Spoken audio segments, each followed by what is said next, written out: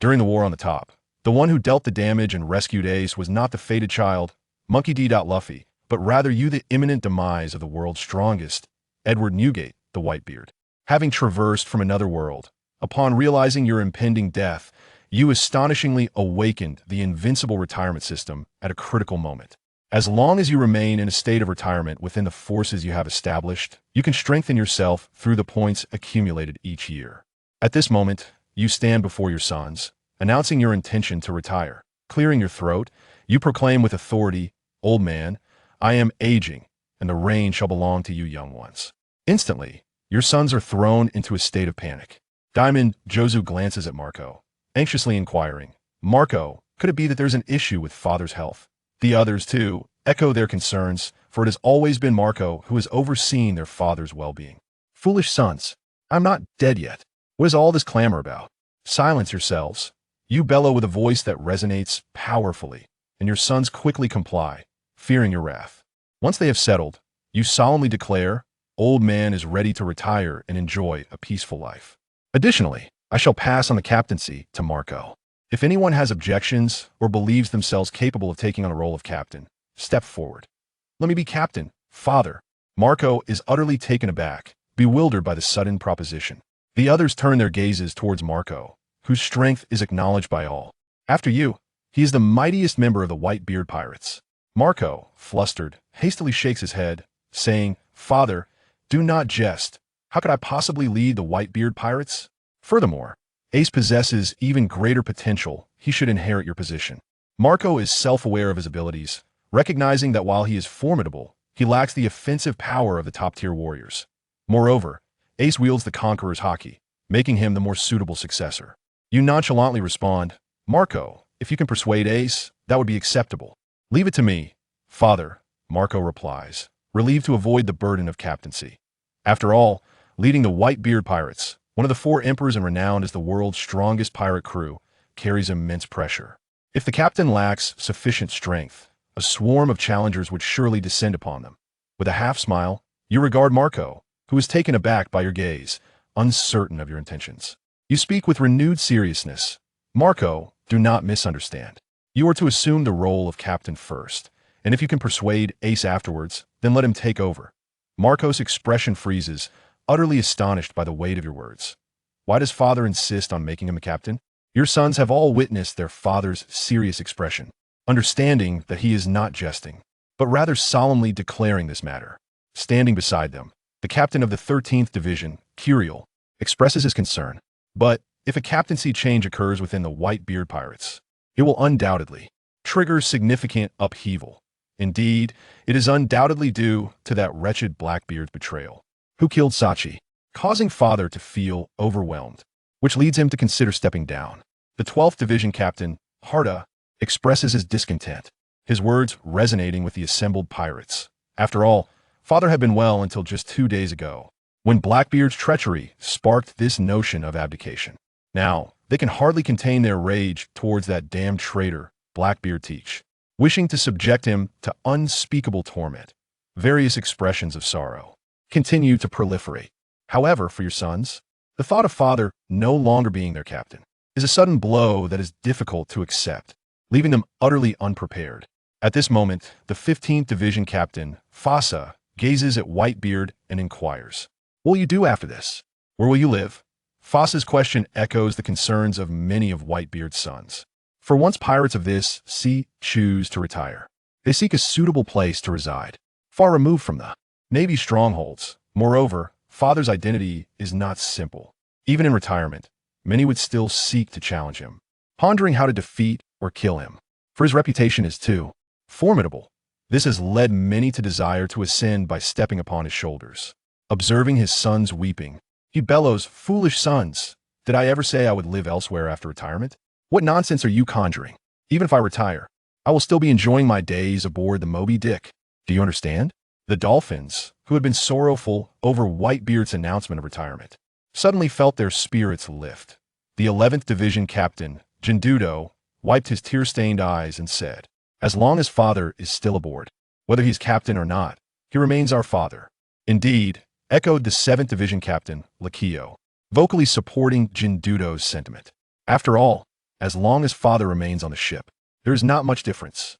However, to the outside world, this represents a significant change.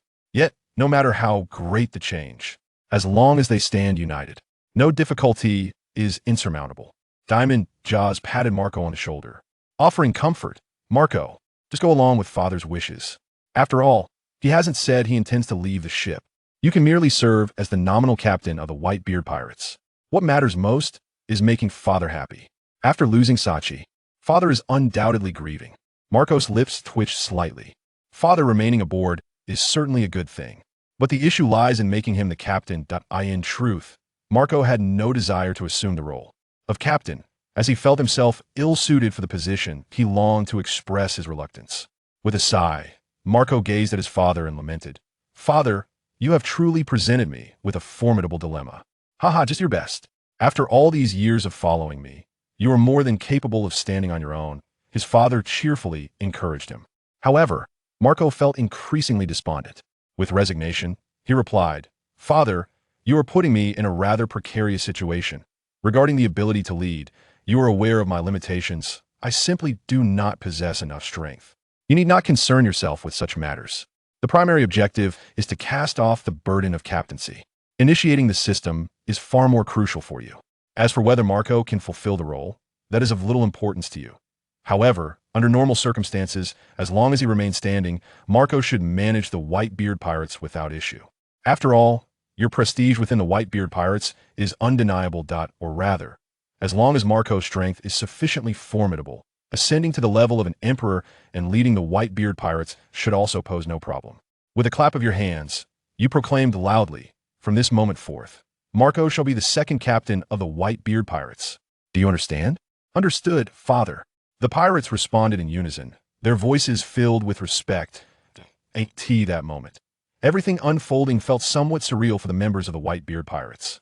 Just moments ago, all was well. How had everything shifted so abruptly? Particularly for Marco, who, as the chosen successor, felt the world had changed at a dizzying pace. Mere minutes earlier, he had been the captain of the First Division, and now he found himself as the captain of the Whitebeard pirates. You continue to declare, "Let us prepare for a feast. We must celebrate properly tonight." Upon hearing your words, the pirates regained their vigor, while Marco remained in a sullen mood. The captain of the 16th Division approached him, placing a hand on his shoulder and gently stating, "Marco, do not bear too much pressure. We are all here for you. Besides, father has no intention of stepping down, so there is no need to worry excessively." "What else can I do?" Marco replied with a sense of helplessness. You returned to the cabin after officially passing the captaincy to Marco. Just as you did so, the system chimed, indicating its activation. The exhilaration of this moment was palpable. Upon the host's first entry into retirement, a reward of 100 points is granted.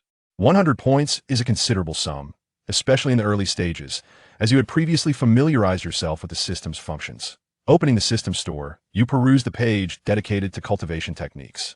At the age of 72, to transcend the limitations of mortality, one must embark on the path of cultivation. As you opened the extensive array of cultivation techniques and various classifications, you couldn't help but marvel at the comprehensiveness of it all. You pondered the origins of the system, astounded by its capabilities. Initially, you had believed that 100 points was not an insignificant amount. Upon contemplating the purchase of cultivation techniques, I discovered that a mere 100 points were woefully insufficient. A particular body cultivation method piqued my interest. The Heavenly Gang Demon Art, a top-tier technique capable of elevating one to the realm of true immortals. However, the required points were astonishingly high. Fortunately, it could be acquired in stages. The first layer, corresponding to the Chi refinement period, demanded only 50 points. Without hesitation, I opted to purchase it immediately. With the remaining 50 points, I procured an awakening fruit for the devil fruit, which allows its consumer to instantly awaken the powers of the devil fruit. Given my intention to appoint Marco as the captain of the Whitebeard pirates, it was imperative to bolster his strength. Considering Marco's current abilities, I believe that the Phoenix Fruit's powers could significantly enhance his combat prowess, bringing him closer to the level of the Emperor-class warriors. While not quite on par with them, he would at least be capable of engaging in battles at that caliber. The true strength of the Phoenix Fruit lies in its remarkable regenerative capabilities. In my estimation, once Marco awakened the Phoenix powers, no adversary could vanquish him unless he were completely exhausted or constrained by Sea Prism Stone. I did not intend to immediately bestow the devil fruit awakening upon Marco. Rather, I wished to first experiment with the heavenly gang demon in our past, then 2 and 3. During this interval, my sons refrained from interrupting my meditation. Habitually, when I was undergoing intravenous treatment, they instinctively avoided disturbing me, leading to the establishment of this routine. I opened my eyes from my meditative state. I pondered aloud, perplexed about the lack of any discernible reaction. Was it possible that my body lacked a spiritual root? After all, the heavenly gang demon art could be cultivated by those with any attribute of spiritual roots. Alternatively, could it be that the world of pirates lacked spiritual energy altogether? Suddenly, I recalled the system's automatic training function. I promptly accessed the system and activated it. The abilities available for automatic cultivation included sword pattern hockey, armament hockey, conqueror's hockey, martial arts, and lastly, the heavenly gang demon art. Without further deliberation, I initiated the automatic cultivation of the heavenly gang demon art. The moment I clicked to commence the automatic training, I felt a surge in my heartbeat, as if my vitality had intensified. However, that was the extent of the experience. Yet, I sensed a subtle change. My previously ailing body felt considerably lighter and more at ease, likely due to the onset of practicing the heavenly gang demon art. As the sun began to set, a knock resounded at the door. "Dad, it's time for dinner," came Marco's voice. "Come in, Marco," he replied cheerfully. "I have something for you." Expecting my father to be in poor condition, Marco opened the door, only to be met with my radiant smile. This led him to wonder if perhaps my health had indeed improved, though it seemed unlikely. A.S. Marco, the exclusive physician of the old man, was thoroughly acquainted with the elder's health condition. Only one possibility remained. After relinquishing the burdens of captaincy, the old man seemed to have lightened his load, resulting in an apparent improvement in his state. This possibility was not without merit. Upon contemplating this notion, Marco's face illuminated with a joyful smile as he remarked, "Old man, your spirits appear to be quite high. Rest assured, I shall shoulder the responsibilities of the Whitebeard pirates and will not let you down." This declaration surprised the old man slightly. Just hours prior, Marco had exhibited reluctance. Nevertheless, as long as Marco was willing to dutifully assume the role of captain, the old man felt little concern for the rest. He was content to remain in a state of retirement. With a hearty laugh, he exclaimed, "Ah, splendid. At long last, my son, you are capable of alleviating my burdens. Furthermore, I have a gift for you, a treasure that will elevate your strength to new heights." As he spoke, he produced from the system's marketplace a fruit known as the awakening devil fruit. Initially puzzled, Marco wondered what kind of gift could enhance his abilities. However, his confusion deepened upon seeing the old man present a devil fruit. Surely, the old man could not be losing his faculties, for it was well understood that no one could consume 2 devil fruits simultaneously. Reluctantly, Marco attempted to decline, saying, "Old man, you should bestow this devil fruit upon another brother. I have been an ability user for nearly 30 years. With a hearty laugh, the old man tossed the awakening devil fruit to Marco and solemnly stated, "Are you implying that one cannot consume 2 devil fruits? Fear not, this fruit merely resembles a devil fruit, but is not one. You shall discover its true nature upon consumption." The revelation that this fruit, while resembling a devil fruit, was not one at all left Marco momentarily speechless. Convinced that the old man would not lead him astray, he decided to take the plunge. With a deep breath, Marco bit into the fruit, initially bracing for an unpleasant taste akin to that of a devil fruit. To his surprise, the flavor was rather pleasant, not unpalatable at all. Thus, Marco confidently devoured the entirety of the fruit, his curiosity piqued. When asked how he felt, he nonchalantly replied, "Not much different. It feels like I have just consumed a regular fruit." However, in the next moment, Marco's body ignited uncontrollably with blue flames. The intensity of the flames surged, causing him to unleash a thunderous roar. Marco's outburst drew the attention of the Whitebeard sons on the deck, prompting them to rush over. Diamond Jaws, standing at the doorway, inquired with concern, "What has happened to Marco?" Behind Diamond Jaws, a throng of individuals followed, equally perplexed by the situation. Just moments ago, Marco appeared perfectly fine, yet upon entering the old man's chamber, he suddenly erupted into loud cries and screams. You casually reassured your sons that there was nothing amiss. Marco had merely awakened his devil fruit ability. What? Marco has awakened his devil fruit ability? Diamond Jaws was taken aback. The very notion that such power could manifest in this environment was astonishing. Why had Marco, not awaken it all those years prior. The others were equally astounded after all. The old man had explicitly stated that Marco was awakening his devil fruit ability, implying the authenticity of the claim. The sheer improbability of how Marco had suddenly activated this power was bewildering. Captain Harda of the 12th Division incredulously remarked, "So, awakening a devil fruit ability, is this simple?" His words resonated with many, as they too wished to express their disbelief at how effortlessly Marco had seemingly acquired this formidable power. Had they not witnessed it firsthand, they would have struggled to accept it as reality. At that moment, the blue flames enveloping Marco began to coalesce, forming a plume of blue fire that billowed from the back of his neck.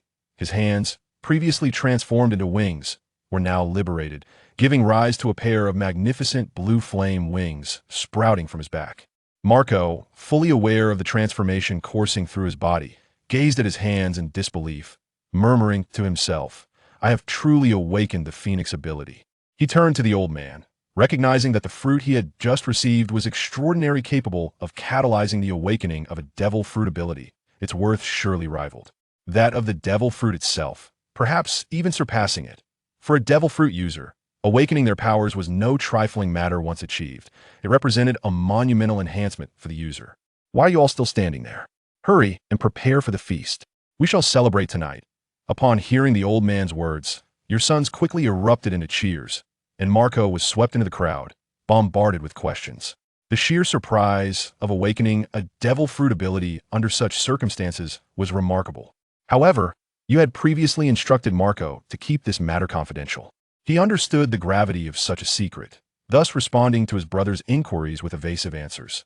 The festivities continued late into the night, marking not only Marco's ascension as the captain of the Whitebeard pirates, but also the old man's congratulatory retirement.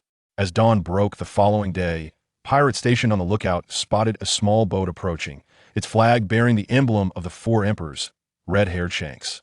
Alarmed, they shouted for a prominent chair to be placed on deck for Marco and his sons. "You have consistently insisted on maintaining your position, yet you have firmly declined," allowing Marco to assume that role instead. However, your sons, ever perceptive, promptly relocated a large sofa beside you for your comfort. As a representative, Roxy Zebek of the red-haired pirates stood astounded, taken aback by the peculiar turn of events orchestrated by the Whitebeard pirates. Nevertheless, Roxy Zebek's reaction was not sluggish upon overhearing the dialogue. He gradually grasped the situation. It became evident that you had chosen to step down in favor of Marco, thus appointing him as the captain of the Whitebeard pirates. This was indeed a momentous development, one that would undoubtedly send shockwaves throughout the new world. Marco, upon receiving a letter from Roxy Zebek, furrowed his brow and handed it to you. A brief glance was all it took for you to comprehend Roxy Zebek's true intention in delivering the message. You instructed him to return, stating that if matters were to be discussed, it would require the personal presence of Shanks, the red-haired. Having just disembarked from the Moby Dick, Roxy Zebek promptly contacted his captain, Shanks. You conveyed to Marco that if Shanks were to arrive once more, he should manage the situation independently, without continually seeking your counsel.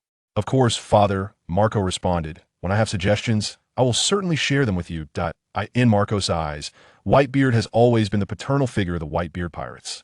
Regardless of whether or not he continues in the role of captain, this sentiment remains unwavering. Meanwhile, upon receiving the report from Roxy Zebek, Shanks found himself equally astonished. He solemnly addressed his crew, stating, "Whitebeard has chosen to abdicate, with Marco as a successor." The moment these words escaped his lips, the crew of the red-haired pirates fell into a stunned silence. Even Lucky Roo paused mid-bite from his roasted meat. Such news was startling and unexpected. Why would Whitebeard suddenly choose to step down?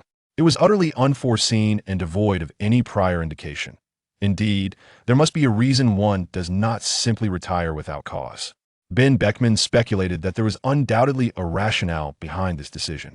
Jesus Burgess furrowed his brow and remarked, "This news is yet to spread widely, but it is likely that it will soon reach every corner of the world. If all goes as expected, the new world will soon descend into chaos, for the Whitebeard pirates are one of the four emperors." Shanks turned to Beckman, inquiring, "What is your perspective on this matter?" The crew of the red-haired pirates also cast their gaze toward their first mate, Beckman. Lighting a cigarette, Beckman spoke. "Not long ago, a traitor emerged within the Whitebeard pirates' Blackbeard Teach, who murdered the captain of the 4th Division, Ace. Subsequently, the captain of the 2nd Division, Portgas d'Ace, pursued Blackbeard. Perhaps such events have led Whitebeard to feel the weight of age, prompting his decision to step down. There exists that possibility. However, whether this is the sole reason remains uncertain, and your sons may not fully grasp the underlying causes either. Beckman's assertion was met with agreement from the others, for it was indeed a truth that could not be concealed. The captain of the Whitebeard pirates was undergoing a significant transformation. The world's strongest man, Whitebeard, has announced his retirement, with his successor being Marco. As this news reached the underworld, it spread rapidly across the globe like an explosion. After all, the Whitebeard pirates are one of the 4 emperors of the New World, and he is renowned as the strongest man in the world. The transition of the captaincy is indeed a matter of great significance that has shocked the entire world. In the territory of the Big Mom pirates on Cake Island, Charlotte Linlin sat on a sofa, indulging in cake, when she noticed Perospero rushing in a state of panic. "Perospero, what has you so flustered?" she inquired.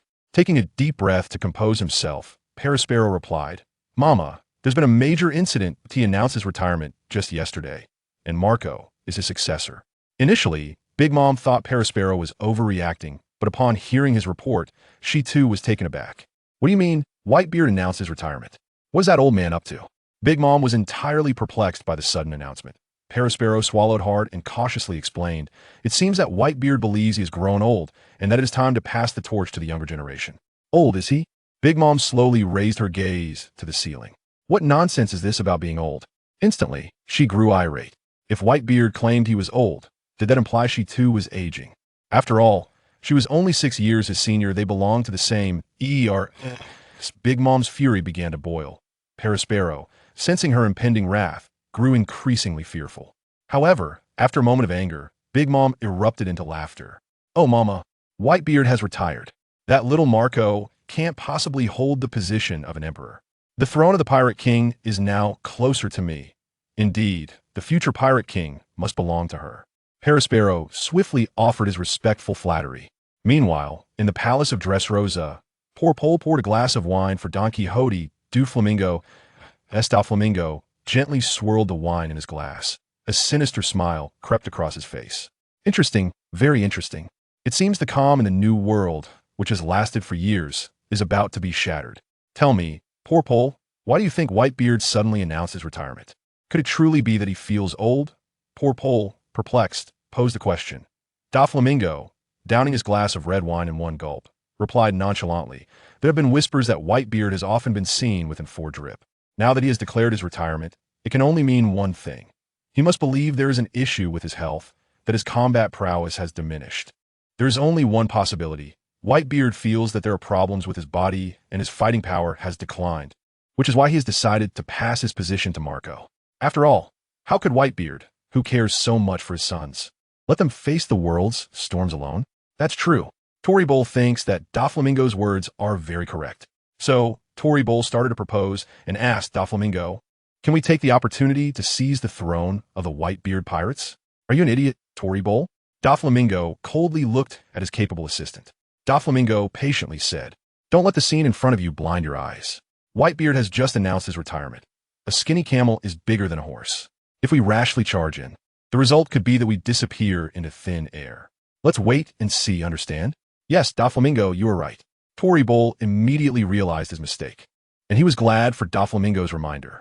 Doflamingo then showed an evil smile and said, "However, our inaction doesn't mean that others won't want to act. Naturally, there will be many who will challenge the Whitebeard pirates." There was one thing Doflamingo did not say to Toribole.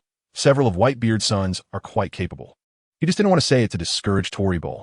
In Wano country, on Agashima, the territory of the Beast Pirates, Kaido and his subordinates were drinking together. But the atmosphere was completely different from the previous laughter. In particular, Kaido was in a state of silence. It was Jack the Drought who chose to break the silence first. "Governor, let me lead people to attack the Whitebeard pirates." Kaido did not respond to Jack, but instead picked up a bottle of wine and drank it in a few gulps. "That old man with monstrous strength, does he think he is getting old? I used to see you as the biggest obstacle on the road to becoming Pirate King, but you can't withstand the ravages of time? Damn." As Kaido spoke, tears unconsciously flowed down his face. For Kaido, not being able to defeat Whitebeard while he was still in power meant nothing. What is the point of going to defeat an old man who chose to retire? Kaido would never do something that would make him lose face. Kaido wants to fight the strongest Whitebeard, not some retired old man. Even defeating a retired old man would bring Kaido no sense of achievement, but rather a sense of shame. Kaido's subordinates were also seeing their governor shed tears for the first time, something they had never witnessed before. No one dared to disturb Kaido. After a while, Kaido slowly regained his composure and said coldly, "Since that old man Whitebeard has retired, I'll give him a year. After a year, I will annihilate the Whitebeard pirates, and Jack, you will lead the charge." The reason Kaido gave the Whitebeard pirates a year was just to let the old man experience life after retirement. It was a way to give Whitebeard a little bit of dignity in the end. "Leave it to me, Lord Kaido. No matter who it is, I will ram the ship hard into them," Jack said with an excited and cruel look. "Lord Kaido, what if someone steps in first?" Queen then thought of this problem. Ha ha ha, Kaido laughed heartily and said, "No matter who can destroy the Whitebeard pirates. Afterward, I will go and destroy him." That's right. That's right. Our Lord Kaido is indeed worthy of his name," Jack responded excitedly. At this moment, the previously silent Nti Jin coldly said, "In this world, no one is a match for Mr. Kaido." Chapter 6, The Sentimental Navy Iron Triangle at the Navy Headquarters. Admiral Sengoku immediately convened an emergency high-level meeting upon receiving the news of Whitebeard's retirement. In an emergency meeting, no matter what work was at hand, everyone had to drop everything and attend the meeting. Inside the conference room, Sengoku was pacing back and forth with his hand behind his back, while Vice Admiral Tsuru sat in a chair, her hands crossed under her chin, lost in thought. At that moment, the ruthless Admiral Akainu entered the conference room, followed closely by the lecherous Admiral Kizuru. Once Akainu and Kizuru took their seats, Admiral Akiji and the hero Garp walked in together. As they entered, Garp laughed heartily and said, "Sengoku, Tsuru, why do you both look so troubled? Don't be tense, relax." Seeing Garp so carefree, Sengoku shot back, "Garp, since you're so relaxed, I'll send you out to catch some pirates." Sengoku, who was already feeling overwhelmed, responded to Garp's teasing. Not wanting to waste more time, Sengoku got straight to the point. "The situation is urgent, so I called you all here for a meeting. You all know what has happened, and we need to hold a commander's meeting afterward." Vice Admiral Tsuru then spoke up. "What is the motive behind Whitebeard's sudden announcement of retirement? Or rather, are there any covert actions we need to be vigilant about?" "Oh, come on, Tsuru. What's there to analyze and worry about?" Garp replied nonchalantly. He pulled out a pack of donuts and continued, "He's getting old. Retirement is normal, right? Like me? I retired a long time ago. The era belongs to the young. We should step aside, otherwise, how can the young ones progress? Besides, you all know Whitebeard. He is not the type to engage in underhanded tactics. So, instead of worrying about Whitebeard's retirement, we should consider what changes might happen in the new world, rather than fixating on him." Sengoku sighed. "To be honest, Sengoku, Tsuru, we are getting old too. We're all over 70 now, still fighting on the front lines." The lazy Akiji raised his hand in support, saying, "I support Vice Admiral Garp's view." "I support it too," the lecherous Admiral Kizuru chimed in. For Kizuru, retirement would be the greatest blessing in life, truth be told. He wanted to retire now, but unfortunately, he wasn't old enough. Akainu, lighting up a cigar, coldly said, "A pirate is a pirate, whether retired or hidden away. I will eliminate every last one of them." No one refuted Akainu's statement, as it was correct from the Navy's perspective. Vice Admiral Tsuru furrowed her brow and said solemnly, "In a short period, the Whitebeard pirates have faced significant events. First, there was a traitor who killed the 4th Division Captain, Ace. This is the first time such a thing has happened in the Whitebeard pirates. And now, with Whitebeard announcing his retirement, Marco is set to take over as the new captain. Whether Marco can maintain the position of one of the 4 emperors remains to be seen. It is certain that many will challenge Marco and the Whitebeard pirates in the New World." Sengoku nodded in agreement. "It depends on whether the other 4 emperors will take action. If they don't act in the short term, no one else can shake the Whitebeard pirates. After all, Whitebeard is retiring, not dead. At the same time, Marco's bounty will need to be adjusted. Additionally, I will consult with the Gorosei to see what they say, and we will formulate a specific response." Sengoku recalled his past encounters with Whitebeard decades ago, and suddenly felt that a leading figure of an era was coming to an end. Garp and Tsuru shared Sengoku's sentiments, feeling a wave of nostalgia. An hour later, Sengoku arrived at the Holy Land of Mariewa. In the palace where the Gorosei were located, the guards all saluted Admiral Sengoku. Upon entering, Sengoku saw all 5 Gorosei members present, indicating they had already discussed matters in advance. Meanwhile, Morgans having learned of Whitebeard's retirement and Marco's succession half a day earlier, immediately ordered everyone to work overtime to print a new issue of the newspaper for global distribution. The pale Lafitte approached Blackbeard Teach with the latest issue. "Captain Teach, something big has happened. It even involves you." Blackbeard Teach laughed upon hearing this and retorted, "What could possibly involve me?" Bosch's jokingly teased, "Captain Teach, is it that you were with that woman and irresponsibly ran off? And now it's on the newspaper? Ha ha ha. Bosch's, do you have water in your head?" Blackbeard Teach's expression instantly turned cold. Bosch's quickly shut up, not daring to offend Captain Blackbeard Teach. At this moment, Lafitte began reading the content of the latest newspaper. Lafitte, Van Augur, Bosch's, and Poison Q all looked towards Captain Blackbeard Teach. Images of Whitebeard in his prime flashed through Teach's mind, and he thought of the current Whitebeard, bedridden and reliant on 4 drips. As he pondered, Blackbeard Teach revealed an evil grin. "Ha ha ha, old man, it looks like you really are getting old. You're out of commission, and your era should come to an end. The future belongs to me. However, I won't let your Gura know me ability slip away." Van Augur asked expressionlessly, "Captain Teach, with the change in the situation, should we still plan for the warlord position?" "Of course. We should continue to plan for the warlord position. After all, having that identity makes it easier to operate." Blackbeard Teach coldly responded. Bosch's excitedly waved his hands and shouted, "Captain Teach, what are we waiting for? Let's immediately find a pirate with a bounty over 100 million, capture them, and hand them over to the Navy to exchange for the warlord title." Lafitte twirled his saber in his hand. "The Fire Fist Ace, who has been pursuing us. It seems it's time to deal with him." Blackbeard Teach's view on Whitebeard's retirement was simple. Whitebeard was old and no longer useful. Chapter 7. Special Training Methods exclusive to the Phoenix Ability Sabaody Archipelago at the KTV Tavern. Shaki took out a cigarette and looked at the silent Rayleigh, who was drinking. She asked slowly, "Rayleigh, how are you feeling right now? Can you share with me?" "Shaki, don't tease me," Rayleigh replied, downing the drink in his cup. Rayleigh put down his cup, feeling emotional. Whitebeard has chosen to retire, which signifies the beginning of a new era. Shaki's expression also became serious as she said, "Yes. Since the start of the Great Pirate Era, Whitebeard has ruled the seas for decades, standing at the pinnacle of all pirates. Now that he has announced his retirement, it means the mountain blocking the path to becoming king is gone, and many ambitious individuals will surely start to take action." Rayleigh poured himself another glass of rum. It's rare for Whitebeard to finally enjoy a comfortable old age. That's hard to say. Those who have their eyes on Whitebeard might not decrease, but rather increase, Shaki replied, understanding well the pirates who sought fame and fortune. Alabasta Kingdom. Ace finally met his brother Luffy after 3 years. As soon as they met, they began arm wrestling, neither willing to back down. Nami ran up to Ace with the latest newspaper. "Ace, you're part of the Whitebeard pirates, right?" "Yeah. What's the matter?" Ace asked in confusion. Without wasting time, Nami handed the newspaper to Ace. Ace took the newspaper with confusion. The other members of the Straw Hat Pirates were also curious about what was reported. Ace's hands trembled as he read the newspaper, disbelief washing over him. "Old man, you announced your retirement?" This Ace instantly connected the reason for the old man's retirement to the bastard Blackbeard killing Thatch, which must have exhausted the old man physically and mentally. The Straw Hat crew did not disturb Ace. They could feel the intense emotional impact he was experiencing at that moment. Veins bulged on Ace's temple. "Blackbeard, I won't let you go." Meanwhile, in Alabasta, in the rain, at the headquarters of Baroque Works, in a secret room, Crocodile arrogantly sat on the sofa, smoking a cigar, and questioned the woman in front of him, Nico Robin. "Didn't I assign you a task? Why are you here at this time instead of executing it properly?" "Nothing much. Just here to deliver a newspaper to you, boss," Robin replied calmly as she handed over the newspaper. Crocodile glanced at the newspaper and immediately furrowed his brows.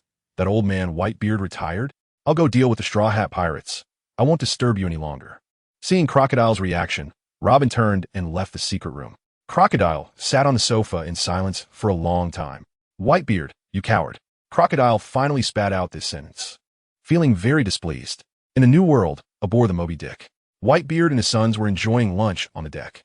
Diamond Joseph smiled and said, "It seems like after retiring, old man doesn't drink anymore." "Yeah, usually, he drinks every day," responded the captain of the 14th Division, Spade.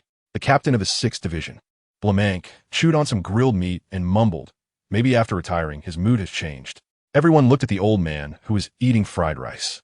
Whitebeard internally complained, "I'm not the same Whitebeard as before. He loves to drink, not me. However, Whitebeard thought these kids were too idle, without invaders or challengers. They were either playing or eating all day. Whitebeard put down his big bowl and shouted, "Marco, after you finish eating, we start training. From today on, you will train for 12 hours every day. 6 hours for observation hockey, 6 hours for armed hockey, and you must wear C-prism stone handcuffs." What? Old man, are you trying to kill me? Wearing C-prism stone handcuffs? Marco was dumbfounded, wondering why the old man suddenly wanted to be so harsh on him. Whitebeard's sons all worriedly asked their father about it. However, Whitebeard patiently explained the reason to his sons. The reason he dared to impose such harsh training on Marco was that Marco inherently possessed a devil-like training method.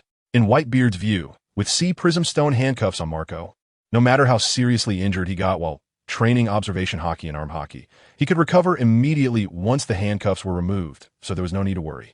An hour later, Marco reluctantly put on the C-prism stone handcuffs, his eyes still covered with a black cloth strip. Whitebeard instructed his sons to start attacking Marco. The captain of the 16th Division, Izu, raised his pistol and said with a smile, "Captain Marco, you just have to endure." The others also laughed, as it was rare to see Marco in such a predicament.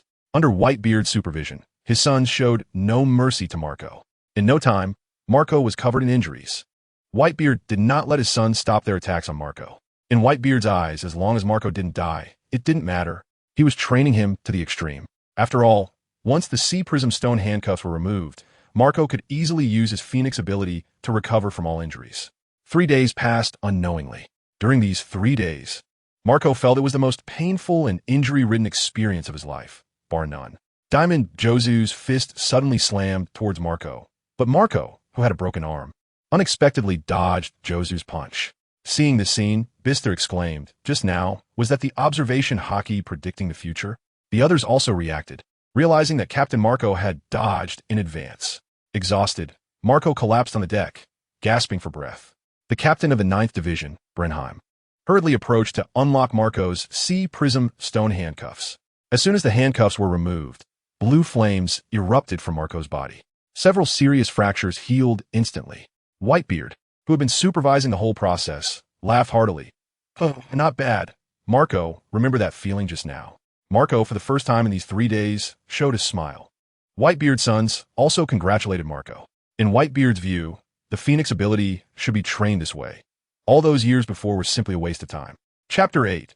Fujitora Isuka. Marco continued to strengthen his use of observation hockey to foresee the future. A newsbird flew across the sky, dropping a newspaper. 7th Division Captain Lakio borrowed the newspaper and walked over to hand it to Whitebeard. Whitebeard glanced at it, not bothering to read it in detail. But there were 2 important pieces of news. Crocodile had been defeated by the newcomer, Straw Hat Luffy. Whitebeard scoffed, wondering how Crocodile could lose to this rookie Straw Hat Luffy from this era. However, the other piece of news, which was also the headline, was that Marco's bounty had increased from 1.374 billion to 2 billion. Soon, Whitebeard's sons learned that Captain Marco's bounty had risen to 2 billion berries, and they all cheered. Marco, rarely having to continue training, was able to stop and rest. 5th Division Captain Vista chuckled. "Marco's bounty is nearly 1 billion berries higher than mine. It's 800 million higher than mine, too." Diamond Josu was also happy for Marco's 2 billion bounty. After all, for pirates, the height of their bounty symbolized their status. 11th Division Captain Jindo sighed. "Sachi can't share in this joy with us. We'll take Sachi's share with us," shouted 12th Division Captain Harda, raising his left hand. "That's right. That's right." The pirates of the Whitebeard pirates shouted loudly. Marco walked over to Whitebeard. "Dad, we will keep moving forward strong." Whitebeard smiled and patted Marco on the shoulder, then called out to his sons, "Sons, find the nearest town island to dock, and let us celebrate well tonight." Over 2 hours later, the Moby Dick docked at the shore of Rentaltown. The townspeople, seeing the enormous Moby Dick and the flag of the Whitebeard pirates, fled in fear. The door of a casino in town was violently pushed open, and a man shouted breathlessly, "Run! The Yonko Whitebeard pirates are here. If you don't hurry and escape, you'll lose your life." The gamblers, who were having a great time, upon hearing the notorious Whitebeard pirates were coming, showed terror on their faces. "Run! I need to get out of here, quickly." Many gamblers abandoned their money and frantically fled, fearing that if they were even a second late, they would be targeted by the Whitebeard pirates. The casino owner, carrying a large bag of money, was also ready to flee when he saw a blind man still playing dice. "Aren't you going to run? Do you want to stay here and die? Hurry up." The casino owner reminded him, not wanting to continue urging as he needed to escape himself. The blind man scratched his head helplessly. I was just getting into the game. However, it seemed that there had been quite a lot of news about the Whitebeard pirates lately. The blind man slowly stood up, picked up the cane knife beside him, and stepped out of the casino. As he stepped out, he expanded his observation hockey to cover the entire town. At the same time, due to practicing his powerful skills and his own extraordinary strength, Whitebeard's perception became sharper, and he instantly sensed someone using observation hockey sweeping over. 13th Division Captain Atmos complained, "TCH, why do all the townspeople run away as soon as we arrive? We're not here to rob or kill. It's normal for them to be scared," responded 15th Division Captain Fossa, puffing on a cigar. At that moment, Whitebeard shouted, "Marco, transform into phoenix form." "Yes, Dad." Although Marco didn't know why his father suddenly asked him to transform, he did as instructed. Whitebeard's sons also felt puzzled. Before they could ask what was going on, Whitebeard had Marco take him towards the direction where the observation hockey was coming from. 9th Division Captain Blenheim watched Marco take Whitebeard away and asked in confusion, "Dad, where did you suddenly ask Marco to take you?" Blenheim's question represented the confusion in the hearts of over 1,000 pirates present. 7th Division Captain Lakio said, "Ever since Dad passed on the position of Marco, his behavior has become increasingly different from before. What are you thinking? Dad is still Dad. His behavior has changed because he has finally relaxed after retiring," responded the simple-minded 13th Division Captain Atmos in disbelief. Vista smiled and said, "All right, let's hurry to where Dad and Marco went." "Exactly. Let's go," Diamond Joseph shouted, raising his strong arm, using his gravity fruit ability to hover on a wooden board. The blind man frowned. "There are two powerful auras approaching me quickly, and one of them is even more terrifying." In the sky, a phoenix engulfed in blue flames descended, clutching Whitebeard in its claws, landing in front of the blind man. Marco looked at the blind man before him, sensing that this person was extraordinary and very strong. It turned out to be the future Marine Admiral Fujitora Isuka. Whitebeard looked at Fujitora Isuka, recalling information about him in his mind. Isuka, with a simple and honest expression, said, "Two gentlemen, what brings you to stop a blind man?" Whitebeard had no intention of directly exposing Isuka's identity. This person was currently free, and if he could be drawn into the Whitebeard pirates' camp, it would greatly enhance their overall strength. Whitebeard cheerfully asked, "Huhahaha, your aura is very strong. I wonder which faction you belong to, or are you free?" "You're exaggerating. I'm just an ordinary person," Isuka replied humbly, but internally he was already in turmoil. Isuka had already guessed the identities of the two before him. One was the infamous strongest man in the world, Whitebeard, and the other was Marco, the successor of the Whitebeard pirates. Well, the fight broke out. Moreover, observing Whitebeard up close, his aura was still extraordinarily terrifying. Isuka realized that no matter how strong he was, he could not contend with the entire Whitebeard pirates. At this moment, Whitebeard deliberately sighed and said, "Since my son Marco took over my position, not only is the 1st Division captain's position vacant, but the 4th Division is also empty, which makes me, as a father, very worried." "Dad?" Marco looked at Whitebeard with concern. Chapter 9 Disagree?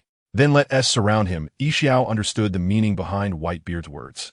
He wanted to recruit him into the Whitebeard pirates, so he deliberately feigned realization, saying, "So you are the renowned Mr. Whitebeard. To be recognized by you is indeed my fortune. Unfortunately, I am used to my freedom, and at 52 years old, I just want to enjoy my later years in peace." Xiao then put on a look as if he had seen through the worldly matters. Moreover, Xiao was well aware of the customs of the Whitebeard pirates. Those who joined had to call Whitebeard old man. How could he bring himself to call Whitebeard old man? Xiao couldn't lower his face, and besides, he had no intention of joining the Whitebeard pirates. Whitebeard laughed dismissively. "Haha, or would you want to join the Navy instead?" This sudden remark from Whitebeard stunned Xiao for a moment, and he replied, "You must be joking." Seeing this, Whitebeard continued, "Since that's the case, then join the Whitebeard pirates. You don't have to call me old man. I appreciate your kindness, but I must respectfully decline," Xiao replied politely, not wanting to offend Whitebeard. Whitebeard, unfazed, continued, "I know your name is Xiao. You want to achieve your ideals, but it doesn't necessarily have to be in the Navy. Besides, even if you have strength, the Navy currently does not lack high-ranking officers. Even if you become a rear admiral, you won't be able to decide the direction of major events. And if you want to become an admiral, the Navy's own candidates are still waiting. What do you think your chances of success are?" "Mr. Whitebeard, you know me quite well." Xiao didn't expect Whitebeard to know him so well. The only possibility for him to know this much was that he had investigated him. Otherwise, How could he have such knowledge? Whitebeard continued to promise. At the same time, I will appoint you as the captain of the 1st Division and the vice captain. You will also have the highest authority. If you want to punish evil and reward good, the Whitebeard pirates will support you. After all, the future of the Whitebeard pirates is to develop in the right direction. Once Whitebeard said this, not only was Xiao stunned, but even Marco, who was beside him, was taken aback. Marco questioned whether he had just misheard. For Whitebeard, the stronger his crew, the more points he would earn each year. The direction of development was secondary. At this moment, Whitebeard's sons also started running over. Dad, Dad, Diamond, Jozu, Vista, and others quietly asked Marco what was going on. Marco had no choice but to briefly explain the situation. Everyone was shocked for Dad to extend such a serious invitation. It seemed that this blind man named Xiao was indeed very strong. Mr. Whitebeard, I have no intention of becoming a pirate, so please don't make it difficult for me. Xiao continued to politely refuse, not wanting to make an enemy of Whitebeard.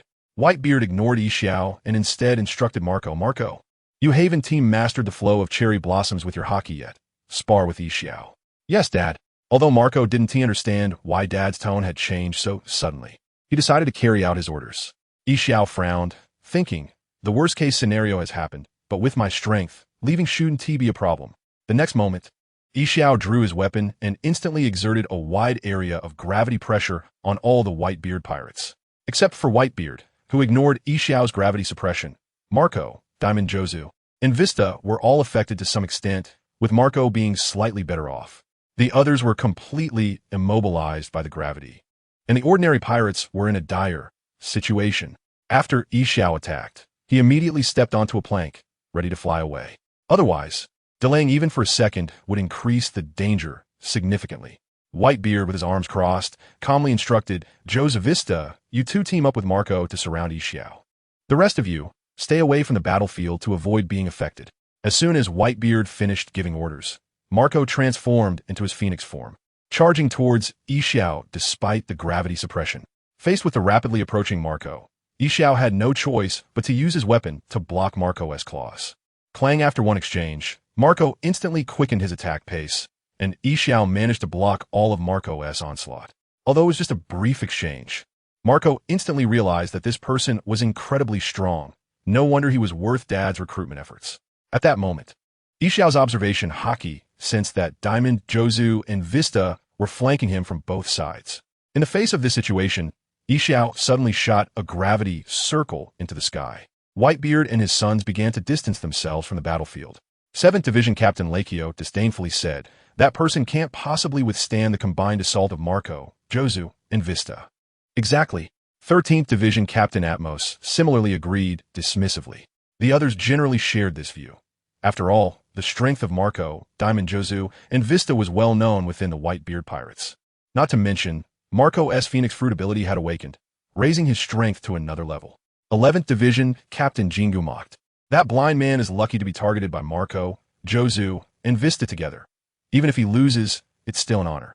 Whitebeard looked at his son's mockery and disdain. Having dominated for too long inevitably led to a sense of superiority. In the original story, the overall strength of the Whitebeard pirates was decent, but the disconnect in the strength of the middle-level officers was a drawback. Moreover, without Whitebeard, the Whitebeard pirates would directly become a second-rate force. In any case, Whitebeard believed that Marco's Phoenix ability could be trained to its limits through rigorous training. This advantage was not utilized in the original story, which was a waste of a godly fruit. Suddenly, 10th Division Captain Kiriel widened his eyes in disbelief. Looking at the sky, what is that? A meteor? How is that possible? As soon as he spoke, Whitebeard's sons also looked up at the sky. Sure enough, a massive meteor was hurtling towards Marco, Diamond, Jozu, and Vista at an astonishing speed. 16th Division Captain Izang said in a low voice, we underestimated that person's strength. Whitebeard took the opportunity to advise, sons, remember that there are many strong people in this world. Always maintain a sense of awe. Understand? Chapter 10. A laugh amidst the siege facing the impending meteor. Marco and his phoenix form charged towards it, shouting loudly, Jaws, Vista, you two continue to attack him. I'll handle the meteor. Boom. Marco, engulfed in blue flames, roared and forcibly took the impact of the meteor. A laugh remarked in surprise, impressive. My meteor was blocked like that. Shining charge. Jaws, whose body was diamondized, charged at a laugh like a rhinoceros. Suddenly, Jaws felt an overwhelming gravitational force pressing down on him, forcing his movement to a halt. Just as a laugh stopped Jaws' attack, Vista had already swung his sword from behind. A laugh immediately adjusted his body, turning around to block Vista's surprise attack with his staff sword. Vista attempted to suppress a laugh, but found it impossible, furrowing his brow and saying seriously, "Didn't he expect there would be such a master like you? Your swordsmanship is quite impressive." A laugh tightly gripped his staff sword, praising Vista's swordsmanship. Vista stiptazide. Hearing Marco's voice, he immediately pushed off with his legs and retreated. Phoenix stamp. Marco dove down, his right leg, claw, aiming fiercely at a laugh's head. Gravity blade. Fierce tiger.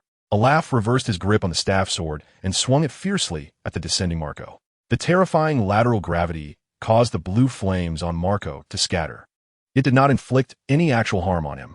The awakened Phoenix's recovery ability allowed Marco to ignore many attacks, preferring to clash head-on rather than dodge. In this moment, Jaws and Vista launched a combined attack on a laugh once again. From a distance, the captain of the 10th Division, Kuliel, exclaimed in shock, "If I hadn't seen it with my own eyes, I wouldn't believe someone could withstand attacks from Marco, Jaws, and Vista simultaneously." Indeed, but the fact is right before us. There is no news about this person, which means he must be a hidden master, responded Spido Kyle, the captain of the 14th Division, seriously. Lachio, the captain of the 7th Division, looked at Whitebeard and asked, "Old man, do you think Marco and the others can defeat this person together?" Lachio's question mirrored the doubts in the minds of many of Whitebeard's sons present. After all, the battle had been going on for several minutes, and this person showed no signs of losing ground. This meant that his overall strength was greater than any of Marco and the others, which was hard for them to accept. It should be noted that Marco and his companions were the strongest three in the Whitebeard pirates aside from the old man. And yet, they were all attacking this person, and still hadn't team managed to take him down in a short time, which was quite concerning. Whitebeard casually said, "Don't worry, sons. Marco and the others can win together. It just might take a bit longer." Hearing their father say this, Whitebeard's sons felt relieved. They were worried that even with the combined efforts of Marco and the others, they might still be unable to defeat this person. That would be a huge embarrassment. In Whitebeard's view, the key to victory lay with Marco, who now had his recovery abilities fully charged. However, even with the Phoenix's ability awakened, Marco's attack power was still not enough, unless he mastered Conqueror's Haki to further enhance it. The current situation was that Marco had become better at drawing the enemy in, with the awakening of the Phoenix ability combined with the foresight granted by observation Haki. As the battle progressed, the town center was left in ruins. 3 days later, there was not a single intact building, and all the residents had fled. Jaws and Vista had completely exhausted their stamina, their bodies covered in wounds. Jaws was the most heavily injured, having absorbed all of a laugh's gravity fruit attacks. Meanwhile, a laugh, who had been fighting Marco and the others, was not in a much better state, his face covered in blood and numerous wounds all over his body. Over the past 3 days, a laugh had attempted to leave many times, but was forcibly stopped by Marco, forcing him to continue fighting with a stiff upper lip. Only one person, until now, had sustained no injuries at all, Marco. At this moment, after 3 days of battle, Marco not only had no wounds, but also still had ample stamina. The awakening of the Phoenix ability not only further enhanced Marco's recovery, but also significantly increased his stamina recovery. Seeing this, Marco shouted, "Jaws, Vista, you two go rest. Leave the rest to me." "All right," Jaws and Vista replied simultaneously, feeling that Marco could handle the situation from here. The two returned to Whitebeard's side. Jaws said apologetically, "Old man, I'm sorry, the opponent's strength is too great." Vista also looked ashamed. "Ha ha ha," Whitebeard laughed nonchalantly. "It's all right. That person can at least match an emperor-level existence. He is not someone you can handle alone. Only Marco can fight him to the end. Sigh. Ultimately, our strength is just not strong enough," Vista sighed, admitting his shortcomings. Captain Ikuzu of the 16th Division helplessly said, "Vista, if you feel your strength is lacking, how can we few compare?" They all clearly saw the opponent's strength. Indeed, he was not someone an ordinary person could contend with. However, no matter how strong the opponent was, he was still no match for their father. In Ikuzu's mind, their father's strength was the strongest in the world, bar none. Because Ikuzu had witnessed their father at his peak, that kind of earth-shattering power was still vividly remembered. That's right. Lachio, the captain of the 7th Division, immediately chimed in. "Our old man, that SA reputation earned through real battles." As a veteran himself, Lakio also understood their father's might. In all of Whitebeard's sons' minds, he had always been the strongest presence, unstoppable and invincible. Come on, you fools. Focus on watching the battle and learn something. Whitebeard boisterously reminded his sons. Chapter 11. The Rise of Marco's Haki. Stepping into the Yonko threshold, Ishiyu smiled as his observation haki locked onto Marco, wielding his staff to continuously block the claw strikes coming from Marco's left and right legs. Marco was giving it his all, not allowing Ishiyu any breathing room, launching a relentless series of attacks. I will never lose to you. For Marco, he had already been appointed by his father as the new captain of the Whitebeard Pirates. If he were to lose, that would be the greatest disgrace in the history of the Whitebeard Pirates. My lord, I have no grievances with you. Must you drive me to my death? Ishiyu attempted to leave, but was blocked by Marco, which only made Ishiyu more annoyed.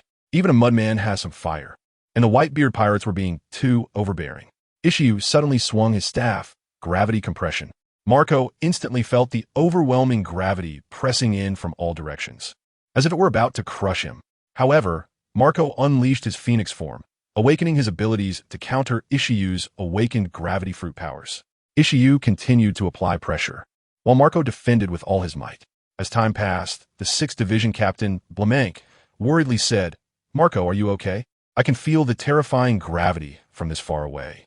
Marco will definitely be fine. The awakening of the Phoenix Fruit's power won't let him fall easily, said the 12th Division Captain, Harda, who believed in Marco's abilities. The 7th Division Captain, Lacker, laughed and said, Our dad isn't worried, so why should we be? If there were real danger, Dad would definitely intervene. Besides, Dad would never let anything happen to us. Exactly. We still have Dad, replied the 13th Division Captain, Water Buffalo Atmos, in a silly manner. The sons of Whitebeard began to cheer. Whitebeard had always been their greatest support in their hearts. As long as Dad was around, nothing seemed to them like a problem, especially for the veterans who had been with the Whitebeard Pirates for decades. Whitebeard had overcome countless difficulties along the way. With a laugh, Whitebeard looked at his foolish son's blind confidence and couldn't help but smile. To be honest, the original Whitebeard had developed deep feelings for his sons, who had become his spiritual support. These foolish sons relied on him as long as he was alive. Now, having crossed over into Whitebeard's body and taken over everything, he felt a sense of pride.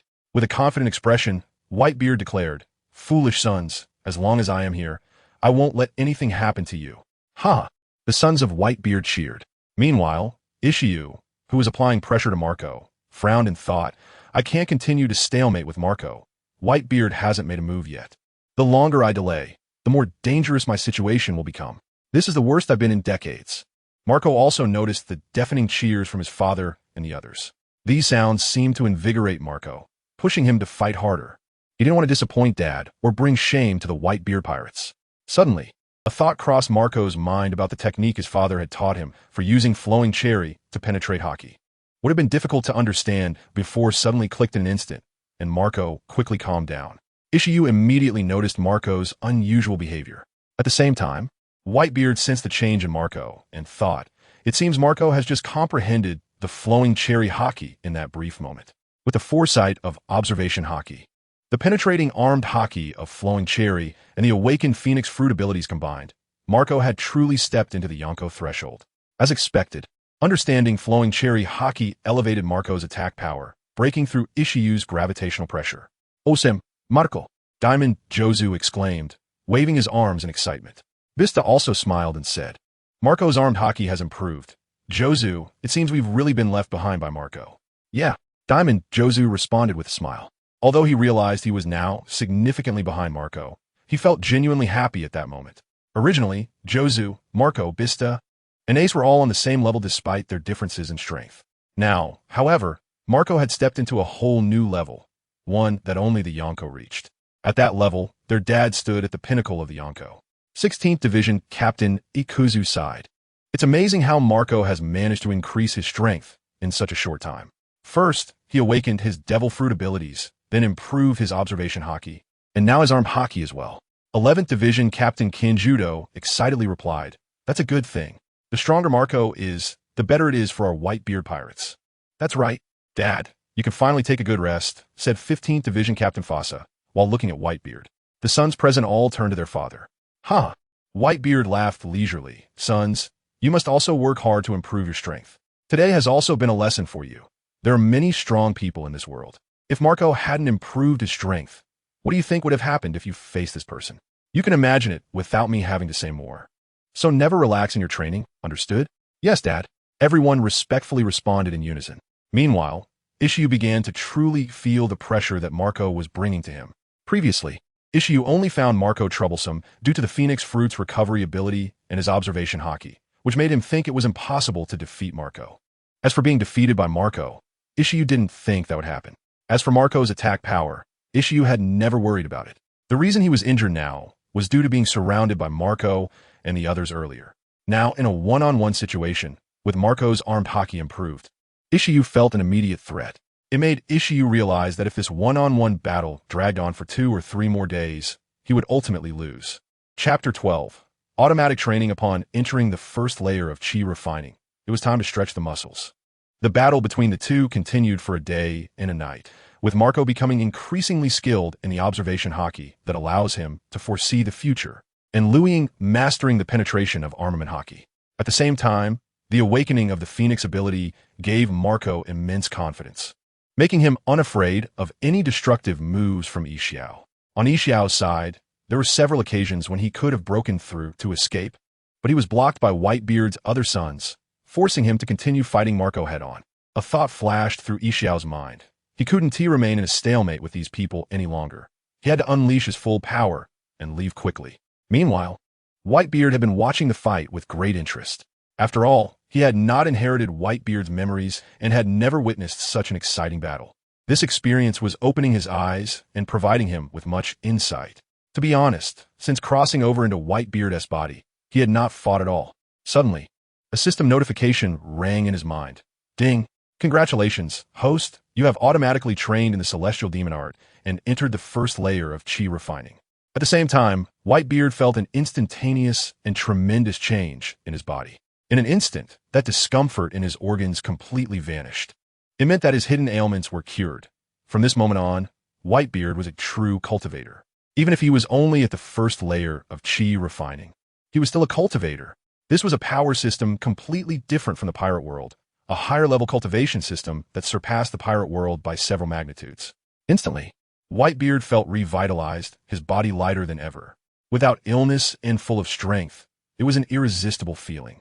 Whitebeard, eager to move, instructed Diamond Jozu, "Bring me my sword," the tidal wave. "Oh man, are you planning to?" Diamond Jozu was momentarily stunned and didn't react. "Go, what are you waiting for? Quickly get the old man's sword," Izo hurriedly reminded. Okay. Diamond Jozu quickly turned and ran to fetch Whitebeard's sword. The pirates of the Whitebeard pirates were all excited. It seemed that their father was about to take action, which was wonderful. 13th Division Captain Atmos exclaimed excitedly, waving his arms. 7th Division Captain Lakio also chimed in, "Our father hasn't fought in a long time. We finally get to see him in action." Of course, since Dad is about to take action, no matter how powerful that blind man is, it's over for him, thought 10th Division Captain Kiliel, who believed that their father was the strongest man in the world. At this moment, Diamond Jozu returned, holding the tidal wave and presenting it to Whitebeard. Whitebeard took the sword from Jozu, feeling an innate affinity for it, possibly due to body memory. Yixiao also sensed the movement from Whitebeard using his observation hockey and frowned. "This is bad. That Whitebeard is about to make a move against me." Marco saw his father walking swiftly toward him and pondered, "Is Dad going to take action personally? That's fine. We've been fighting for days, and I've been wanting to rest." To be honest, when Marco saw his father preparing to fight, he felt a wave of relaxation wash over him. Such prolonged high-intensity combat was a significant burden for him. Whitebeard leaped over 100 meters and landed steadily beside Marco. Marco's tense expression relaxed as he respectfully called out, "Dad." Marco, you go rest now.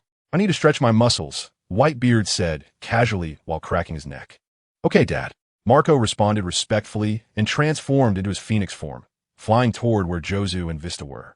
In Marco's view, the blind man no longer posed any threat to his father at this moment. If that blind man were at full strength, he would be worried, or he would hope that his father's hidden ailments wouldn't act up during the battle. Just as these thoughts crossed Marco's mind, he suddenly realized that worrying was somewhat unnecessary. The entire Whitebeard pirates were there. Was he still afraid that the blind man would harm his father? After all, if his father's hidden ailments acted up, he could just step in to deal with that blind man. Xiao, feeling extremely frustrated, asked Mr. Whitebeard. I have not offended you, or the Whitebeard pirates. I'm already heavily injured. Can you spare me? Whitebeard raised the tidal wave, pointing it at Xiao, and laughed heartily. As long as you agree to join the Whitebeard pirates, the conditions I promised remain unchanged. He forcibly trying to pull me into the Whitebeard pirates. Xiao sighed helplessly and said, in that case, I will experience your abilities, Whitebeard. Whitebeard swung the tidal wave and began to run. After running 10 meters, dense red lightning spread across the sword, indicating that Whitebeard was starting to unleash his conqueror as hockey. The terrifying pressure suddenly slammed down on Xiao. 12th Division Captain Halta pointed at their father's towering figure and shouted excitedly, it's happening. Dad as conqueror as hockey. Whitebeard's sons trembled with excitement upon seeing their father directly use such a top-tier technique as conqueror as hockey. Marco secretly worried, thinking, Dad forcibly using conqueror as hockey shouldn't be a problem. I hope it won't be. Compared to others, Marco was the most aware of his father's condition, so he felt more concerned. Others, however, couldn't contain their excitement upon seeing Whitebeard unleash his powerful conqueror as hockey. Clang! Just as Xiao used his weapon to block the conqueror as hockey, the ground beneath his feet sank by more than 50 centimeters. What powerful conqueror as hockey! Xiao broke out in a cold sweat.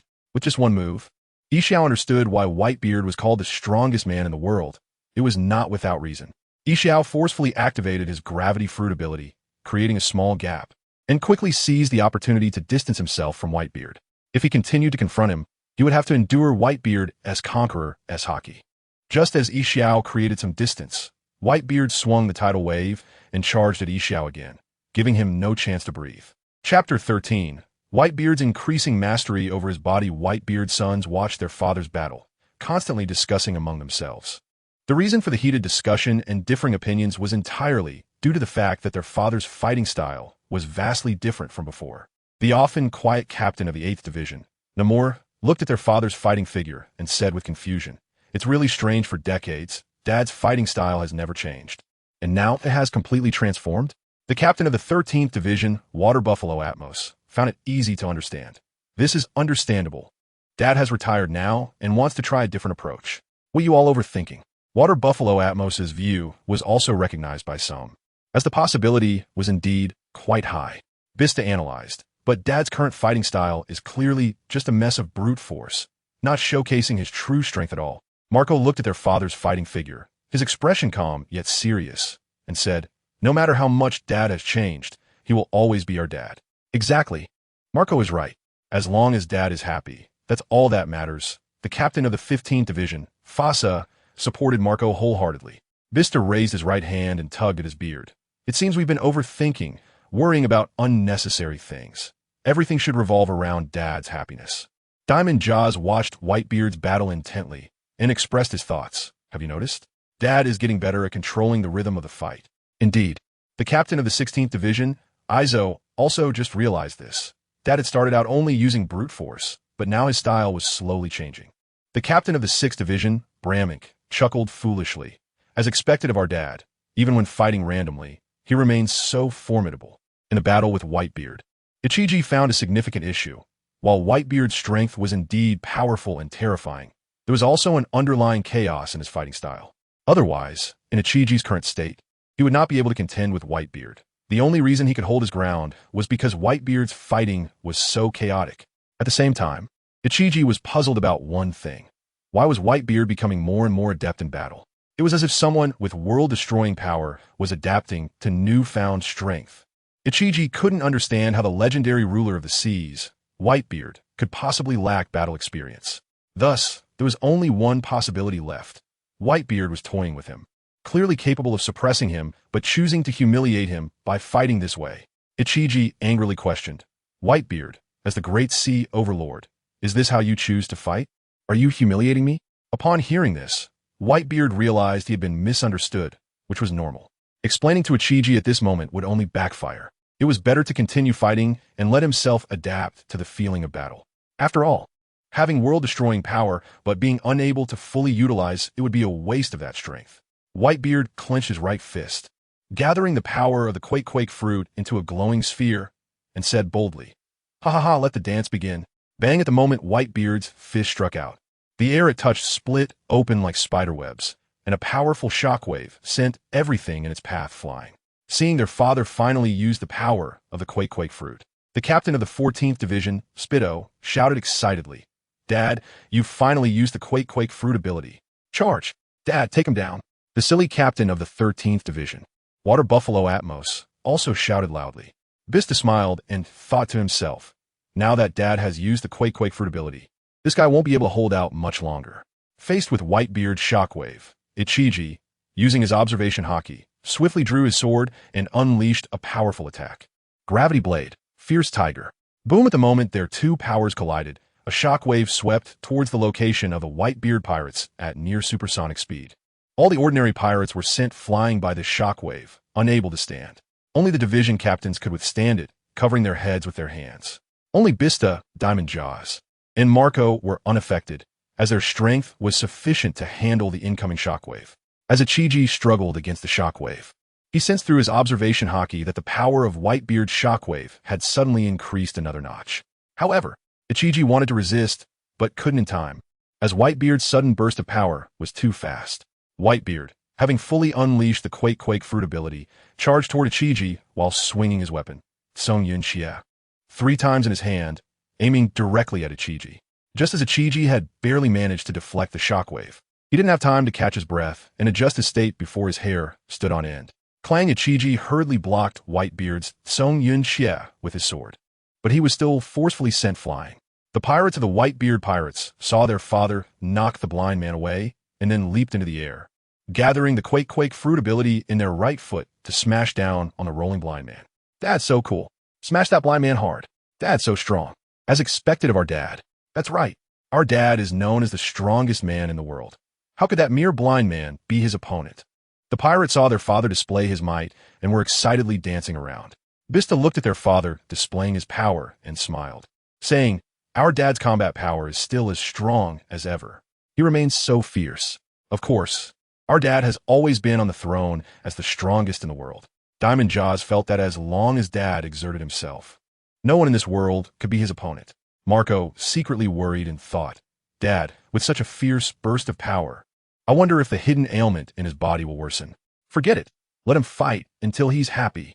Marco felt that his worry seemed pointless, as at this moment, Dad wouldn't listen to him anyway. It was better to let Dad fight freely. Whitebeard used his overwhelming haki to directly break through Ichiji's gravity barrier, grabbing Ichiji's head and smashing it hard into the ground, causing the ground to sink instantly. Chapter 14. Successfully deceiving Yixiao. A few hours later, night fell. Whitebeard looked at Yixiao, who was lying on the ground, exhausted and battered, and casually said, "I'll give you 3 days to think about it." At this time, Whitebeard's sons also ran over. Dad, Whitebeard instructed, "Go get the sea stone handcuffs and put them on this guy."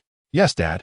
2 pirates immediately responded and ran to fetch the sea stone handcuffs. The battles of the past few hours left Whitebeard feeling very satisfied. He had finally adapted to this body. In future battles, he would be able to unleash 100% of his full power directly. However, no, true full power would also have to account for the strength of the cultivation system. That would be the real full power. That night, the Whitebeard pirates held a celebratory feast in the ruined town. Only Yixiao, looking utterly miserable, was cuffed with sea stone handcuffs and tossed aside. Whitebeard had a plate of fried rice made and brought it to where Yixiao was. When his sons saw this, they wanted to follow Whitebeard, but he told them to step back because he wanted to have a private chat with Yixiao. If such a powerful individual could be recruited into the Whitebeard pirates, it would greatly enhance the crew. After all, a commander-level powerhouse holds a decisive position in every Yonko pirate crew. According to the original works Yonko pirate crews, only 2 crews have a dual commander configuration, the red-haired pirates and the Blackbeard pirates. The other Yonko crews often have their second-in-command at the peak of the commander level, which is a step below the commander level. Of course, the current Whitebeard pirates, with Whitebeard himself and Marco, also counted as a dual commander configuration. However, Whitebeard was now a retired member. If he frequently remained active on the front line during the annual scoring, the system would deduct a certain number of points based on the situation. Whitebeard did not want to lose points in the end because of these reasons. After all, points are his means of increasing strength. Therefore, if he could recruit Yixiao into the Whitebeard pirates, Whitebeard felt he could comfortably enjoy retirement. He placed the fried rice in front of Yixiao and reminded him, "Eat something. Whitebeard, do you still want me to join the Whitebeard pirates? Don't waste your efforts. It's useless." Yixiao clearly understood Whitebeard's purpose for coming over. Whitebeard was not in a hurry and sat down next to Yixiao. "Yixiao, you want to join the Navy? And you also want to abolish the warlord system, right?" As soon as Whitebeard said this, Yixiao, who had been expressionless, suddenly showed emotion, and countless thoughts flashed through his mind. He couldn't understand how Whitebeard knew all this. These were his goals that he had never mentioned to anyone, yet Whitebeard knew. Whitebeard continued calmly, "I told you before, to realize your ideal, you first need a platform to provide for you. Without a platform, having ideals is just daydreaming. How long do you think it will take you to reach the position of admiral in the current Navy system? Moreover, the appointment of Navy admirals requires deliberation by the world government. But by joining the Whitebeard pirates, as their father, I have the final say on any matter, and my sons will support you. My promise remains. As long as you join, I will give you the position of a division captain and vice captain. You can also use the platform of the Whitebeard pirates to realize your ideals without worrying about my sons opposing you, because I will support you. Of course, you can also choose to refuse. As for the consequences, this world won't be any different with one more or one less person. Think it over and let me know your answer, Yixiao." After listening to everything Whitebeard had said, Yixiao silently picked up the plate of fried rice on the ground and began to wolf it down. Whitebeard did not interrupt Yixiao's meal, but calmly sat beside him, waiting. In the distance, many of Whitebeard's sons had begun to quietly discuss among themselves. 13th Division Captain Water Buffalo Atmos murmured, "It seems Dad really wants to recruit that blind man into our Whitebeard pirates." 16th Division Captain Yizong confirmed Yixiao's strength, saying he understood why Dad was so intent on bringing that blind man in, considering the opponent's power. 7th Division Captain Lackey said uncertainly, "I wonder if that blind man will ultimately join our Whitebeard pirates? Regardless of whether he joins our Whitebeard pirates or not, we will still be us," responded 11th Division Captain Jingu with clenched fists, adhering to his beliefs. Bista, after finishing a cup of rum, said, "I never expected this person to be so powerful and yet remain unknown in the world. Yes, Dad said this world is vast, and we don't know how many strong individuals are hidden in the shadows. So, we all need to work hard to improve our strength," Marco said helplessly, shaking his head. Since Marco fought with Yixiao, he clearly understood that if his strength did not improve, then in the entire Whitebeard pirates, only Dad could contend with this person. In the past, he could at most delay this person for a long time. After all, his Phoenix ability had always kept him undefeated. But now it was different. Not only had his Phoenix ability awakened with the help of the fruit given by Dad, but his observation haki and armament haki had also both been enhanced. Marco felt even more that they, as sons, should work hard to improve their strength so that Dad could retire peacefully. On Whitebeard's side, after a few bites, Yixiao finished the plate of fried rice and finally regained some strength. With his white eyes fixed on Whitebeard, he asked seriously, "Whitebeard, I have a condition." "You can say it." Whitebeard gestured for Yixiao to state his condition, and his mood instantly brightened. It seemed there was hope. Yixiao took a deep breath. "In the future, if the Whitebeard pirates disappoint me," he paused for a moment and told Whitebeard in a more resonant tone, "then I will choose to leave, and you cannot stop me from leaving. Otherwise, I will drag your sons down with me. I guarantee it with my character. I promise your condition," Whitebeard pledged solemnly. Patting his chest, inside, Whitebeard felt elated. He had successfully deceived him. Chapter 15. Captain of the 1st Division and Vice Captain. As soon as the sea stone handcuffs on Yixiao's hands were removed, Whitebeard directly patted Yixiao on the shoulder and said, "Let's go, we'll celebrate together." Whitebeard's sons quickly made way for their father, and Whitebeard led Yixiao to the center. Marco, Diamond Jozu, and others were all cheering enthusiastically. Whitebeard shouted, "Marco, come and treat Yixiao's injuries." "Okay, Dad." In fact, even if Dad forgot to instruct him, Marco planned to use the blue flames of the Phoenix to heal Yixiao's wounds. Marco walked up to Yixiao and placed his right hand, which was ablaze with blue flames, on Yixiao's shoulder. Yixiao expressed his gratitude. "Thank you. Don't be so polite. We're all brothers from now on. Besides, we've all seen your strength." Marco replied with a smile. With Yixiao joining the Whitebeard pirates, the overall strength of the crew would significantly increase. Whitebeard gestured for his sons, who were having fun, to quiet down, and they all complied. Whitebeard solemnly announced, "This is Yixiao. You've all seen his strength, so I announce something here. I appoint Xiao as the captain of the 1st Division and vice-captain of the Whitebeard Pirates. We have no objections, Dad, roared the captain of the 13th Division, Buffalo Atmos.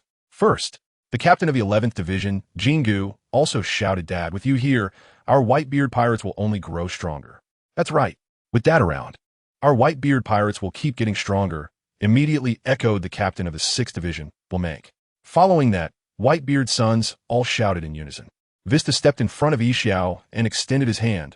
Welcome to the Whitebeard Pirates. We'll have to exchange sword techniques more often.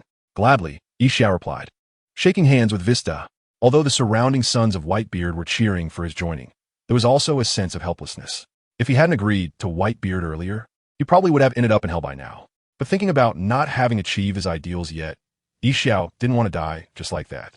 As for whether staying with the Whitebeard Pirates was suitable, he would have to observe for a while, including Whitebeard's promise to him that the Whitebeard Pirates would wash white and eliminate evil. He would have to wait and see. But to be honest, pirates are still pirates. Just because they say they're washing white doesn't mean it's true. More importantly, Xiao just didn't want to die feeling wronged. If it came to that, he would have to use the Whitebeard Pirates as a platform to achieve a bit of his ideals. Whitebeard caught the subtle change in Xiao's expression, patted Xiao's shoulder, and whispered, don't worry. The Whitebeard Pirates won't disappoint you. You understand the nature of the celestial dragons today. After speaking to Xiao, Whitebeard glanced at his sons present and shouted loudly, Sons, the ultimate goal of the Whitebeard Pirates is as soon as Whitebeard said this, everyone quieted down, waiting for their father's next words. Marco was also listening intently. Now that he had been appointed as the new captain of the Whitebeard Pirates, the burden on him was heavy. Whitebeard pointed to the sky and announced loudly, to replace the world government, so that all the people in the world can live better. When Whitebeard said this, many of his sons were dumbfounded. After all, they were pirates, and Dad's goal seemed a bit lofty, although many felt confused. No one dared to voice their questions. The simple-minded Diamond, Joseph muttered quietly, Dad, that goal seems to be the one the Revolutionary Army promotes. Aren't we pirates pursuing becoming the Pirate King? The other sons looked curiously at their father, Whitebeard, especially Xiao, who was tightly locking onto Whitebeard with his observation hockey. Found it difficult to understand this man. How could a pirate pursue such a goal? Overthrowing the world government would cause devastating turmoil. Whitebeard laughed dismissively. Jozu, there is no conflict at all. Marco immediately shouted, we just need to follow Dad's goal. What is there to be afraid of? We are the Whitebeard Pirates. That's right. We are the Whitebeard Pirates. There's nothing to fear. It's just the world government. We can just overthrow it, roared the simple-minded 13th Division Captain Buffalo Atmos. A thought flashed through Xiao's mind. Although the captain's position had been passed to Marco, the core was still in Whitebeard's hands. Marco as captain seemed more like a nominal captain. In reality, the Whitebeard Pirates were still dictated by Whitebeard. Whitebeard began to give another speech, seizing this opportunity to thoroughly instill the new goal into each of his sons' minds. To put it simply, Whitebeard didn't want to cause this turmoil, but he needed a reason. In fact, Whitebeard wanted to gain more points from the system. The stronger and larger the force, the more points he would get. As long as he was strong enough to dominate everyone in this world, wouldn't everything be up to him to decide? Meanwhile, in the first half of the Grand Line, Bonero Island, Blackbeard Teach swaggered down the street with a splay-footed stride, laughing maniacally. Are you all ready?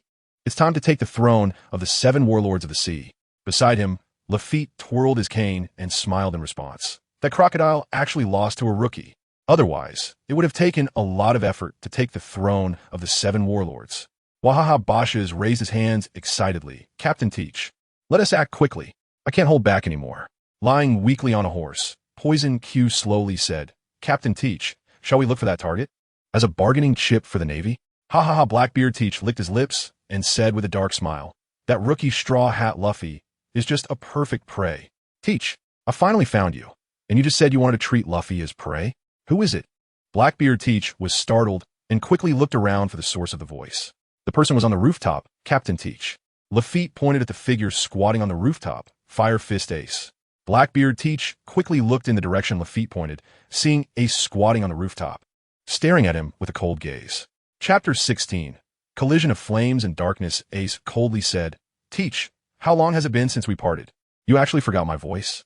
Blackbeard Teach laughed nonchalantly. So it's Captain Ace. Long time no see. How about it? Want to join my pirate crew? I planned everything out. Shut up, Teach. You should know what crime you committed. Ace didn't want to hear Blackbeard Teach's nonsense, and directly told him to be quiet. Well, yes.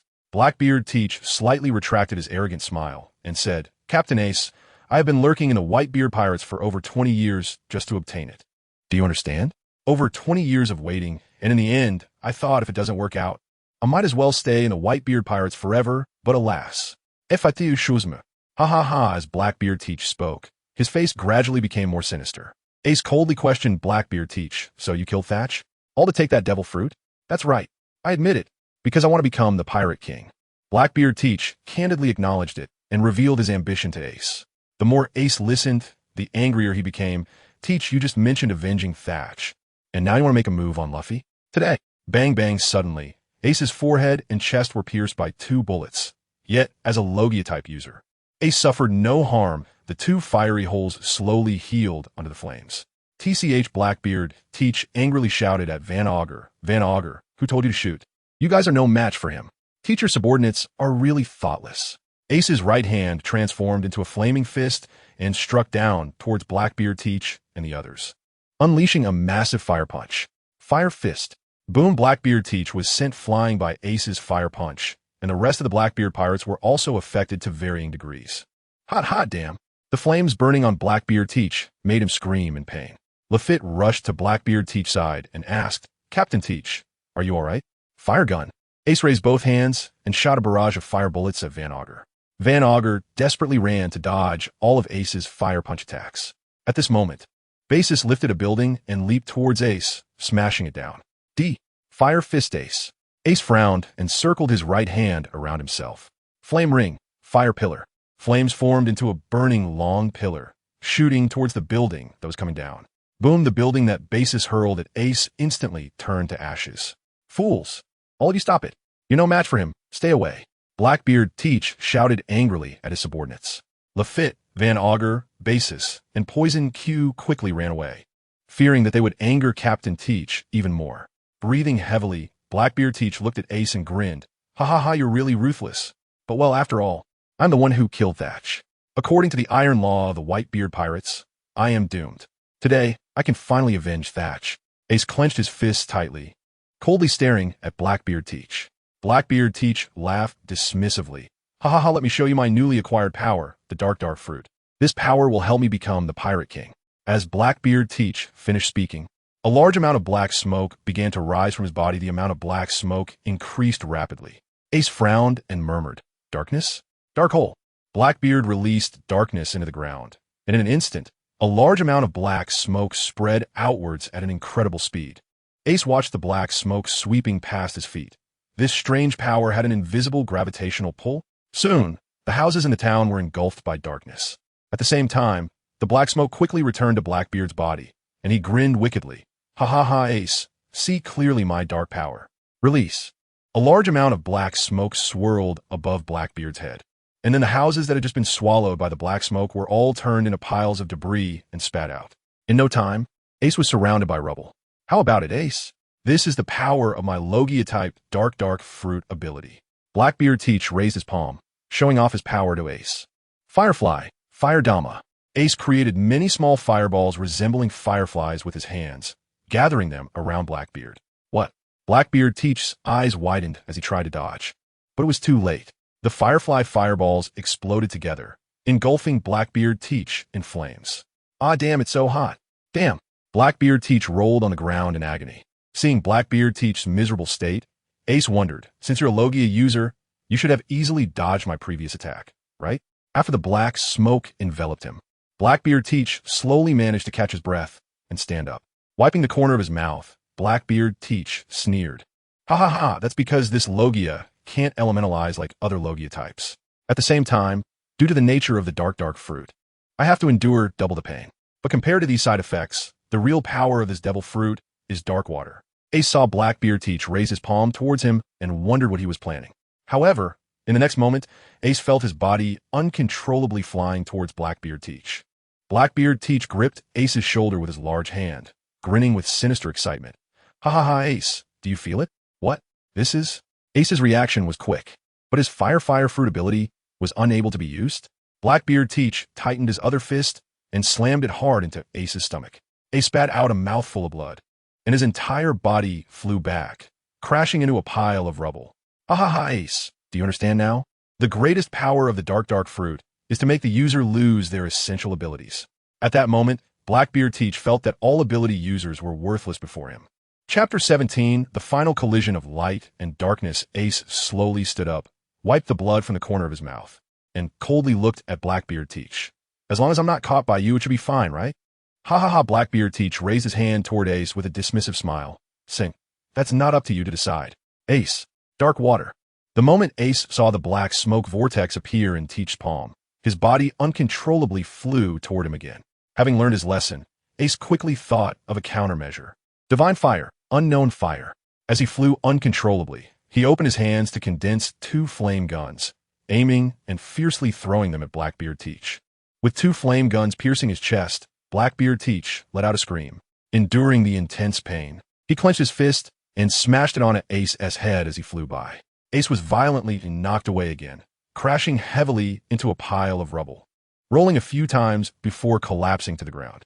Ace covered his head with his hand. Damn it, that bastard is so strong. It feels like my skull is about to crack.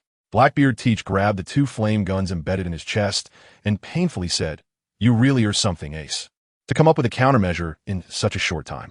A large amount of black smoke erupted from Blackbeard Teach's body, swallowing the 2 flame guns. After they disappeared, Teach finally felt a bit better. With a cold smirk, Blackbeard Teach said, Ha ha ha, Ace, you might as well stop struggling. It's useless. Besides, that old man Whitebeard has retired. His era is over. The future will be mine. I'll give you one more chance, Ace. Don't even think about it. Teach, you won't survive today. Ace stood up straight again, crossing his fingers, and declared sharply at Blackbeard Teach. Cross fire. With his crossed fingers, a cross-shaped flame shot out from them, then spewed flames toward Blackbeard Teach. Teach's chest was once again burned by the flames, producing a large amount of black smoke that devoured the fire, gritting his teeth and laughing. Ha ha ha, useless, Ace, I told you. My darkness can swallow all devil fruit abilities. Dark water. Damn it, here it comes again. Ace tried to stabilize his body, but it was futile. He was still pulled toward Teach by the invisible gravity. Boom boom in the distance on a small hill, the 4 members of Blackbeard's crew watched their captain's battle. Pale-faced Lafitte turned his sword and commented, as expected of the 2nd Division captain of the Whitebeard Pirates, even without his devil fruit ability. His basic combat power is still formidable. No matter how impressive he is still not our Captain Teach's opponent. Poison Q, lying on a horse, sneered weakly. Who says he isn't? As long as you're a devil fruit user, you'll be restrained in front of Captain Teach. Basha said excitedly. Expressionless Van Augur, shouldering a sniper rifle, said, Everything is fate's arrangement. The battle between Blackbeard Teach and Ace grew increasingly intense and heated. Lafitte placed his sword behind him, smiling as he said, The battle is getting more intense. But that fire fist Ace's injuries are visibly worsening. Looking at the heavily injured Ace, Blackbeard Teach coldly laughed. Ha ha ha, Ace, you really are something. I didn't expect you to last this long, but unfortunately, even someone as strong as you is ultimately not my opponent. Ace's gaze was resolute as he locked on a Blackbeard Teach. No more words, Teach. Today we settle this once and for all. Just as Teach was about to continue mocking Ace, he saw a large amount of flames erupting around Ace. The flames continuously gathering upward. This made Blackbeard Teach frown while simultaneously bursting into an excited and mad laugh. Ha ha, are you going for one last struggle? Then, a large amount of black smoke also erupted from Blackbeard Teach's body, rapidly coalescing above his head.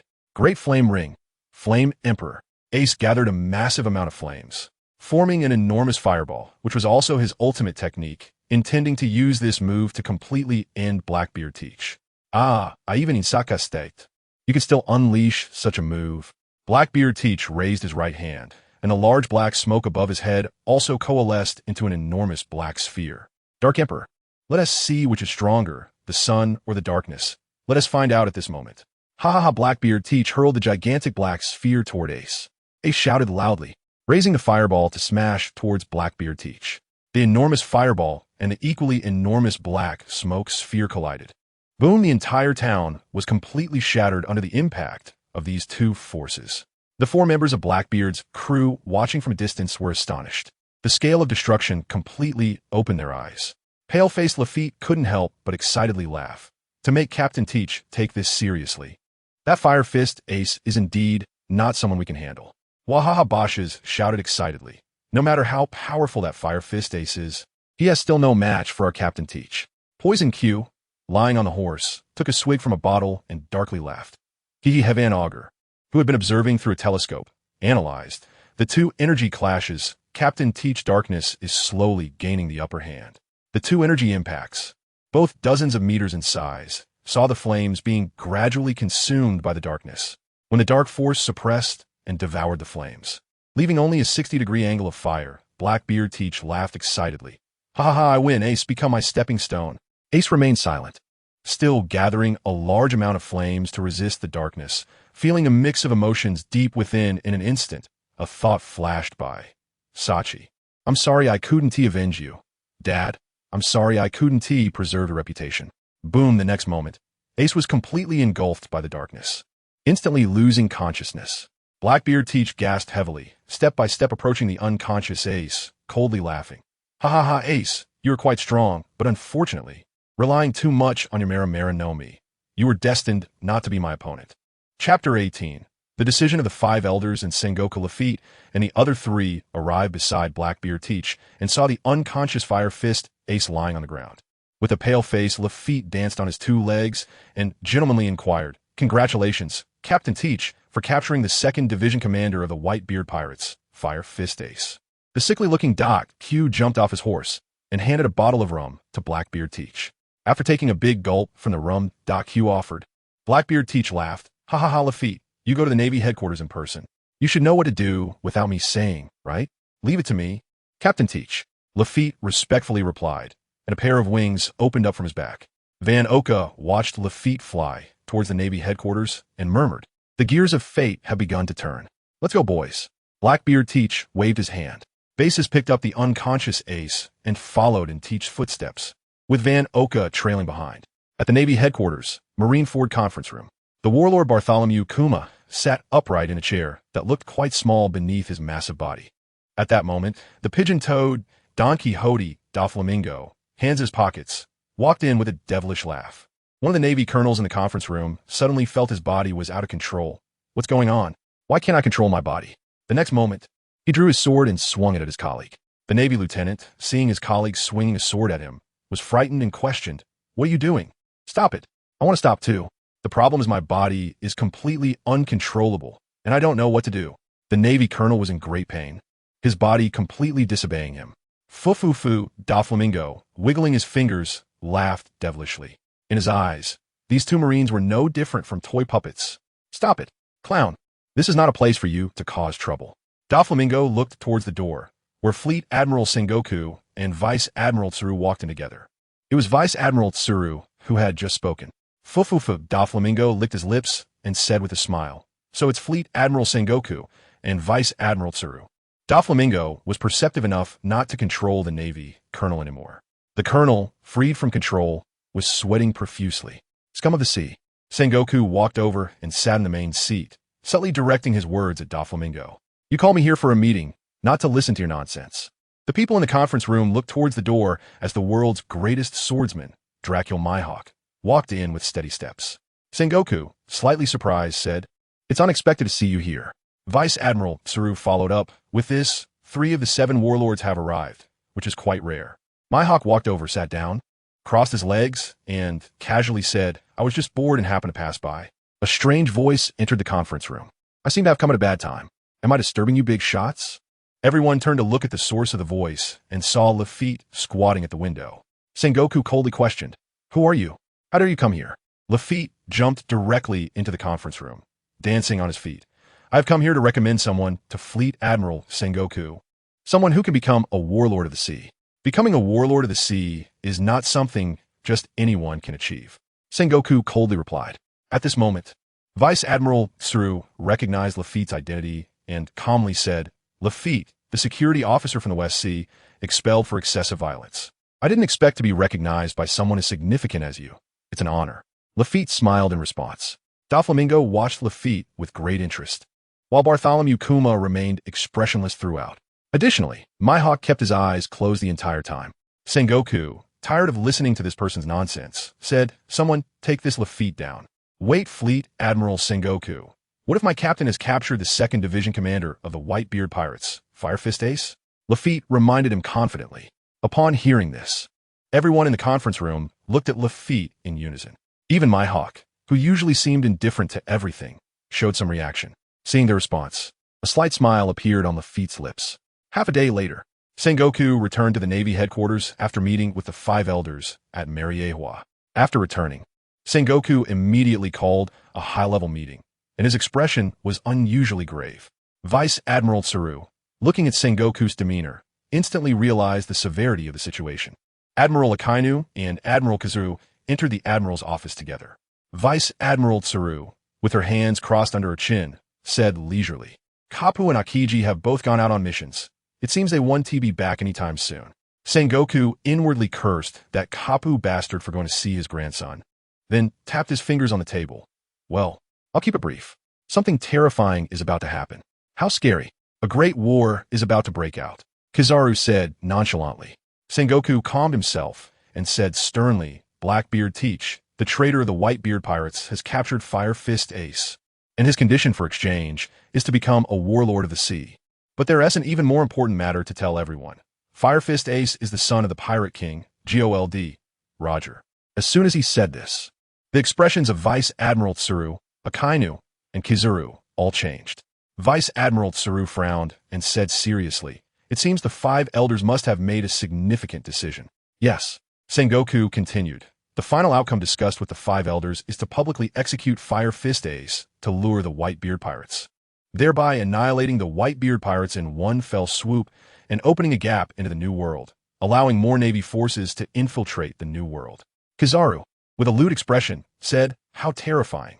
So, a great battle is about to break out? The Whitebeard pirates should have been eliminated long ago." Akainu said in an unusually cold tone.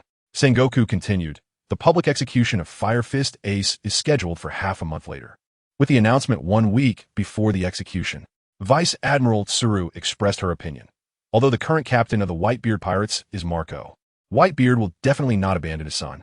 Chapter 19, the system issues a special mission a week later, in the cabin of the Moby Dick. Whitebeard was leisurely sitting with a smile, making tea. Suddenly, the voice of the system echoed in Whitebeard's mind. Instantly, Whitebeard's expression changed, although a smile could not see it.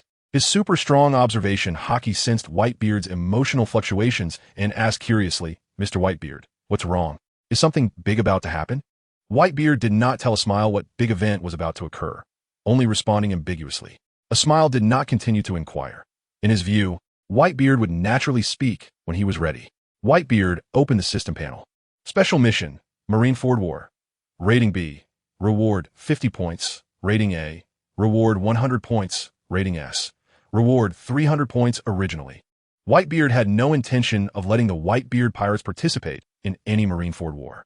After all, how could the Whitebeard pirates fight against the naval headquarters? It was impossible. As for rescuing people, if the Navy really put in their full effort, the Whitebeard pirates would only face one result: total annihilation. Even with a smile added to their ranks, it was unlikely he would agree to confront the Navy. As for his sons wanting to go to the naval headquarters to rescue Ace, Whitebeard had already thought of countermeasures. Capture a celestial dragon to exchange for Ace. And if that didn't work, capture a few more celestial dragons. But now the system had issued a special mission, especially seeing that reaching the S-level standard would reward 300 points. The 300 points were very tempting to Whitebeard. The system was indeed powerful. The problem was everything required points, and without points, one could only stare blankly. The system also explained how the rating would be determined, whether Ace could be successfully rescued, the losses to their forces, and whether Whitebeard himself participated in the fight, among other factors, would all be taken into account for the rating. The last point, whether Whitebeard himself participated in the fight, was polarizing. If he participated and couldn't dominate, it would affect the final rating, possibly dropping from an A to a B. That was one outcome. The other outcome was that if Whitebeard participated and could directly overpower the naval headquarters, he could also achieve the S-level standard. The question was, how could he overpower the naval headquarters? If he had the strength of a nascent soul, then overpowering it would be easy. To him, the naval headquarters would be like monsters on a map, just a way to farm points. The problem was, he didn't have that. Therefore, the option of participating in the fight had to be reconsidered. So, if he did not participate, how could he obtain an S rating? He would need to use some strategies. If that didn't work, he had at least aim for an A rating, which would still give him 100 points. On the deck of the Moby Dick, after seeing the contents of the latest newspaper, all of Whitebeard's sons were instantly ignited with anger. The door to the room was pushed open, and Marco said anxiously, "Dad, something bad has happened." The Navy announced that a week later, they will publicly execute Ace in Marineford. "Let us discuss this outside." Whitebeard calmly signaled Marco to continue. On the deck, Whitebeard's sons surrounded their father. With a smile, standing beside Whitebeard, Whitebeard scanned around at his sons and said solemnly, "I understand how you feel right now. Share your thoughts." Fossa, the captain of the 15th Division, unwillingly said, "It's all that damned Blackbeard Teach's fault. If it weren't for him, we wouldn't have lost Thatch, and the Navy wouldn't have the chance to publicly execute Ace." "It's useless to say these things now. The event has already happened," reminded Lacqui, the captain of the 7th Division, with a grim expression. Collier, the captain of the 10th Division, shouted furiously, "Dad, let us attack the naval headquarters in Marineford and rescue Ace." "Exactly. Attack the naval headquarters in Marineford. They dare publicly execute our brother. The Navy is asking for death." Diamond Jaws held his fists tightly in anger. Izo, the captain of the 16th Division, coldly said, "Does the Navy think our dad has retired, so they dare to act?" "Very likely. The Navy loves doing such things," agreed Harda, the captain of the 12th Division. "The Navy not only likes to pick up the pieces, but also enjoys kicking people when they're down." Vista said seriously, "We can't avoid this battle. Since the Navy dares to act, we must show them our strength." Vista's words received unanimous approval from everyone. After all, they were the Whitebeard pirates. On the sea, anyone who dared to attack the Whitebeard pirates would face their wrath. Marco looked at his father and asked, "Dad, what is your plan?"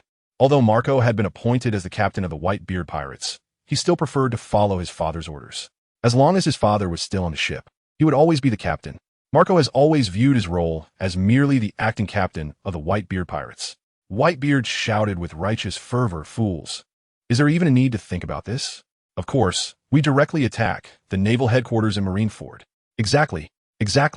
We attack the naval headquarters in Marineford and rescue Ace." Everyone was ignited by their father's fighting spirit. What was the naval headquarters? They were the Whitebeard pirates.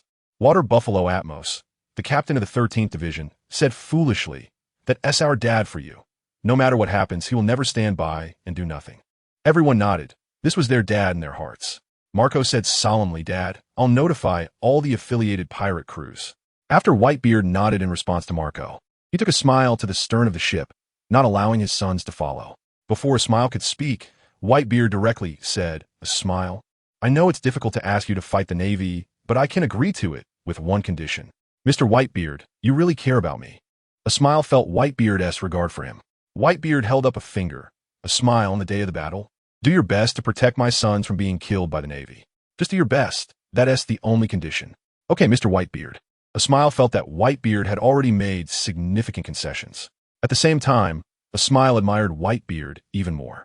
2 days later, in the first half of the Grand Line, a small ship coated with bubble wrap surfaced and docked at the shore of the Sabeti archipelago. 2 figures walked out of the cabin, both cloaked in black capes. Chapter 20. Whitebeard's secret arrival at Sabeti. Old friends noticed the change in Whitebeard. Vista curiously asked his old man, "Dad, what is our purpose for coming to the Sabeti archipelago?" "I'll tell you as we walk," Whitebeard calmly replies to Vista. Whitebeard leads Vista towards Island 13 of the Sabeti archipelago. Along the way, both Whitebeard and Vista are wearing black cloaks, so they're not recognized by the people around them. After hearing the reason for his father's visit to the Sabeti archipelago, Vista's eyes widen in shock, filled with disbelief. And he swallows hard. Cautiously, he asks, "Dad, are we really going to take action against the celestial dragons? If that's the case, it won't just be the Navy we have to deal with. It might even draw the world government's attention." "Vista, when did you become so timid?" Whitebeard teases Vista dismissively. Vista, feeling embarrassed, replies, "Dad, please don't make fun of me. I'm just worried at this critical moment." However, after saying that, Vista quickly changes his tone and seriously states, "Dad, I was being cowardly. It's just the celestial dragons, right? We can handle them. Now that sounds like it." Whitebeard laughs and pats Vista on the shoulder. Whitebeard brings Vista to the Knock-Up Stream Tavern. Shaki is smoking and reading the latest newspaper when the tavern door suddenly swings open, causing her to perk up in surprise. Whitebeard pulls down the hood of his black cloak. Upon seeing that it's Whitebeard, Shaki exclaims in shock, "Whitebeard, it's you. It's been decades since we last met. If the Navy knows you're here in the Sabeti archipelago, they won't sit still." After taking a puff of her cigarette, she continues, by the way, the Navy is about to publicly execute Port Ace. With you coming to the Sabati archipelago, your purpose must be significant, right? Whitebeard casually sits down, and Shacky naturally pours drinks for both him and Bista. Whitebeard takes a sip from his cup and praises.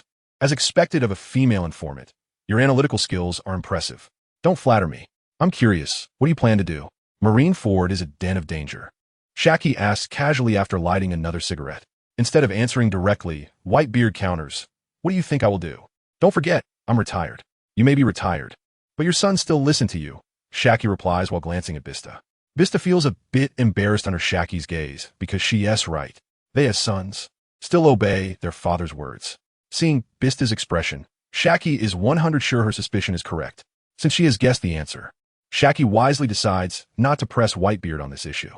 Instead, she changes the topic, asking, should I call Rayleigh back? You two old rivals are at least old friends who haven't seen each other in decades. I know where he is. No need for that trouble. Whitebeard declines Shacky's suggestion.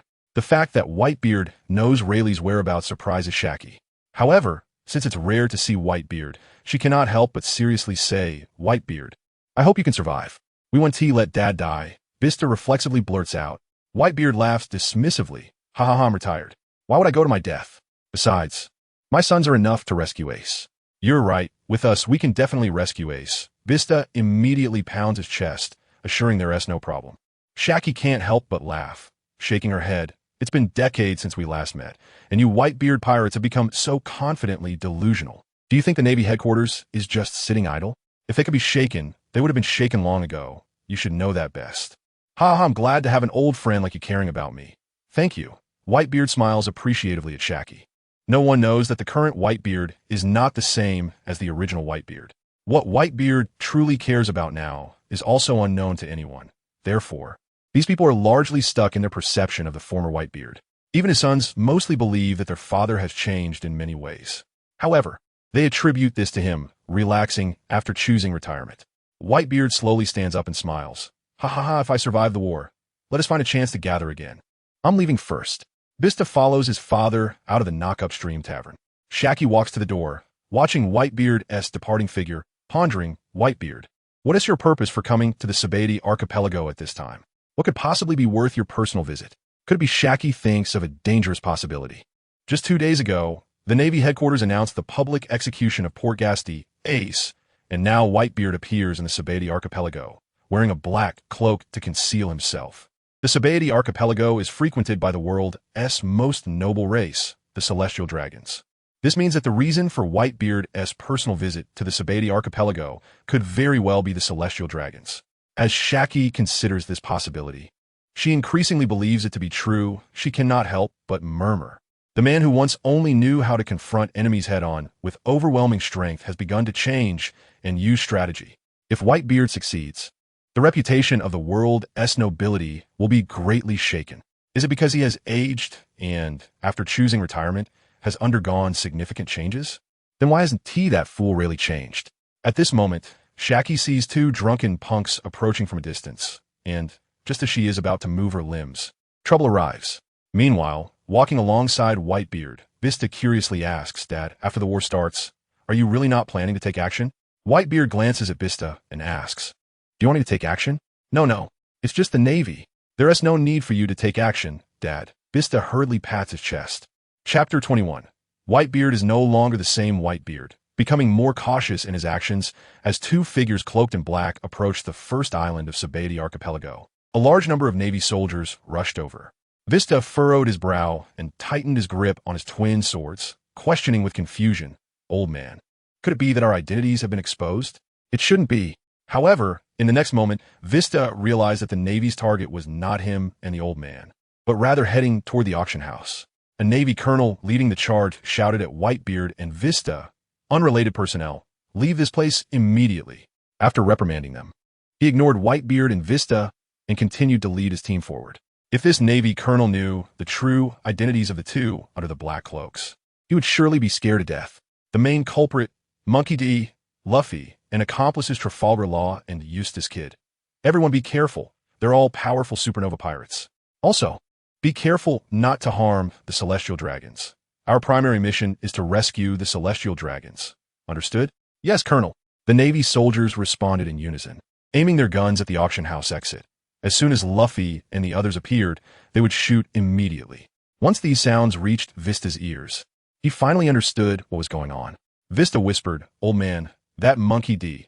Luffy seems to be someone Ace mentioned to us once. He's his brother. Let's keep our distance for now, and when the time is right, we'll act," Whitebeard instructed. Vista wondered to himself, why did it feel like the old man's style had become increasingly cautious? Could it be that such a big change could happen in such a short time after retirement? Suddenly, Vista sensed an invisible wave of Conqueror's haki emanating from within the auction house, something he was all too familiar with after years of following the old man. Vista's brow furrowed in seriousness as he said, "Old man, someone just used Conqueror's haki. It seems to be quite powerful." "Don't worry, that Conqueror's haki comes from Rayleigh," Whitebeard replied casually. "Rayleigh?"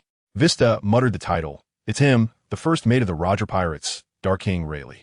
At the same time, scenes from decades ago when their Whitebeard pirates clashed with the Roger Pirates flashed in Vista's mind. Back then, the old man fought evenly against Roger, while Odin was responsible for facing off against Jabba, but Rayleigh, as if cutting vegetables, was unstoppable. Mainly, none of them could withstand Rayleigh at that time, and of course, they hadn't fully grown yet, which was part of the reason. Inside the auction house, the Straw Hat Pirates, Trafalgar Law, and Kid were all shocked as they looked at the old man standing on the auction platform. Trafalgar Law whispered in astonishment, "Could that person be the legendary?" Kid's expression changed, excitement rising as he said, "To think such a big shot would be in a place like Sabati Archipelago? Interesting." Monkey de Luffy exclaimed excitedly. "That old man is amazing. He knocked everyone out in an instant. That old man is no ordinary person." Sanji lit a cigarette to calm himself down a bit. Outside, a Navy rear admiral shouted, "Monkey D, Luffy, Trafalgar Law, Eustace Kid, surrender immediately and release the celestial dragons." Eustace Kid grumbled, "Damn it, I'm also caught up in this. It's really frustrating. Let's think about how to escape from Sabati Archipelago." Trafalgar Law reminded with a straight face while carrying his sword. Meanwhile, the Navy was organizing personnel to enter through the back door of the auction house to rescue the celestial dragons. At that moment, the leading Navy major noticed two suspicious figures cloaked in black. Just as he was about to shout to apprehend them, he caught sight of one person's face under the brim of the cloak.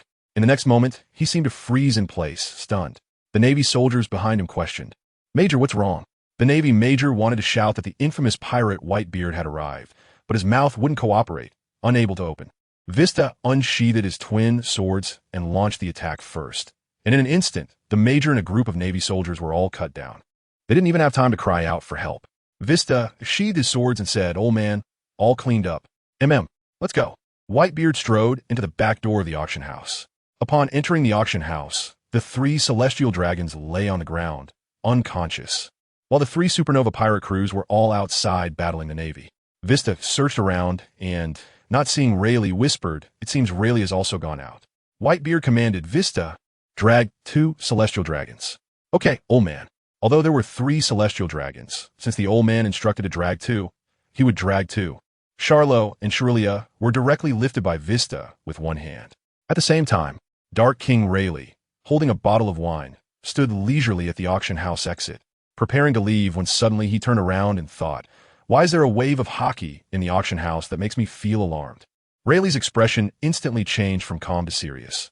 The person whose haki could alarm him was definitely a top-tier existence in this sea. Rayleigh prepared to re-enter the auction house to investigate. Nami, Robin, Sanji, and the others also noticed Rayleigh turning back to re-enter the auction house. Nami questioned, "Why does that old man want to go back into the auction house?" "We shouldn't be curious. We should think of a way to escape," Robin reminded with concern. More and more Navy soldiers were surrounding them, and if they didn't leave quickly, they'd have to face a large group of Navy soldiers, making it even harder to escape. Sanji added, "Miss Nami, I think Miss Robin is right. We should hurry and leave here."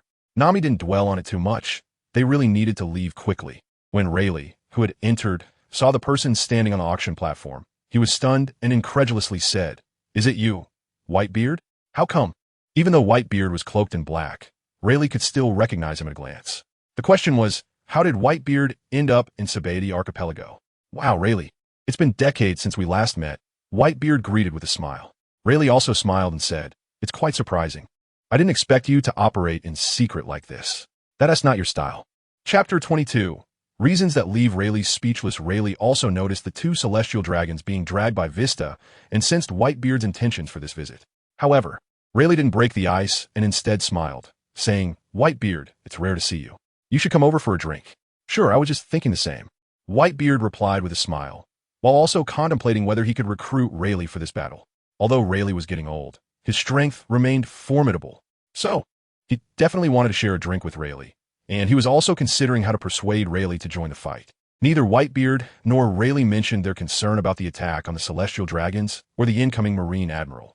For others, a Marine Admiral was a mountain, but for Whitebeard and Rayleigh, an Admiral was just that, nothing to worry about. Thus, the group left through the back door of the auction house, only to be met by Marines who were immediately knocked out by Whitebeard's Conqueror's Hockey. Along the way, Rayleigh chatted with Whitebeard, and when he heard that Whitebeard had visited the Sabidi archipelago before, he displayed a strange expression. Rayleigh, feeling speechless, couldn't help but comment, "Whitebeard, I suspect you did some research before coming to the Sabidi archipelago, right? How come I never noticed you liked doing such things before? I never expected the retired you to be so different from the Whitebeard I remember. Don't mind the details." Whitebeard replied nonchalantly with a laugh. It was normal for others to think that way. After all, he was not the same Whitebeard as before, which conveniently spared him from explaining. Meanwhile, at Marine headquarters in Marineford, in the office of the Fleet Admiral, Sengoku let out a thunderous roar. "Garp, you bastard. Look at the trouble your grandson caused. He attacked a celestial dragon." Garp, munching on a donut, responded with a silly grin. "Ha ha. Sengoku, I just got back. Don't be so angry at me. But my grandson is quite capable. He beat up a celestial dragon, just like that kid Luffy. Ha ha ha. You can still laugh?" Sengoku was nearly driven to the brink of blood pressure by Garp. This guy was truly infuriating. To be fair, the entire Garp family was troublesome. None of them were easy to deal with. Sengoku seriously warned, "Garp, don't say I didn't warn you. If your grandson gets caught, he must be imprisoned and impelled down." I know, Garp replied with a laugh, but in his heart, he was praying that Luffy could get through this crisis. With the situation urgent, Sengoku directly called Kizuru to head to the Sabidi archipelago to suppress the chaos. In Kizuru's office, after hanging up Sengoku's call, Kizuru slowly stood up and said with a sly expression, "How terrifying. The Supernova Pirates." At Sabidi archipelago, at the Kicking Bamboo Tavern on Island 13, Shaki froze in place when she saw Rayleigh, Whitebeard, Vista, and the two unconscious celestial dragons returning. Shaki pulled out a cigarette and curiously asked, "I'm really curious about what kind of combination you guys are. Why are you so boldly bringing celestial dragons here? If my tavern gets destroyed by the Marines, I'm going to demand tenfold compensation from you." "Don't worry. If the Marines destroy your place, I'll compensate you 100-fold, Whitebeard replied generously. Upon hearing this, Shaki smiled and said, "Whitebeard, that's what you said." Shaki handed 3 bottles of liquor to Whitebeard, Rayleigh, and Vista, just as Rayleigh took a sip of his drink. He almost choked when he heard Whitebeard's next words. "Rayleigh, let's go rescue Ace," Whitebeard suddenly suggested. Rayleigh, feeling speechless, said, Whitebeard, you don't want me to have a peaceful retirement, do you? Besides, someone like you wouldn't allow others to interfere in saving your son. That doesn't sound like you." Whitebeard had already anticipated Rayleigh's response, so he threw out the main point. "Rayleigh, do you know Ace's true identity?" Ace's true identity? Upon hearing Whitebeard's words, Rayleigh sensed there was more to it. Shaki looked at Whitebeard curiously, and Vista was also curious about his father's words, wondering what Ace's true identity was. Whitebeard, not keeping it a secret, said seriously, "Rayleigh, your captain left behind a son when he set sail." Indeed, no wonder Whitebeard had said that earlier. Now, hearing Whitebeard's answer confirmed Rayleigh's suspicions. Shaki took a puff of her cigarette and realized, I see. No wonder the Marines are making such a big deal about executing him. The Marines have played a good hand here. But I wonder, Whitebeard, how will you break the deadlock? Or are you planning to exchange the captured celestial dragons? Rayleigh sighed heavily and said, "Whitebeard, you old man, you've really given me a tough problem. I can't move, nor can I stay still." Feeling a headache coming on, Rayleigh rubbed his temples. This decision was too difficult. Seeing the timing was right, Whitebeard called out, "Vista, drag these 2 celestial dragons. We're heading back." "Okay, Dad." Vista was confused as to why his father wanted to leave so soon after just sitting down. As Whitebeard stepped out of the tavern, he only waved goodbye to Shaki. As for Rayleigh, he had fallen deep into thought. Whitebeard and Vista put their black cloaks back on, and as for the 2 celestial dragons, Vista had already stuffed them into a sack. Suddenly, An explosion was heard from a distance. Vista analyzed. Dad, it should be the Marine Admiral arriving. Yes, the one coming is Kizaru. A full-scale war with the Marines is about to break out. Do you want to test the Admiral's strength early? Whitebeard suggested deliberately. Vista was taken aback and asked what? Dad, are you telling me to fight the Marine Admiral right now? Shouldn't we be making our escape? Give me the sack. Go on, treat it as practice. Even if we lose, it's normal. With me around, escaping won't be an issue. Whitebeard patted Vista on the shoulder. Hearing his father's words, Vista couldn't help but feel excited, just right to test the so-called highest combat power of the Marines. Chapter 23, Flower Sword Versus. Shining after hearing his subordinate's report, Kizaru rubbed his temples with a lewd expression and whispered, "How terrifying. 2 celestial dragons have gone missing. This is going to be hard to explain." Just a moment ago, Kizaru had dealt with a group of rookies, teaching these naive supernovas a lesson. And he was in a pretty good mood. But upon hearing that 2 celestial dragons were missing, not only did his mood sour, but he also started to feel a headache coming on. This mission was his responsibility, and if he couldn't find the 2 missing celestial dragons, he wouldn't just face the wrath of Admiral Sengoku upon his return, he would also be scolded by the 5 elders. Just thinking about this made Kizaru feel even more uncomfortable. At that moment, a Navy Lieutenant Colonel rushed over to report, "Admiral Kizaru, the Straw Hat Pirates are engaged in battle with the pacifistas." Kizaru lazily replied with a lewd grin, "I know." As soon as he finished speaking, he transformed into a beam of light and shot off into the distance. Meanwhile, the Straw Hat Pirates had just teamed up to defeat a pacifista, and everyone was panting from exhaustion. Usopp sat down on the ground, exclaiming, "I'm so tired. We finally defeated Bartholomew Kuma."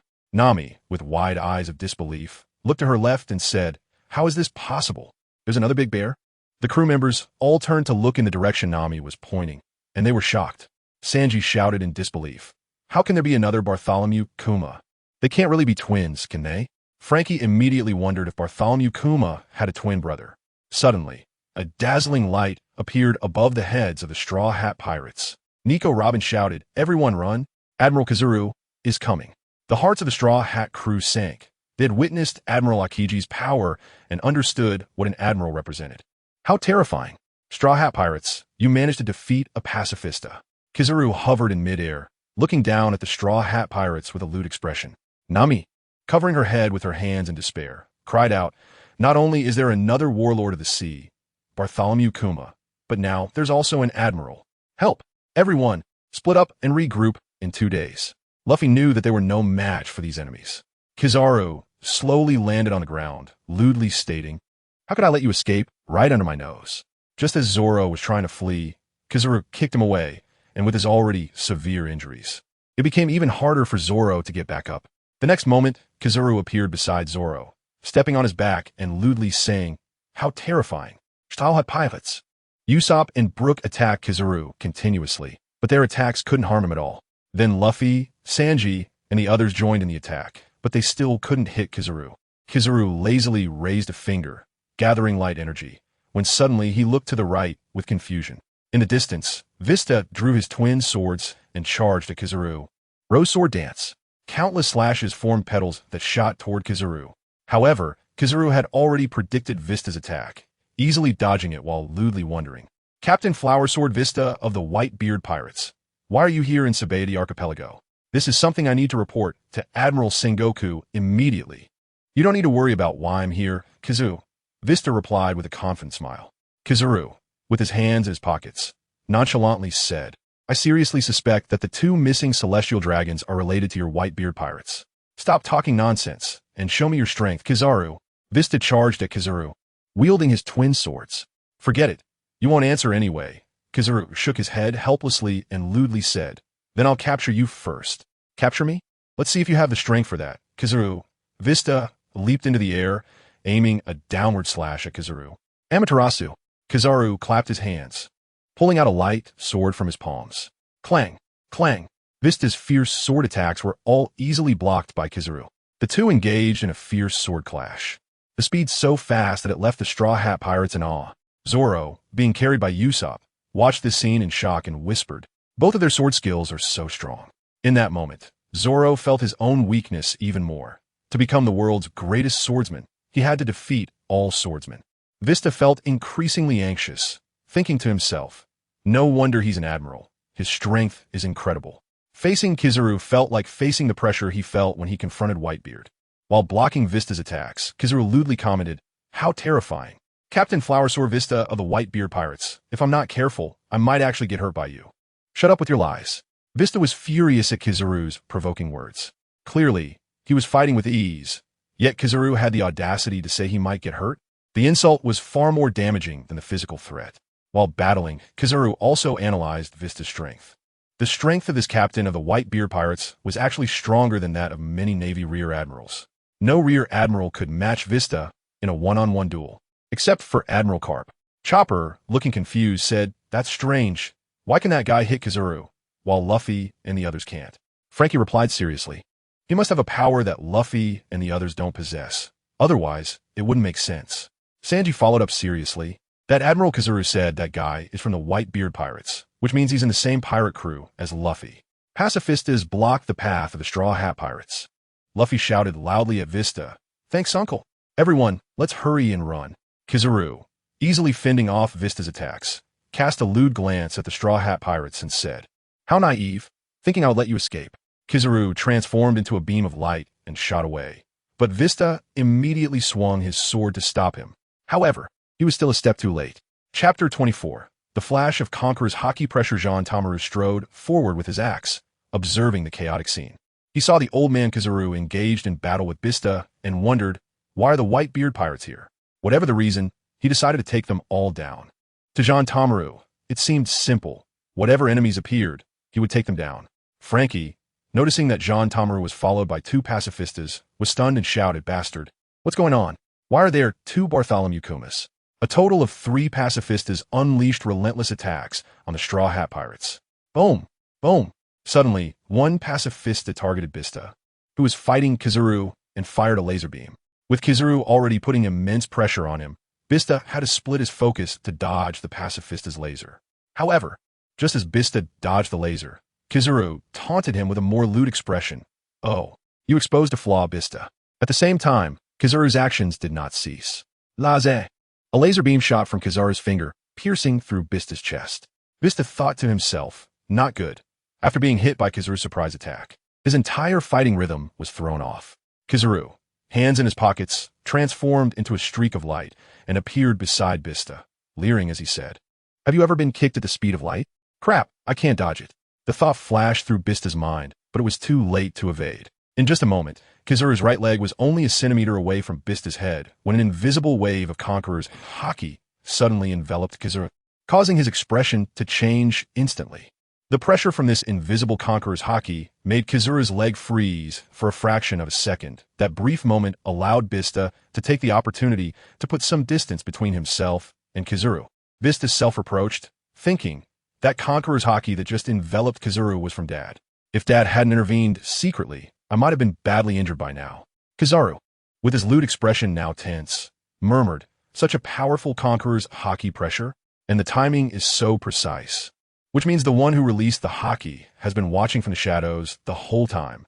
Otherwise, it would have been impossible to control the timing so accurately." At that moment, Kizaru looked closely at the iconic emblem of the Whitebeard Pirates on Vista's attire and immediately thought of a high-risk possibility.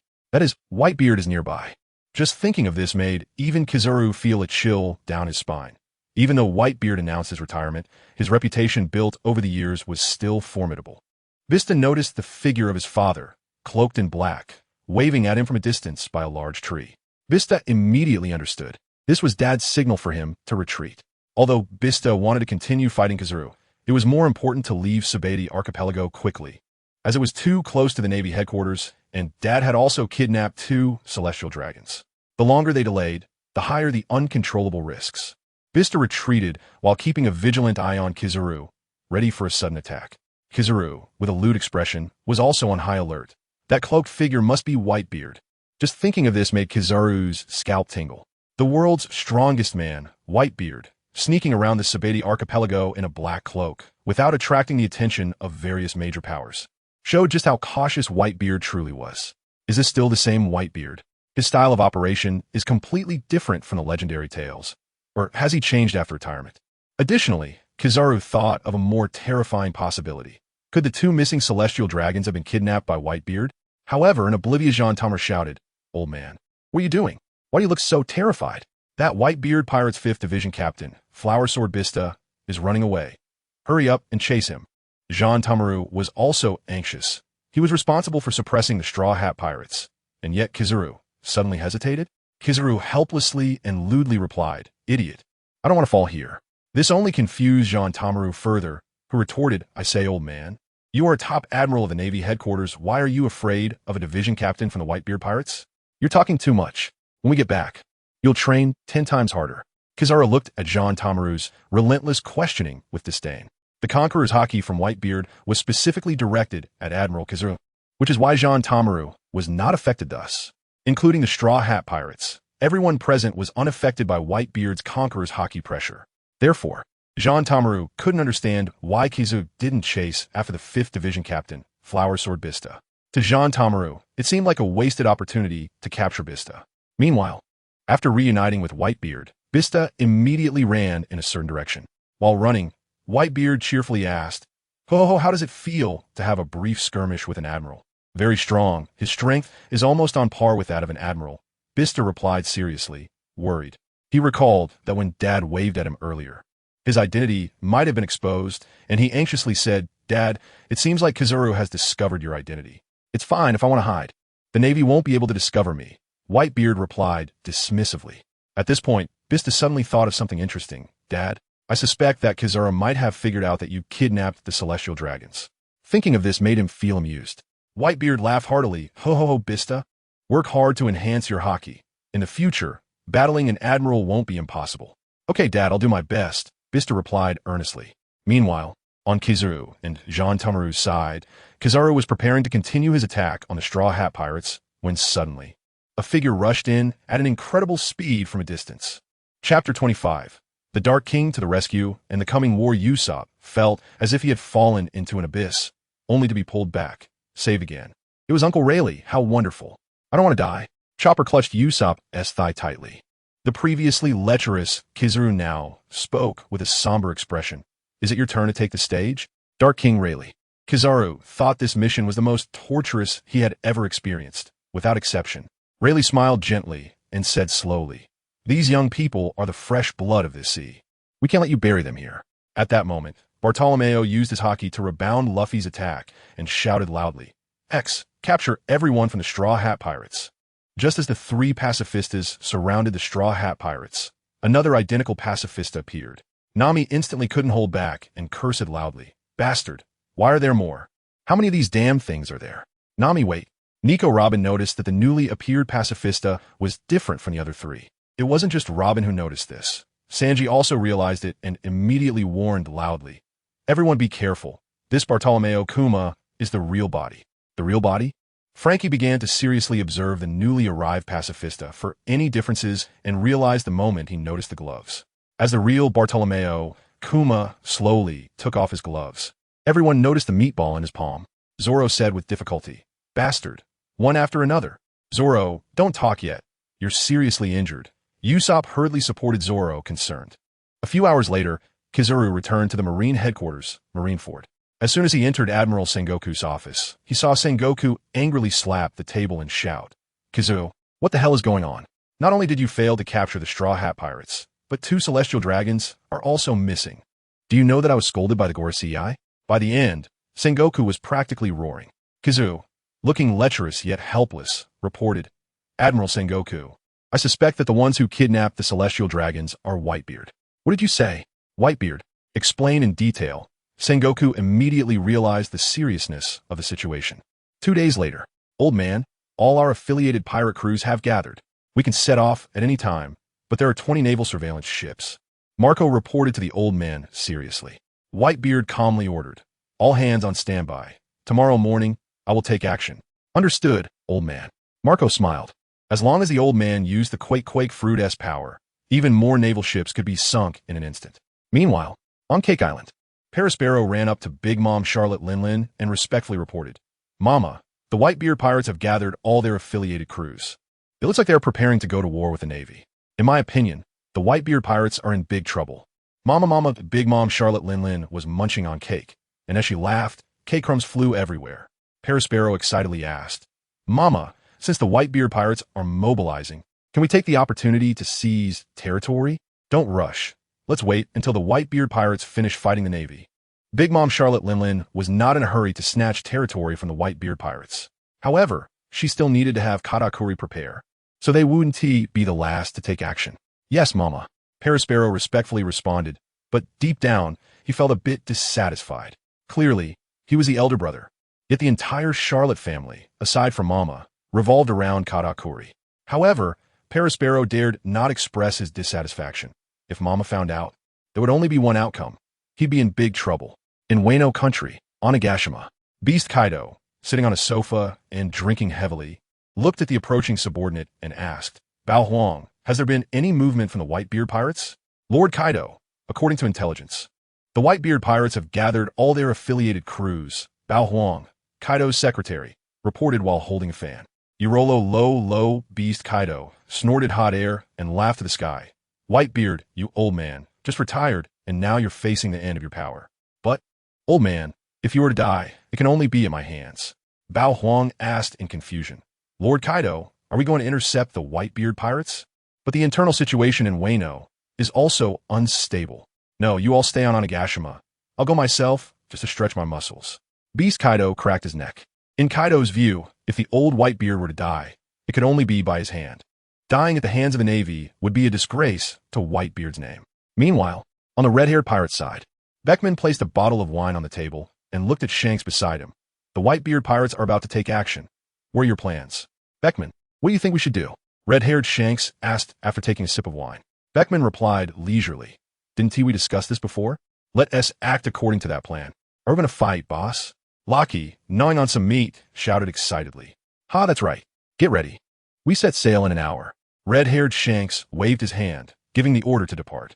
A day later, at the Marine headquarters, Marineford, a naval colonel rushed into the admiral's office, respectfully reporting, Admiral Sengoku, the celestial dragons have been urging us to find them. Sengoku, hearing this annoying news, became furious and ordered, leave it to the admiral to handle. Besides war matters, do not bother me with anything else. Yes, Admiral Sengoku. The naval colonel respectfully responded and was about to turn and leave when another naval colonel rushed in a panic. The naval colonel reported in terror, Admiral Sengoku, something bad has happened. All 20 naval ships monitoring the Whitebeard pirates have lost contact in an instant. Chapter 26 reactions from around the world. As soon as the monitoring ships lost contact, Sengoku stood up, slamming his hand on the table in anger. They've taken the initiative. Damn it. Now we can't control any movements of the Whitebeard pirates. We have no idea where they will attack from. Colonel of the Navy cautiously inquired. What should we do? Admiral Sengoku? Sengoku quickly devised a response in his mind and immediately instructed. During this period, Impel Down could also become a battlefield. Prepare immediately. Yes, Admiral Sengoku. The naval leaders in the office responded in unison. As the Great War approached, various factions and people around the world seemed to be pulled into a tense state. In the West Sea, in a tavern, a burly man with a broken leg slammed a bottle onto the table and said, looking back now, it's terrifying. Just a year ago, I witnessed the might of the world's strongest man. Just a glance from afar made me too scared to stay in the new world. Even now that I'm retired, that old man's strength is still not to be underestimated. The other patrons in the tavern were also shocked by the words of the burly man with a broken leg. In the North Sea, a homeless man kept knocking on a tavern door. After the tavern owner opened the door, he scolded loudly, "Stop knocking. We're not open for business now. Who knows if the world will still be here tomorrow? Just sell me one bottle of wine. Just one bottle." The homeless man pleaded repeatedly. The tavern owner could no longer bear it and threw a bottle of wine at the homeless man. "Here, take it and leave." In the South Sea, a nun stood by the sea, hands clasped and eyes closed in prayer. "I hope the Navy can defeat the Whitebeard pirates and bring peace to the world." In the East Sea, in a small village, a woman in her 30s was hanging clothes, saying with concern, "Even if the Whitebeard pirates are powerful, they cannot possibly attack the Navy headquarters." In the distance, a bald, thin old man holding a pipe slowly said, "That's not necessarily true. Over 20 years ago, there was a pirate named Gold Lion who single-handedly attacked the Navy headquarters, and it was severely damaged. I suppose this time will be even worse." The woman in her 30s still believed that the Navy would not lose to any pirates. Even if Whitebeard is called the world's strongest, he must be quite old now. Besides, didn't Whitebeard announce his retirement recently? That means he is getting old and losing his strength, so the Navy's victory is a certainty. The bald, thin man took another puff of his pipe and slowly said, "A skinny camel is still bigger than a horse, even if Whitebeard has retired. The Navy will have to pay a huge price to take him down." Time passed unknowingly to 8 a.m. the next day. In the Sabati archipelago, 3 large screens were set up, broadcasting real-time scenes from the Navy headquarters in Marineford. In the square in front of the big screens, there was a sea of people. Even from a distance, it was crowded. Among these crowds, besides the Straw Hat Pirates, all the other Supernova pirate crews were present. In the Brooks crew, a member curiously asked, "Captain, do you think the Whitebeard pirates will really go to the Navy headquarters in Marineford? If the Whitebeard pirates don't go, then they wouldn't be the Whitebeard pirates." In Urige's view, Whitebeard wouldn't abandon his sons. In the Fire Tank Pirates, Capone Beach, smoking a cigar, coldly remarked, "The Navy is really going all out this time, gathering so many troops." A man in a black suit beside him asked, "Godfather, the Navy claims to have gathered 100,000 elite troops this time. Do you think the Whitebeard pirates still have a chance?" "He who can say for sure about chances?" Capone Beach replied with a fierce expression to his subordinate. In the Bonnie Pirates, the crew kept delivering food to their captain, Jewelry Bonnie. It could be said that Bonnie had never stopped eating, yet her figure remained well-maintained throughout. It seemed that no matter how much she ate, it wouldn't affect her figure at all. In the Broadcast Pirates, Scratcher Man Apu blew his trumpet and excitedly said, "Let us fight." The battle between the strongest pirate crew and the Navy sounds interesting. A crew member next to him excitedly asked, "Captain Apu, what would happen if we charged into the Navy headquarters?" "Are you stupid? Charge into the Navy headquarters? Do you want me to die early so you can become the captain of the Broadcast Pirates?" Scratcher Man Apu coldly glared at his subordinate. In the Hawkins Pirates, Captain Hawkins kept fiddling with his tarot cards. "Strange, I can't seem to calculate it. However, I can estimate that the survival rate of the Whitebeard pirates is as high as 90.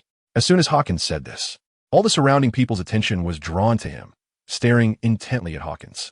Eustace Kidd arrogantly asked, "You're Hawkins, right? You said the survival rate of the Whitebeard pirates is as high as 90? Based on what you said, can it be understood that in the end, the Whitebeard pirates defeated the Navy?" Many people thought Hawkins was making a random estimate. After all, in a place like the Navy headquarters in Marineford, which was a den of dragons and tigers, what pirate crew could say they would defeat the Navy? Moreover, the Navy was fighting on home turf, basically occupying all the advantages in terms of time, place, and people, which was very favorable for the Navy. Basil Hawkins expressionlessly said, "This is based on calculations. It is not necessarily accurate." In fact, Basil Hawkins himself was also very frustrated and helpless, wondering why some things couldn't be calculated while others could be estimated so easily. Killer smiled and whispered, "No matter how things change, the future Pirate King is destined to be Kidd." Eustace Kidd felt very happy upon hearing this. Having such a supportive ally made a difference. Drake, who had not spoken throughout, thought that once the Great War began, if the Navy won, they would start advancing into the New World. Otherwise, why would they initiate this battle against the Whitebeard pirates? However, to open the door to the New World, a great price would have to be paid. I hope this time the Navy headquarters can successfully eliminate the Whitebeard pirates. Although the influence of the Whitebeard pirates still lingers, Whitebeard has already announced his retirement, and his combat power must have dropped significantly. Chapter 27. The arrival of the 3 supreme powers. A Navy lieutenant colonel rushed into the marshal's office in a panic. Reporting anxiously, "Report to Marshal Sengoku. Blackbeard has disappeared, and one of our warships is also missing." What does that little brat Blackbeard want to do? If it weren't for the impending war, Sengoku would have directly sent an admiral to capture Blackbeard Teach and throw him into Impel Down. The Navy lieutenant colonel cautiously asked, "What should we do now?" "For now, don't worry about Blackbeard Teach. Focus on the war." Sengoku waved his hand, signaling the lieutenant colonel to prepare. At the Marineford Plaza of the Navy headquarters, waves of Navy soldiers continuously gathered in the square. As the numbers swelled, the plaza resembled a swarm of ants. Navy rear admirals and vice admirals were constantly organizing the troops.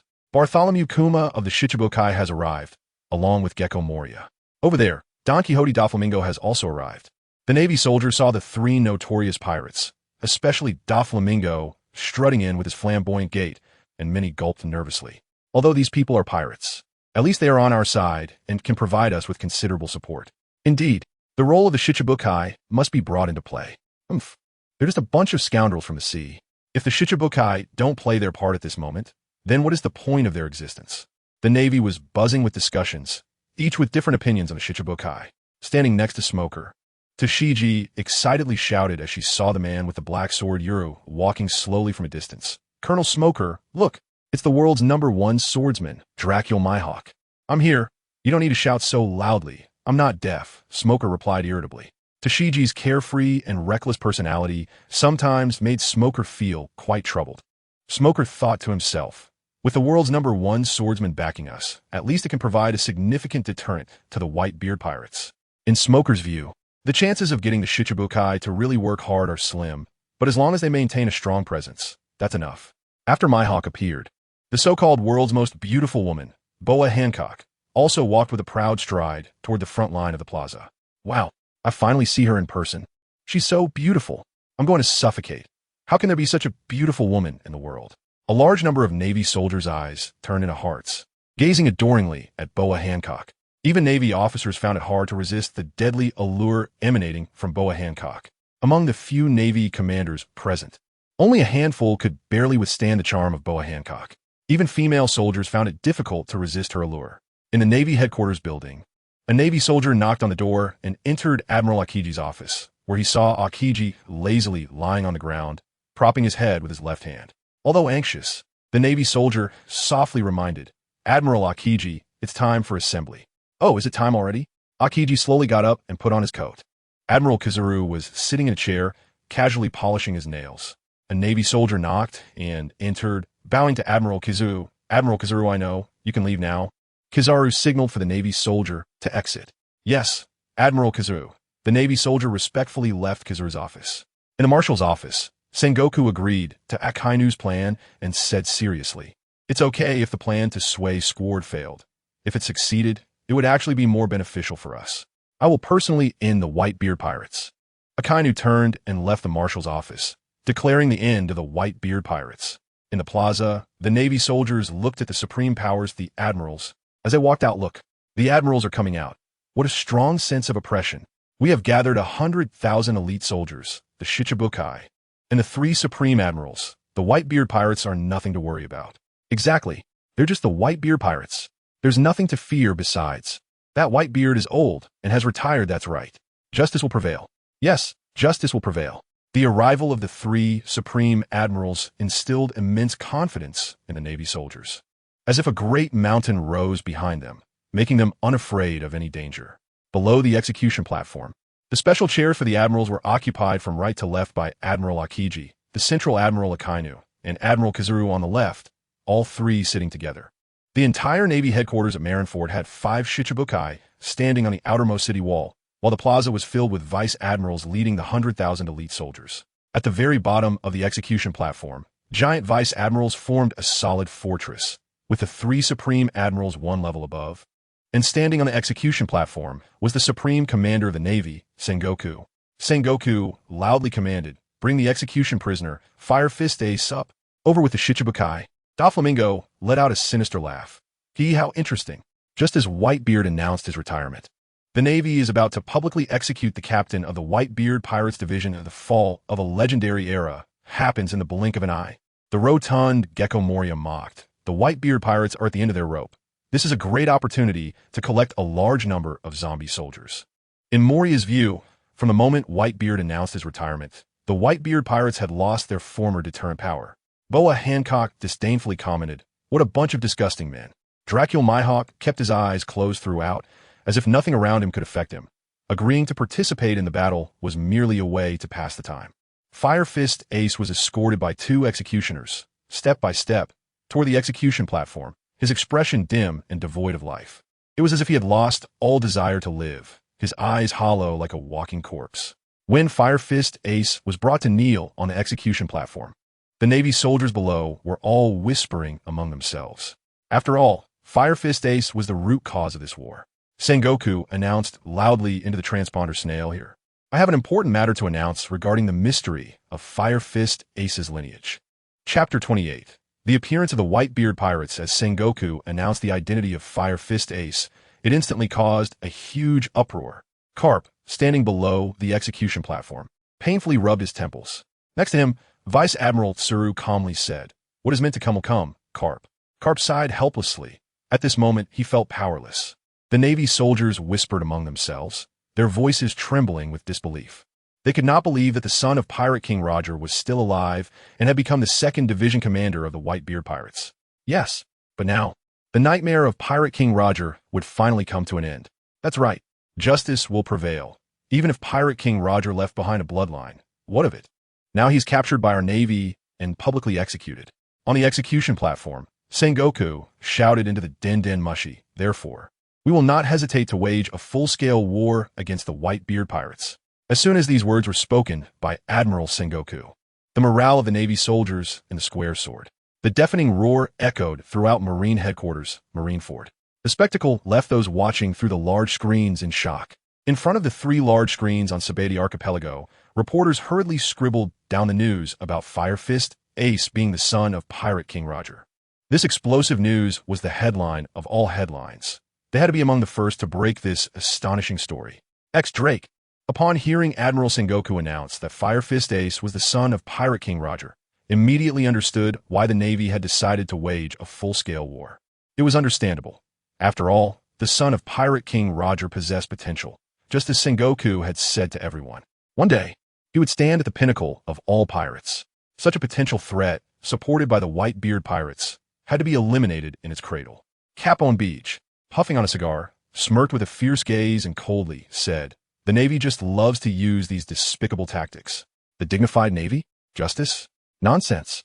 In Capone Beach's view, the Navy was fond of employing these lowly methods. Scratchman Apu excitedly said, interesting, the son of Pirate King Roger is by Whitebeard's side. Yet Whitebeard did not pass the captain's position to Fire Fist Ace. Basil Hawkins continued to fiddle with his tarot cards, muttering, still can't calculate. Fate seems to be shrouded in a haze. The burly Urage exclaimed in surprise, speaking of which, no wonder he is the son of Pirate King Roger. Being able to evade the Navy for so many years is quite impressive. Jewelry Bonnie stared intently at the figure of Bartholomew Kuma on screen, gritting her teeth and thinking, damn Navy, what have you done to my father? Damn it, I will not let you go. Just wait, Navy. Trafalgar Law, holding a cursed sword, tapped the sheath with his finger and analyzed, this battle will be very difficult for the Whitebeard pirates to successfully rescue Fire Fist Ace. We won't be in trouble, will we, Captain? Beppo asked worriedly from the side. Trafalgar Law sneered. Beppo, are you implying that you want us to be in trouble?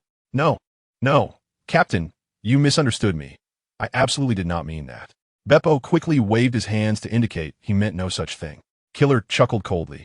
No matter who wins or loses in this battle, even the victorious side will have to pay a huge price. This is indisputable. Mutual destruction would be best. Then I would have more room to maneuver. Eustace Kid whispered darkly while gripping the dagger at his waist.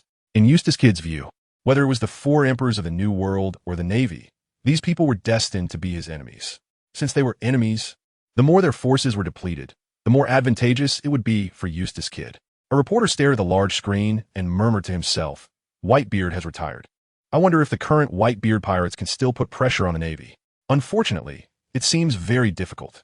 The Navy's gathered forces are too spectacular and luxurious. To most people, the current Whitebeard pirates seemed like a toothless tiger, hardly a threat, so there was nothing to worry about. People feared the Whitebeard pirates, but the true fear was Whitebeard himself, not his sons. And those of them as reporters understood this best. Meanwhile, at the execution platform in Marine headquarters, Marineford, a panicked Navy soldier rushed to the base of the platform, reporting, Admiral Sengoku, something bad has happened. We have lost contact with Impel Down, and we are completely unaware of the situation there. What? Upon hearing this, Sengoku's anger surged. Normally, there were no accidents, yet it had to happen at this moment. This made Sengoku's fury even more difficult to control. Sengoku shouted at the Navy soldier, what are you standing there for? Hurry and find a way to contact Impel Down. Yes, Admiral Sengoku. The Navy soldier quickly turned to carry out Sengoku's orders. Sengoku truly wanted to send a vice admiral over to quickly suppress the rebellion.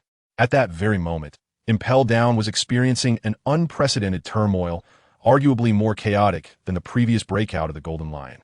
The chaos brought by one person was not as powerful as that brought by a group. The Navy personnel at Marineford Square fell into silence for some reason, with only the sound of swallowing breaking the quiet. As time drew near, the Navy soldiers felt increasingly tense. Suddenly, a large amount of smoke appeared on the sea, directly obscuring the vision of the Navy soldiers. Suddenly, dozens of shadows burst out of the smoke, revealing pirate ships one after another. The Navy immediately raised the alarm. All hands prepare. The Whitebeard pirates are coming. The Navy soldiers tightened their grips on their weapons, all looking ready for battle. Quick, find the location of the Moby Dick Chapter 29 Akke News narration. Since we joined the Navy, we must uphold justice to the end. There are 43 pirate crews under the Whitebeard pirates, and the main ship, the Moby Dick, has not been found. A Navy rear admiral shouted loudly, "Hurry up and find the Moby Dick." A few Navy soldiers, feeling anger inside, thought, "You haven't even found the Moby Dick. Why are you scolding us?" Standing on the execution platform, Sengoku looked at the suddenly appearing 43 pirate crews. His brows furrowed as he whispered, "Where did they suddenly come from?" The Doflamingo brothers looked at the Marine headquarters building in Marineford, excitedly saying, "Ace, we're here." Raiji Makugai drew his saber, which crackled with lightning. "The Navy is indeed on high alert against us." The big whirlpool spider, Squard, licked his lips and shouted arrogantly, "Marine headquarters, just right, boys. Let us kill them all." Squard's subordinates excitedly echoed him. The Ice Witch Hyude Bay coldly said, "Have you prepared yourselves, Navy, for attacking our Whitebeard pirates?" 5 coated Moby Dicks rose from the seabed, and 4 of them began to ascend. On the main ship, the Moby Dick, the flower sword, Vista, lowered his voice and said, "It's starting." The Navy focused on the approaching pirate crews under the Whitebeard pirates. Doflamingo excitedly laughed. "Fufu, come on. Whitebeard pirates." A lot of zombie soldiers. When Gecko Moria thought about the Whitebeard pirates arriving, he couldn't help but feel excited about creating a large number of zombie soldiers. Suddenly, several large bubbles appeared on the sea surface inside the bay. Admiral Akenu's ears twitched, and he slightly raised his head, a deep and rich sound escaping his nostrils. Below the execution platform, Vice Admiral Tsuru's eyelids twitched. Did we misplace our formation? When she saw the bubbles rising from the sea surface inside the bay, Vice Admiral Tsuru immediately realized something was wrong. Carp, standing beside her, chuckled. "Haha, little Tsuru. It seems the Whitebeard pirates will appear in an unexpected place." Tsuru replied seriously, "Carp, be serious. Any mistake could lead to severe losses for our side." Tsuru was not as carefree as Carp. Carp put away his smile and said seriously, "But no matter what, the changes in the situation cannot be controlled by humans." Tsuru certainly understood what Carp meant. She was just displeased with the fact that they were vulnerable to their opponent during the battle. As more and more bubbles appeared on the sea surface inside the bay, a huge Moby Dick burst out from the seabed, landing on the sea surface. The splashes of water fell on many Navy soldiers. "It's the Moby Dick." Some Navy soldiers with weaker composure were already trembling with fear upon seeing the Moby Dick appear.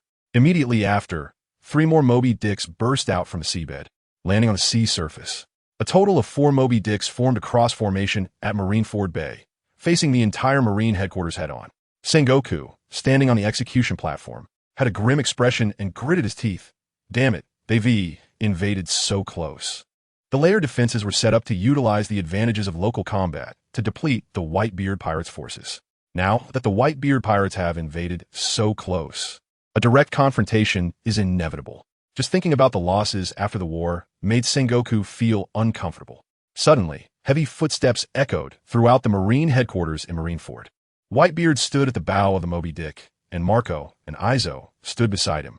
The Navy soldiers looked at Whitebeard, Marco, and the division commanders. A small number of them began to feel a deep-seated fear. However, more Navy soldiers gripped their weapons, determined to fight to the death against the Whitebeard pirates. "Ace, we're here to save you. Navy, be prepared." The pirates of the Whitebeard pirates shouted arrogantly, as if they completely disregarded the 100,000 elite soldiers on the square. Kneeling on the execution platform, Ace looked at his brothers and father, tears streaming down his face as he shouted, "I'm sorry, everyone. This is all my fault. You didn't have to come to save me." In this moment, Ace felt immense pain inside, knowing that because of him, his father and brothers had to risk entering the Marine headquarters. "Stop saying such foolish things. Ace in this sea, everyone knows that anyone who harms us will pay the price, no matter who they are." Marco coldly pronounced. This was also directed at all the Navy present. Whitebeard spoke in a calm, yet oppressive tone. "Ace, wait. We'll save you soon." "Father." Ace's tears kept flowing.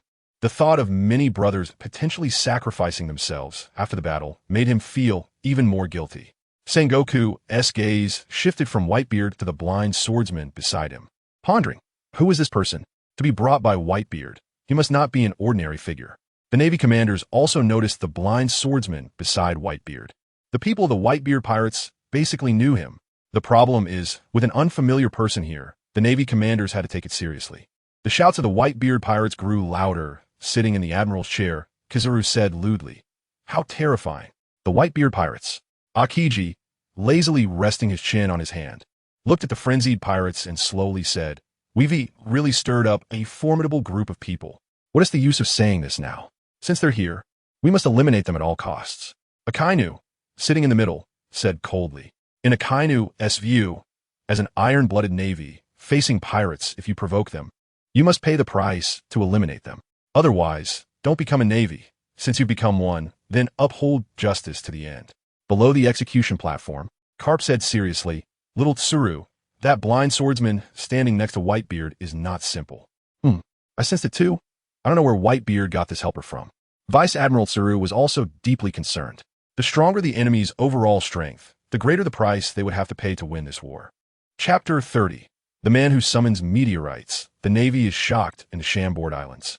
Those who watched through the large screen as the Whitebeard pirates arrived at the Navy headquarters in Marineford were all praying that the Navy could defeat the Whitebeard pirates and uphold justice.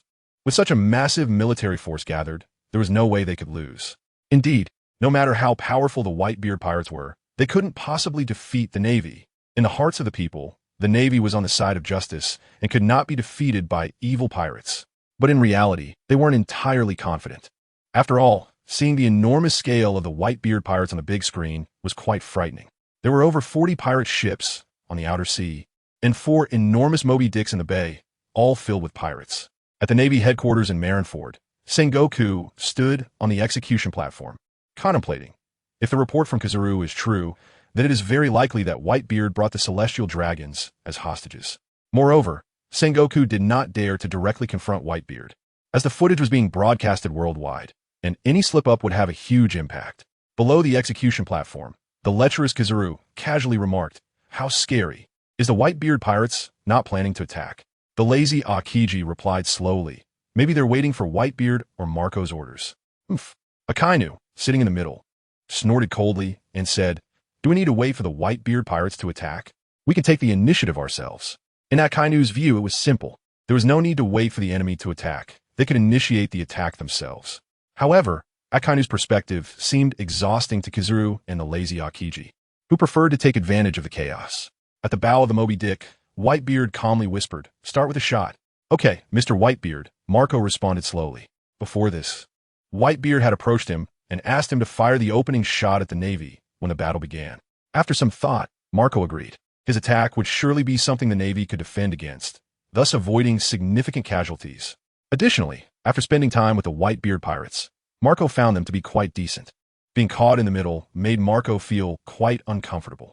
Since joining the Whitebeard pirates, Marco had begun to regret his decision. It felt like a road to nowhere. One thing was certain, the grand figure known as Whitebeard, who was revered by the world, was not what he seemed. He was quite the deceiver. Marco wasn't foolish. Upon reflection, he realized that Whitebeard was full of schemes. All of this flashed through Marco's mind as he took a small step forward. Just that small step instantly tightened the nerves of the Navy soldiers. The main reason was that the Whitebeard pirates had been too quiet up until now, frighteningly so. Standing on the first line of defense, Doflamingo smiled with interest. "Fufufu, is the opening shot going to be fired by the newly joined blind man of the Whitebeard pirates? Let's see what kind of abilities this blind man has to stand beside Whitebeard." Beside him, Gecko Moria, feeling displeased, said, "Damn, how long are we going to wait? Hurry up and start." Boa Hancock glanced at Doflamingo and Gecko Moria, internally disgusted, thinking, what a bunch of disgusting men. The ever-calm Dracul Mihawk suddenly emitted a sharp gaze, locking onto Marco, who had just drawn his sword on the Moby Dick. "So, it's the gambler of the 12 Supreme Grade Swords, Fireline." Upon hearing this, Boa Hancock, Doflamingo, and Gecko Moria were instantly shocked. Anyone who could wield a Supreme Grade Sword was definitely not an ordinary person. In that moment, the Navy side, Sengoku, Garpakaino, Akiji, and Kizaru all sensed that Marco was not simple. On the bow of the Moby Dick, Marco completed the draw, and sheathing of his sword in the blink of an eye centered around Marco, 5 purple light circles shot into the sky. Many Navy soldiers were puzzled. Did that blind man just launch an attack? Why was there no reaction at all? Yes.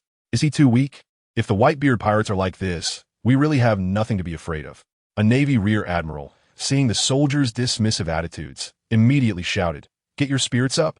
If the Whitebeard pirates were really rookies, could they still sit in the position of the four emperors?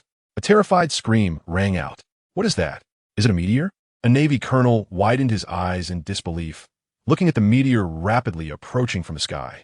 With the colonel's terrified shout, the other Navy personnel also saw the meteor that Marco summoned, crashing down at an astonishing speed. How terrifying. That person is a monster. He could actually summon meteors from space. In the blink of an eye, many Navy soldiers began to break down psychologically. Some had been dispatched from across the seas to reinforce this decisive battle at the Navy headquarters in Marineford. Where had they ever seen such a terrifying monster? Who could summon a meteor right off the bat? The pirates of the Whitebeard pirates were cheering excitedly as expected of our Vice Captain Marco. He has given the Navy a severe warning right from the start. The giant vice admirals were also looking serious, gripping their weapons tightly, gazing at the rapidly approaching meteor. Help! The meteor is about to crash down. The Navy soldiers displayed expressions of terror, and the entire square of the Navy headquarters in Marineford was packed with people.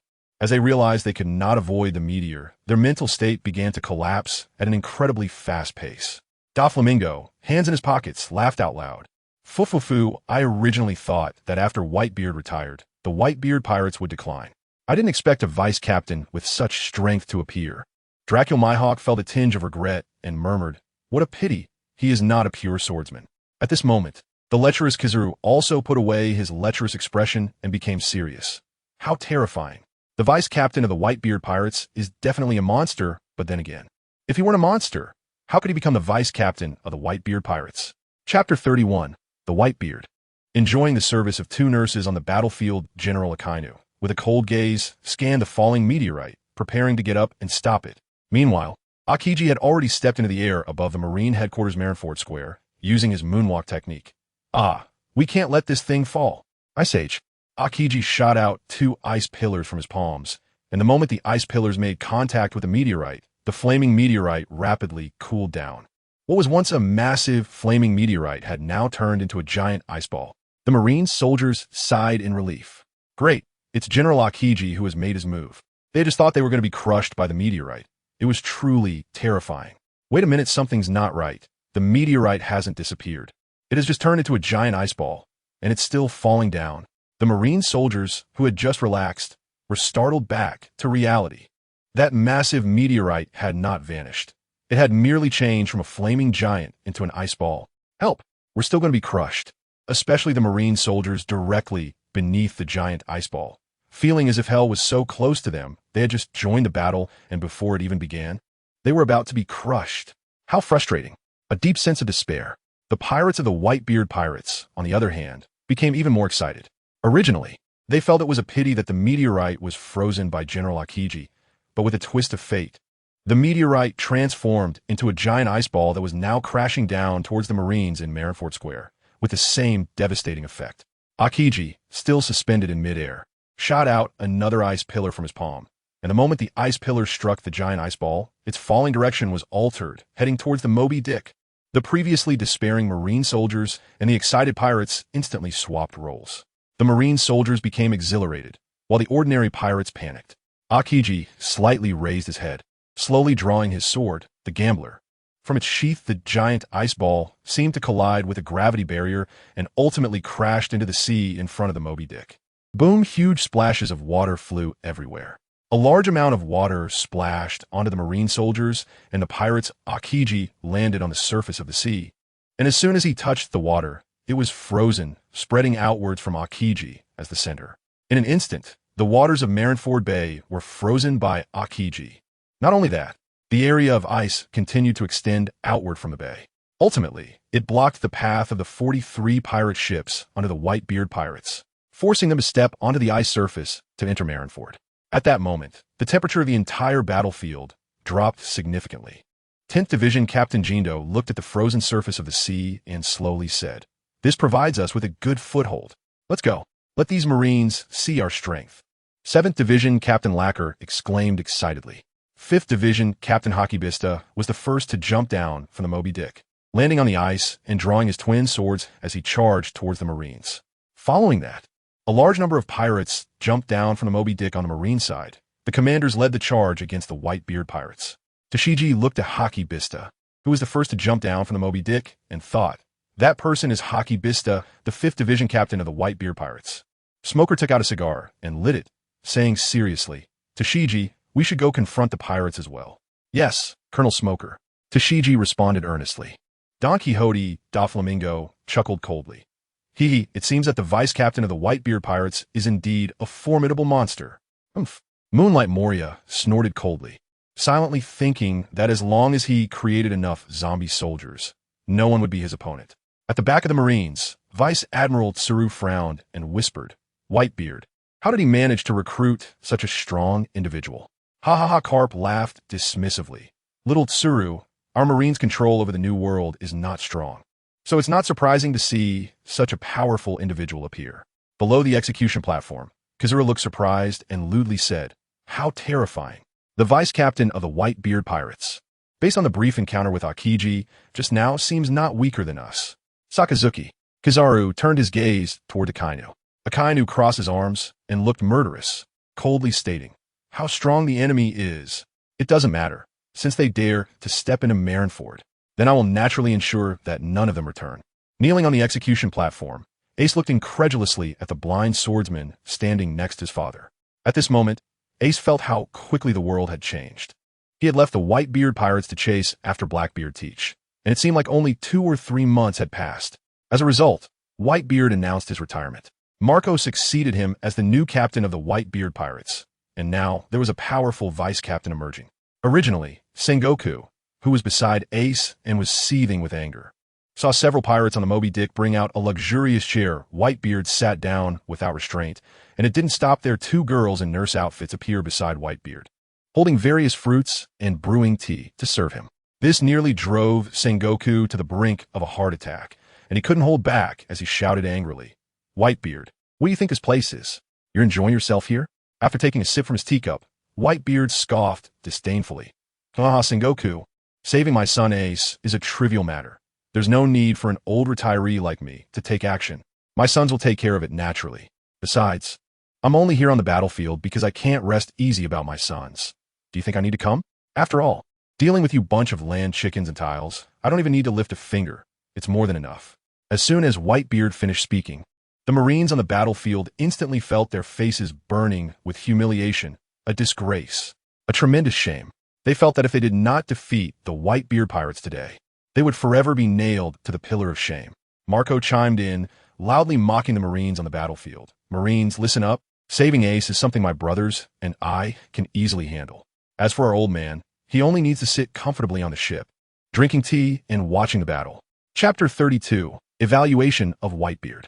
His audacity stems from his confidence. Everything happening on the battlefield is being broadcast live to the public on a large screen.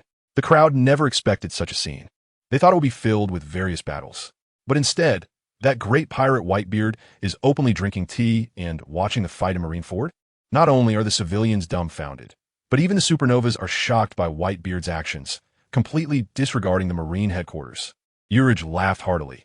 Ha ha, in the face of such a scene, he can sit calmly drinking tea and enjoying the service of beautiful nurses. To be honest, I really admire that Whitebeard. He must know how to enjoy life after retirement. Skillickman App's mouth transformed into a trumpet, playing music. As he pondered, will the Marines become furious and fight to the death to kill Whitebeard? Eustace Kid sneered. The so-called strongest man in the world, Whitebeard, is doing such useless things. Kid, tone it down a bit, or you'll attract unwanted attention. Kira quietly reminded him from the side. Smoking a cigar, Capone Beej exhaled a puff of smoke and slowly said, Whitebeard does this because he is confident. Without absolute confidence, one cannot be so calm. Bartolomeo Hawkins raised his eyebrows slightly and murmured, what will fate hold for us next? Jewelry Bonnie was munching on pizza, mumbling indistinctly, Uncle Whitebeard, you must teach those despicable Marines a lesson. As an undercover agent sent by the Marines, Drake was constantly contemplating the war, pondering the Marines' chances of victory and the potential losses. At Marineford, Dracula Myhawk, standing on the city wall, suddenly took a step forward. This step instantly drew the attention of all the strong individuals present. Everyone turned their gaze towards Dracula Myhawk. Doflamingo, nearby, asked with interest. I didn't expect you to enter the fray so soon. I just want to test the swordsmanship of the new vice captain of the Whitebeard pirates. Mihawk casually stated his reason for intervening. Indeed, he was originally interested in Whitebeard's strength, but after seeing the vice captain of the Whitebeard pirates make a move, Mihawk now simply wanted to test his own swordsmanship skills. Boa Hancock glanced at Mihawk out of the corner of her eye, thinking, a man with eyes like an eagle. Anyone who sees those eyes would indeed feel a chill. Moonlight Moria grinned foolishly, thinking that the more chaotic this war becomes, the better it is for him. Among the crowd of marine soldiers, the swordsman Das Bones commented, one of the 12 supreme blades, the chaotic blade, known as the world's strongest black sword. Akanu's gaze shifted to Dracula Mihawk, and he said solemnly, that man is actually going to participate. Mihawk's sharp gaze locked onto the smiling figure standing on the Moby Dick, and he drew his black sword, Yuru. The sharp blade radiated an overwhelming sense of invincibility as he swiftly slashed, sending a massive flying slash toward the Moby Dick. Wherever the flying slash passed, surrounding marines and pirates were all blown away by the fierce sword energy. Dad! Dad! The pirates of the Whitebeard pirates panicked as they saw Mihawk's flying slash about to hit the Moby Dick. Whitebeard, with a smirk, remained unfazed, as if he didn't care about Mihawk's flying slash at all. The smiling figure had initially planned to block Mihawk's flying slash, but the next moment, noticing that Diamond Jozu had already rushed over, he sheathed his sword, which he had drawn 1/10 of the way. Diamond Jozu ran to the front of the Moby Dick, took a sturdy stance, and diamondized his entire body, maximizing his defense. With his diamondized hands, he caught the flying slash, shattering the ice beneath his feet, and with incredible strength, Jozu roared as he flung the flying slash into the air. Boom! The deflected flying slash spread out into the sky. After seeing his flying slash blocked, Mihawk ceased his attack and sheathed his supreme blade, Yuru. At this moment, the marine soldiers also recognized that the man who had blocked and deflected the flying slash from the world's #1 swordsman was Diamond Jozu, the 3rd Division captain of the Whitebeard pirates. A marine major exclaimed in shock, incredible! The world's #1 slash was actually blocked. Other marine leaders also wore expressions of disbelief, and the marine soldiers were even more shocked. Jozu had merely deflected Mihawk's flying slash, but to them, he was undoubtedly a monster. With only half of his face not diamondized, Diamond Jozu looked at Mihawk with a smile on his face. A short-legged pirate raised his sword and shouted loudly, now is not the time to be looking around. Brothers, charge and save Ace. One after another, the pirates seized the opportunity of the stunned marine soldiers and unleashed all kinds of weapons on those damn marines. The suddenly attacked marine soldiers were also caught off guard, but they quickly regrouped for a counterattack. A marine colonel raised his sword and shouted loudly, stop the Whitebeard pirates. We cannot let them land on the square. Suddenly, the marine colonel's sword was broken. What? How did my sword suddenly break? The colonel, Hirama Shin, was stunned as he looked at his broken sword. Nearby, marine soldiers noticed Izo in the distance and quickly warned, Colonel, look out, in front of you.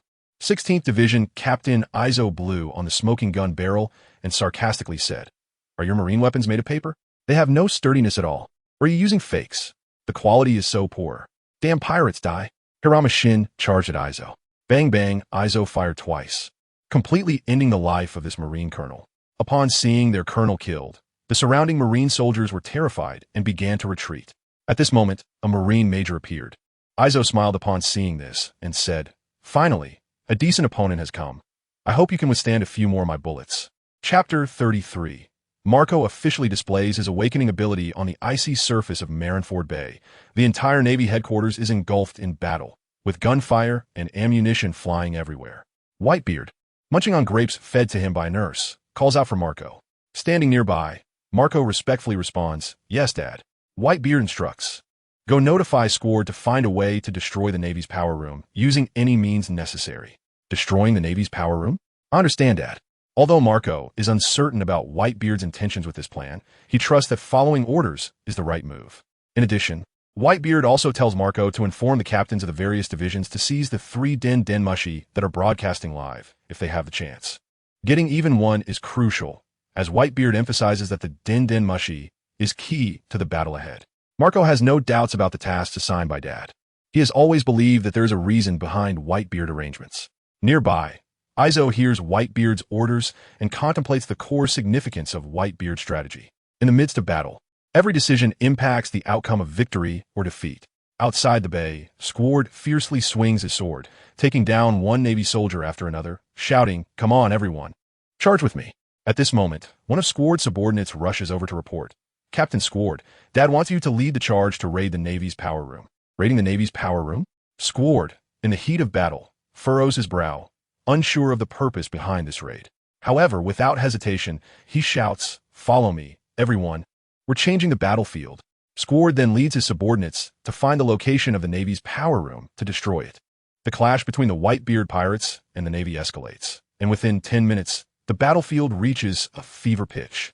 The fighters are completely bloodthirsty. The Admiral Kizaru, sitting beneath the execution platform, gazes at the battlefield with a sly grin, muttering, "How terrifying."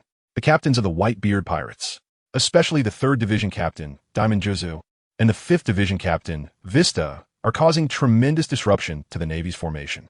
The other division captains are equally troublesome, requiring at least rear admiral rank officers to handle them. To minimize losses, the Navy must distract these pirates. Kizaru's gaze slowly shifts towards the Moby Dick, finally landing on Whitebeard, who is being attended to by the nurse.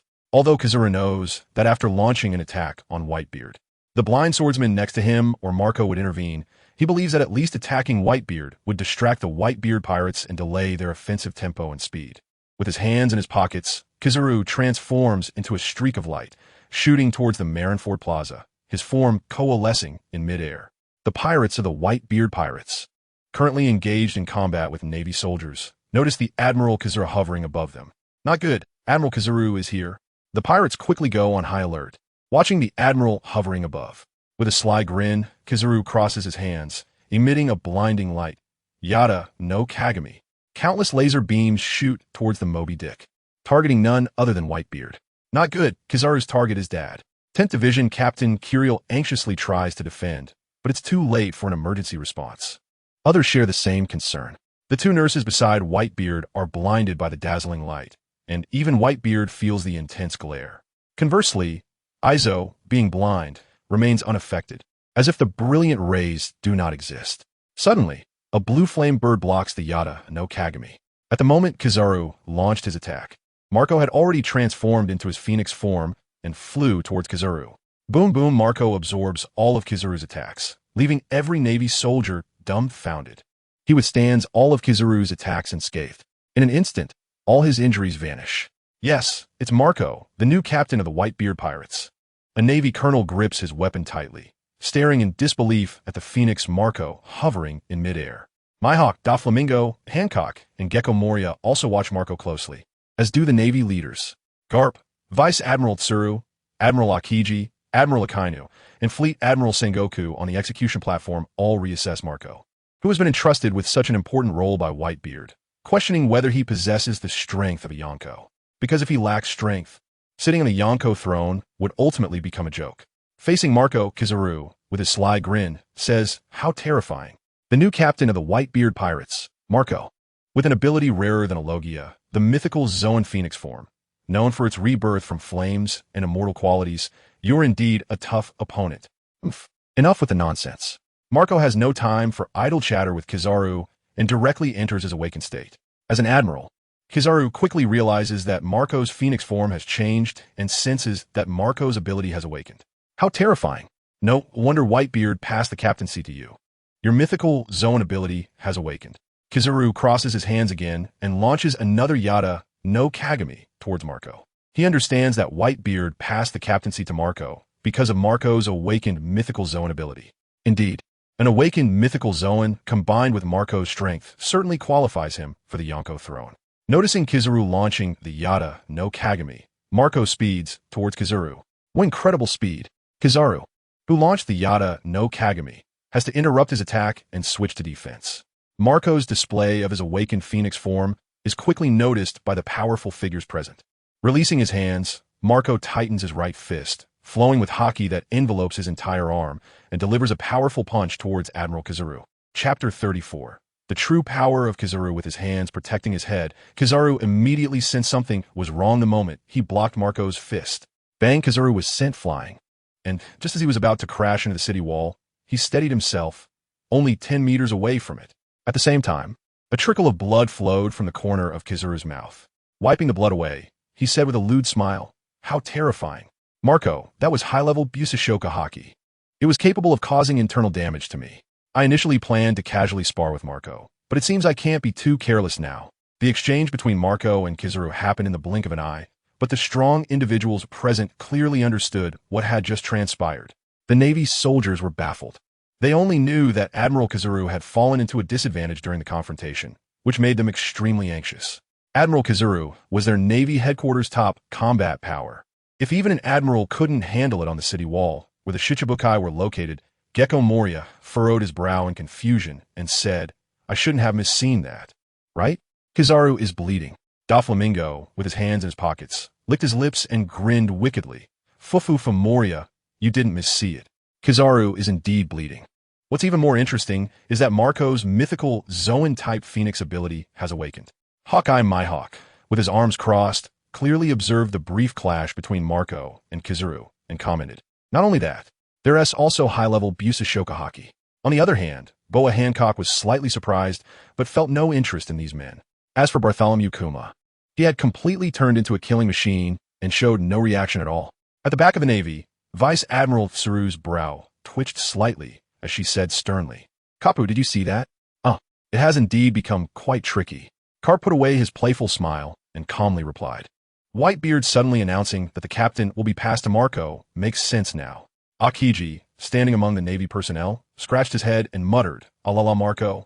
And that blind swordsman vice-captain, along with the retired Whitebeard, including those division commanders and their pirates, this battle won't be easy. Below the execution platform, Admiral Akainu stared intently at Marco, who was hovering in midair, and coldly said, I won't let you people be arrogant for too long. Standing on the execution platform, Fleet Admiral Sengoku clenched his fists and frowned tightly. You've really got some guts, Whitebeard. I originally thought your pirate cruise luck had run out. I didn't expect so many changes to occur in such a short time. Thinking about how to completely eradicate the Whitebeard pirates would require a greater cost. Sengoku felt a wave of discomfort in his heart. Beside him, Ace looked shocked, inwardly astonished. Marco's strength has increased so much without me noticing? I know Marco's strength well. He was once considered unbeatable due to his terrifying recovery ability. However, Marco was slightly lacking in attack power. Now it's different. Based on Marco's attack, just now, his power has significantly improved. Not only is his recovery terrifying, but he also has decent attack power. No wonder Dad chose to retire and let Marco take over. Deep down, I'm fully supportive of Dad's decision. At that moment, Marco, hovering in midair, smirked and said sarcastically, Kizaru, not feeling so good. Huh? Come on. Show me what kind of strength an admiral really has. You're quite arrogant. Kizaru, with a lewd expression, flashed a cold look and transformed into a beam of light shooting towards Marco. At the same time, Sengoku, Karp, Akainu, and Akiji all became puzzled at once. Could it be that Kizaru, rarely seen in seriousness, was planning to go all out? After all, in their impression, Kizaru had never really fought seriously. In the astonished gazes of everyone, Admiral Kizaru blinked and split into 8 rays of light, each a clone of Kizaru. Bring on. Marco instantly felt the immense pressure from Kizaru and was surprised that this lewd-looking guy had a completely different aura when serious. With the awakened Phoenix ability, Marco disregarded Kizaru's attack, covering his hands with Busashoka haki and quickly struck at each of the light clones. At the same time, he concentrated on using his Kinbunchika haki to foresee the future. Kizaru, who also possessed the ability to foresee the future, immediately fired beams of light to strike Marco's body whenever he found a tiny opening. The clash between the two reached an astonishing level in an instant. With a rapid exchange of attacks that was frighteningly fast. Boom, boom, boom, only a few could see such a fierce exchange. Whitebeard, Karp, Sengoku, Akainu, Akiji, Hawkeye Mihawk. And a single laugh who sensed the battle situation using top-level Kinbunchika haki. As for the others, among the Shichibukai, besides Hawkeye Mihawk, the other 3 could not fully grasp the battle situation. Gecko Moria could not see the battle at all, his eyes wide in disbelief as he said, How is this possible? I can't even see the fight. At that moment, Gecko Moria almost began to doubt himself. Could it be that his strength had really declined significantly? Or was it that he hadn't witnessed a battle at the level of the 4 emperors and admirals in too long? Reflecting on the past, he was once a man who could go toe-to-toe with Kaido. Gecko Moria was unwilling to accept this. He wanted to regain his former strength. Though Boa Hancock could see the situation of the battle, she couldn't grasp it completely. She bit her finger, pondering, if I were to fight these two, I wouldn't be their match at all. Doflamingo put away his wicked smile, feeling quite unhappy. As a wielder of Conqueror's Haki, he intended to step on all of these people in the future. The Navy soldiers and pirates looked up at the fierce clash above them. Many were left stunned by the shock. On the Moby Dick, a single laugh, who was sensing the situation with Ken Bunchikahaki, slowly commented. The Navy admirals each possess extraordinary skills. Whitebeard calmly watched the battle between Marco and Kizaru. Their clash was indeed intense. However, Marco took more hits primarily because Kizaru's speed was too fast. Of course, no matter how fast Kizaru was, he had his limits. Marco also landed several hits with his Busashoka Haki. No matter how long the fight lasted, Marco was naturally in an undefeated position. The awakened Phoenix ability was not to be taken lightly. Chapter 35. The limit of Kizaru's 16 golden light clones. Daski looked up at the battle between Admiral Kizaru and Marco, her face filled with shock as she exclaimed, "So impressive. I didn't know Admiral Kizaru could be this fierce when he gets serious." "You idiot. How could the Admiral not be fierce? How else would he suppress this vast sea?" Smoker, equally shocked inside, coldly reprimanded Daski. On the Sabeti archipelago, the citizens were so stunned by the clash between Marco and Admiral Kizaru that they couldn't express their feelings in words. The supernovas also had their horizons broadened, finally understanding what a battle between top-tier powerhouses looked like. At Marine Headquarters Marineford, Kobe, hiding at the back of the battlefield, was trembling as he spoke. Is this what an admiral-level battle looks like? The thought of his dream to become a top admiral felt so distant. Balloonbar gulped nervously and whispered, "Kobe, if we rush up to fight, we'll be killed." Marine Rear Admiral Dalmesia incredulously said, "As far as I remember, Admiral Kizaru has never been this serious." "That's true, but the new captain of the Whitebeard pirates, Marco, is also incredibly formidable," responded Rear Admiral Stokeberry seriously. Suddenly, Marine Colonel Tina, wearing sunglasses, exclaimed, "Not good. Get away." Tina immediately dragged the nearby Marine soldiers to jump aside. Boom! Just as Tina jumped away, a laser beam hit the spot where she had just been standing. The resulting explosion sent many Marine soldiers flying. The soldiers who narrowly escaped trembled and said, "We're saved." Meanwhile, other Marines in different positions were affected as well. Watching the battle in the sky, Tina frowned and murmured, "So powerful." In the distance, Diamond Jaws shouted loudly, "Marco, go for it. Take down Kizaru." In midair, the blue flame phoenix, wrapped in its wings, spun rapidly like a top, deflecting the beams of light shooting from all directions. Most of the deflected beams headed straight for the Marine soldiers' positions. Surrounded by Kizaru's 16 golden light clones, Marco had no choice but to stop his attack, and the golden clones instantly returned to Kizaru's body. 6th Division Captain Bramik said anxiously, "Top-tier Logia, indeed very tricky. The power of the Marine Admiral is strong. But we are not weak either," replied 15th Division Captain Fossa seriously as he tossed away his cigar. They couldn't help but recall Kizaru's rapid attacks on Marco just now and the 16 golden light clones, which made their scalps tingle. But they were the Whitebeard pirates. Not only had Marco grown stronger, but so had first mate Izo. Besides, they had their old man backing them up, so they weren't afraid of the Marine Headquarters top power. On the Moby Dick, Whitebeard, sipping tea, casually commented, "That yellow monkey's Pika Pika Nomi ability is quite good. Not as powerful as your Gura Gura Nomi ability." "Mr. Whitebeard," Izo replied with a silly compliment. Izo's compliment amused Whitebeard, who laughed. "Ho ho ho Izo, you rascal, you can flatter too." At that moment, Marco, hovering in midair with his blue flame wings, confronted Kizaru again. The lewd-looking Kizaru widened his eyes slightly and said, "How terrifying. The advanced use of dual haki and the awakened Phoenix ability. There's no point in continuing this fight, lest I accidentally hurt too many." After gauging Marco's true strength, Kizaru had no intention of continuing the battle. Marco smirked disdainfully and said, "Kizaru, are you afraid? Not daring to determine a winner with me? Your previous offense was quite aggressive." Although Marco outwardly looked down on Kizaru's lewd demeanor, Kizaru's strength was not to be underestimated. If they fought to the end, it was true that Kizaru could do nothing to him. But likewise, Marco also had no way to deal with Kizaru. Right now, the primary task was to rescue Ace, not to truly determine the outcome with these Marine admirals. At that moment, as most of the attention was on Marco and Kizaru, a loud cracking sound echoed. Bang! A Marine lieutenant pointed at the distant Diamond Jaws, who was punching the ice surface, and exclaimed in surprise, What is he trying to do? Another Marine incredulously said. What incredible arm strength! As Diamond Jaw's fist struck the ice, a circular crack appeared, extending for dozens of meters.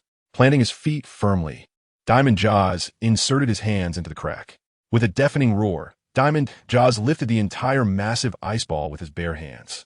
Come on, Captain Jaws. Show the Marines what you're made of. The Whitebeard pirates shouted as they raised their weapons. The Marine soldiers were left dumbfounded. Balloonbar's eyes nearly popped out at the sight. No way. He lifted that massive ice ball with his bare hands? What a monster. Kobe, we need to stay back. We can't go up. People will really die. However, Kobe wanted to shout that he wanted to go up, but for some reason, the words got stuck in his throat, and he began to tremble all over.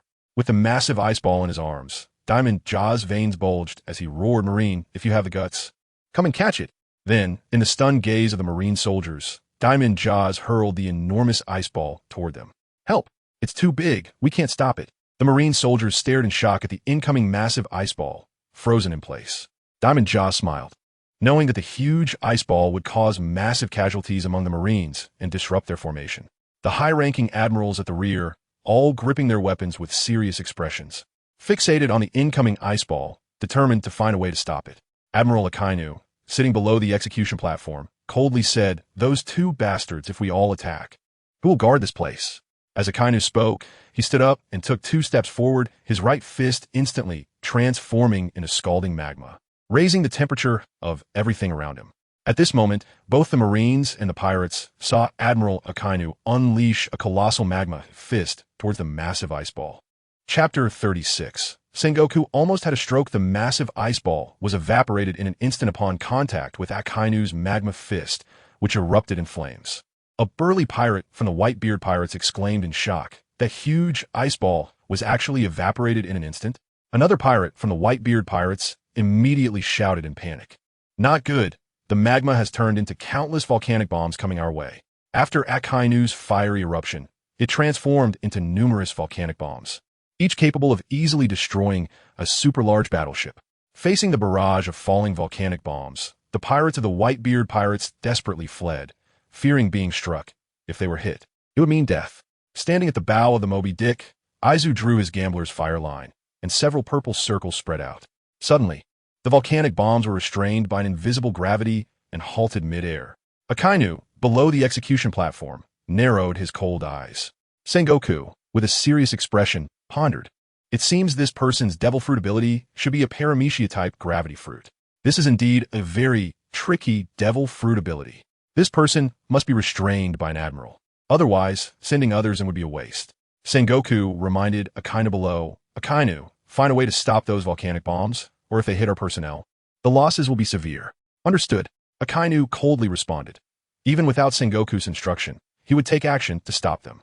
However, just when the Navy soldiers and pirates thought Aizu would hurl the restrained volcanic bombs at the Navy personnel, they witnessed an unbelievable scene.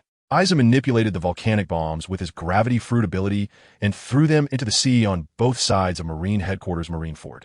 This scene stunned all the strong individuals present, especially the Navy commanders, who simply could not understand what Aizu was trying to do. Navy Rear Admiral Dopeman said irritably, what does that person mean? Is he showing pity for us? Damn it.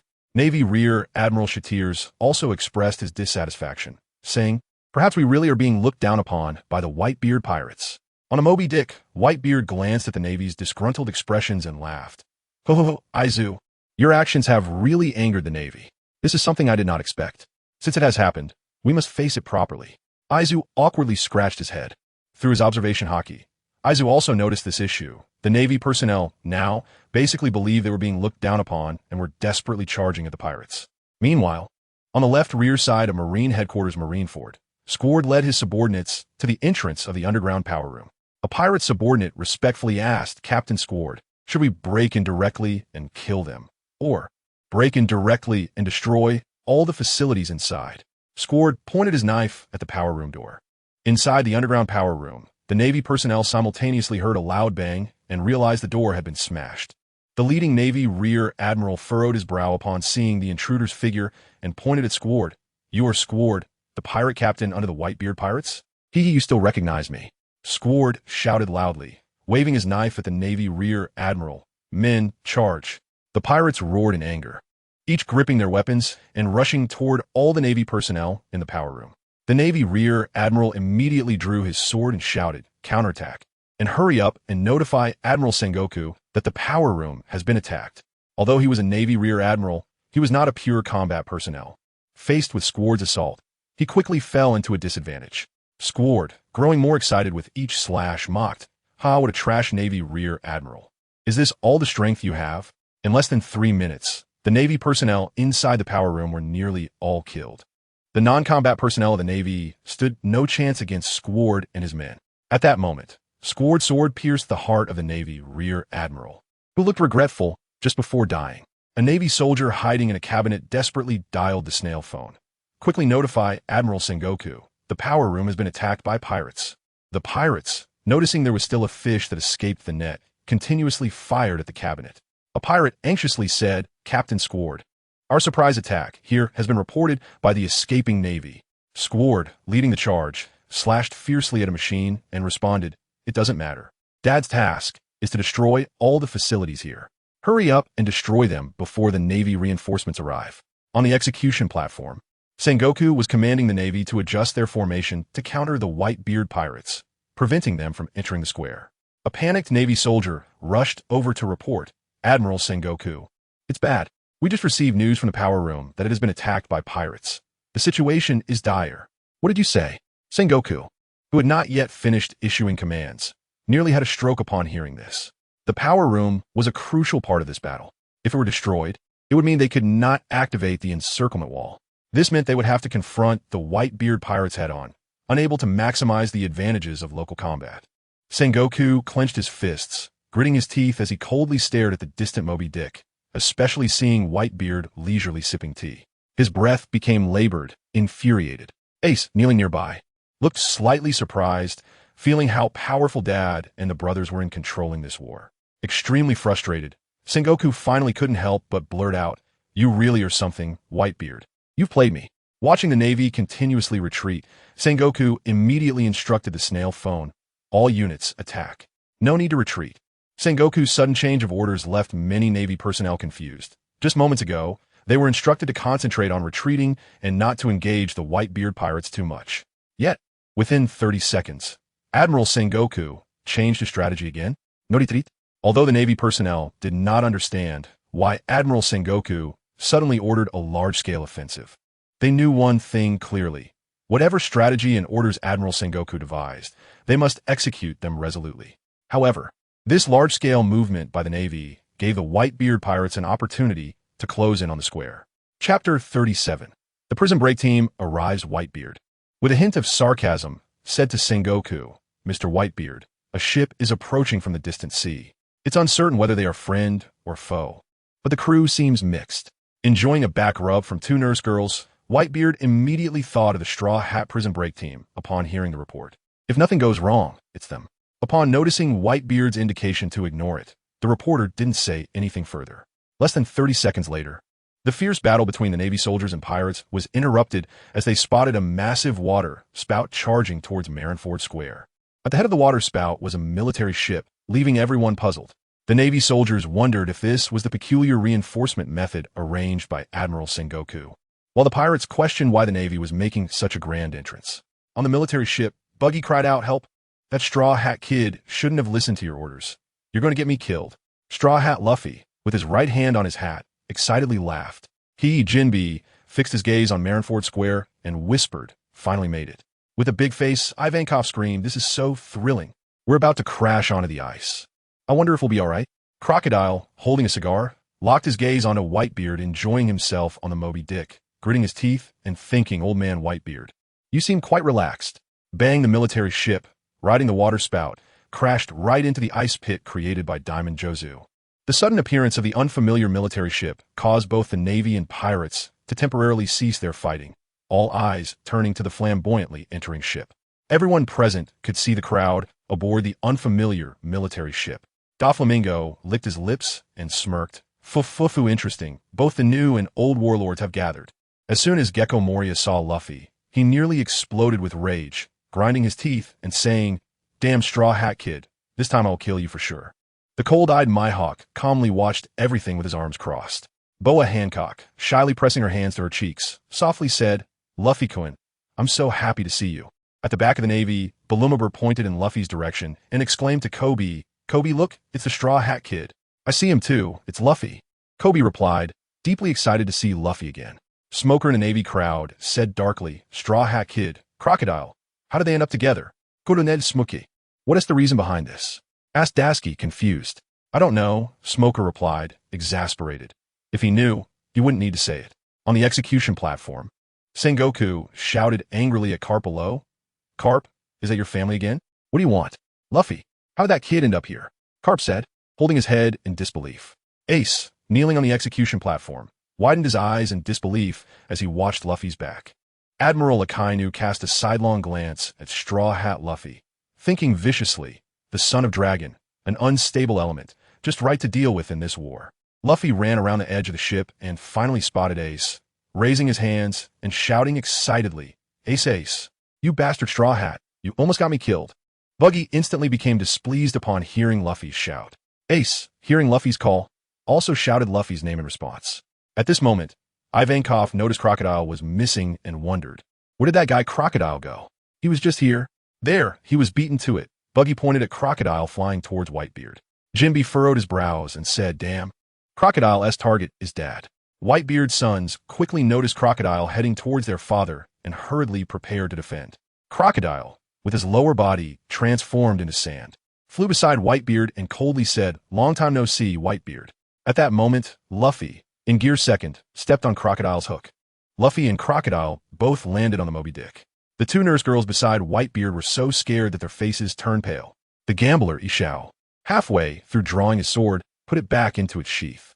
Marco also stopped midway and said with a smile, Ace's brother, not bad at all. Crocodile noticed Luffy was drenched and frowned, contemplating, has this kid already prepared to fight me?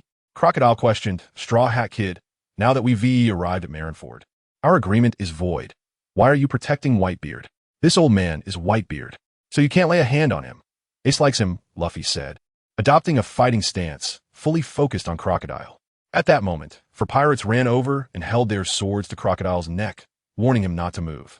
Crocodile didn't take the four weak pirates seriously at all. Instead, he locked his gaze on Whitebeard and loudly questioned, Whitebeard, are you now in decline? Look at you. Where's the appearance of the great pirate? You disappoint me too much. Is this how the so-called strongest man in the world looks? Whitebeard was quite surprised, wondering why Crocodile was so angry and agitated. Whitebeard casually replied, even the strongest will age. I've grown old, and the era should be handed over to the young. The future is for you young ones to forge. I just want to enjoy a few peaceful years before I'm buried. Whitebeard, you Crocodile was momentarily speechless. Luffy, hands on his hips, flashed his white teeth and smiled. Hee Uncle Whitebeard, I will become the Pirate King in the future. Ho ho ho, Whitebeard laughed heartily. Then you better work hard. This path is not easy. Unlike some people, clearly much older, yet still holding onto their positions, not letting me enjoy my retirement, and causing such a large-scale war. Whitebeard's last words were raised in volume, and many people recognized that he was indirectly criticizing Admiral Sengoku. Chapter 38. The clown buggy on the fire. Sengoku's expression darkened instantly, and he noticed many gazes shifting towards him. Sengoku glared angrily at Whitebeard on the Moby Dick, gritting his teeth and thinking, damn Whitebeard, how dare he bring this trouble to me? On the Moby Dick, Luffy, the Straw Hat, said seriously, Uncle Whitebeard, we received news from a Navy that they plan to execute Ace ahead of time. Thank you for letting us know. As a time traveler, Whitebeard was already well aware of everything, but he still had to maintain appearances. Yosh, I'm going too.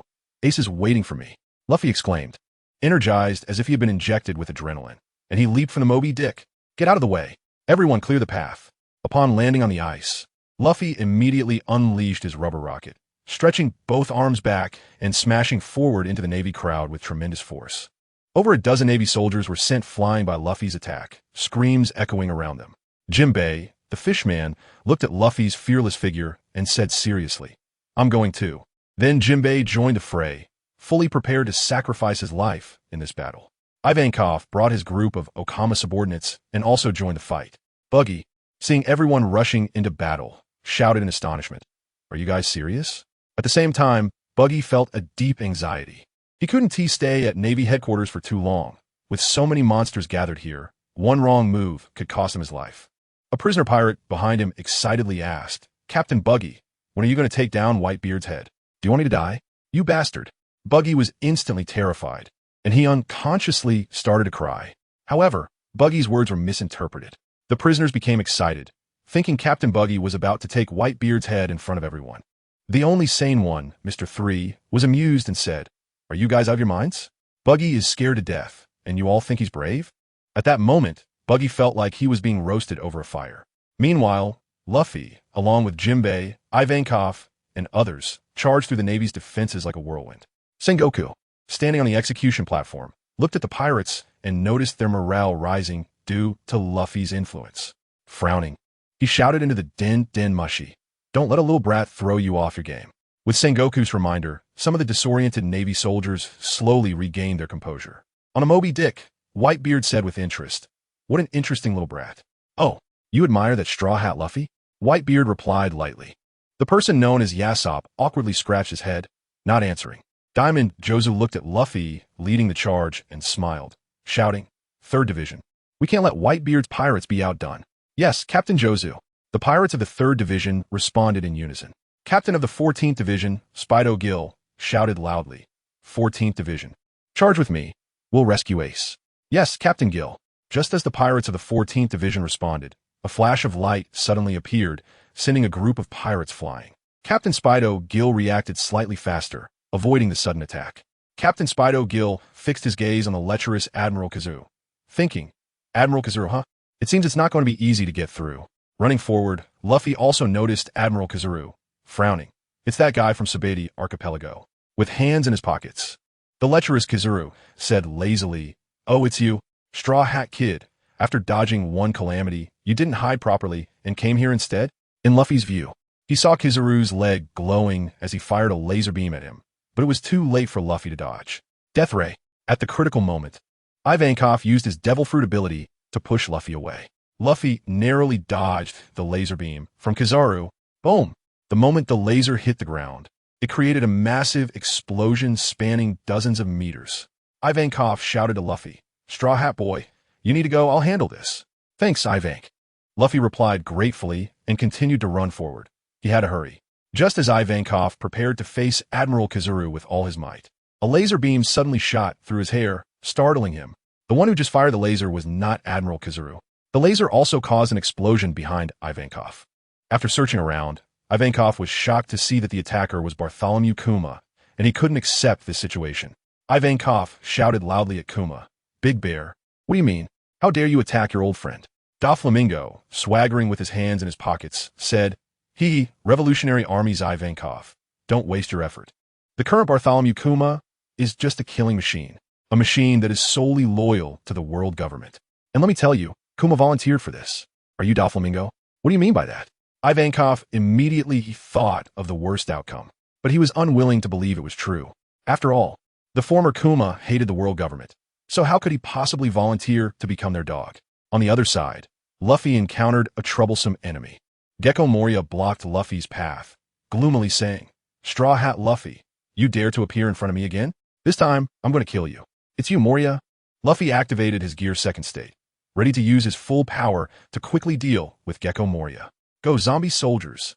Moria waved his hand, and a large number of zombie soldiers crawled up from the ground, staggering towards Luffy. Suddenly, a wave of seawater swept over the zombies, instantly destroying them all. Moria's eyes widened in disbelief. Seawater? Chapter 39. Increasingly feeling that Whitebeard is extraordinary, the fishman, Jinbei, landed next to Straw Hat Luffy. Luffy, seeing Jinbei, excitedly shouted, "Jinbei!" Moonlight Moria glared at Jinbei, standing beside the Straw Hat Kid with a gloomy look, gritting his teeth. "Jinbei, you bastard, you actually took my zombie." "Moria, it seems your zombies are quite afraid of seawater." Jinbei pointed out Moonlight Moria's zombie soldier's weakness in public. Moonlight Moria shouted loudly, "Jinbei, are you really going to become my enemy for that little brat?" "Moria, let's settle this once and for all." Jinbei took a stance in fishman karate. Marco flew back to the Moby Dick and reported to Dad. "Dad, Oars has been insisting on not wanting to wait any longer and wants to join the battlefield. Tell Oars that after rescuing Ace, he is the key to our retreat," Whitebeard said seriously after taking a sip of tea. Marco nodded seriously. "Okay, Dad, I'll convey that to Oars." Nearby, Ikika laughed foolishly. Mr. Whitebeard, you have been so composed from start to finish. It seems you believe we can win this war. Ha ha ha, Whitebeard laughed easily. For example, the Navy is also fully prepared. In the end, it just depends on whose means are more brilliant. Whitebeard couldn't express that he was very brilliant. He had to be a bit low-key and redirect the topic to protect himself. Ikaku, having spent a long time with Whitebeard, increasingly felt that Whitebeard was not simple. It seemed like he was responding, but in reality, he hadn't revealed any of his own thoughts. At the same time, Moonlight Moria consumed a large amount of shadows, causing his body to swell more than 10 times, comparable to the giants of the Giant Clan. Moonlight Moria looked down at Jinbei like an ant, disdainfully saying, Jinbei, see this? How can you fight me? It's just a bigger body. Your strength hasn't changed at all. You're just a better target. Jinbei immediately saw through Moonlight Moria's weakness despite his inflated size. Upon hearing Jinbei's words, Moonlight Moria raised his foot, his eyes turning red as he roared, Jinbei, how dare you look down on me? Facing Moonlight Moria's giant foot coming down, Jinbei summoned his inner strength and leaped up, Fishman Karate Shark White Fist. Using all his strength, he struck directly at Moonlight Moria's chest. The shockwave transmitted through the water in the air reached the moisture in Moonlight Moria's body, causing resonance. Bang! In an instant, Moonlight Moria's eyes rolled back, nearly losing consciousness. He barely held on and didn't fall. However, what Moonlight Moria didn't realize was that Jinbei's other fist was already charging up. Another strike. Fishman Karate Shark White Fist. Once again, Moonlight Moria was hit hard, unable to suppress the shadows inside him any longer, and they began to rush out of his mouth. Damn it! Shadows, don't run away. Moonlight Moria desperately covered his mouth to prevent the shadows from escaping, but it was all in vain. Moonlight Moria's body continuously shrank back, returning to his original form. Jinbei stepped forward and delivered another punch to Moonlight Moria's face, coldly commenting, Moria, have you forgotten the basic sense of battle? Just lie here. I don't have time to waste with you here, Jinbei said, ignoring the fallen Moonlight Moria and continuing towards Luffy. On the Moby Dick, Whitebeard, relaxed on the sofa, watched with interest as Jinbei defeated Moonlight Moria. Whitebeard couldn't help but ponder. This blue fat guy's strength is quite good. Now the 4th division of the Whitebeard pirates is still vacant. After the war, I need to recruit him. As for Fishman Island and Jinbei being friendly with the Whitebeard pirates, that is completely a different matter. Ace, kneeling on the execution platform, watched Luffy recklessly charging in to save him, getting hurt continuously, and shouted in guilt. Luffy, why did you come here? I have my own adventures. I don't need you to save me, you coward, hurry back. Ace banged his head on the wooden plank, praying repeatedly in his heart that Luffy could leave safely. However, the next words, shouted by Straw Hat Luffy, shocked everyone present. I am your brother. The Navy soldiers were all dumbfounded, instinctively thinking that Fire Fist Ace was the son of Pirate King Roger, and Straw Hat Luffy claiming to be Fire Fist Ace's brother. Does that mean he is also the son of Pirate King Roger? Some held a skeptical attitude. No way. Given the Straw Hat Kid's age, Fire Fist Ace's parents should have passed away long ago. That can't be right. But just now, the Straw Hat Kid publicly declared he was Fire Fist Ace's brother. Some Navy soldiers expressed different opinions. Sengoku watched as the Navy soldiers became disordered and announced to everyone through the Den Mushi that Straw Hat Luffy and Fire Fist Ace were sworn brothers from childhood. At the same time, he also exposed that Straw Hat Luffy was the son of the Revolutionary Army leader, Dragon. With Straw Hat Luffy's identity revealed, except for Whitebeard and a few high-ranking Navy officials who knew the inside story, everyone else was shocked.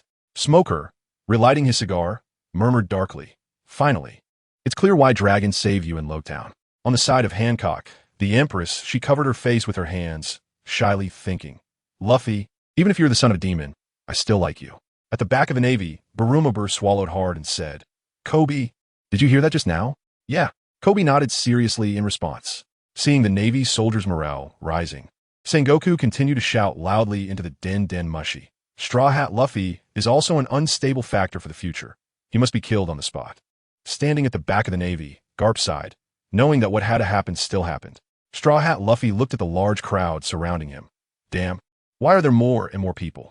With no choice, Straw Hat Luffy had to fight harder, swinging his fists at the black mass of Navy soldiers in front of him. At this moment, Jinbei also arrived at Luffy's side, relieving some of the pressure on him. Marco looked at the battlefield, which had fallen into a stalemate. He glanced at Ace, kneeling on the execution platform, and thought, Ace, I will definitely save you. Marco planned to use himself as a spearhead to forcefully break a gap in the Navy formation. Chapter 40.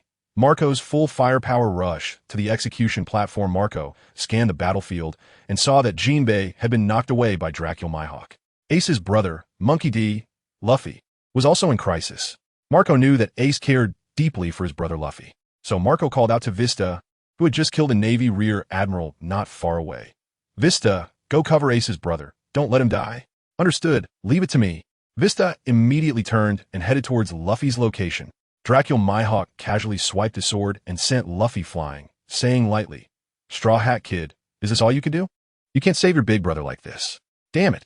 Luffy struggled to get up again. Vista, who was running quickly, swung his twin swords at Mihawk. Clang Mihawk's black blade, Yuru, easily blocked Vista's dual swords. Luffy breathed a sigh of relief and gratefully said, "Thank you, uncle. Keep going. Ace's brother, I'll handle this here." Vista smiled back. "Let's keep moving." Mihawk calmly said, "The famous swordsman of the Whitebeard pirates, Vista. So you know me. What an honor." Vista replied excitedly, feeling thrilled inside. An opportunity to fight against the world's #1 swordsman was rare for Vista. The two stepped back to create some distance. Mihawk then said calmly, "Let me see your swordsmanship." Gladly. Vista tightened his grip on his twin swords and leaped into the air. Rose dance. In midair, Vista waved his swords, unleashing a flurry of red rose petals downward. A blue slash flew through, directly cutting through Vista's rose dance. As Vista landed, he faced Mihawk again, secretly contemplating. As expected of the world's #1 swordsman, my ultimate move was effortlessly countered. But anyway, I must hold Mihawk back. However, Vista also noticed that Mihawk didn't seem to be fighting seriously, which eased his tension. On another part of the battlefield, Crocodile gathered a sandstorm vortex in his palm and hurled it at the Whitebeard pirates. More than a dozen pirates were sent flying dozens of meters high by the sandstorm, screaming in agony. Shining impact. By the time Crocodile reacted, it was too late to dodge. Diamond Jaws was charging at high speed, half his body diamondized. Bang! Crocodile was knocked away by Diamond Jaws, spitting out a mouthful of blood, sliding on the ground for 4 or 5 meters before stabilizing himself.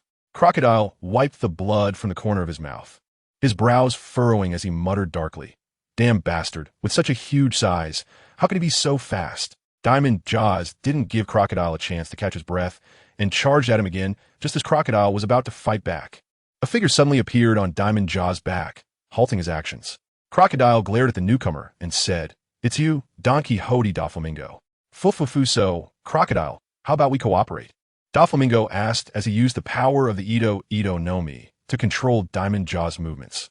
Unable to move, Diamond Jaws shifted his gaze to the Doflamingo on his back.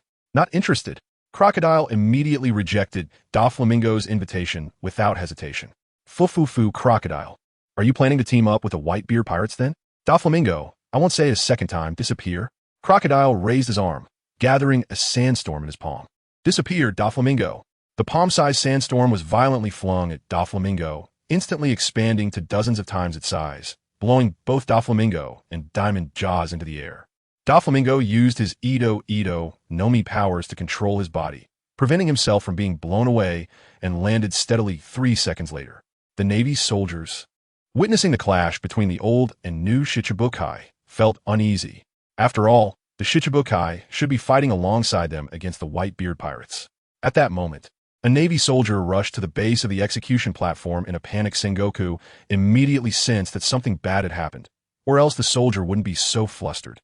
Why does it seem like they always mess up during war? It's really a waste to have these useless people around. Before the Navy soldier could report, Sengoku shouted, "What happened now?"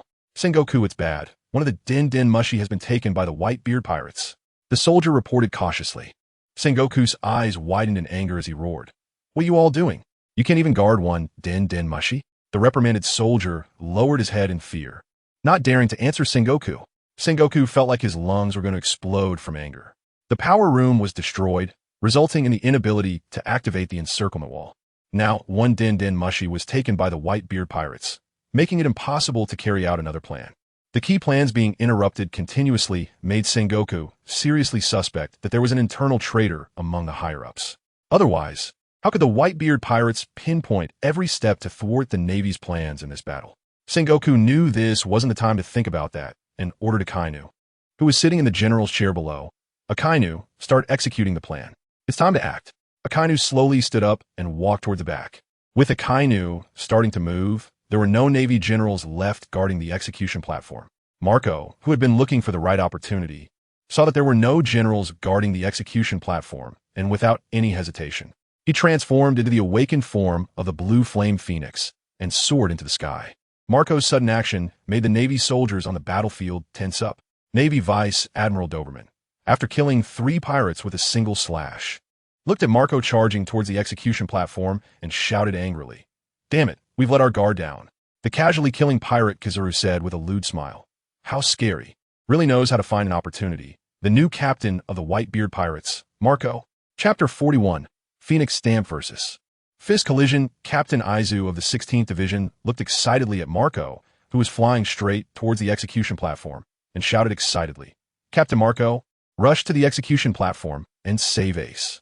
Originally lurking in the chaos, Akiji noticed that Aizu, the captain of the Whitebeard Pirates 16th Division, was too excited and let his guard down, so he got distracted. Akiji, with half of his body frozen, unleashed an ice pillar, intending to freeze Aizu in one go and take him out. Faced with Akiji's sneak attack, Aizu didn't even think about escaping. Whether he could defend himself was already a serious issue. Just as the ice pillar was about to completely hit Aizu, an invisible force of gravity suddenly descended, blocking Akiji's ice pillar in front of Aizu. Akiji shifted his gaze to the figure standing on the Moby Dick, a smile creeping onto his face as he thought to himself, "I need to be cautious of this person." Whether it was Marco or that blind swordsman, they were not easy to deal with, not to mention Whitebeard backing them up. The pressure on the Navy in this battle was immense. Aizu turned around and gratefully glanced at the smiling figure. At this moment, Marco had already charged into the air above the Marine headquarters at Marineford, getting closer to the execution platform.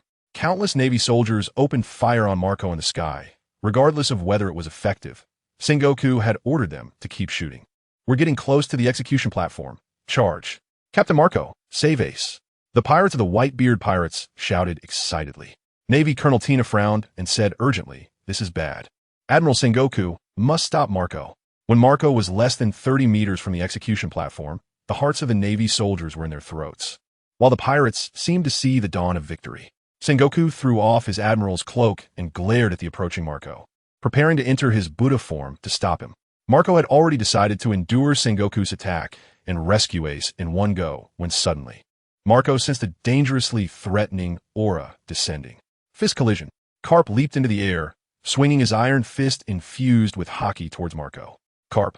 Facing the iron fist that was almost within reach, Marco immediately adjusted his body into an attacking stance. Phoenix Stamp. In his Phoenix human beast form, Marco enhanced the power of his kick with Phoenix Flames and armed haki. Boom! The moment their attacks collided, a powerful shockwave surged outward. The 2 Navy swordsmen on the execution platform couldn't withstand the nearby shockwave and were blown to the ground. Ace, kneeling on the execution platform, widened his eyes, staring at his grandfather and Marco. Feeling the destructive force coming at him, Marco truly realized the immense fighting power of the Navy hero Carp. He was very strong. No wonder he could be considered a legendary monster like Dad. Carp continued to increase his attack power, and realizing that Marco was able to withstand it, he couldn't help but think to himself, has that kid who followed Whitebeard grown to this extent? Carp, who had dominated the seas for many years, knew very well that with Marco's current strength, especially that extraordinary recovery ability, he indeed possessed world-class combat power. The collision between Marco and Carp was a fierce stalemate. Neither side was willing to give an inch. If either one took a step back, it would be a loss of face for that side. Everyone watching this scene was deeply shocked. Previously, the clash between Admiral Kazura and Marco was a battle of speed and flair. Now, the clash between Vice Admiral Carp and Marco was a pure battle of brute strength, creating a strong visual shock that intimidated both Navy soldiers and pirates. Sengoku looked at Carp in disbelief. Not expecting him to take action, Navy Vice Admiral Fire Mountain said in shock, "This is the first time I've seen Carp's invincible iron fist blocked head-on." Indeed, that Marco was appointed as the new captain by Whitebeard. If he didn't have strength, Whitebeard wouldn't have done that, replied Navy Vice Admiral Ghost Spider coldly. In the rear of the Navy, Kobe watched his master's figure, swallowing hard, while Barumabur beside him exclaimed in fear, "That Marco is definitely a monster." Kobe didn't answer but silently clenched his fists. In the future, If he wanted to become an admiral, he had to be as strong as his master, Vice Admiral Carp. Captain Lakey of the 7th Division looked at Marco being stopped by Carp, gritting his teeth and saying, "Damn, Carp." Captain Jingu of the 11th Division shouted unwillingly, "What a pity. We were just one step away." The division captains also recognized the extraordinary strength of the Navy hero Carp, realizing that Captain Marco would not be able to break through Carp's defense in a short time. On the Moby Dick, Whitebeard was closely analyzing Carp's strength, thinking, that old man Carp is holding up well, but being old is still being old. That can't be changed, and neither can the fact that his stamina is declining. While appreciating the swordsmanship of Vista, Mihawk noticed that Vista several times got distracted, focusing his attention on the collision between Marco and Carp. Having figured out Vista's swordsmanship level, Mihawk felt that this brief contest could come to an end. Thus, Mihawk suggested expressionlessly, "Vista, let's call it a day for our match." "I was just thinking the same," Vista replied, relieved. After all, opposing Mihawk was not a wise choice on the current battlefield. Moreover, Vista also realized that although Mihawk was fighting on the Navy side against the Whitebeard pirates, he was completely the type to work without exerting himself, which was for the best. Furthermore, the true enemy of the Whitebeard pirates was the Navy, not these warlords of the sea. Fighting against the warlords of the sea was not only a waste of time, but could also give the Navy an opportunity after clashing with Mihawk once more. Vista and Mihawk separated. After separating, Vista charged towards the Navy again. Mihawk sheathed his black sword, Yuru, on his back, as long as no one bothered him. He was happy to continue being a spectator. After Luffy knocked a Navy major away with his rubber punch, he looked at his grandfather's figure and whispered, "Grandpa."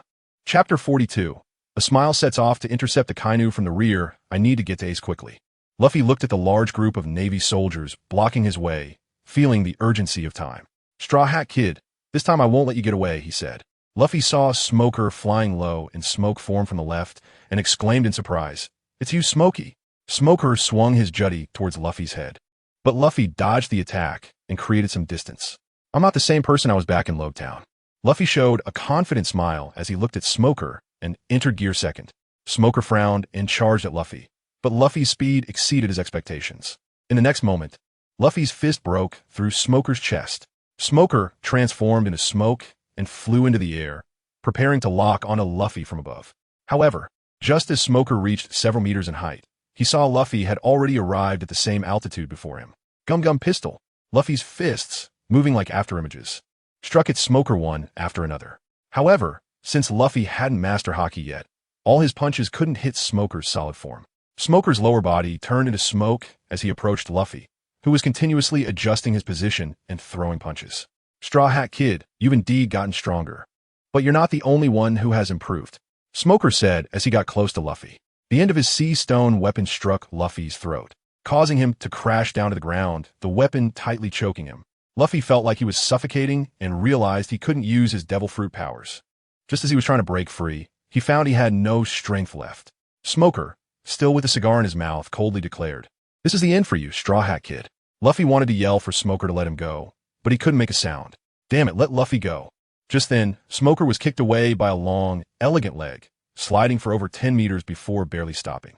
At that moment, Smoker recognized the person who kicked him and shouted, "It's you, Boa Hancock? Why are you attacking me? Aren't you afraid of losing your position as a warlord of the sea? I don't care to listen to your nonsense. You scummy men, get out of my way." Boa Hancock raised her proud head, looking down at Smoker with disdain. Smoker couldn't help but twitch his eyes. This woman didn't regard him at all. Suddenly, Boa Hancock was embraced by Luffy, her proud demeanor instantly turning shy, like a little woman. "Thank you, Hancock," Luffy said happily. Luffy. Hancock wanted to say let go, but the words got stuck in her throat. She felt like she was about to suffocate, but the next second, Luffy released her, and she slowly regained her composure. As Luffy turned to continue forward, Hancock quickly called out, "Luffy, wait, I have something to give you." "What?" Luffy looked at Hancock in confusion, but before he could ponder for 2 seconds, he saw Hancock handing him a key. "Hancock, could this be?" Hancock shyly replied, "It's the key to unlock the sea stone handcuffs on your brother." "Hancock, I don't even know how to repay you." Luffy grasped the key tightly. Hancock pressed her hands to her face, blushing and thinking, "Luffy wants to repay me. Could be a proposal?" Unconsciously, Hancock became so shy that she couldn't stand, curling her legs and kneeling on the ground. The confused Navy soldiers misinterpreted the scene, believing that Luffy had defeated the warlord Boa Hancock, unable to believe their eyes. Smoker gritted his teeth in anger. Damn Boa Hancock. I told you these warlords of the sea can't be trusted. Pirates are still pirates. Understanding the urgency of the situation, Luffy didn't waste any more time and continued forward. Hancock watched Luffy's back and silently prayed, Luffy, you must save your brother. Suddenly, a strong gust of wind swept through Hancock's hair, causing it to flutter. The source of the wind was the third round of collision between Marco and Garp in midair. Many Navy soldiers in the square felt the gust of wind, while the pirates, who were mostly farther away, felt a lesser impact. In his Phoenix hybrid form, Marco raised his foot to block Garp's powerful punch, secretly thinking, this old guy is really serious about fighting? Damn it. Garp swung his iron fist, a smile appearing at the corner of his mouth as he said, Marco, you should just fight honestly. You won't let me through to the execution platform as long as I'm here. Old man, you haven't defeated me yet. Wait until you do. Marco's eyes flashed with determination as he prepared to exchange blows with Garp. With the awakened Phoenix powers, Marco was now most unafraid of trading injuries for injuries. On a Moby Dick, Whitebeard casually asked, isn't his smile? In your observation, Hockey, where did that Bradykina go? After a 2-second delay, a smile replied, Mr. Whitebeard. The Marine Admiral Akainu has taken a detour to the rear. Whitebeard stroked his chin, thinking, if nothing goes wrong, Akainu must be trying to persuade Squard. That's simple-minded. Brawny fool Squard could easily be deceived, but the previous sabotage of the power room was already a contribution. Thus, Whitebeard looked up at a smile, and a smile sensed Whitebeard's intent immediately. Before Whitebeard could speak, a smile said first, Mr. Whitebeard, I'll head to the rear. Okay, go ahead. Don't let Akainu cause too much damage to our crew.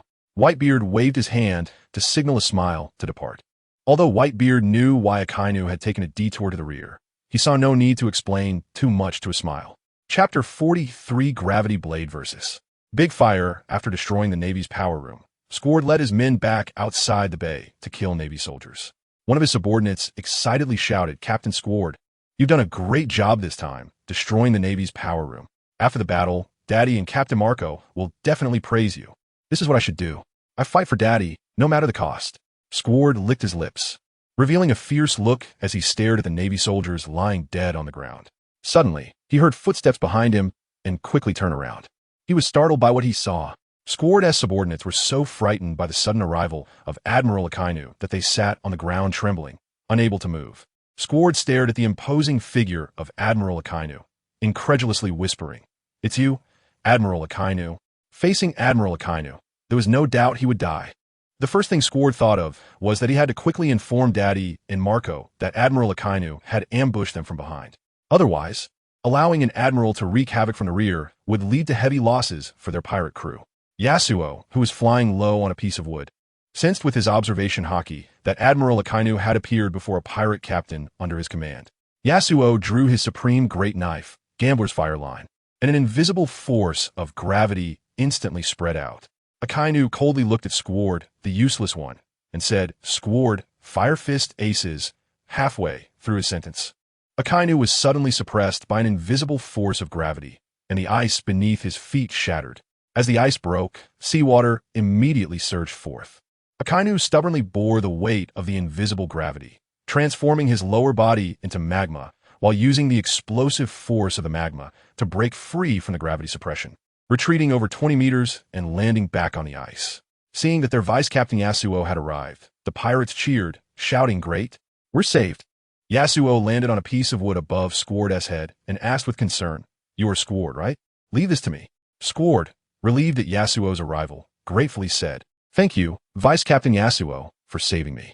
I thought I was done for. Seeing that the long-prepared plan had been disrupted by the Whitebeard pirates Vice Captain Yasuo, Akainu was extremely furious as he glared at Yasuo, saying, Whitebeard pirates Vice Captain Yasuo, since you dare to come before me, I don't mind killing you right now. After fighting for so long, Akainu realized a serious problem. The plans deployed by the Navy had all been disrupted by the Whitebeard pirates. Or rather, there was an exceptionally powerful strategist within the Whitebeard pirates. But the problem was, Akainu didn't believe there was such a possibility. Akainu preferred to think that the Whitebeard pirates had learned of the Navy's deployment, allowing them to make these countermeasures. However, what Akainu did not know was that his guess was not wrong. As a time traveler, Whitebeard possessed a godlike perspective, able to accurately strike at the Navy's strategic deployments. Yasuo patiently advised Admiral Akainu, You should go back to the execution platform. Once we engage, the consequences will be too great. What did you say?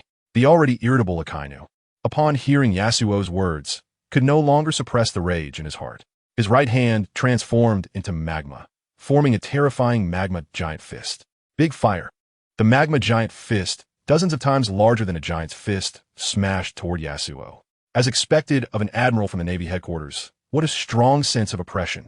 Yasuo gripped his supreme great knife, Gambler's Fire Line, tightly in response, and fiercely swept toward the incoming magma giant fist. Gravity Blade, Fierce Tiger. Boom! The moment the two forces collided, the entire ice beneath them shook violently. The scattered magma caused considerable suffering for the Navy soldiers and pirates who were truly in battle. With Yasuo and Akainu as the center, the area within hundreds of meters immediately turned into no man's land. No one dared to approach the battlefield where the two were located. While Yasuo was resisting Akainu's magma giant fist, he secretly pondered this terrifying sense of oppression. I've only felt it from Mr. Whitebeard. I didn't expect that this Admiral Akainu could also give me such a strong sense of pressure. As for who was stronger between Admiral Akainu and Mr. Whitebeard, Yasuo couldn't say for sure, as there had been no life and death battle. However, Yasuo had a vague feeling that Mr. Whitebeard was still hiding some kind of power. Just as Yasuo was contemplating, he heard Akainu's roar. You blind man, possessing such great power, yet you still became a pirate? If I let you go today, who knows what kind of threat you will pose in the future? At this point, Yasuo felt a bit awkward. His personality didn't allow for making excuses or explanations. Although he had joined the Whitebeard pirates after losing a bet with Mr. Whitebeard, one thing couldn't be changed about his identity. He was now a pirate. As the two forces' collision reached its climax, Akainu chose to attack up close, believing that no matter how strong this blind swordsman's ability was, once he got in close and used his magma fist on him, it wouldn't take many punches to incapacitate him.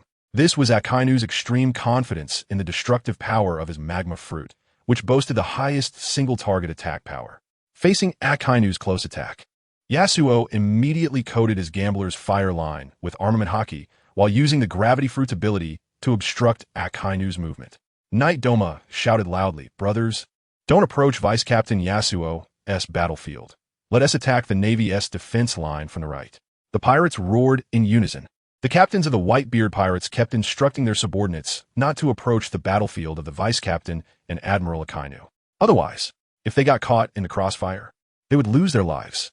Meanwhile, in the bay, Vice Admiral Steelreese, who was fighting pirates, wondered, how did Admiral Akainu come to the outside of the bay? Steelreese was puzzled because if the Admiral came to assist outside the bay, it would weaken the defensive forces inside, which was not very favorable for the battle. But this was the decision of Admiral Sengoku or the Admirals. Perhaps they had some plans in mind. Steelreese felt that he just needed to focus on eliminating the pirates of the Whitebeard pirates, and the rest would naturally be decided by Admiral Sengoku and the Admirals. Chapter 44. The Giant Vice Admiral's iconic scene. Breakthrough Brother has arrived standing on the execution platform. Sengoku gazed towards the bay, watching the magma erupting into the sky. This scene made Sengoku frown and say, how did Akainu get into a fight with someone outside the bay? This is going to mess up all the plans. None of the plans devised before the battle had been truly implemented. And thinking of this, Sengoku looked at Whitebeard on the Moby Dick with anger. He wished he could tear Whitebeard apart to relieve his hatred. At Sabeti Archipelago, the people watching the battle at Marine Headquarters, Marineford, on the big screen were all shocked, unable to close their mouths. The supernovas were also repeatedly refreshed in their understanding of what true top-tier power is. Just one Whitebeard pirate crew has so much powerful combat strength. Trying to take down an Emperor-level pirate crew is as difficult as hell, especially for Kid, who wants to become the Pirate King. His crew consists of just him and Killer, and the gap in strength compared to an Emperor's crew is still too wide. However, Kid's ambition wouldn't allow him to retreat in the face of a strong enemy. Skalachman App was impressed. That Straw Hat Kid from our generation is really brave. Trafalgar Law thought quietly. Straw Hat Luffy, huh?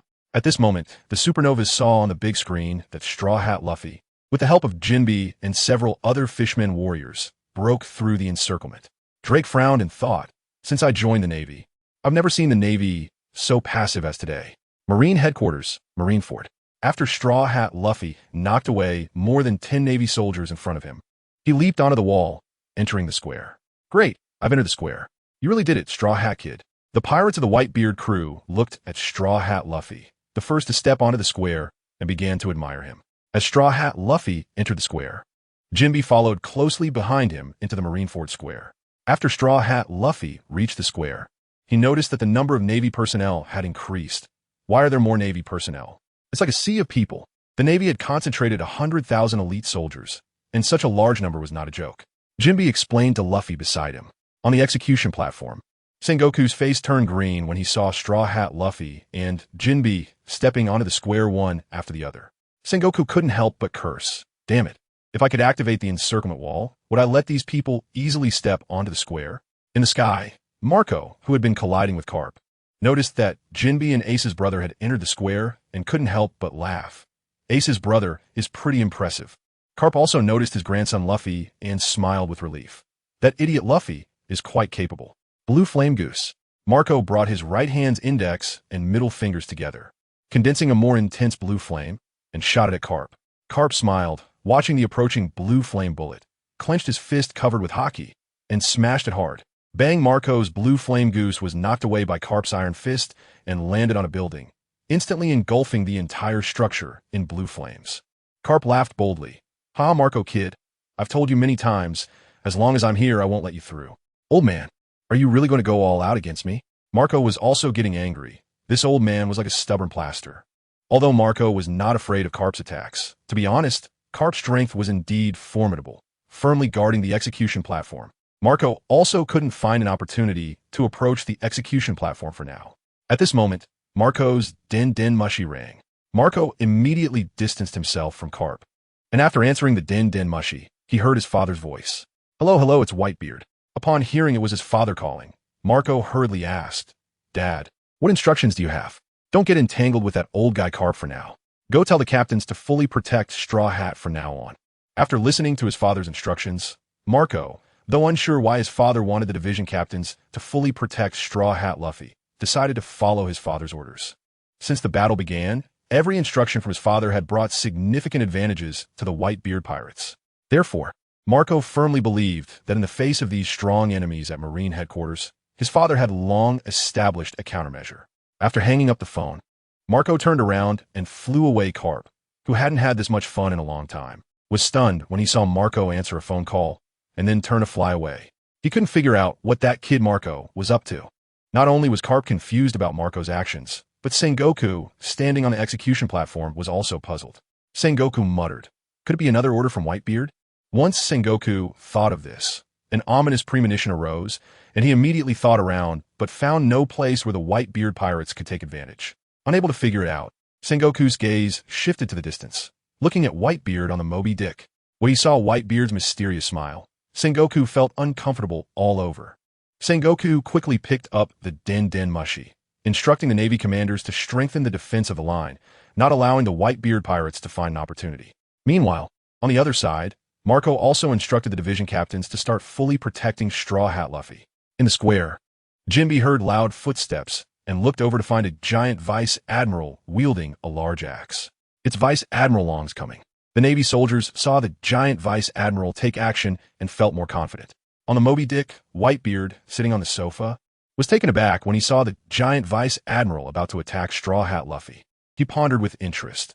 Isn't that the one who said the iconic line to me in the original work? Whitebeard, you've shown a flaw. Interesting. The giant Vice Admiral Long swung his large axe down fiercely at Straw Hat Luffy. Straw Hat Kid, you've shown a flaw. Second gear. Facing the incoming large axe, Straw Hat Luffy immediately activated second gear, accelerating his blood circulation and using the 6 dials Haru as Long's large axe missed, it crashed into the ground, causing the entire ground within a 10-meter radius to crack open. Chapter 45. The Warring States. Adding fuel to the fire, just as Whitebeard was preparing to unleash his third gear against the giant Vice Admiral, a towering figure came rushing in at incredible speed. As the giant Vice Admiral Longs raised his massive axe overhead, he saw Diamond Jaws, the captain of the Whitebeard Pirates' 3rd Division, charging towards him and leaping up to collide with his chest. Longs wanted to dodge, but it was too late. Bang, he took a solid hit from Diamond Jaws' shining collision, and the giant Vice Admiral Longs rolled his eyes and fainted. At the same time, his huge body rolled across the ground for over 100 meters. The entire process sent hundreds of Navy soldiers flying as well. Vice Admiral Longs. The other Navy soldiers shouted in terror as they saw the giant vice admiral being knocked away. They knew that Longs was a member of the giant race, and such a massive figure being sent flying like that was unbelievable. At that moment, Jinbei noticed that besides Diamond Jaws, the other division captains were also rushing towards them. Jinbei couldn't help but excitedly say, "The captains are here. This will strengthen our momentum." After shooting down 6 Navy soldiers, the captain of the 16th Division, Aizu, shouted loudly, "Ace's brother, Jinbei, don't stop. Keep moving forward." Following Aizu, the captain of the 9th Division, Branheim, smiled and said, "Yeah, Straw Hat, we'll cover you with all our might. Just charge ahead." "Thank you." Straw Hat Luffy clenched his fists, determined to rescue Ace no matter what. Standing on the execution platform, Sengoku observed for a while. And when he saw the division captains of the Whitebeard pirates closing in on Straw Hat Luffy, Sengoku quickly thought of a possibility. Were the captains of the Whitebeard pirates planning to protect Straw Hat Luffy's advance? This puzzled Sengoku. How could this rookie Straw Hat Luffy garner such importance? Forget it. Now is not the time to think about this. He needed to devise a plan to counter the Whitebeard pirate strategy. If he mobilized the generals to intercept the division captains of the Whitebeard pirates, it would be falling into their trap. Therefore, he had to take the opposite approach. Sengoku's gaze swept to Whitebeard's figure on the Moby Dick, and he thought fiercely, "Whitebeard, then I'll take you as my target. And your sons will have to return to defend." Thus, Sengoku picked up the transponder snail and arranged for half of the generals at the rank of Rear Admiral and above, targeting Whitebeard for an attack. Soon, some of the generals who received Sengoku's orders began to shift their targets, and the pirates of the Whitebeard pirates, who were in combat, didn't notice it immediately. However, on the Moby Dick, Whitebeard, sitting on the sofa, instantly sensed the Navy's tactical change. Whitebeard couldn't help but sneer. "That old man Sengoku thinks he can use me as bait to distract my sons, or make them return to defend. Huh?" Less than a minute after the Navy changed tactics, the pirates of the Whitebeard pirates also noticed something was off. The captain of the 11th Division, Jinduo, anxiously shouted, "Not good. The Navy has changed tactics. Their target is Dad. We need to protect Dad." The captain of the 13th Division, Water Buffalo Atmos, quickly added, "We need to send some people back. We can't let the Navy hurt Dad." Leading the charge, Diamond Jaws smashed a Navy lieutenant with a punch and analyzed, "Wait, we can't panic just because the Navy changed tactics. With our Captain Marco's strength, he alone is enough to handle those Navy men. We don't need to worry. We must fully protect Straw Hat Luffy and rescue Ace." The captain of the 7th Division, Lakio, said seriously, "As long as we put enough pressure, the Navy will have to return to defend." The captain of the 15th Division, Foza, puffing on a cigar, muttered, "Indeed, the Navy's tactics are simply trying to distract us." Using his sword, Bista unleashed his rose dance, sending a flurry of red rose petals flying past a group of Navy soldiers, and said earnestly, "Our primary mission is to rescue Ace. Besides, with Dad's strength, do those weak Navy men even have the right to hurt him?" Bista's words were met with unanimous agreement. Their dad was known as the strongest man in the world. The Navy? Even with 100 years of effort, they couldn't harm Dad in the slightest. On the Moby Dick, the division captains were not led astray by the Navy's tactical change, which made Whitebeard nod in satisfaction, contemplating, "Not bad, these foolish sons. At least they won't mess things up at a critical moment. If the Navy changes tactics and my sons get nervous and change strategies, that would give me a headache. But it seems I don't have to worry about that now."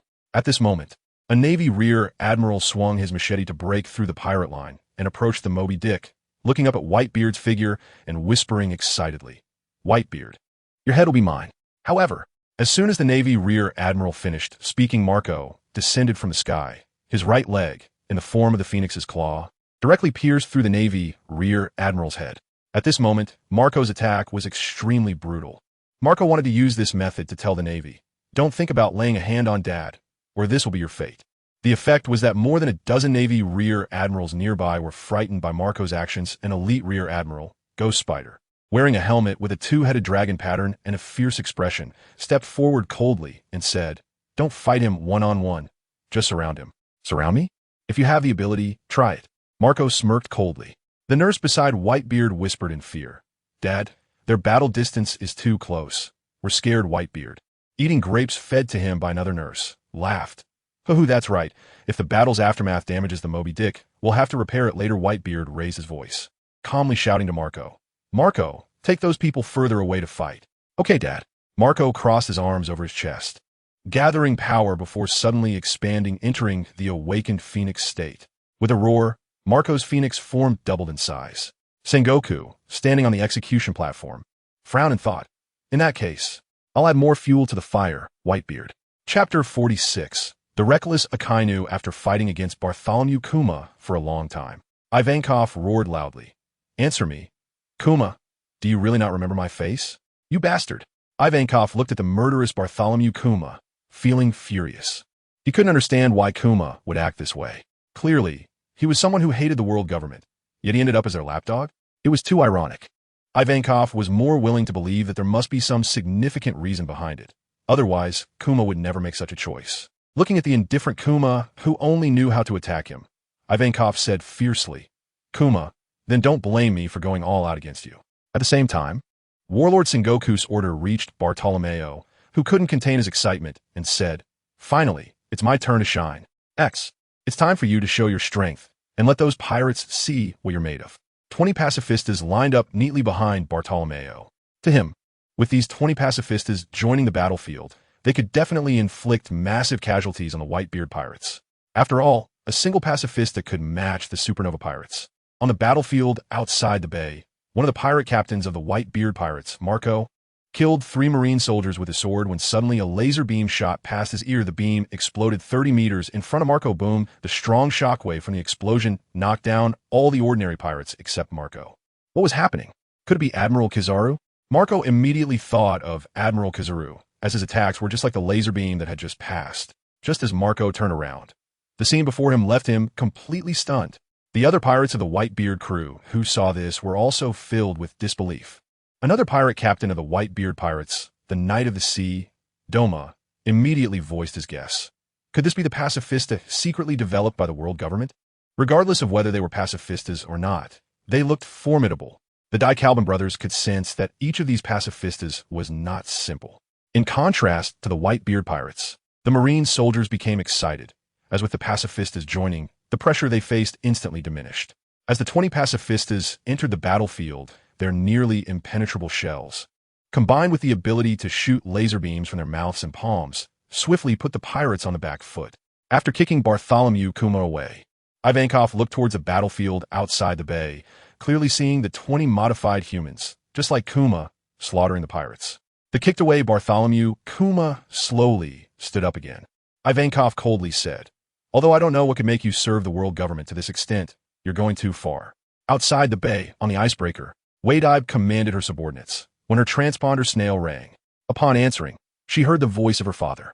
Moshi Moshi, this is Whitebeard. Whitebeard, you are responsible for notifying the other captains under you to focus on dealing with the pacifistas first and not rush into the battlefield inside the bay. If those tin cans cause havoc, our losses will be significant. Okay, Dad, I'll relay the message right away. Whitebeard replied seriously while observing the battlefield. Meanwhile, on the Moby Dick, Whitebeard hung up the phone but did not take his eyes off the battlefield outside the bay. He didn't want to incur heavy losses without making a move, as that would only affect the final system rating. He then looked towards the right side of the bay, where since the clash between Luffy and Akainu, no one had dared to approach. Whitebeard stroked his chin and pondered, Luffy is not a warmonger to fight against Akainu for so long. It's likely that Akainu is dragging Luffy along. Otherwise, based on Luffy's character, he would have returned to the Moby Dick long ago. How could he still be fighting Akainu now? And indeed, on Luffy's side, just as Whitebeard guessed, Luffy had no intention of continuing the fight, but Akainu had directly entered a reckless, mad dog state, transforming his entire body into magma. Akainu soared into the air and lunged towards Luffy. Luffy gripped his supreme great knife, the gambler's fire line, and swung downwards. A powerful gravity instantly condensed. Hell Journey. He increased the surrounding gravity to the limit, pressing down on Akainu. Akainu felt the immense gravitational pressure, causing his movements to slow down. Luffy then unleashed a flying slash covered in armament haki towards Akainu. Seeing the several-meter-long blade coming at him, Akainu accelerated to break free from the gravitational suppression and charged at Luffy. Swish! Akainu's shoulder was sliced open by the massive flying slash while the wound was filled with magma. There was still a hint of blood seeping out. Akainu had preemptively transformed to avoid Luffy's flying slash, but the flying slash, affected by the anti-gravity effect, slightly altered its trajectory. This caused Akainu, even after readjusting his elemental form, to be a fraction slower and get a minor injury. Got him Cerberus. Akainu quickly extended his magma-covered arm to attack Luffy. This move was not only fast, but also incredibly powerful. After Luffy used his observation haki to perceive the scene, he whispered in shock, "You'd rather take my attack head-on than close the distance?" As the molten giant fist rushed towards him, Luffy roared and blocked it with his supreme great knife, the gambler's fire line, covered in armament haki. Akainu was not surprised that Luffy blocked his attack, but because of this, he was able to charge right in front of Luffy. Akainu's other arm also transformed into magma. The terrifying heat caused the surrounding ice to melt visibly. Dog bite Red Lotus. Luffy sensed the magma dog head coming at him with his observation haki and immediately hardened his entire body with armament haki while stacking a gravity barrier. Boom! Luffy was bitten by the magma dog head and dragged for dozens of meters. The ice beneath him was instantly evaporated by the magma. The intensity of the battle left ordinary marines and pirates who witnessed it completely stunned. Seizing the opportunity, Akainu pressed forward, leaving no chance to kill Luffy unexploited, and quickly approached him. Chapter 47. The blocking of Kizaru and Akiji as the commanders of the Whitebeard pirates protected Straw Hat Luffy. They charged through the Navy's defenses like a bolt of lightning, getting closer to the execution platform.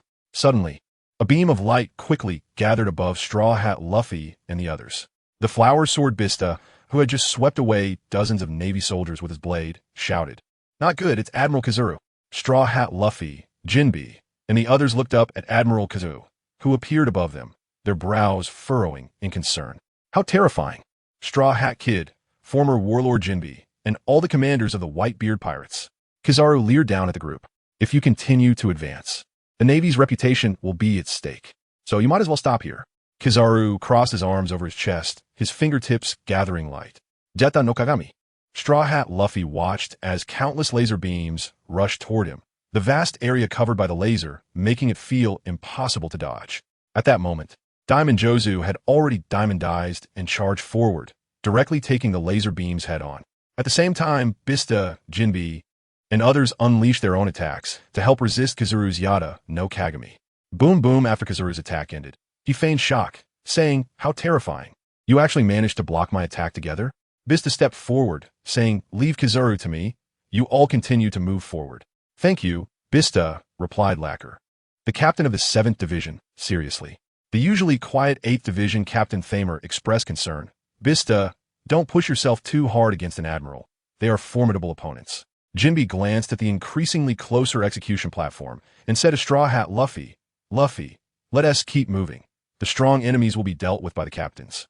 Luffy understood the urgency and importance of the situation, so he continued running toward the execution platform. Jinbe quickly followed in Luffy's footsteps.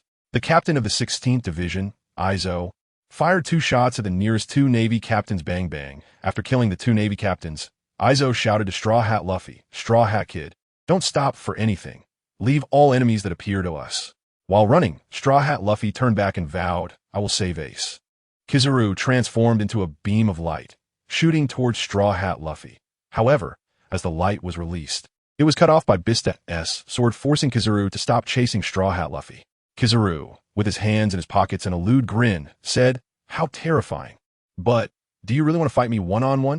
Bista knew he was no match for Kizaru, but for now, he just needed to delay him. "Have you ever been kicked at the speed of light?"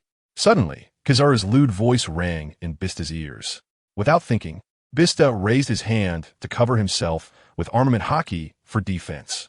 With one hand in his pocket and the other stroking his chin, Kizaru raised his right leg. Swish! Bista was sent flying by Kizaru's kick, rolling for dozens of meters on the ground, colliding with several Navy and pirates in the process. Kizaru looked at the already distant Straw Hat Luffy and raised a finger, leering, "How terrifying. You've already run so far. It's hard for me." Laze. A beam of light shot from Kizaru's fingertip. "Not good. Luffy, get down." Jinbe noticed Admiral Kizaru's attack and grabbed Luffy by the collar, jumping to the side. Boom! The laser beam swept through the spot where Straw Hat Luffy had just been, exploding in the distance. The intense blast sent many Navy soldiers and pirates flying. "Kizaru, your opponent is me." Bista charged out from the rubble, rushing toward Admiral Kizaru, swiftly swinging his dual blades. Countless petal-like sword energies surrounded Kizaru. Amaterasu. Kizaru clapped his hands, pulling out a light sword from his palms. Effortlessly, he deflected all of the incoming petal sword energies. Bista hadn't thought his sword techniques could threaten Kizaru. But he had achieved his goal. He had successfully delayed Kizaru, preventing him from pursuing Ace's brother, Straw Hat Luffy. With a lewd smile, Kizaru blocked Bista's sword techniques and said lazily, "Bista, it seems you have achieved your goal. Since you know that, let us have a good fight." While running, a figure appeared ahead of Straw Hat Luffy. Jinbe frowned and said, "That's Vice Admiral Squirrel. Is he the same as your grandpa?" Straw Hat Luffy immediately realized that this person's strength was also not simple. "Straw Hat Kid, don't stop. Keep moving." Diamond Joza half-diamondized and charged toward Vice Admiral Squirrel. Shining Charge. Facing the incoming Diamond Jozu, Vice Admiral Squirrel took a defensive stance, his sword covered with armament haki. Bang! In an instant, Vice Admiral Squirrel felt the power of Diamond Jozu's charge and was secretly shocked, thinking, "What terrifying strength! How can he be so powerful? This is bad. I can't block it."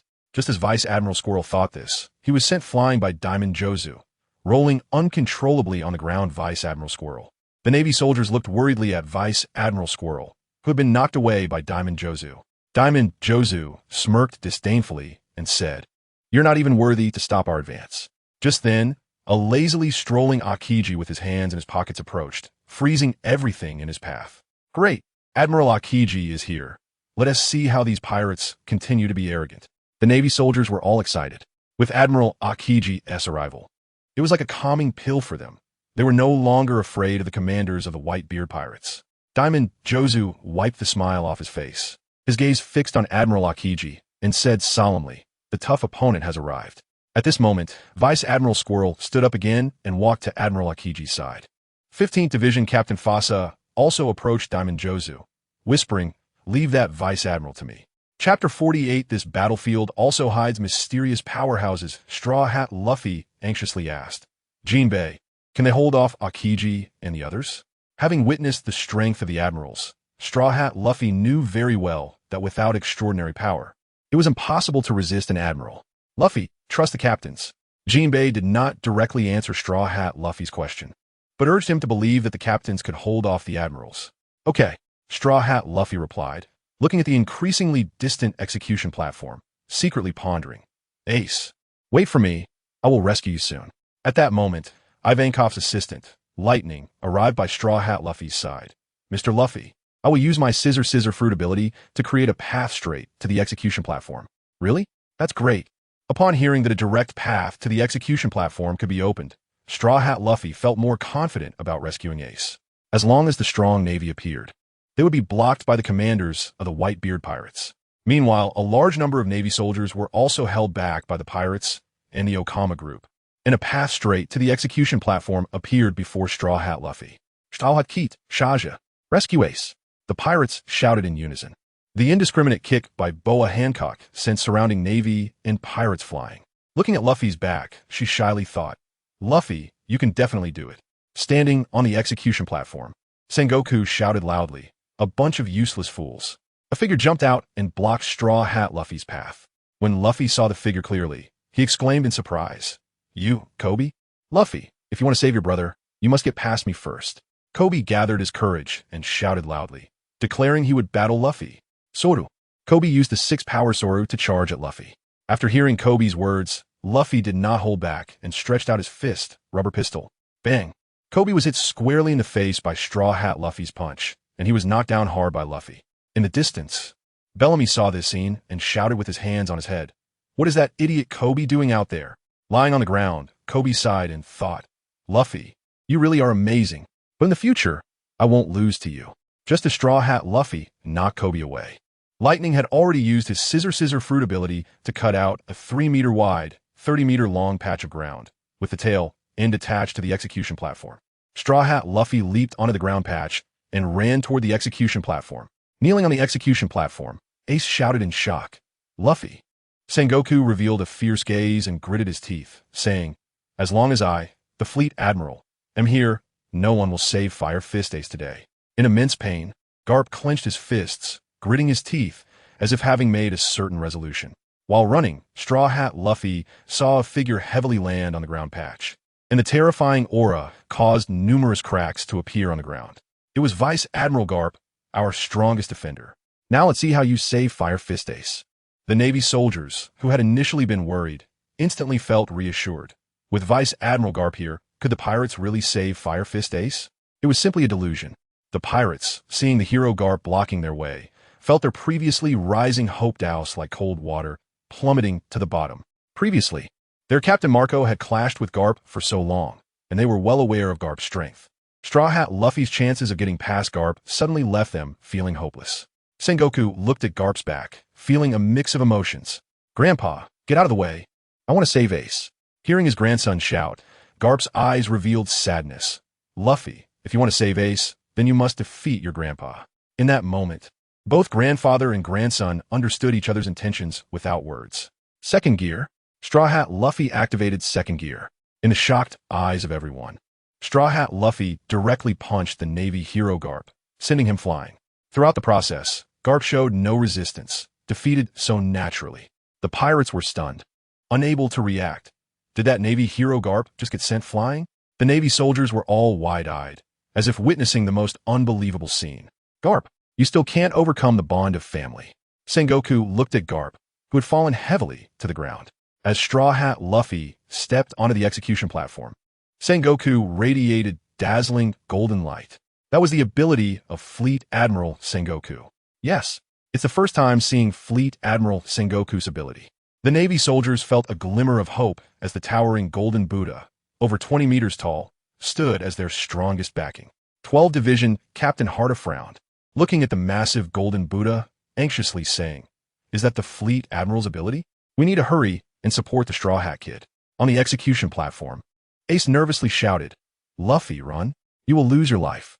However, Straw Hat Luffy paid no attention to the nearby golden Buddha and took out a key. A key? Oh no.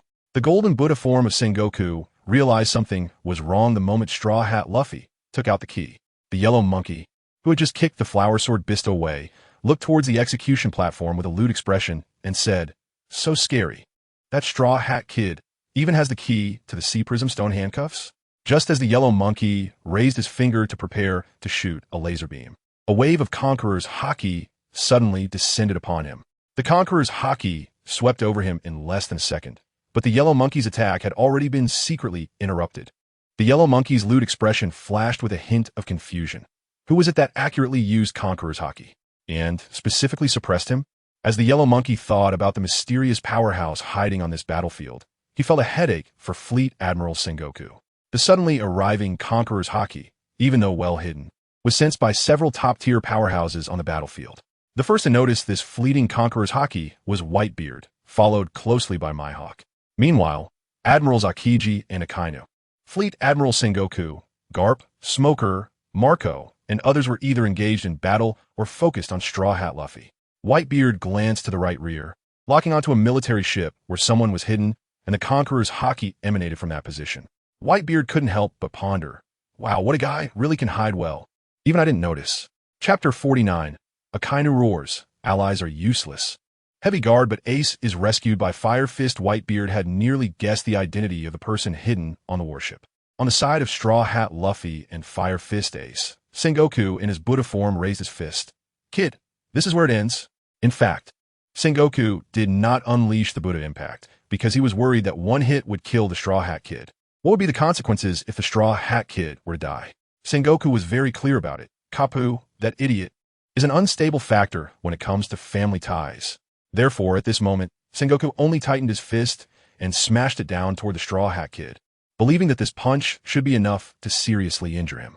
Whitebeard looked at the scene unfolding on the execution platform, his lips curling into a disdainful sneer, coldly pondering, "Just as I thought, letting this Straw Hat Kid take the lead was the wisest decision. Otherwise, just trying to break through to the execution platform would come at a great cost. The obstacles posed by Garp and Sengoku are troublesome enough, but the Straw Hat Kid as the vanguard is different. How powerful can Garp be? Useless. As for Sengoku, he doesn't even dare to use the Buddha impact, only tightening his fist for show. Completely useless.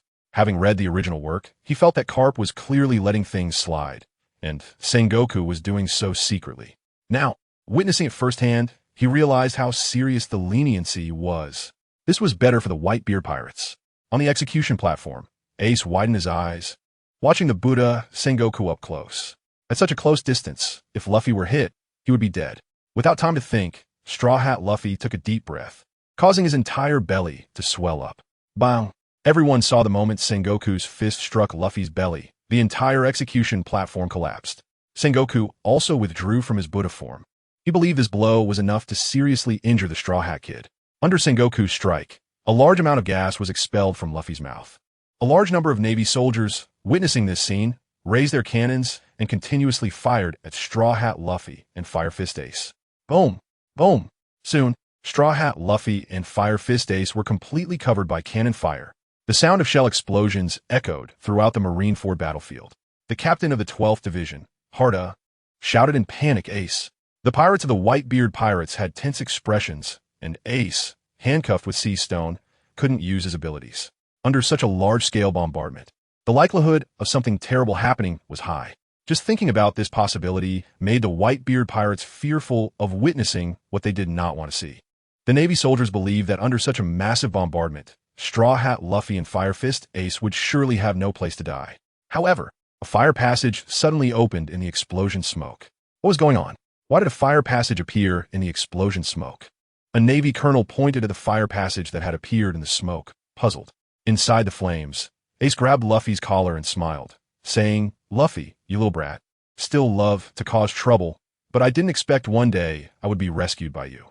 Hee hee. Straw Hat Luffy wiped his nose with his finger, smiling happily, finally having succeeded in rescuing Ace. "Luffy, there's a tough battle ahead. Can you still fight?" Ace asked Luffy seriously, looking at the large group of Navy soldiers outside. Straw Hat Luffy's expression also became serious as he replied, "No problem." Ace dragged Luffy's figure, finally appearing in front of everyone. "Great! Ace is rescued. You really did it." Straw Hat Kid, the captain of the 16th Division, Izo, shouted excitedly. Excitement was written on every pirate's face in the Whitebeard pirates.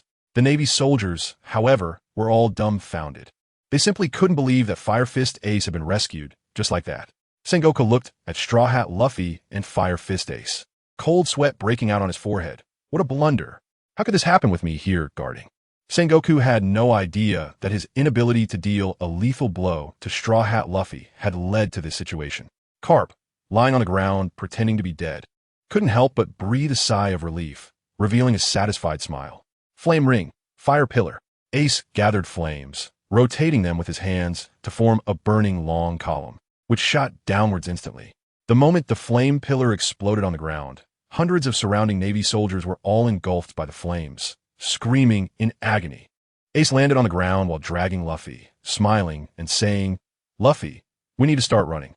"Okay, I'm ready," Luffy said, showing his white teeth, as the previous fatigue seemed to vanish in an instant.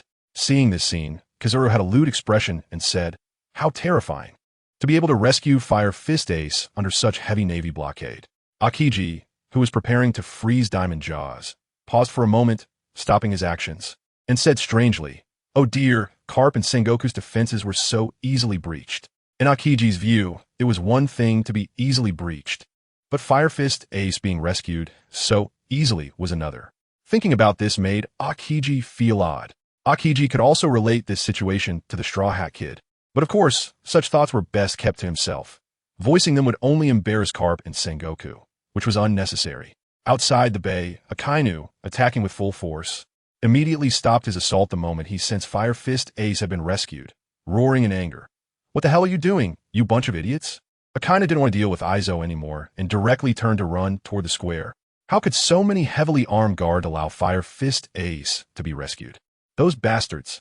Akainu gritted his teeth, thinking, "Fire Fist Ace, even if you've been rescued, I will still kill you on the spot next." Izo watched Akainu leave and finally breathed a sigh of relief, muttering to himself, "Finally got away." Originally, Izo thought that such a reckless Akainu would continue to fight him to the death, but thankfully, honestly, Izo didn't want to engage in such a stubborn fight with Akainu. Hidden on a Navy ship, the Dark King Rayleigh watched the scene of Fire Fist Ace being rescued, thinking with relief, "Roger, this is as far as I can help your son." After all, he didn't want his future leisurely life to be disrupted. Chapter 50, Whitebeard. Preparing to set up, Rayleigh Boa Hancock looked at Luffy's happy smile, and even she felt as if she were in a state of happiness. Doflamingo, with his hands in his pockets, licked his lips and said with a cold smile, "Fufufu, this is interesting. Let them go." "What are you talking about?" Navy Vice Admiral Raccoon immediately retorted upon hearing Doflamingo's words. Captain Harda of the 12th Division shouted loudly. We're clearing the way for Ace and the others. Of course. Captain Brammick of the 6th Division jumped up and smashed 3 Navy soldiers to death, also responding loudly. The morale of the Whitebeard pirates soared even higher. They had successfully rescued Ace, and as long as they could leave the Navy headquarters smoothly, this war would belong to the Whitebeard pirates' victory. A large group of Navy soldiers found themselves helpless against the well-coordinated Fire Fist Ace and Straw Hat Luffy. A furious Navy major exclaimed, "Damn it, I didn't expect them to work together so well." Fire Fist. Ace gathered a massive fire fist over 10 meters in size, sweeping away dozens of Navy soldiers in front of him. Luffy followed closely behind Ace and smiled. "Ace, your strength has improved a lot." Hee hee. "Of course. I plan to surpass you in the future." Ace, Straw Hat Luffy replied happily, wiping his nose with his finger and expressing his intention to surpass Ace. "What future are you talking about? You have no future." Akiji, with his hands in his pockets, blocked the way of Fire Fist Ace and Straw Hat Luffy. "Great. It's Admiral Akiji. Haha, with the Admiral stepping in, they're done for." The Navy soldiers cheered as their top combat power had personally intervened. No matter how strong Fire Fist Ace and Straw Hat Luffy were, there was only one outcome. That was a dead end. Ace raised his hand to protect Luffy and warned, "Luffy, you should fall back now." Straw Hat Luffy understood that the appearing enemy Admiral Akiji was strong, so he also consciously stepped back. Akiji's half-body transformed into ice, while Fire Fist Ace's half-body turned into flames. Icebird. Akiji gathered cold air in his right arm and unleashed a gigantic ice-bird, which had tremendous impact and would freeze everything in its path. Mirror Flame. Ace suddenly unleashed a large wave of flames with one arm, charging directly at Akiji's Icebird. Boom at the moment of the collision between ice and fire. A large amount of steam spread in all directions, obscuring the view of both the Navy and the pirates, making it impossible to see the battle situation. As the collision of ice and fire continued to the end, everyone slowly began to see the situation clearly. What? Admiral Akiji's ice actually disappeared in an instant? A Navy colonel was dumbfounded. That was their admiral's attack. Many Navy personnel were unwilling to believe that Fire Fist Ace's flame power could match Akiji's Icebird equally. Vista, who was clearing out Navy soldiers, smiled and said, "That's our Whitebeard Pirate 2nd Division captain. It's only natural for him to have that kind of strength." Meanwhile, Marco flew to his father's side and reported, "Dad, I'm going to help Ace and the others." "Wait, go to that military ship over there and call Rayleigh over here." Whitebeard did not agree to let Marco go support Ace, but instead instructed him to call Rayleigh over. After all, since that old guy Rayleigh had come to the battlefield, Whitebeard couldn't possibly let him continue hiding in the shadows. He had to come out and show his face. "By the way, if Rayleigh doesn't come, just start fighting." Whitebeard added another instruction to Marco. Upon hearing the last instruction from his father, Marco was stunned, cautiously asking, "Dad, do we really have to do that? Why are you asking so much? Just go, hurry up." Whitebeard commanded, his eyes wide open. "All right, Dad, I understand." Marco truly didn't understand why his father had become more eccentric after choosing to retire. However, Marco couldn't help but feel uncomfortable when he thought about the time he was suppressed by Rayleigh's finger when he was younger. Forget it. Now his strength has also improved. So he wasn't afraid of that old guy Rayleigh. In fact, Marco wanted to tell his father that the top priority was to assist Ace in escaping. And provoking the Dark King Rayleigh was not a wise move. But seeing the way his father had just widened his eyes, Marco chose to obediently accept his father's arrangement. The scene of Marco flying towards one of the military ships in the right rear also puzzled many people, especially the Navy. They had no idea what tricks the Whitebeard pirates were up to, but right now they had no time to care about that. They had to stop Fire Fist Ace and must not let him escape. Hidden on the military ship, Rayleigh watched Marco approaching from a distance, muttering in confusion. "Why is Whitebeard's son coming towards me?" Upon reaching the military ship, Marco shouted, "Rayleigh, Dad wants to invite you over for a chat." Marco didn't lower his voice. So many people heard his words. "Rayleigh? Did Marco just call out Rayleigh, right?" Navy Headquarters Vice Admiral Dalmesia said, confused. A nearby Navy major reminded, "Vice Admiral Dalmesia, Marco did indeed call out Rayleigh." "Rayleigh? Could it be the Dark King Rayleigh from Roger's pirate crew?" "No way." Upon thinking of this legendary figure, Dalmesia immediately became unsettled. Could it be that the Navy was really going to lose this war? Originally, the Navy's attention was focused on Fire Fist Ace, but with Marco shouting out Rayleigh's name, a lot of attention shifted to that name. In the back of the Navy, Chief Strategist Saru frowned and murmured, "The Dark King Rayleigh is also on this battlefield?" The lecherous Kizaru stroked his chin and said leisurely, "Oh, I see. The Conqueror's hockey that suppressed me for a moment earlier was from the Dark King Rayleigh." Rayleigh, hidden on the military ship, cursed loudly. "That bastard Whitebeard. Is he doing this on purpose?" Marco, seeing Rayleigh come out, said seriously, "Mr. Rayleigh, Dad invites you to the Moby Dick for a chat." "All right, just in time to give Whitebeard a beating." Rayleigh's gaze shifted to the distant Moby Dick, especially when he saw Whitebeard's nonchalant smile. His anger surged instantly, and as he leaped off the military ship and landed on the ice, he pushed off with his toes and sprinted towards the Moby Dick at full speed. Chapter 51. Unable to endure the provocation, Ace turned around. "Akainu, shut up." The pirates of the Whitebeard pirates, seeing Rayleigh the Dark King rushing towards their father, immediately tensed up and prepared to defend, but were stopped by Whitebeard, who told them to continue dealing with the Navy and assist Ace in escaping. When Rayleigh was 50 meters away from the Moby Dick, he leaped up and jumped directly onto the Moby Dick, grabbing Whitebeard's cloak and loudly questioning. "Whitebeard, what do you want to do? Are you deliberately setting me up?" I'm sorry. I just missed you too much. Come, let's have a drink." Whitebeard immediately signaled the two nurse girls beside him to pour wine for Rayleigh. Rayleigh was infuriated by Whitebeard's behavior and, regardless of Whitebeard's status, scolded. "Whitebeard, this is a battlefield. You should take it easy and wait until we return to your new world to talk." Moreover, Rayleigh was sure that Whitebeard's earlier words were very insincere. What does he mean by missing him a lot? On the ruins of the execution platform, Sengoku's eyes were fixed on Rayleigh's figure. Damn it, Rayleigh, that guy actually came too?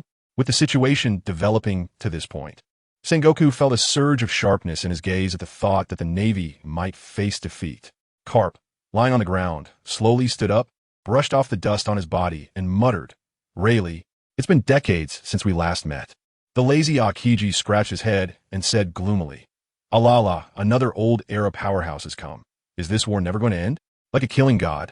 Admiral Akainu cleared a path with magma, annihilating pirates as he returned to the square, with not a single pirate daring to approach. Akainu spread his 5 fingers, and a large amount of magma erupted from his palms, his gaze fierce as he said, "No matter how many come today, I will send all of you to hell." Doflamingo, with his hands in his pockets, stepped on Crocodile's golden hook and smiled as he asked, "Fufufa Crocodile, really not planning to cooperate with me? Look at this battlefield, located at the center of the world. After this great whirlpool ends, the pattern of this world will be disrupted. And then shut up, Doflamingo. I've said many times, you are not worthy to cooperate with me." Crocodile conjured a sandstorm and hurled it at Doflamingo. Doflamingo used his string fruit ability to form a spider web to block the sandstorm while stabilizing his body. A sand blade attacked Doflamingo from below.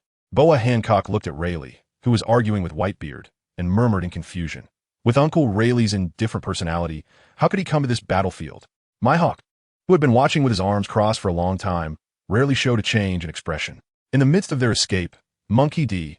Luffy happily exclaimed, "Ace, Uncle Rayleigh is here too. He is a really good guy." Rayleigh, for some reason, Ace instantly thought of that bastard father of his.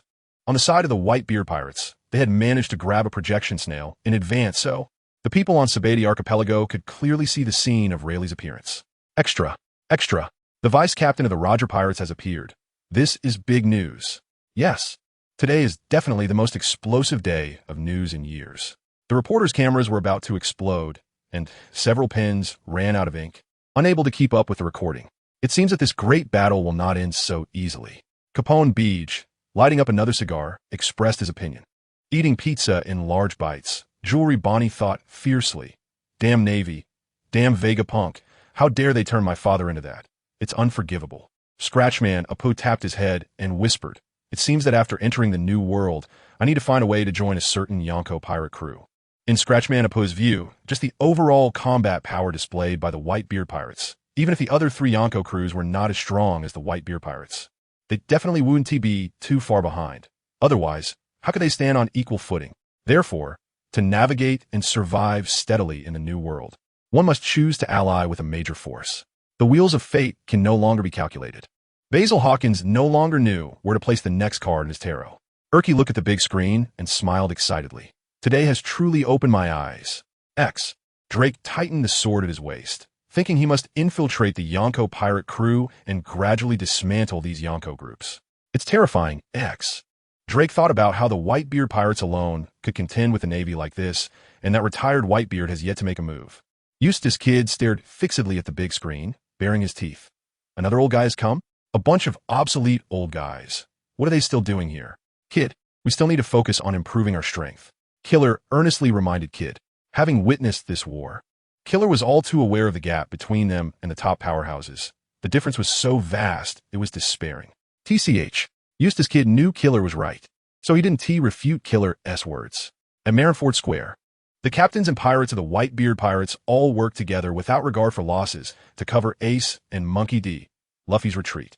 The Navy, not wanting Fire Fist Ace to escape, charged at the pirates continuously. Suddenly, a group of pirates let out painful screams.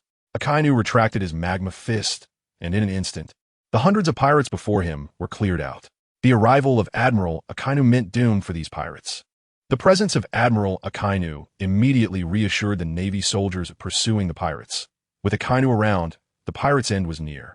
Whitebeard was just a loser from the previous era. What era of Whitebeard? Is it the old fool sitting on a ship drinking tea? Akainu raised his voice, his penetrating tone spreading throughout the Marine headquarters, Marineford, where everyone heard Akainu's scornful words aimed at Whitebeard. At the same time, Akainu's magma-burning eyes locked directly on a Fire Fist Ace. As these words were spoken, the pirates of the Whitebeard pirates instantly exploded with anger. Whitebeard on the Moby Dick was momentarily stunned. Good heavens, Akainu is actually using this tactic? Whitebeard shouted loudly. Idiot sons, what are you dazed about? Hurry up and keep running. Do you want to stay here and die? However, one person could not endure the humiliation of their father being insulted like this. Ace stopped his escape, turned around, and confronted Akainu with a cold gaze. Akainu, shut up. Chapter 52. The General Akainu, like a killing god Akainu, smirked slightly and said sarcastically, am I not right? Those failures of that era can only play house with a bunch of useless sons. Akainu, I've already told you to shut up. Ace, filled with rage, instantly erupted in flames. The terrifying flames made it impossible for anyone to approach easily. Captain Aizu of the 16th Division saw Ace stop and immediately shouted, Ace, don't fall for it. That guy Akainu is just trying to provoke you. Yeah, Dad just told us to keep running and not to get entangled with Akainu, said Lackey. The captain of the 7th Division, also worried about Ace getting into a confrontation with Akainu. Diamond Jozu, who had just knocked out a Navy rear admiral with a punch, turned to Ace and shouted, Ace, we'll settle the score with Akainu later. It's not the right time now. The pirates of the Whitebeard pirates wanted to kill Akainu, but after being reminded by their captain, they knew it wasn't the time to act on impulse.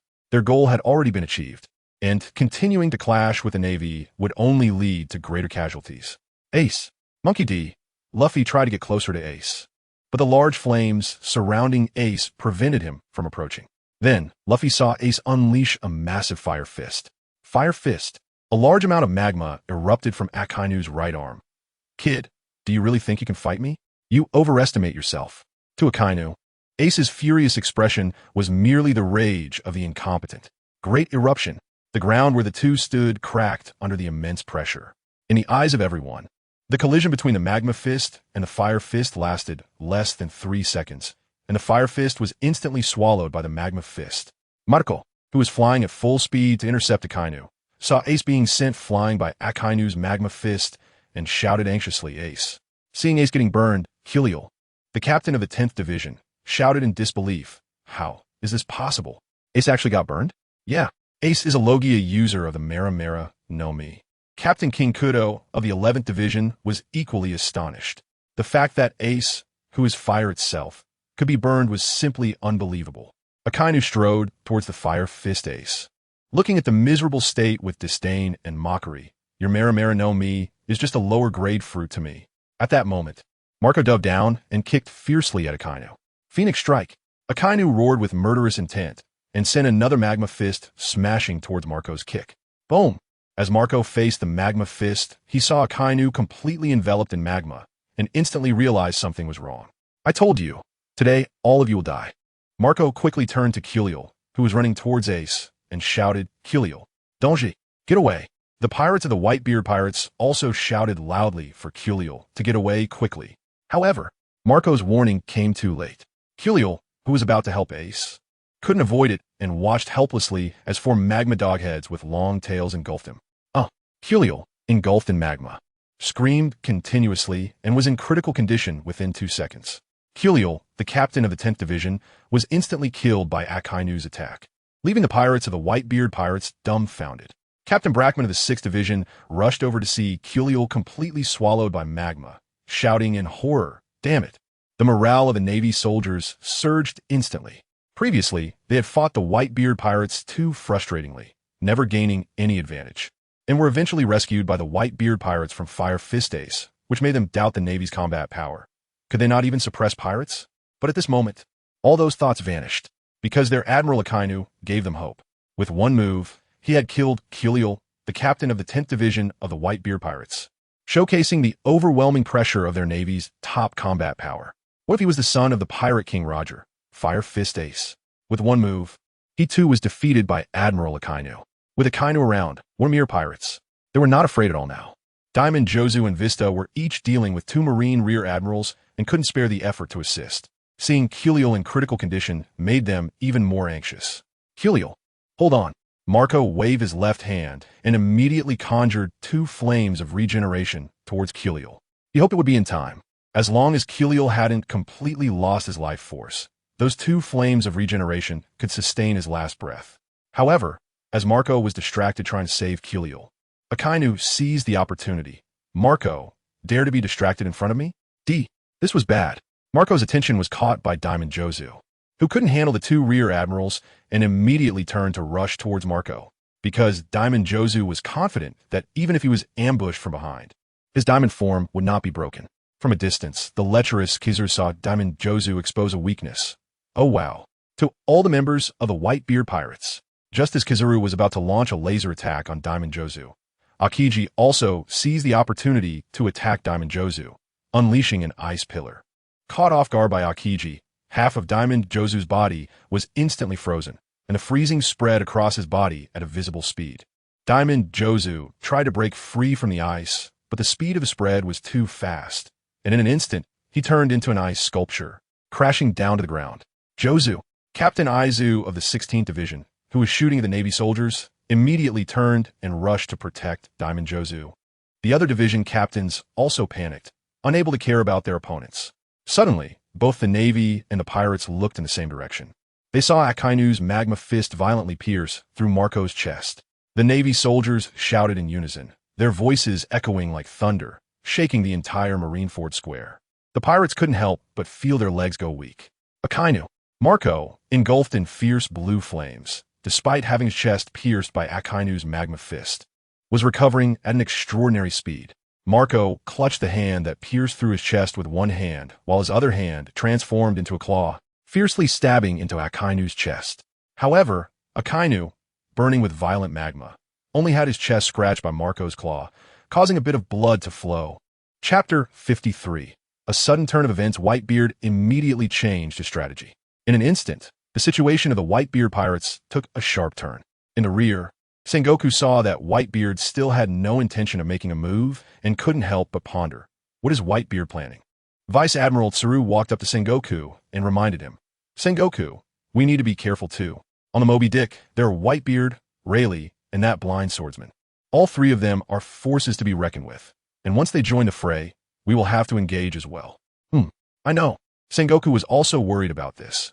None of those 3 were ordinary, especially Whitebeard and Rayleigh, both of whom were legendary figures he had dealt with multiple times decades ago. He knew very well the strength of both Whitebeard and Rayleigh. What worried Sengoku the most was Whitebeard's tremor fruit ability. If he used it recklessly here in Marineford, the entire island could potentially sink to the bottom of the sea. Whitebeard couldn't help but curse. Rayleigh, look at your captain's son. I told him to run quickly. And now this happens. The advantage we gained earlier is all gone. Rayleigh, you bear the main responsibility for this. Damn it. Whitebeard, are you blaming me? You're the one primarily responsible. Rayleigh, who had been quite worried, exploded when he heard Whitebeard shift the blame onto him. Thinking about how Ace had messed things up, Whitebeard knew he had to change his plan. Otherwise, the entire situation would remain passive. Whitebeard pointed to a 2-meter-tall pirate nearby and ordered, go bring the celestial dragon over here. Yes, old man. The 2-meter-tall pirate quickly ran towards the cabin. Upon hearing Whitebeard order his subordinate to bring the celestial dragon up, Rayleigh could roughly guess what Whitebeard was planning next. At this moment, a quiet figure standing nearby, Ikiku, slowly said, Mr. Whitebeard, I will go help Captain Marco and the others.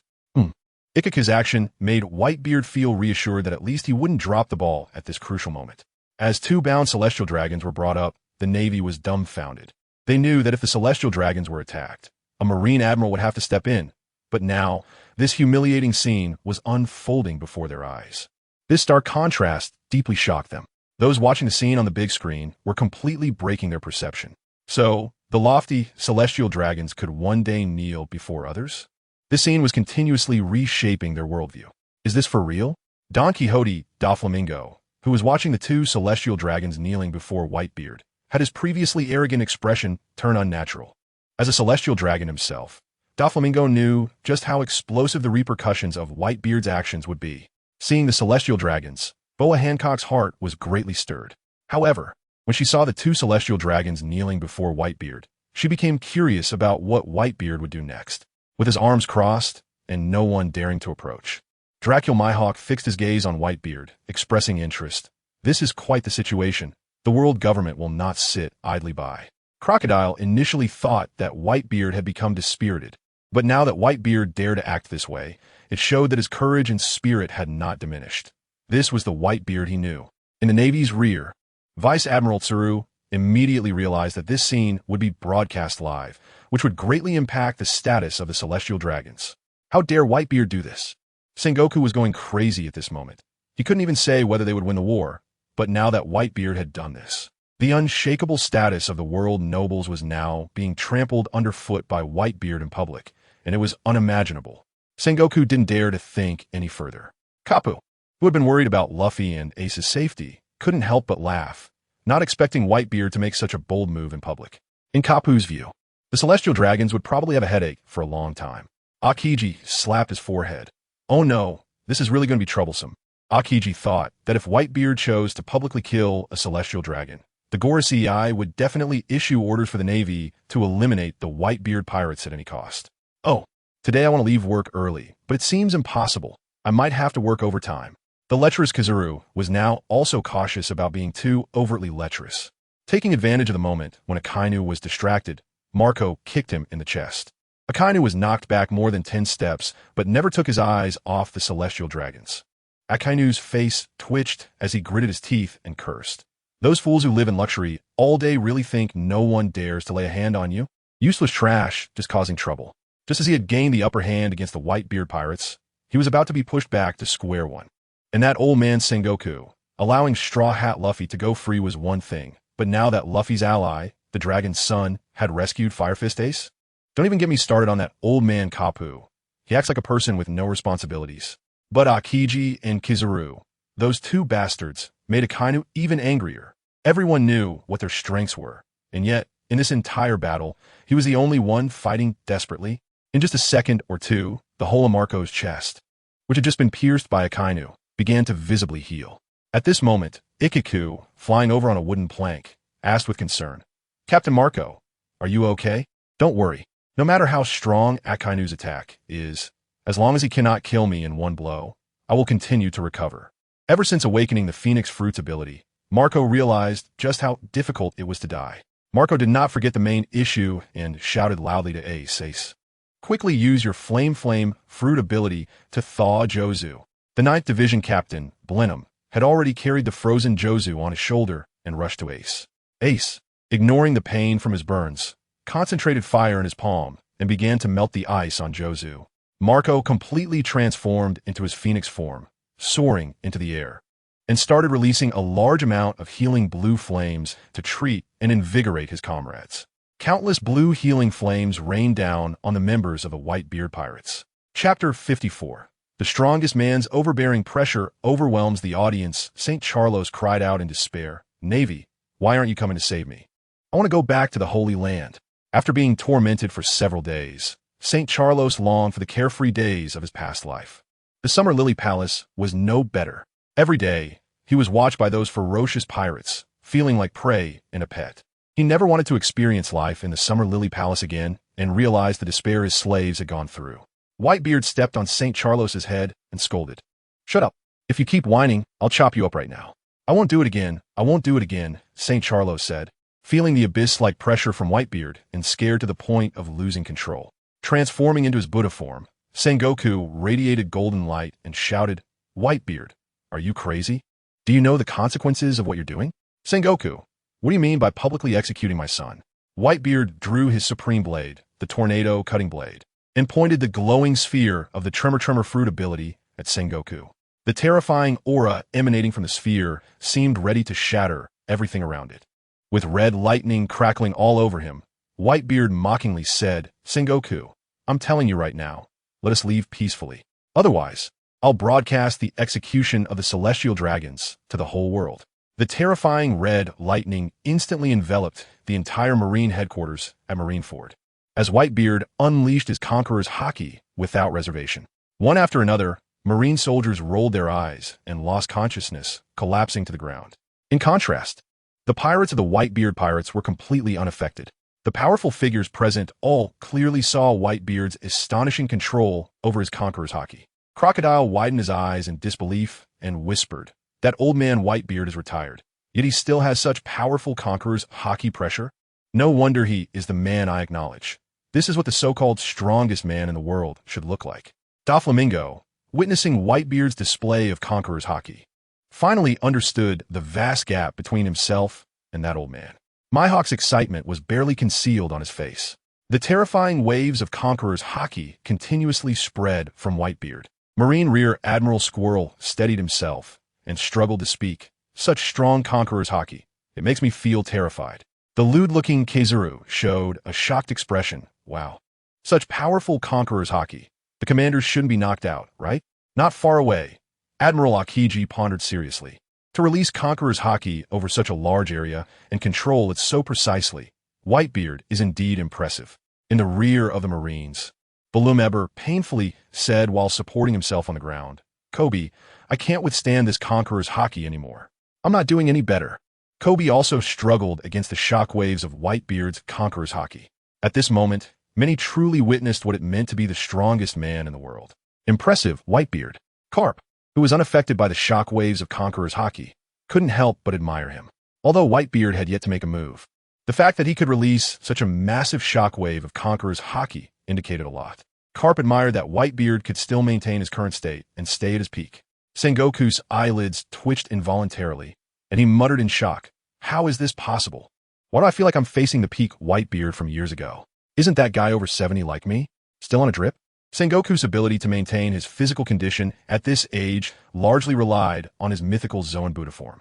Or could it be, Whitebeard's physical condition hasn't declined at all? Then why did he announce his retirement? Damn it. Sengoku shook his head, feeling his thoughts were spiraling out of control. The priority was still to rescue the celestial dragons. The pirates of the Whitebeard pirates were excited to see their father display his might, shouting loudly, "We still have Dad with us." That's right. Our Whitebeard pirates are the strongest existence on this sea. In the hearts of all the pirates present, as long as Dad was there, their Whitebeard pirates would always be the strongest, no doubt about it. This blind confidence stemmed from the strength their father provided them. Now their injuries had mostly healed, including Ace, whose burns had disappeared under Marco's regenerative flames. Additionally, after being thawed from Akiji's ice, Diamond Jozu was also restored to fighting strength thanks to Marco's healing flames. The burden of healing for Marco was quite heavy originally. After fighting for so long, he hadn't been out of breath. But at this moment, he was also panting. If it weren't for the awakened Phoenix Fruit ability, performing large-scale healing would have left Marco paralyzed on the spot. Magma dripped from Akainu's arms as he stood there. "Whitebeard, you old fossil, you're still so spirited." Extremely furious, Akainu shouted to the sky, "We're fighting on our home turf, and it has come to this? Sengoku, you are to blame." Akiji and Kizuru were just taking advantage of the chaos, but Sengoku, as the highest leader of the Navy, was also taking advantage. Sengoku didn't expect that Akainu would suddenly turn his spear towards him, causing his face to turn red as he said. Sakazuki Akainu publicly scolded the highest leader of the Navy, leaving those Marines who hadn't been knocked out by the Conqueror's Haki dumbfounded. Most of the pirates had mocking expressions on their faces. 13th Division Captain Water Buffalo Atmos mocked, "Is the Navy in fighting? That's for the best." Akainu raised his arms, which were bubbling with terrifying magma, and shouted again, "If we back down because of this, then there's no need to be a Navy at all. Since we are Navy, we must decisively eliminate all pirate forces." If anything happens afterward, I'll take full responsibility." With his words echoing, Akainu charged towards the Moby Dick meteor volcano. Chapter 55. The power to destroy the world breaking through the clouds. Akainu's fists transformed into magma, unleashing a barrage of massive magma fists that shot up into the sky. Akainu's staunch supporter, Doberman, watched this scene, clearly sensing the determination Akainu held at this moment. Others, including the likes of Onizuka, also felt Akainu's resolve. Many of the Marines were surprised that when the celestial dragons were used as leverage by Whitebeard, Akainu did not hesitate to strike, igniting a stronger hope for victory among those who had been suffering under the pressure of the Conqueror's haki. Seeing the magma imp unleash a large-scale attack, Whitebeard immediately shouted with a voice like thunder, "Marco, Izo, what are you two dawdling for? Hurry and stop Akainu." Okay, Dad." Marco, startled by his father's commanding voice, almost didn't react in time, but once he did, he rushed towards Akainu. Meanwhile, Marco thought to himself that with such a grand display from his father, he thought Whitebeard was finally going to intervene personally. However, Izo also awkwardly followed closely behind Marco. At the same time, Whitebeard retracted the Conqueror's haki he had been releasing. In that instant, the Marines who had been struggling finally felt relieved. If Whitebeard's Conqueror's haki had continued, even more Marines would have collapsed. After that powerful blast, more than half of the Marines had already fallen, and a large area of the Marine headquarters, Marineford, was filled with fallen soldiers. At that moment, Marco, in his phoenix form, kicked towards Akainu with his right leg covered in armament haki. Seeing the full-speed assault from Marco and Izo right behind him, Akainu sneered. "You two again." He raised his hand to block Marco's kick, the armament haki penetrating his arm. But Akainu, utilizing the magma erupting from his arm, forcefully absorbed Marco's attack. With his other arm, he swung towards Marco's head with great force. Bang! Marco, protecting his head with both arms, was knocked back more than 10 meters by Akainu's punch.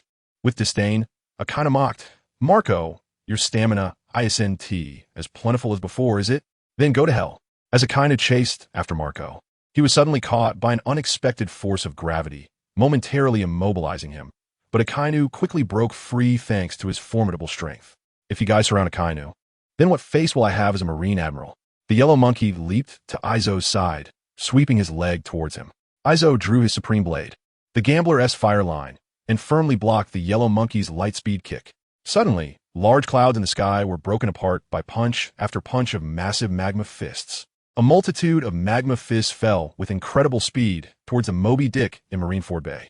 Looking up, the pirates of the Whitebeard pirates were filled with concern as they saw the dense barrage of magma fists descending upon them. If even one grazed them, their main ship, the Moby Dick, would undoubtedly suffer. On the Moby Dick, Whitebeard took a wide stance, half squatting with his right fist clenched. A terrifying sphere of the Tremor Fruit's power instantly appeared in his fist. Seeing their father about to use his power, the 7th Division Captain, Lakio, exclaimed excitedly, "Dad is making a move." All the division captains and Whitebeard's sons were thrilled, shouting loudly at that moment. The strong individuals present were all focused on Whitebeard, fully attentive, watching the man known as the world's strongest. Since the start of the battle, Whitebeard had yet to make a formal move. So many were curious about what it would be like when the world's strongest man finally acted. Crocodile shouted towards Whitebeard, "Whitebeard, let me see if you're still as powerful as you once were." Fufufu, Doflamingo also licked his lips in excitement, casually laughing. "Crocodile, you really care about Whitebeard, huh?" Hawkeye Mihawk, who had been standing still, now fixed a sharp gaze on Whitebeard. If circumstances allowed, Mihawk would really want to have a one-on-one duel with Whitebeard. Smoker, holding the heavily unconscious Tashigi, glared fiercely at all the members of the Whitebeard pirates, gritting his teeth and saying, "Damn Whitebeard pirates." Suddenly, the sphere of the Tremor fruit that Whitebeard had gathered was surrounded by dense red lightning. Tremor, Whitebeard's right fist slammed into the air, instantly causing the Tremor sphere to explode. In that moment, the atmosphere split, and countless spider-like cracks spread for hundreds of meters. In the blink of an eye, the entire massive Marine headquarters, Marineford Island, began to shake due to the shock waves. Buildings on Marineford continuously collapsed. The Marines who had never witnessed Whitebeard's power were utterly shocked, unable to close their mouths. Words could not describe their astonishment at that moment. However, the next moment, an even more shocking and despairing scene unfolded before them. The surrounding sea began to undulate violently, forming waves that crashed against the outer walls of Marineford. Some even noticed the water level was rapidly dropping. Buddha Sengoku's face was filled with anxiety. You bastard Whitebeard, you've triggered an air quake. In Sengoku's view, Whitebeard was doing this on purpose. Boom, boom, boom, boom, boom, boom. At the same time, the airquake created by Whitebeard formed a massive protective dome with a diameter of hundreds of meters. The volcanic projectiles falling from the sky were deflected the moment they touched the vibrating shield. The deflected volcanic projectiles spread out, one after another crashing into the sea, creating countless splashes. Half of the volcanic projectiles were still rapidly descending. Whitebeard suddenly exerted force with his fist. The vibrating shield instantly transformed into a shockwave. Bang! A massive shockwave with a diameter of hundreds of meters surged upwards. Everything in its path, the remaining volcanic projectiles, were all sent flying. In everyone's view, the enormous shockwave surged upwards without losing momentum, as the clouds in the sky were dispersed in an instant by the shockwave. Except for the top-tier powerhouses, no one else could maintain their composure. Chapter 56. The Shockwave Affects the Sabeti Archipelago. Understanding the Power of Whitebeard Sabeti Archipelago. People watched in shock as Whitebeard made his move during the live broadcast. Everyone was stunned into silence. Whitebeard had struck. What would happen next in the war? Someone finally broke the silence. Even though everyone saw the celestial dragons kneeling before Whitebeard, no one dared to mention the three words celestial dragons. For hundreds of years, the celestial dragons represented supreme authority, instilling fear in ordinary people to the point that they wouldn't even dare to speak of them, fearing that they might meet a tragic fate the next moment. Skalachman Apu widened his eyes and exaggeratedly exclaimed, "What a terrifying power! Just one strike has caused such a massive tremor. If I hadn't seen it with my own eyes, I would find it hard to believe this scene is real." That Marine Admiral Akainu's attack was equally scalp-tingling. In his view, the people at Marine headquarters were monsters, beings he could never hope to touch. Capone Beach, pulling out a cigar, looked at Whitebeard's back on the big screen and said admiringly, "The world nobles the celestial dragons. Hee after today. Will your status still be as stable as before?" Urich showed his white teeth and smiled. The Tremor Fruit's power in Whitebeard's hands is simply a world-destroying weapon. Basil Hawkins had fallen silent, as it was the first time he encountered something about Whitebeard that he couldn't predict. Jewelry Bonnie squeezed her bottle so hard that it burst in her hand, and she muttered to herself, "Uncle Whitebeard, you must teach the celestial dragons a harsh lesson. Let that group of high and mighty celestial dragons see that this world does not operate according to their will." X-Drake slightly lowered his head, hiding his tightly knit brows, feeling anxious inside. Originally, he thought that after the Navy went to war with the Whitebeard pirates, they would definitely pay a price. It was just a matter of how much, but the outcome would surely be victory for one side. However, now, watching the war develop to this point, even X-Drake couldn't guarantee that the Navy would definitely achieve victory. What shocked X-Drake even more was that the Whitebeard pirates were subtly suppressing Marine headquarters, which was such an unbelievable thing. But it had truly happened. Eustace Kidd showed an excited and fierce look and said, "It's truly irresistible. Right, Killer?" Just as Killer was about to respond to Kidd, he suddenly felt the ground beneath his feet shaking slightly. What's going on? Killer was confused, wondering why there was a tremor in Sabeti Archipelago. The other supernovas also quickly sensed the slight shaking of the Sabeti Archipelago. As they were puzzled about what was happening, the Sabeti Archipelago sounded the earthquake alarm attention all personnel on the island, due to a massive tremor occurring at Marine headquarters. The Sabeti Archipelago has also been affected. Additionally, everyone, please do not go out to sea at this time. Hundreds of loudspeakers on the Sabeti Archipelago broadcasted this message. People were slow to react. They didn't immediately understand why there was a tremor. But the supernovas were more perceptive, quickly realizing that the tremor in Sabeti Archipelago was caused by Whitebeard, who was far away at Marine headquarters in Marineford. One exaggerated power. To be able to cause a tremor from so far away, Urich felt the shaking under his feet. Trafalgar Law, carrying a katana, couldn't help but think, is this power due to the Tremor Fruit's ability being too powerful? Or is it because Whitebeard himself is too strong? In Trafalgar Law's view, it was very exaggerated, very unbelievable, incredible. If the Tremor Fruit is this powerful, then its destructive capability is definitely the strongest among all devil fruits, without exception. Or could it be that Whitebeard is just too strong, allowing the Tremor Fruit's ability to be extraordinarily displayed? That's why it could create such terrifying power. Along the shores of Sabeti Archipelago, the waves came crashing in one after another, continuously hitting the shore.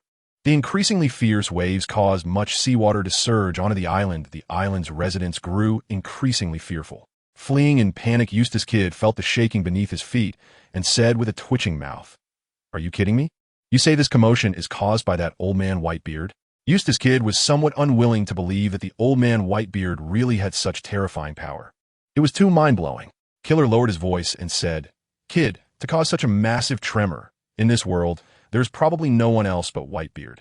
TCH. Eustace Kid snorted in displeasure and said fiercely, "If that's the case, then Whitebeard is indeed a mountain standing in front of all pirates. Captain Kidd, your worries are unnecessary. That Whitebeard announced his retirement some time ago." Trafalgar Law casually mentioned as he and his subordinates passed by Eustace Kid and the others. Eustace Kid's mouth twitched as he loudly questioned, "Trafalgar Law, where are you going at this time?" "I have no obligation to tell you," Trafalgar Law coldly replied. Eustace Kid watched Trafalgar Law's increasingly distant figure, raising his hand, and the surrounding swords seemed to respond, continuously gathering towards him. Seeing this, Killer hurriedly reminded, "Kid, wait. Let us not clash with him here. There are many other supernovas around." Eustace Kid released his power and disdainfully muttered, "Then let that kid go for now." Marine headquarters. Marineford on the side of the square. The earrings worn by Boa Hancock began to sway. "What's going on? Didn't the tremors just stop?" Boa Hancock felt puzzled. In less than a few seconds, Boa Hancock felt the ground shaking beneath her feet as well. If Boa Hancock could feel such a clear tremor, one could imagine how others felt. The division commanders, who understood their father's abilities very well, knew exactly what would happen next. The most confused were the Marines, who were all in a daze. Many Marines thought Whitebeard had stopped attacking, so why was there still a tremor? It was too strange. Basil Hawkins was the first to loudly remind his people, "Everyone, quickly steady yourselves. Dad's attack is coming right now." Chapter 57. The Tsunami Strikes. Blackbeard in trouble a few minutes ago. The Blackbeard pirates had just successfully passed through the gates of justice. Shiryu of the Rain was wiping his demon sword, a glint of killing intent flashing in his eyes. "It's been a long time since I visited the Marine headquarters. Changing my identity allows me to kill to my heart's content." Ha ha! Standing at the bow of the ship, Blackbeard Teach spread his arms and laughed ferociously. "Boys, get ready to make a big ruckus with me. Teach, if you fail in your attempt to become a double fruit user, then let me be the captain, meow," Alvaro Pizarro said with a smile, though there was a hint of malice in it. "Ha ha ha!" Blackbeard Teach laughed dismissively. "If I don't fail, you'll be my crew." "Got it, fool." Basking in the drink, Baschote burped and said, "As long as we can get out from Impelled Down and have food, drink, and fun, that's enough." Toxic Q, who tossed a bottle of alcohol to Baschote, murmured weakly, "I'm really curious. How's the fight going at the Marine headquarters? Is it a mutual destruction? Or has the Whitebeard pirates been beaten to a pulp by the Marines?" Toxic Q thought this way because they were unaware that Marco had stepped into the threshold of the Yonko level and that Yassip had joined the Whitebeard pirates. Not to mention that the retired Whitebeard had fully recovered from his internal ailments. Moreover, due to entering the Chi refinement stage, Whitebeard's vitality had returned to its peak. If the Blackbeard pirates knew this, they wouldn't think the Whitebeard pirates were at their end.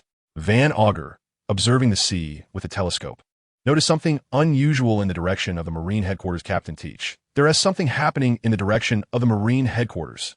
It looks like a hurricane is coming." Although Van Augur appeared calm on the surface, inside he was already panicking. "Huh? A hurricane?" Blackbeard Teach, who was in an excited state, didn't immediately react to Van Augur's words. However, in the next moment, Blackbeard Teach felt the wind picking up, instantly realizing the most terrifying thing was about to happen. The expression on Blackbeard Teach's face shifted from arrogance to panic as he shouted loudly, "Bastards! What are you waiting for? Hurry up and lower the sails." "Wait, Teach, what's going on?" Alvaro Pizarro asked, in confusion. At that moment, Lafitte spread a pair of white wings on his back and flew up to the mast, shouting at full speed, "Lower the sails." As the wind grew stronger, the rest of the Blackbeard pirates also began to realize that something was wrong. Even Shiryu of the Rain joined in the effort to lower the sails. It was fast yet slow. In just 7 or 8 seconds, a powerful hurricane bombarded them, even with the sails lowered. The entire massive ship was still being pushed back. Helmsman Basis gritted his teeth to keep the ship steady if the ship veered off course. The consequence would be the entire ship sinking to the bottom of the sea. As the hurricane lasted for nearly half a minute, the warship finally stabilized. Releasing his grip on the railing, Shiryu of the Rain looked at Blackbeard Teach, whose face was still filled with fear, and asked, "Teach, do you know what just happened?" The others also looked at Blackbeard Teach with curiosity. It can't be wrong, absolutely not wrong. That old guy must have activated his ability. Blackbeard Teach clenched his fists, feeling anxious at the thought of his father activating his power. He pointed at Basis and reminded loudly, "Basis, keep the helm steady. A giant tsunami is about to hit. If we get swept underwater by the tsunami, we're done for." Rumor has it that the tremor fruit has the power to destroy the world. It seems that is not an exaggeration. Judging from the current situation, Shiryu of the Rain could roughly imagine what was happening. Basis swallowed hard several times. When Captain Teach NT warned him, he wasn't so tense, but Teach's reminder made him even more anxious. Moments later, the members of the Blackbeard pirates widened their eyes in shock as they watched a towering tsunami over 100 meters high approaching at an astonishing speed the moment the tsunami collided with them. The entire warship was instantly lifted. Basis used all his strength to stabilize the helm just as the warship was about to be lifted to the top of the tsunami. An accident occurred. With a crack, the helm controlled by Basis broke. Everyone, including Blackbeard Teach, froze in shock. The entire warship was instantly engulfed by the sea. More than 10 seconds later, Blackbeard Teach clung to a piece of wood, floating to the surface, coughing up seawater repeatedly. Damn. If I hadn't instinctively broken a piece of wood, I would died here. Just thinking about that scene sent chills down Blackbeard Teach's spine. Before Blackbeard Teach could catch his breath, the water began to swirl rapidly again. He turned back to see, boom, another massive tsunami was crashing in. And Blackbeard Teach was swept back underwater, bubbles rising from his mouth and nose as he sank deeper and deeper. Marine Headquarters Marineford was shaking more violently. Sengoku raised his voice to remind everyone. Everyone, stay alert. Don't think we have the advantage in numbers. If we're not careful, we might be the ones to fail in the end. That man possesses the power to destroy the world. Fufufu, Don Quixote Doflamingo licked his lips, laughing excitedly. What a terrifying power. A giant tsunami can form at will, because he had already spotted the giant tsunami approaching at an incredible speed in the distance. Rayleigh, standing next to Whitebeard, secretly glanced at him, pondering. This guy Whitebeard is still as formidable as ever. As for the tsunami, it didn't affect Rayleigh much. He wasn't a devil fruit user, so he didn't need to fear the sea that much. As two towering tsunamis, over 100 meters high, approached Marine Headquarters Marineford like sandwich cookies, Kobe knelt on the ground, tears and snot flowing as he muttered, "Am I going to die? Am I going to die? I haven't even become a vice admiral yet." Tina, her eyes flickering, felt a thought cross her mind. As a devil fruit user, with such a massive amount of seawater crashing down, it's over. The lecherous Kazura looked at the two tsunamis about to crash down on either side. Oh no. If we get hit by the tsunami, the Marines will suffer heavy losses. Many Marines felt as if they were about to perish, deeply feeling despair. Just when the Marines felt the most hopeless, a figure suddenly appeared above Marine Headquarters Marineford, spreading his arms as two ice pillars shot out from his palms. Ice Age. Chapter 58. Continuous Tsunami Impact. How will Akiji defend? In the Holy Land, someone opened their eyes. With two giant tsunamis reaching hundreds of meters high, frozen by Akiji's powers, the Navy soldiers who were terrified just moments ago all breathed a sigh of relief. They thought they were about to die, including Kobe, who was nearly scared to death. Gasping for breath, "I didn't die. It was Admiral Akiji who acted." Surviving the disaster, Kobe began to regret why he was so cowardly. After all, he dreamed of becoming the highest combat power admiral of the Navy. He must become strong, like Luffy, and face any danger head-on. Vice Admiral Garp had also taken him as a disciple, and he couldn't let Garp down. Garp had expressed high hopes for his future. A Navy colonel shouted loudly, "We have Admiral Akiji. There's no need to fear Whitebeard's tsunami attack." As one person spoke, another quickly chimed in. "That's right. We have 3 top-tier admirals. We will definitely win this war." The morale of the Navy, which had dropped, began to rise again. The 8th Division Captain, Namor, lamented, "It's a pity that if Dad's tsunami had hit, these Navy soldiers would have suffered massive casualties."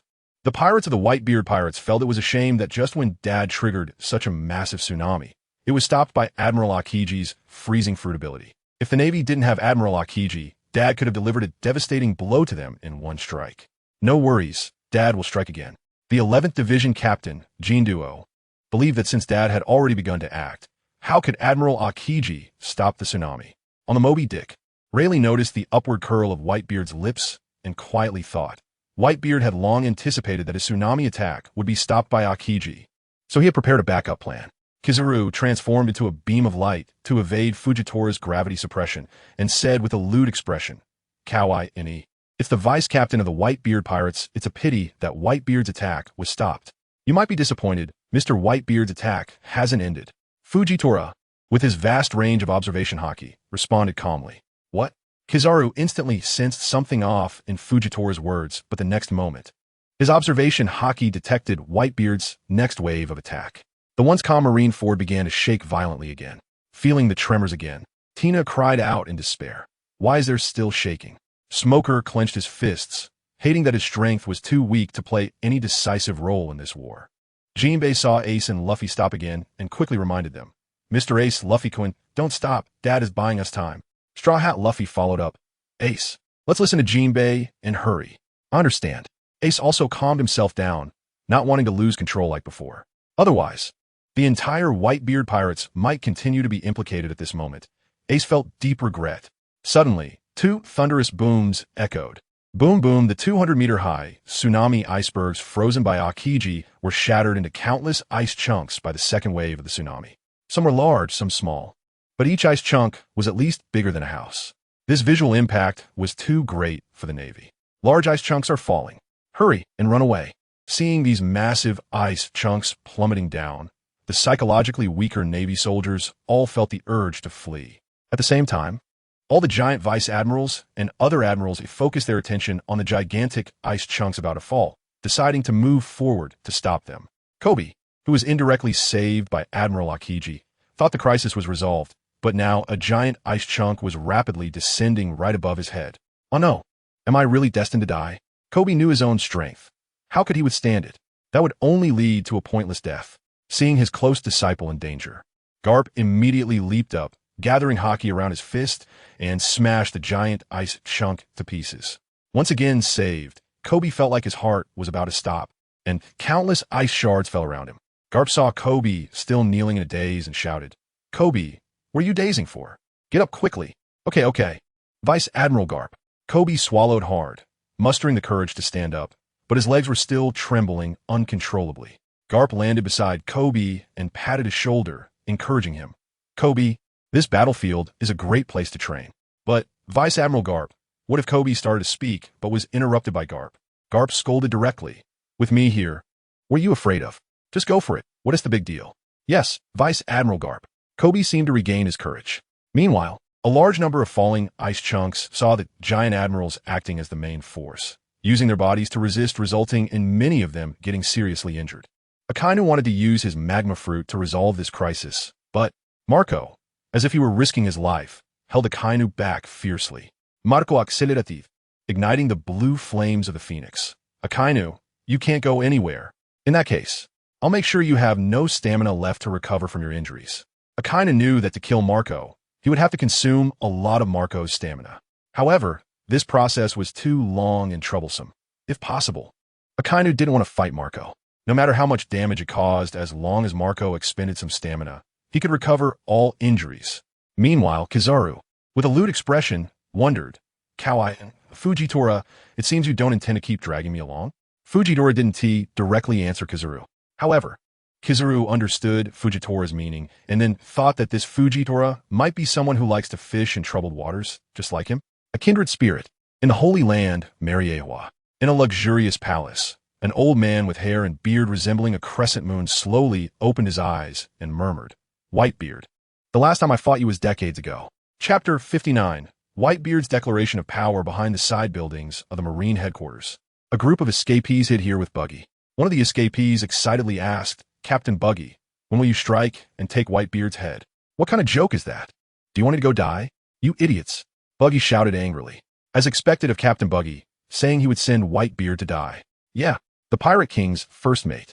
Rayleigh is also here. The blind fantasies of the escapees completely left Buggy speechless. At this moment, several escapees noticed the 16th Division commander of the Whitebeard Pirates, Izo, approaching them. Buggy also noticed Izo's figure and wondered what the Whitebeard Pirates were coming over for. Izo shouted from a distance, Clown Buggy, your first mate Rayleigh has ordered you to take people to cover Ace's retreat. Move quickly. Huh? An order from the first mate?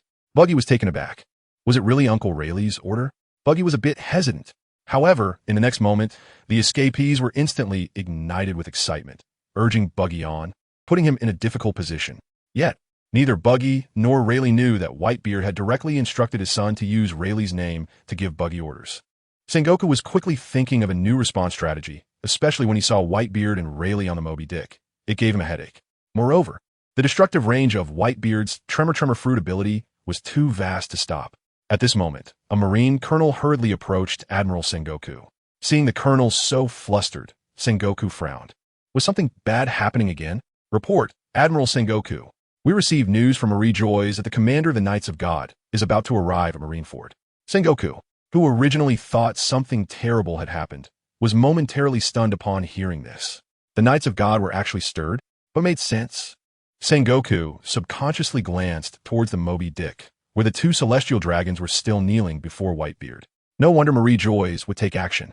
If this matter continued to escalate, those people probably wouldn't be able to sit still either.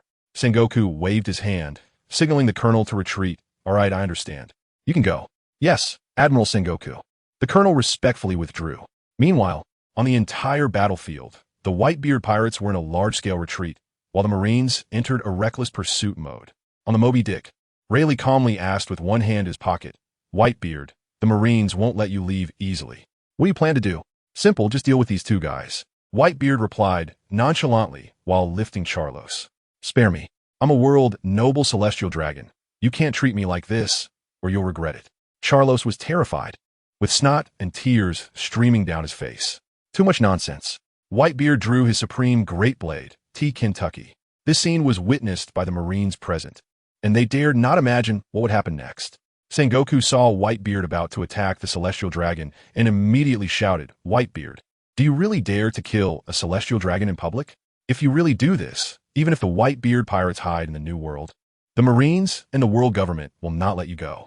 Ave Miel, Boa Hancock, Don Quixote do Flamingo, Crocodile, Jekyll Moria, Ivankov. All these outsiders were watching Whitebeard. If Whitebeard really killed a celestial dragon in public, it would mean a complete break with the world government. After all, the dignity of the world government, built over hundreds of years, would be trampled in public, and they could not remain indifferent. Everyone's gaze was fixed on Whitebeard. In response to Sengoku's question, Whitebeard smirked, Sengoku, this is a battlefield. There's no such thing as daring or not daring. Besides, I'm Whitebeard. Do you think a mere celestial dragon can make me hesitate? If you really provoke me, I won't mind tearing down Marie Joyce as well. Then, Whitebeard threw Charlos high into the air. As Charlos fell uncontrollably, Doflamingo's expression instantly twisted, and he chuckled. He really is going to make a move. Boa Hancock instinctively covered her face with both hands. Hawkeye Mihawk observed that Whitebeard looked at the celestial dragon as if he were looking at garbage. Oh my, is this for real? Akiji scratched his head, unable to understand why Whitebeard could threaten them with the celestial dragons, which would make the Marines cautious. But to kill a celestial dragon in public. In the next moment, the scene seemed frozen. Whitebeard's supreme great blade, TKY, brutally pierced through the chest of the celestial dragon Charlos. Moreover, Whitebeard's eyes remained completely calm throughout the act of killing the celestial dragon, which was the most terrifying part. The long-standing oppression of the celestial dragons made people insane when they resisted them, yet Whitebeard remained unfazed. If one didn't know about the celestial dragons, ignorance brings no fear. But how could Whitebeard not know about them? Even those who were fiercely battling unconsciously stopped fighting. Whitebeard had made his move. He really had made his move. At the rear of the Marines, Garp sighed in admiration, truly, completely unfazed, whether it's anger or joy. Or, now it was too late to say anything. They had to fight the Whitebeard pirates to the bitter end. Vice Admiral Tsu, the chief advisor, shook her head helplessly and sighed in response. What she sighed about was that the Marines would suffer far beyond the expected casualties, and the worst outcome would even leave them incapacitated. Sengoku's veins bulged as he stared furiously at Whitebeard, his voice filled with killing intent. Whitebeard, how dare you? A sharp-eyed pirate from the Whitebeard pirates steadily held the din-din mushy towards Old Dad. Whitebeard was enveloped in a powerful aura, boldly declaring, the world has its own destiny. What is long divided must reunite, and what is long united must divide. Celestial dragons? You've sat on your pedestal long enough. The fate of the world government has come, and it's time for a new master. In this era of rising heroes, whoever wins this struggle for hegemony will hold the power of the world, and the empty throne of Marie Joyes is the ultimate goal. Chapter 60 Chain Reaction. Quotes from Don Quixote da Flamingo, Sabati Archipelago. Extra. Extra. Breaking news. This is definitely the biggest and most explosive news that has shocked the whole world. All the reporters gathered in front of the big screen have gone completely insane, recording everything that is happening at this moment. Especially the domineering declaration of Whitebeard has completely impacted everyone's worldview with devastating force. This heavy news is far more shocking than the instant destruction of an island, especially for the people of Sabati Archipelago, who often see the celestial dragons, immediately kneeling and worshipping them as a conditioned reflex. But at this moment, people realize that even the celestial dragons can plead for mercy and fear death in front of a strong person. It turns out that the blood of the celestial dragons is also red, just like ours. Someone couldn't help but blurt out. As soon as this was said, someone immediately voiced a different opinion, especially since the celestial dragons always wear oxygen bags when they go out, not breathing the same air as them. A boy in his teens couldn't help but shed tears and said enviously, "If I could be as strong as Whitebeard, wouldn't the celestial dragons have to plead for mercy for me?" He thought about how his parents were killed in the street by the celestial dragons because they didn't kneel properly when they passed by.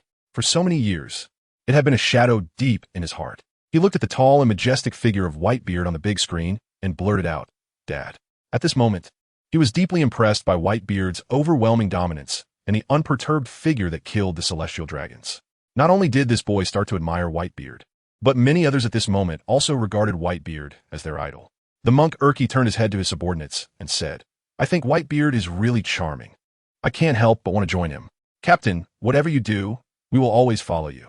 Urki's subordinates expressed their support for their captain one after another. Capone Bede's cigar was burned out, and he didn't even realize it, as he kept pondering over one question. Why would someone with such great ambition as Whitebeard announce his abdication? Even he, as a crime lord, could not figure it out. The crew of the Bonnie pirates looked worriedly at their captain, who had become motionless and stopped eating, just as they were about to speak. Jewelry Bonnie slowly said, "Keep bringing me food."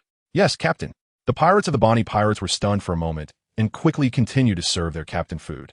Skullockman AP, shaken to his core by Whitebeard's domineering declaration, muttered, "So domineering, so overbearing, so shocking." Originally wanting to make a name for himself in the new world, Skullockman AP at this moment no longer wanted that in the future era. With his strength, he would just be swept into the abyss in an instant.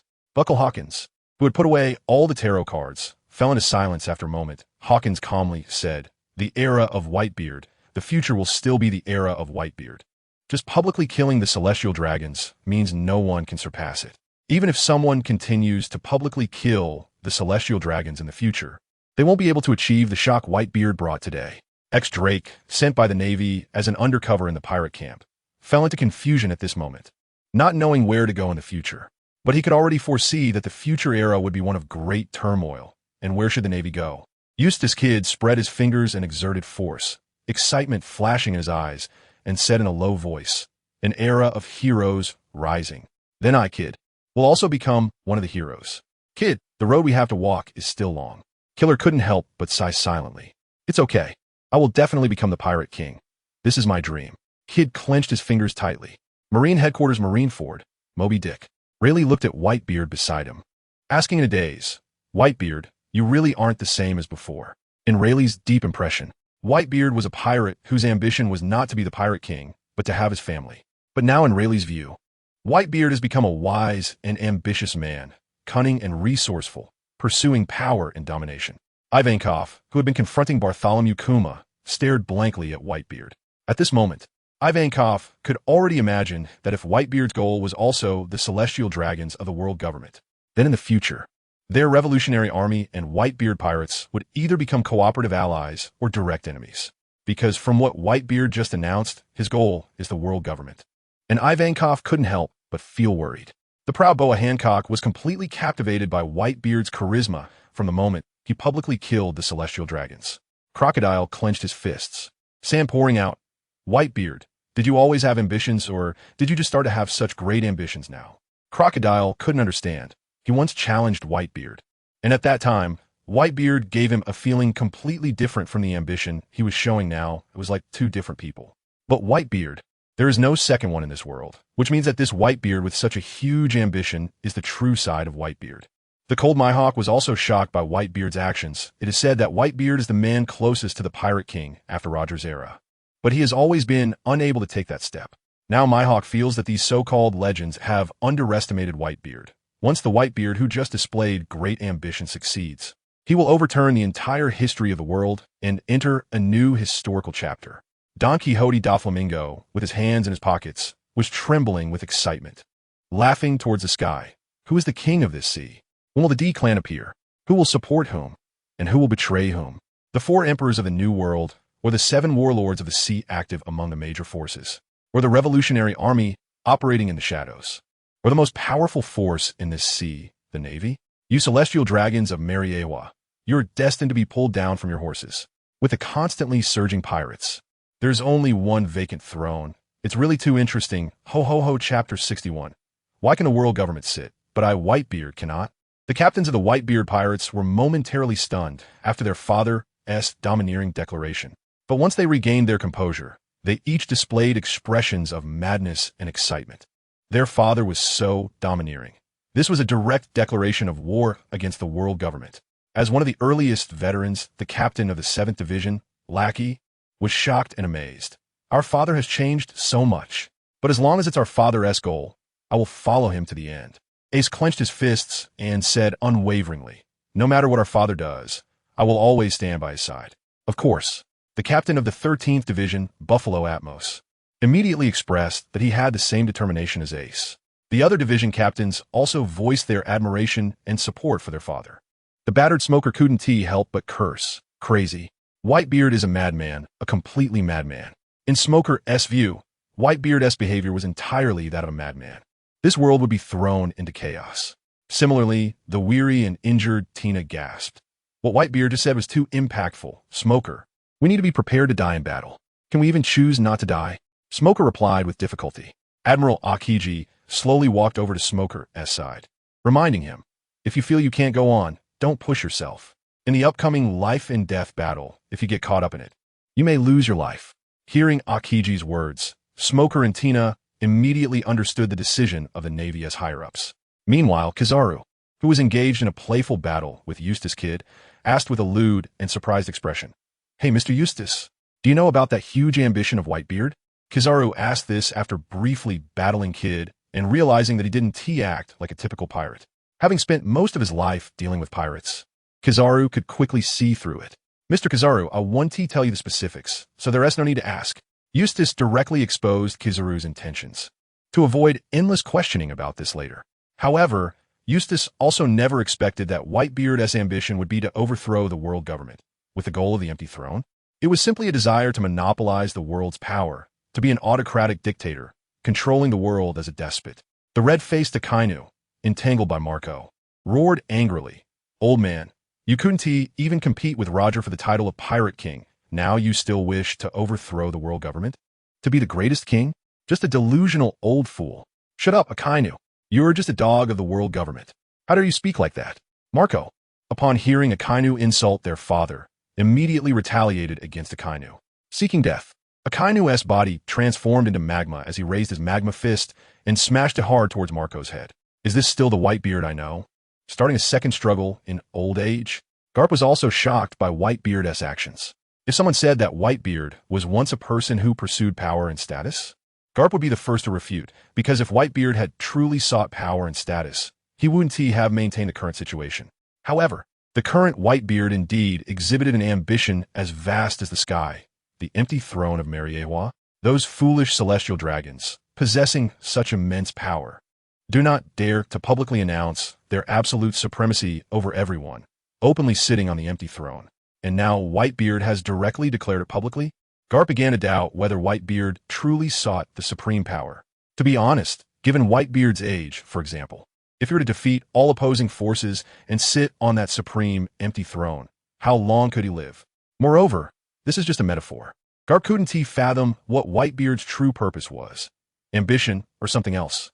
At this moment, the highest leader of the Navy, Admiral Sengoku, had bloodshot eyes filled with red veins, staring at Whitebeard, gritting his teeth as he said, Whitebeard, today, you and all your sons must die here at Marine headquarters.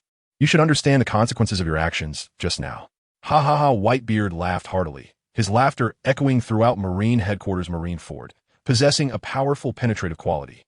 Whitebeard slowly ceased his laughter, disdainfully glancing at Sengoku, mocking him.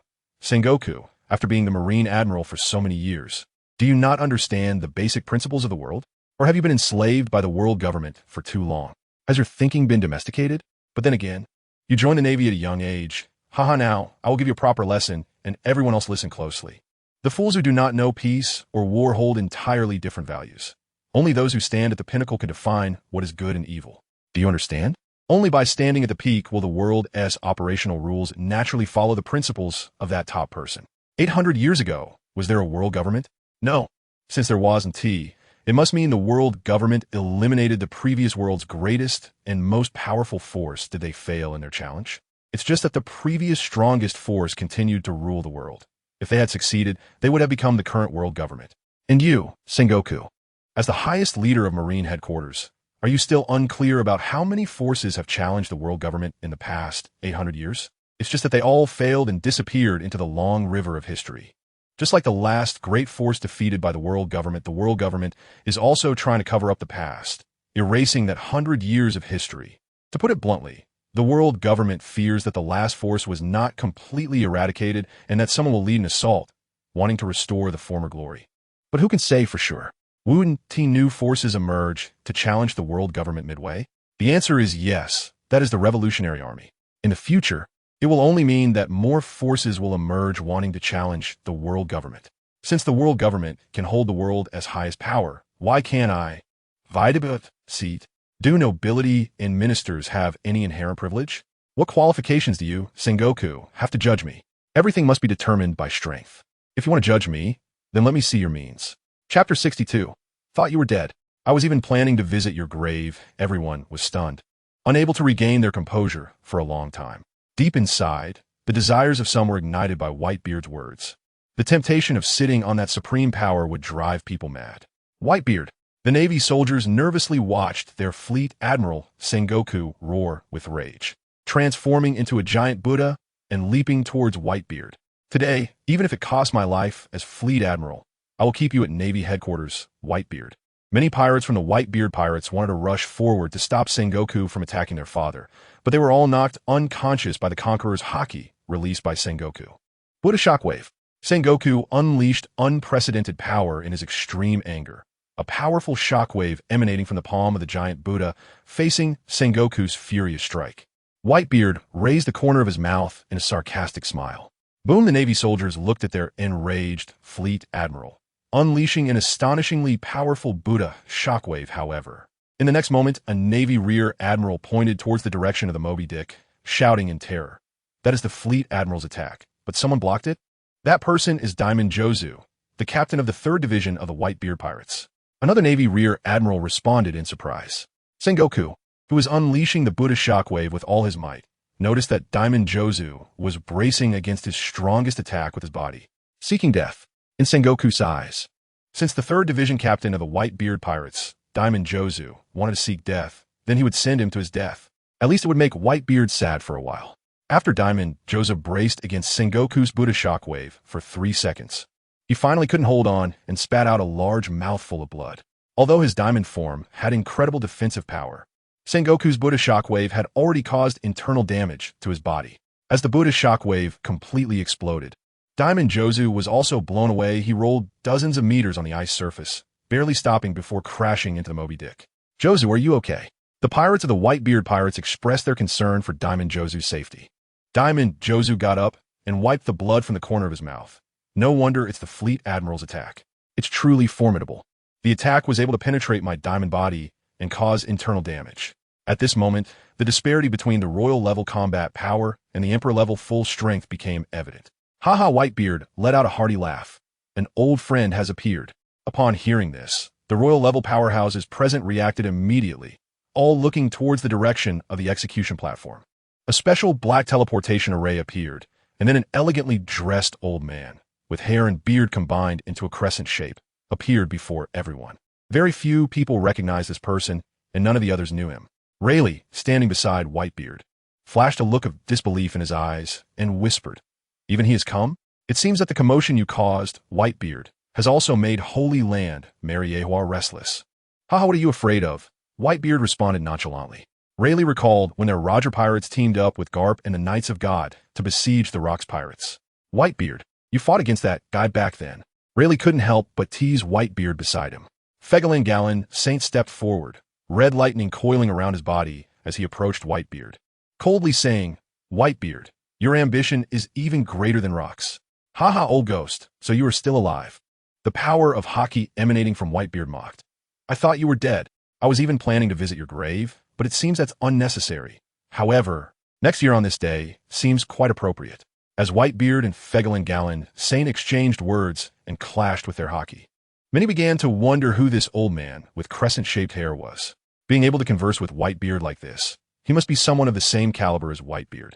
At the moment the two hockey clashed, the entire Navy headquarters Marineford, those with insufficient strength, felt exceptionally uncomfortable, and the weaker ones found it increasingly hard to breathe. Oh wow. The lecherous Kizuru never expected that even the leader of that organization from the Holy Land would personally come down. I can sense his aura is terrifying using my observation hockey, a top powerhouse from the Holy Land, Mariehua. Marco whispered in confusion. Could this person be the one Dad mentioned a few times before? Oomph. Akainu snorted in dissatisfaction, feeling that their Navy's battle was being intervened by the world government, which made the Navy look disgraceful in his eyes. Garp looked at Fegalin Gallon Saint calmly. But deep inside he was anything but calm. He was very worried that if things continued like this, whether Luffy and Ace could leave safely would become a problem. Akiji, with half his body emanating freezing air, secretly pondered. It seems that Whitebeard killing the celestial dragons in public has greatly stimulated the world government, coupled with Whitebeard's earlier declaration. Alas, a more chaotic era than the Great Pirate Era seems to be coming. Akiji couldn't help but be filled with concern for the future. Vice Admiral Tsuru prayed, I hope we can win this battle.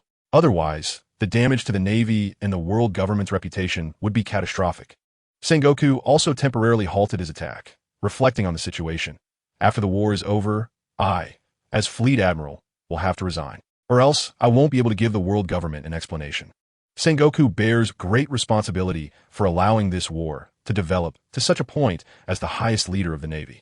Straw Hat Luffy was shocked by the astonishing clash of hockey between Whitebeard and Fegalin Gallon Saint, and asked in confusion, Ivankov, do you know who that person is? That person is the Supreme Commander of the Knights of God, Fegalin Gallon Saint, and also one of your father's important future opponents. Ivankov responded seriously. Straw Hat Luffy's companion, Fire Fist Ace, frowned and asked, the Supreme Commander of the Knights of God? And a celestial dragon? Able to counter old dad's hockey? Hard to believe. Ivankov scoffed.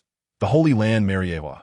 If it didn't have these powerhouses stationed, just those celestial dragons who only know how to indulge in pleasure, if it were that simple, the world government would have been overthrown countless years ago, and it wouldn't have been able to allow the celestial dragons to tyrannize for hundreds of years. Chapter 63. Old Man Gallon, I wonder how many knives you could take now? Boa Hancock felt a strong disgust towards the celestial dragons rising in her heart. How could such a garbage race have such a powerful expert in control? At that moment, Boa Hancock heard Doflamingo's almost frenzied laughter.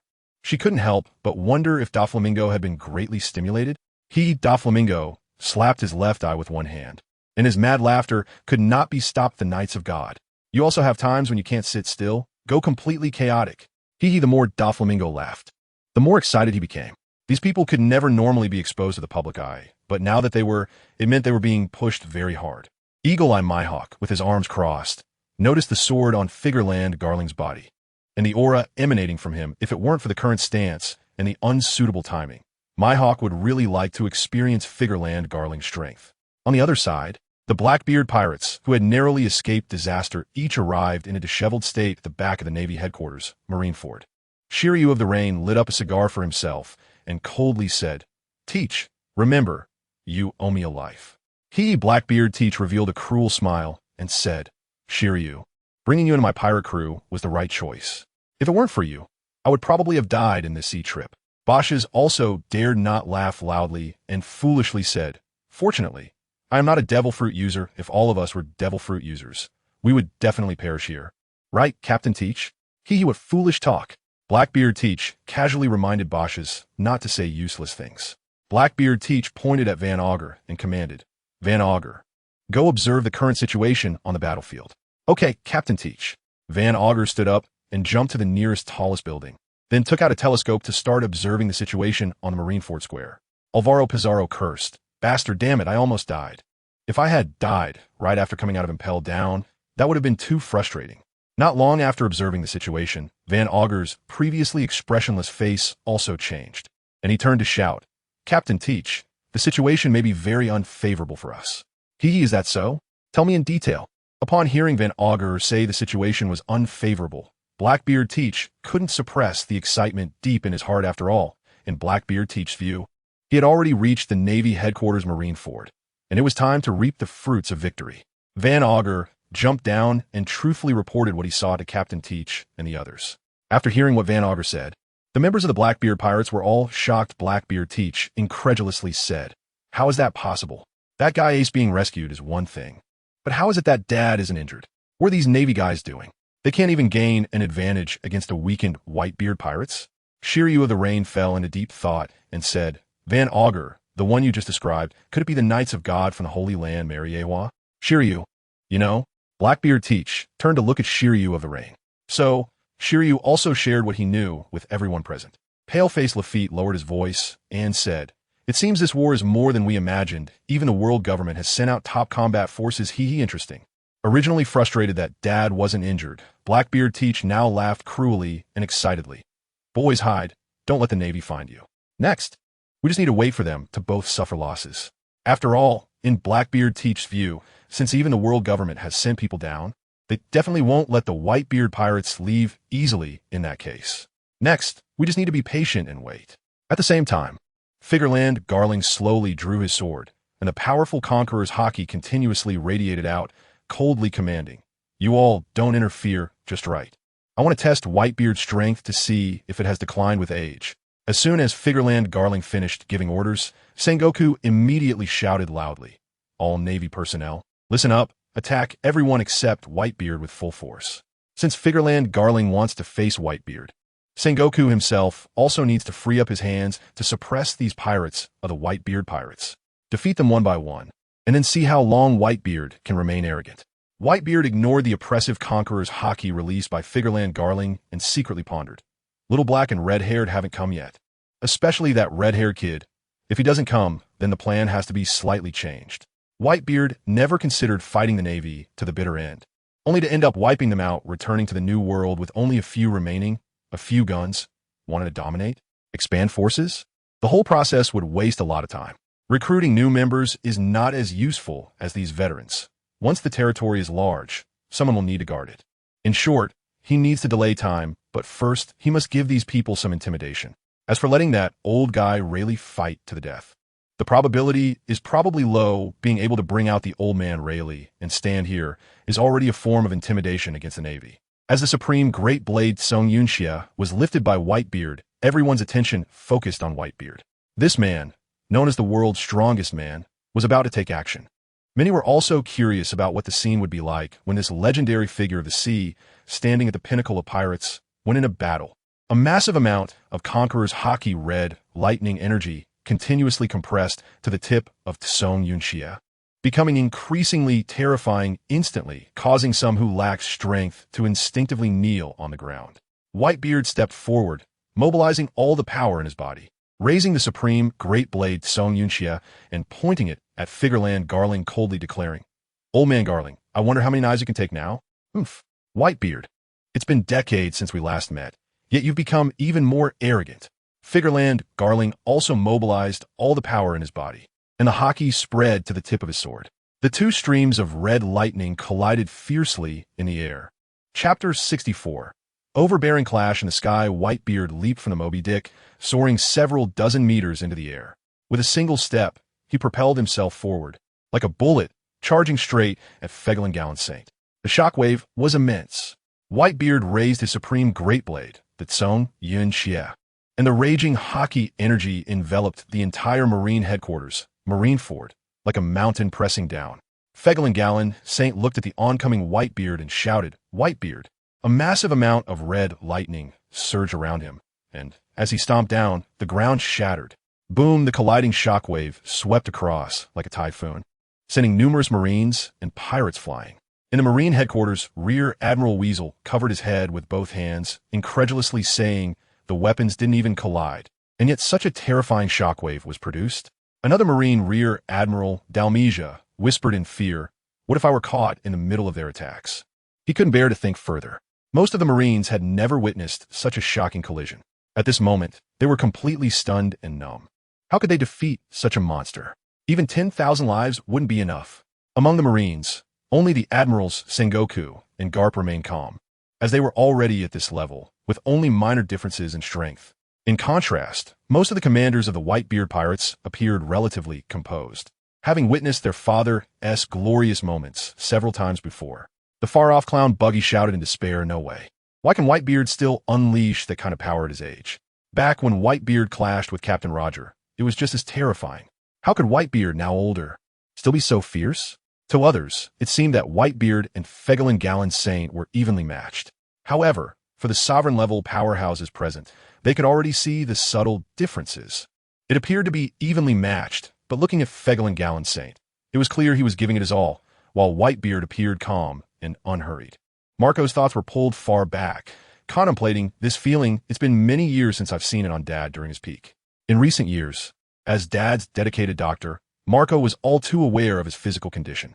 Although his combat ability was still terrifying, his internal organ functions had declined. Now that Dad had returned to his peak, it was impossible not to feel excited. As for how Dad suddenly regained his peak state, Marco didn't care. As long as Dad was still Dad, that was enough. Using his observation hockey, he locked onto the two, Whitebeard and Fegelin Gallen Saint, and wondered, "Strange, since the last time Mr. Whitebeard fought me, he seems to have become even more adept." The yellow monkey, who was pretending to be in a mock battle with Ishiao, looked on with a lewd surprise and said, "Wow, as expected of Whitebeard. So strong. Truly a monster." Nearby, Akiji, exuding a massive amount of freezing energy, sighed, "Whitebeard is so old, yet his strength is still above mine. It really gives me a lot of pressure. It seems the only way to defeat Whitebeard is to surround him." Akiji didn't dare to think further. The red dog, still entangled by Marco, felt his eyelids twitch. How is this possible? That old man, it can't be. On the Moby Dick, Rayleigh's gaze never left Whitebeard and Fegelin Gallen Saint, and he muttered in confusion, "Something's not right. Absolutely not right. Even I, due to age, cannot reach the peak state of my prime during a top-level battle. How is Whitebeard doing this?" He knew of Fegelin Gallen Saint's strength. He was strong, but also aged. No matter how much he focused on maintenance, Rayleigh also realized that compared to back then, their peak bursts could not last as long, as the clash of their hockey had reached its limit. Sengoku widened his eyes in disbelief and said, "Whitebeard's condition is still so good. Why retire? Just playing around? Bastard." Sengoku felt it was unfamiliar. That damn Whitebeard clearly still had such great ambitions, yet he talked about retirement. On the other side, Garp said in a very serious tone, lowering his voice, "Whitebeard's strength has not diminished in the slightest. He still maintains his peak state. Here it comes." "Whitebeard has the upper hand," Garp suddenly shouted loudly after lowering his voice.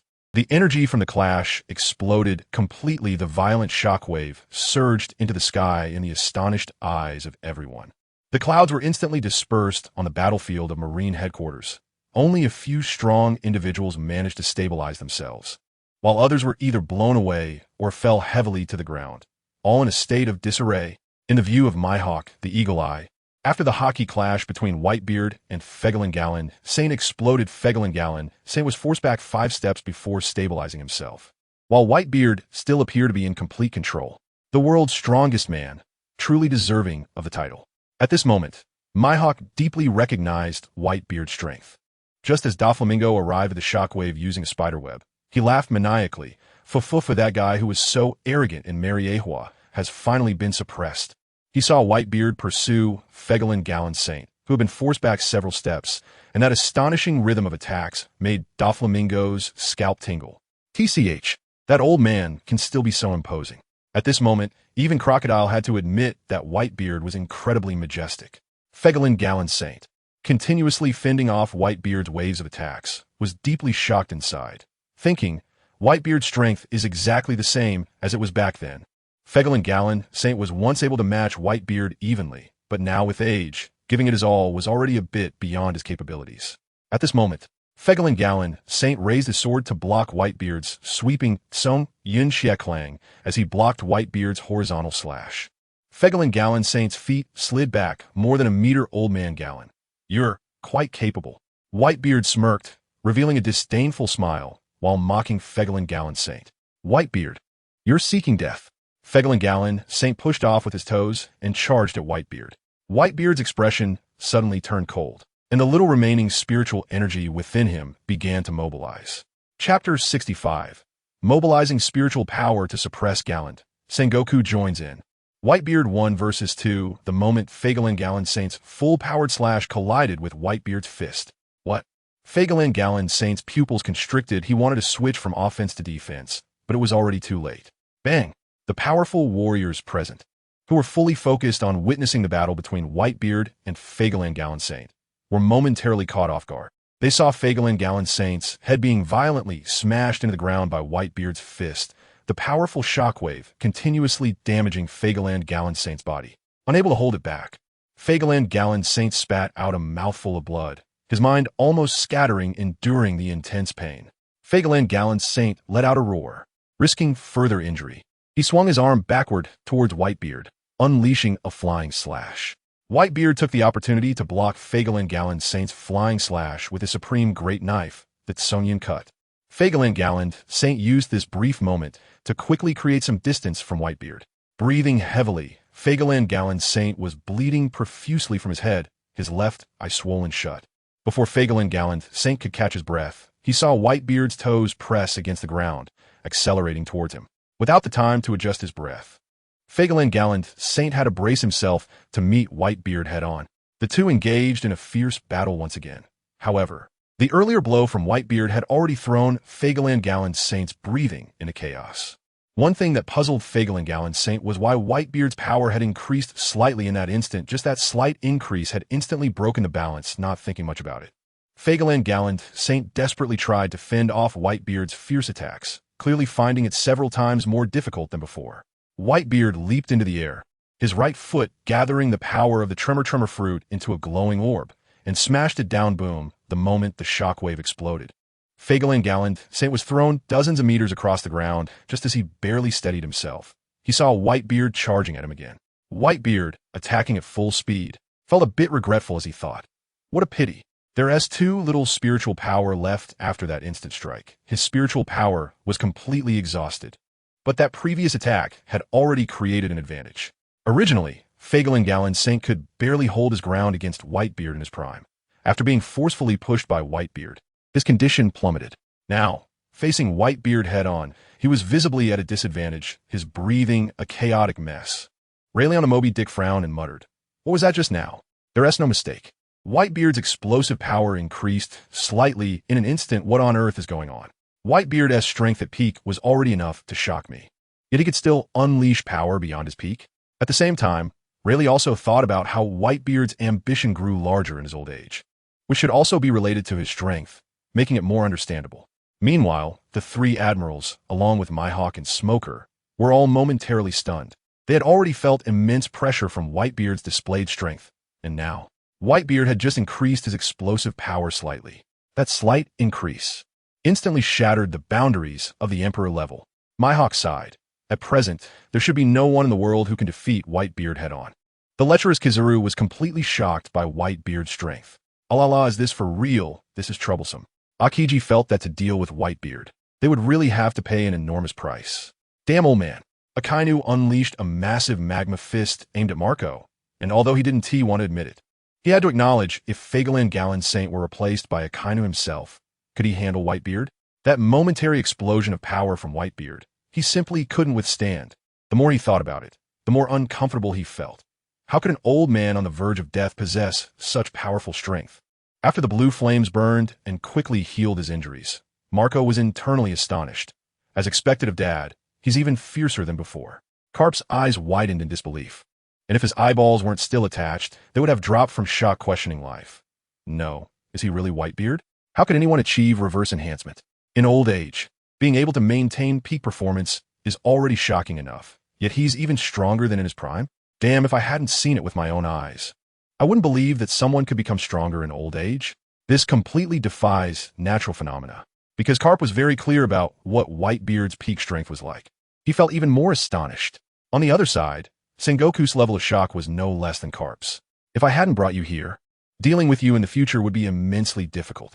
Sengoku felt a bit fortunate to have used Fire Fist Ace to draw Whitebeard to the Navy headquarters. Transforming into the Great Buddha form, Sengoku radiated light across the battlefield. Fagalan Galland Saint heard the sound of air being sliced and instinctively drew his sword. Channeling all his armed haki, the moment Whitebeard's supreme great knife, Song Yun cut, sliced through the air for 0.01 seconds. The air was shattered by the tremor fruits, power covering the blade. Boom, blocking Whitebeard's strike. Fagalan Galland Saint felt an immense pressure that forced him to kneel on one knee, barely supporting his body with his condition deteriorating. Fagalan Galland Saint found it increasingly difficult to engage in sustained, high-intensity confrontations with Whitebeard, who was unleashing his full power. Whitebeard slightly raised his head and saw Sengoku in the Great Buddha form gathering a shockwave in his palm, launching it towards him.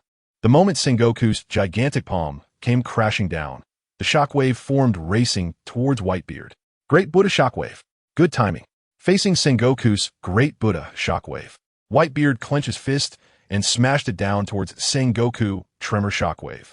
Boom, the two powerful shockwaves collided violently, causing a shockwave that blew away naval soldiers hundreds of meters away. Seizing the opportunity, Fagalan Galland Saint exerted force through his legs to pull back while swiftly launching a flying slash. One hand blocking the Great Buddha shockwave. Whitebeard used the other hand to swing his supreme great knife against Fagalan Galland Saint's incoming flying slash.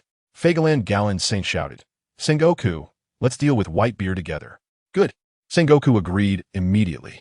Fagalan Galland Saint didn't want to hold on any longer. He simply couldn't handle Whitebeard alone. Chapter 66. Inundation of the Sea. Rising hundreds of meters, Busker Jot was stunned on the spot, holding a wine jug, muttering to himself, "I shouldn't be drunk, right? This can't be an illusion, right? Captain Teach, are you really making us face Whitebeard? People are going to die." The expressions of the other members of the Blackbeard pirates were equally grim. After witnessing Whitebeard's battle firsthand, they all shared the same thought. If they faced Whitebeard, they would die. Rain Shiryu said anxiously, "Teach, what are your plans now? Speak up so we can have some idea." Ha ha ha. Blackbeard Teach's expression kept alternating between ruthlessness and terror. One thing that puzzled him was that the old man's strength was questionable. His physical abilities had clearly declined in recent years. Blackbeard Teach was very aware of this. Yet now he was not only seeing the old man at full strength, but had also witnessed him unleash power beyond his peak not long ago.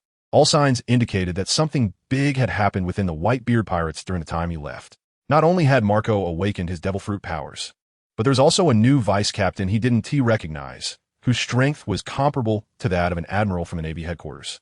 What terrified Blackbeard Teach the most was the old man's enigmatic strength. Noticing that his subordinates were all looking at him, he suppressed the fear deep within and ferociously laughed.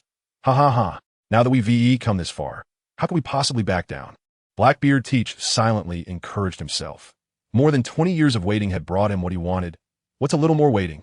The Navy would definitely not let the Whitebeard pirates leave. They would wait for both sides to be severely weakened before swooping in to reap the benefits.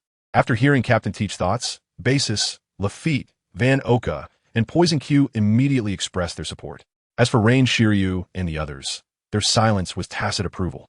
Straw Hat Luffy and Fire Fist Ace teamed up to take down the Navy that kept surrounding them. Ace, worried as he watched his father being attacked by Sengoku and Fagalan Galland, shouted loudly, "Old man, Mr. Ace, hurry and run. There are more and more Navy forces." And they started to fight recklessly. Jinbei shouted, covering Ace and Straw Hat Luffy. Straw Hat Luffy followed up with, "Yeah? Ace, Uncle Whitebeard is so strong. He'll be fine. Let us hurry and run." Ace clenched his fists, flames bursting forth as he slammed a punch toward the hundreds of Navy soldiers in front of him. Fire Fist. The Navy soldiers engulfed in flames screamed in agony. But just as one group fell, another wave of Navy soldiers continued to attack. It felt endless. Ace looked at the seemingly never-ending stream of Navy soldiers and felt a bit irritated. Jinbei executed a Fishman karate move to send a Navy lieutenant flying, saying seriously, "The captains and others are being held back tightly by the Navy." In truth, it wasn't just Ace who was worried about Old Man Whitebeard. Jinbei and the other members of the Whitebeard pirates were equally concerned for their captain.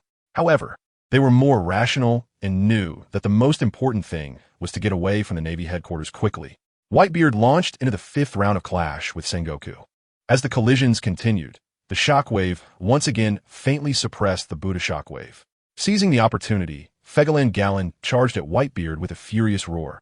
Whitebeard, where's the power you had just now? Show it to me again. Faced with the sudden attack from Fegalan Gallon, Whitebeard had no choice but to abandon suppressing Sengoku and shift to defense against Fegalan Gallon's close-range assault. Clang, clang, clang, clang. Just after awakening, Das Bones had a rough understanding of the situation thanks to Colonel Smoker's explanation. When he saw Fegalan Gallon's swordsmanship like a swift wind, Das Bones was astonished, unable to close his mouth. So fast, too fast. I can't see how he's making his moves. He must be swinging dozens of swords every second. That Whitebeard is a true monster. Facing such swift sword shadows, he can block them all with his big sword. Smoker replied after knocking out a pirate with a powerful strike. Navy. A towering pirate, standing at 2.5 meters, raised a hammer to smash Das Bones. In shot from the attack on Whitebeard by Sengoku and Fegalan Gallon, Das Bones completely missed the pirate charging toward him from behind. Just as the 2.5-meter pirate thought he could crush Das Bones, a cloud of smoke wrapped around his neck, and in the next second his neck was snapped.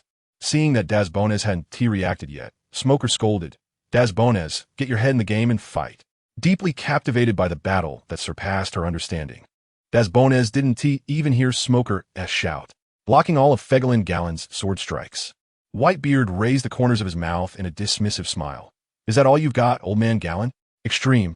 Fegalan Gallon's eyes flashed red as he fused all his sword techniques in an instant, thrusting them toward Whitebeard. Wherever he passed, even the dust was swept away in an instant. Sensing the danger approaching, Whitebeard immediately released his haki for defense. Swish! Whitebeard's shoulder was sliced open with a small wound. Blood flowing out. Exhausted and at his limit, Fegalan Gallon mocked. Whitebeard, you were wounded by this move decades ago. Now it's the same. Is that so? Whitebeard didn't care about the 2-centimeter wound on his shoulder and coldly laughed. Your strongest move is no different from a light scrape. Suddenly, Whitebeard sensed a malicious gaze coming from the farthest position behind the Navy. He immediately thought that the little black kid had arrived, hiding behind the Navy. Whitebeard, facing our 2-man assault, you still dare to be distracted? Sengoku, who had been gathering the maximum power of the great Buddha shockwave, said. At the moment Sengoku gathered the maximum power of the great Buddha shockwave, Whitebeard had already spread his hands to grasp the air. The invisible atmosphere seemed to twist under an unseen force, causing the heavens to spin and the earth to shake. Boom! In an instant, the buildings and ground of Marine Headquarters Marineford exploded, countless cracks appearing as the tallest building collapsed with a roar. At the same time, 99 of the people lost control and fell to the ground, rolling in one direction. This was Sengoku, who almost fell, quickly exited the Buddha form to stabilize his body. The ground beneath him had tilted over 60 degrees. The entire sea area where Marine Headquarters Marineford was located experienced a surge of seawater, rising hundreds of meters. Chapter 67, The Ruined Navy Headquarters Fu, with the power of the string fruit stabilizing my body, Doflamingo laughed out loud, saying, such destructive power is truly worthy of being called a legendary monster. No, it should be described as the monster among monsters to characterize Whitebeard. In Doflamingo's eyes, Whitebeard's strength was already invincible. Unless attacked by Sengoku and that old man, Figerland Garing, together, it would be possible to restrain Whitebeard. For example, this massive upheaval, the two of them had no way to deal with Whitebeard at all. The super large-scale upheaval sent Straw Hat Luffy flying out Ace. Holding onto a rock with one hand, shouted loudly, Luffy, grab my hand. A long arm reached out and grabbed Ace's hand. And then Straw Hat Luffy returned to Ace's side, looking shocked as he said, Uncle Whitebeard's strength is so strong. Of course, Dad is the strongest man in the world. Ace replied proudly. Suddenly, a terrifying scene appeared in the eyes of Straw Hat Luffy and Fire Fist Ace, as massive amounts of seawater surrounding the Navy headquarters, Marineford, began to churn, causing countless waves to grow larger and larger, and, ultimately, several gigantic tsunamis were about to crash into Marineford. If such a massive amount of seawater flooded into the Navy headquarters, it would cause numerous casualties. Not only would countless Navy soldiers be swept away by the sea, but the pirates of the Whitebeard pirates would also suffer. Frizinera. Just as the seawater was about to cover the Navy headquarters, Marine Ford, Vice Admiral Akiji made a move to freeze the massive amounts of seawater. As the giant waves surrounding Marine Ford were frozen, the upheaval gradually stabilized. However, the entire Navy headquarters, Marine Ford, had already turned into ruins. Everyone was thrown about, including many Navy soldiers and pirates who had not managed to grab onto anything and were thrown into the sea. Tina knelt on one knee, gasping for breath, and after surveying the situation around her, she could not let go of her feelings. Is this really still the highest fortress of justice, Marine Ford? What I see before me is entirely a massive ruin. Where's the once high-end majesty? Not only have the tallest buildings collapsed, but the ground is also riddled with huge cracks. Tina doubted if the destructive power had been a bit greater just now, this top Navy fortress, Marine Ford, would have sunk to the bottom of the sea. Giant Vice Admiral John Jander shouted in horror and disbelief. What astonishing destructive power! Just that moment, my entire body lost its balance. If that Whitebeard were to attack like that a few more times, this Navy headquarters, Marine Ford, would be completely split apart or sink to the bottom of the sea. Smoker, holding onto Tashiji's collar with one hand, murmured, if it weren't for Vice Admiral Akiji stepping in at the last moment, wouldn't we all be in trouble, Colonel Smoker? But our losses are also huge, Smoker said, pointing to the countless Navy soldiers lying bloodied on the ground. These brave warriors fighting for justice lost their lives in Whitebeard's recent strike. At this moment, Smoker felt a pang of sadness deep inside. In such a grand battle, the lives of ordinary Navy soldiers seemed so insignificant. No matter how many sacrifices were made, it seemed they could not affect the final outcome of the war at all. Just like now, how massive were the casualties caused by Whitebeard's strike to their Navy?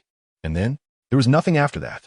If Fleet Admiral Sengoku and the others ultimately could not deal with Whitebeard, then the sacrifices of the many Navy soldiers would simply be in vain at this moment. Smoker deeply realized that the lives of ordinary people are so insignificant in the eyes of these top-tier powerhouses. On the side of the Whitebeard pirates, Diamond Jaws shouted loudly, everyone, those who can spare a hand, hurry and save our comrades. Understood, Captain Jaws. The pirates of the Whitebeard pirates who were still able to move responded one after another. Other division captains also commanded their men to rescue their comrades. However, overall, the Navy casualties were greater than those of the pirates. Whitebeard's large-scale attack easily led to a situation of inflicting 1,000 casualties on the enemy, while losing 800 of their own. This was still under Whitebeard's attempt to control the situation, reducing the impact on the Whitebeard pirates, but they were still affected quite a bit at one point. When two pirates were trying to lift a large stone, the stone floated up. One pirate realized this and excitedly shouted. It's Vice Captain Izo's doing, as this stone was levitated by anti-gravity. The wreckage within the Navy headquarters, Marine Ford, began to slowly float up. This directly made it easier for both the pirates and the Navy to carry out rescue operations otherwise. Simply moving the debris would consume a huge amount of manpower. Kobe, whose leg was crushed under a stone, was trying hard to push the stone away when the stone suddenly submerged. Is this the ability of that blind swordsman? Soon, a large amount of debris was floating in the air over the square of the Navy headquarters, Marine Ford. The Navy soldiers looked at this scene in terror, fearing that the wreckage would come crashing down on them, though the blind swordsman vice captain of the Whitebeard pirates was not as terrifying as Whitebeard. He was still a monster. He could easily levitate so much debris. Just as Izo was controlling the debris to throw it into the sea, he heard Whitebeard's voice not far away.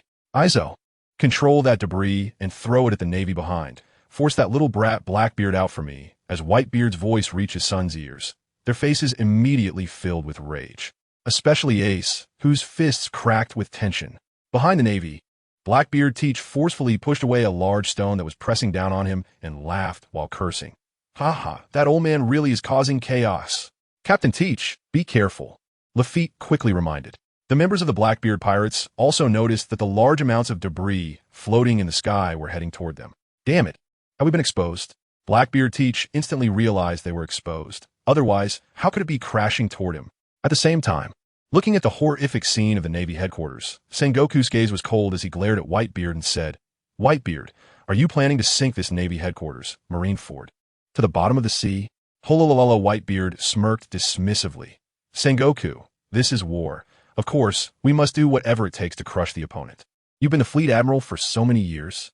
Do you still think about such childish ideas as letting the opponent show mercy? Chapter 68. If the Admiral can't do the job well, then don't do it. There are plenty of people who want to. Admiral Fujitora adjusted his rapid breathing and reminded sternly. Sengoku, stop wasting words with Whitebeard. Understood. Sengoku responded seriously, even though Fujitora was not his direct superior. He was an elite among the celestial dragons, which forced Sengoku to adhere to this hierarchy and follow Fujitora's orders on the surface. As the Straw Hat Pirates were driven out by a smile, Sengoku immediately noticed the arrogant smirk on Whitebeard's face. His brow furrowed. Turning to the back of the Navy, where Blackbeard Teach and others were, he felt his anger surge upon seeing them. Rain Shiryu and several other vicious prisoners from Impel Down were actually walking together with Blackbeard Teach. It was clear what that bastard Blackbeard was up to. Fujitora had already launched an attack on Whitebeard, so Sengoku could only join in the assault on Whitebeard. However, as soon as the pirates of the Whitebeard Pirates saw Blackbeard Teach, they collectively exploded in anger, recognizing that the root cause of all this was the damn Blackbeard Teach. Countless shouts to kill Blackbeard echoed throughout Marine headquarters, Marineford. On Blackbeard's side, Lafitte listened to the deafening and continuous roar, worriedly asking, Captain Teach, the situation seems a bit unfavorable for us? A large amount of black smoke surrounded Blackbeard Teach, who coldly laughed. Haha, since we've been discovered, let's work with the Navy to hunt down the Whitebeard Pirates. That's a good suggestion. The bloodthirsty Rain Shiryu slowly drew his demon blade. Suddenly, a fire punch rushed in. Seeing this, Blackbeard Teach released a large amount of debris he had just absorbed with the power of the dark fruit. Countless debris blocked the incoming fire punch, causing the flames to scatter in all directions. Jinbei saw Ace angrily walking towards Blackbeard Teach and quickly shouted, Mr. Ace, don't engage Blackbeard Teach here. It's not suitable to fight to the death with these people. Nearby, the captain of the 16th Division, Izo, calmly reminded, Ace, wait until we return to the New World to deal with that traitor Blackbeard Teach. Blackbeard Teach opened his arms, signaling his subordinates to step back, grinning arrogantly. Ace, you've already lost me once. Don't you learn your lesson? Flames continued to erupt from Ace, his eyes turning a deep red. Blackbeard Teach then shifted his tone and shouted, Navy, seeing how long you've been unable to deal with the Whitebeard Pirates, you might as well cooperate with me. I can help you eliminate these annoying guys. Ha. After Blackbeard Teach finished speaking, he let out a sinister laugh. Some of the Navy, who had been very hostile towards Blackbeard Teach, now hesitated. After all, having the Blackbeard Pirates help deal with the Whitebeard Pirates would indeed make it much easier and allow them to win this war faster. While the Navy was hesitating whether to agree to Blackbeard Teach's proposal for cooperation, Vice Admiral Tsuru stepped forward and coldly said, The Navy can agree to cooperate. As soon as Vice Admiral Tsuru's words came out, Blackbeard Teach erupted into mad laughter. The Navy still has smart people. The Navy agreeing to cooperate was also within Blackbeard Teach's expectations. Tsuru sighed, realizing that agreeing to cooperate with Blackbeard Teach was a last resort. Continuing the fierce battle with the Whitebeard Pirates might not guarantee that they could capture all of Whitebeard and his crew. Meanwhile, several warlords of the sea, such as Don Quixote da Flamingo, Boa Hancock, and especially Dracula Mihawk, had overwhelming strength. But they were all just sitting on the sidelines, fishing in troubled waters. Fighting some ordinary pirates. What use was that? They were just putting on a show for everyone to see. The reason Tsuru was determined to agree to Blackbeard Teach's proposal for cooperation was entirely due to seeing the furious expression of Fire Fist Ace. Since Fire Fist Ace was so easily provoked, Whitebeard Pirates' escape would undoubtedly be slowed down, and this was the Navy's opportunity. Tsuru also understood that if Sengoku were here, he would agree to Blackbeard Teach's proposal as well. Of course, if the Navy gained the upper hand early on, they wouldn't have to cooperate with a garbage pirate. Bosch's was the first to launch an attack, lifting a giant rock and smashing it down towards the pirates of the Whitebeard Pirates. Bang! 6 pirates were instantly crushed to death by the giant rock. Avaro Pizarro, Van Auger, Lafitte, and others all joined in, attacking the Whitebeard Pirates. These attacks caused significant casualties to the Whitebeard Pirates. The pirate captains under them had no choice but to abandon their fight against the Navy generals and instead join forces to deal with the cadres of the Blackbeard Pirates. Ace gathered a massive amount of flames above him, forming a huge fireball, and roared, Teach, today I will definitely kill you. Great Flame Ring, Flame Emperor. Ha. Ace, it seems you've forgotten my ability. Then let me help you remember. Blackbeard Teach sneered and began to gather a large amount of black smoke. Soon, 2 massive fireballs and a black sphere appeared in Marine headquarters, Marineford's Plaza. Suddenly, a loud explosion echoed, drawing everyone's attention to where Whitebeard was. A dangerous shockwave rebounded from the explosive force. This was a joint technique of Sengoku and Fujitora. Whitebeard turned to the Moby Dick and shouted, "Is the live broadcast happening in real time?" "It's live, Pops." The 2.5-meter-tall, burly pirate held a din mushi aimed at the distant Blackbeard pirates, shouting back to his father. During this time, many Navy soldiers attempted to sneak attack, but before they could get close, Rayleigh easily knocked them away with a single sword strike, ensuring that the video din mushi could continue broadcasting uninterrupted. Sengoku, realizing that things were not looking good, immediately shouted, "Whitebeard, what do you want to do?" "Sengoku, are you still chattering with Whitebeard? If the Admiral can't do the job well, then don't do it. There are plenty of people who want to." Fujitora rebuked Sengoku while launching a full-speed slash towards Whitebeard. Sengoku's face changed from green to white. "How can such a pathetic admiral be worthy of being my opponent?" Whitebeard scoffed disdainfully. Then Whitebeard raised his voice, preparing to give the Navy and the world government something explosive. Chapter 69. What do you think will happen if Lousy publicly exposes the one on the throne of void? The people of the Chambered Islands were constantly shocked by Whitebeard's various revelations about the Navy and the world government, completely refreshing their worldview. Especially when Whitebeard emphasized that Blackbeard Teach had released prisoners from Impel Down and that the Navy collaborated with him. People began to question the justice of the Navy. This included the O'Hara incident from 20 years ago, which the world government had continually suppressed, and now it was also exposed by Whitebeard for reporters. Receiving so many explosive news in one day completely surpassed the total amount of news in recent years. Compared to the usual news, the sheer volume of news in just one day was like a small witch compared to a great witch. At the Navy headquarters in Marineford, the bloodied soldiers were publicly stabbed in the back by Whitebeard. Many of them showed confusion in their eyes. "Ha ha ha!" Blackbeard Teach, who had devoured Ace's flames, laughed loudly. "That old man Whitebeard has changed so much." Blackbeard Teach's feelings were quite clear. Compared to the old Whitebeard, the current one was completely different. The old man wouldn't do such exposure before, but now he does, making Blackbeard Teach feel that the old man was increasingly difficult to deal with. Ace wiped the blood from the corner of his mouth and prepared to charge at Blackbeard Teach again, but was stopped by Jinbei. Jinbei held Ace tightly, not letting him break free, and quickly reminded him, "Ace, don't get entangled with Blackbeard Teach anymore, or you'll really fall into a trap. The old man has disrupted the Navy's rhythm again. We need to hurry and run. Look at the division commanders. They get held back as soon as they stop." Reluctantly, Ace glanced at Blackbeard Teach with his reddened eyes. "Ha ha ha!" Blackbeard Teach, surrounded by a large amount of black smoke, coldly laughed. "Do you really think I'll let you run away, Ace?" On the other side, Marco, who had been inseparable from the old man for decades, muttered to himself, "Strange, how does the old man know so many secrets? He even knows about the forced bridge construction in the East Sea." Just as Marco was slightly distracted, a massive amount of magma directly engulfed him. Akainu, who was shooting magma, saw Marco break out of his magma encirclement and mockingly said, "Marco, you guys keep calling the old man, but in the end, he's just a petty person. I originally thought Whitebeard was a straightforward person, but I didn't expect him to be just a scheming little man." "Akainu, your provocations won't work on me. Aren't you eager to kill me? Why are you still talking nonsense with me?" A slightly fatigued Marco directly retorted Akainu. Ivankov was increasingly shocked by the events Whitebeard exposed. He incredulously pondered, what impressive speaking ability, just with words. He's already caused the Navy here to have a shift in mindset. These Navy personnel are like this, not to mention those watching this scene through live broadcast. It's really a shame Whitebeard isn't joining the Revolutionary Army.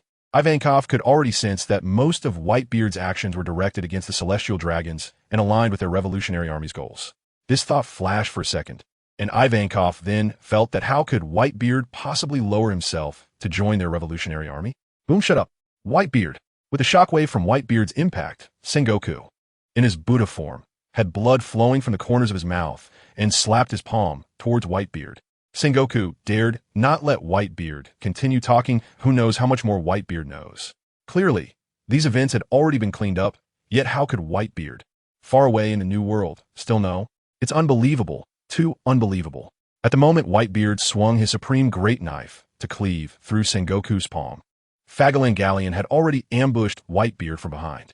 In a state of execution, Whitebeard had no choice but to raise his right leg and cover it with armament hockey clang in a hurried defense. Whitebeard was also pushed back more than 10 meters by Fagalan Galleon's full-force attack. Just as Whitebeard stabilized himself, he looked up to see Sengoku's Buddha shockwave crashing down. Without charging, Whitebeard directly threw a punch, colliding with Sengoku's Buddha shockwave. Boom! The violent impact shattered the entire ice surface beneath him just as it was about to completely shatter. A wave of cold air struck. Whitebeard was entirely encased in ice. Sengoku saw Akiji slowly walking over and nodded in satisfaction. Akiji, let's strike together and quickly take down Whitebeard. Akiji, who had been slacking off, felt he could no longer just watch as Kizaru had someone to fight alongside him, slacking off with style. Meanwhile, Akiji himself had been leisurely matching up with Vice Admiral Garp since no division commander from the Whitebeard pirates was challenging him. However, as more and more events exposed by Whitebeard unfolded, Akiji felt he could no longer continue to watch. The pirates of the Whitebeard pirates saw their old man encased in ice, although worried. They were not overly concerned because the old man's strength was enough to handle all. They needed to break through the Navy's blockade quickly. As long as they all escaped to the bay, it would be very difficult for the Navy to block them again. Just as a massive flying slash was about to sweep over the encased Whitebeard, Whitebeard broke free from the ice, directly wielding his supreme great knife to block the flying slash, roaring as he sent the flying slash flying into the air. Boom! The flying slash exploded in the air, and Whitebeard's gaze remained fixed on Fagalan Galleon, Sengoku, and Akiji. Woe, three of you! The hot blood within Whitebeard seemed to ignite completely at that moment. Although the more he fought, the more excited Whitebeard felt. He also knew that as time passed, the overall situation for the Whitebeard pirates would take a sharp turn for the worse. That little brat Shanks, why hasn't he arrived yet? So slow. Facing 2 top-tier powers had already worn Whitebeard out, and facing 3 top-tier powers? Exposing these was just the prelude, so what comes next? On the surface, Whitebeard still maintained a dismissive demeanor and said with a laugh, "Ha ha, Sengoku, you seem very afraid of me continuing to speak, huh?" Whitebeard shifted the tone to the exposure theme. Galleon, old man, what do you think will happen if I publicly expose the one on the throne of void?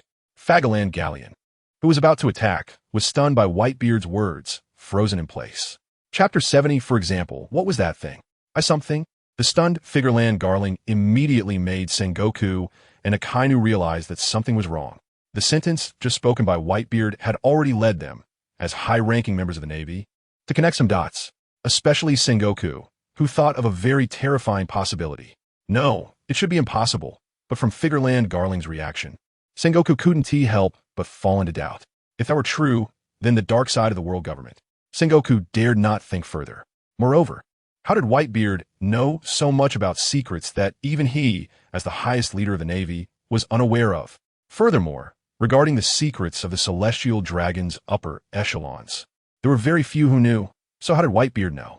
Whitebeard was increasingly making Sengoku feel inscrutable. No, he must kill Whitebeard. If Whitebeard continued to act recklessly, the world would fall into complete chaos. In Akiji's mind, the words just spoken by Whitebeard kept flashing. He thought to himself, the one on the empty throne? What exactly did Whitebeard mean? Could it be that the throne, which symbolizes the center of the world and prohibits anyone from sitting on it, represents equality among all nations and a pledge that no dictatorship would arise? Is there someone sitting on it? If that's the case, wouldn't the world government's propaganda over the past few centuries become a complete joke? Have they deceived the whole world? At this moment, he began to doubt the justice that the Navy had always upheld. What is the meaning of the justice the Navy has insisted on all this time? It seems that to clarify all this, he would need to conduct some investigations in secret. The sentence mentioned by Whitebeard was not only broadcast live, but also heard by everyone present at the Marine headquarters in Marineford. The people on Sabidi Archipelago had already become numb. The empty throne was too distant for them, and they didn't understand what it represented.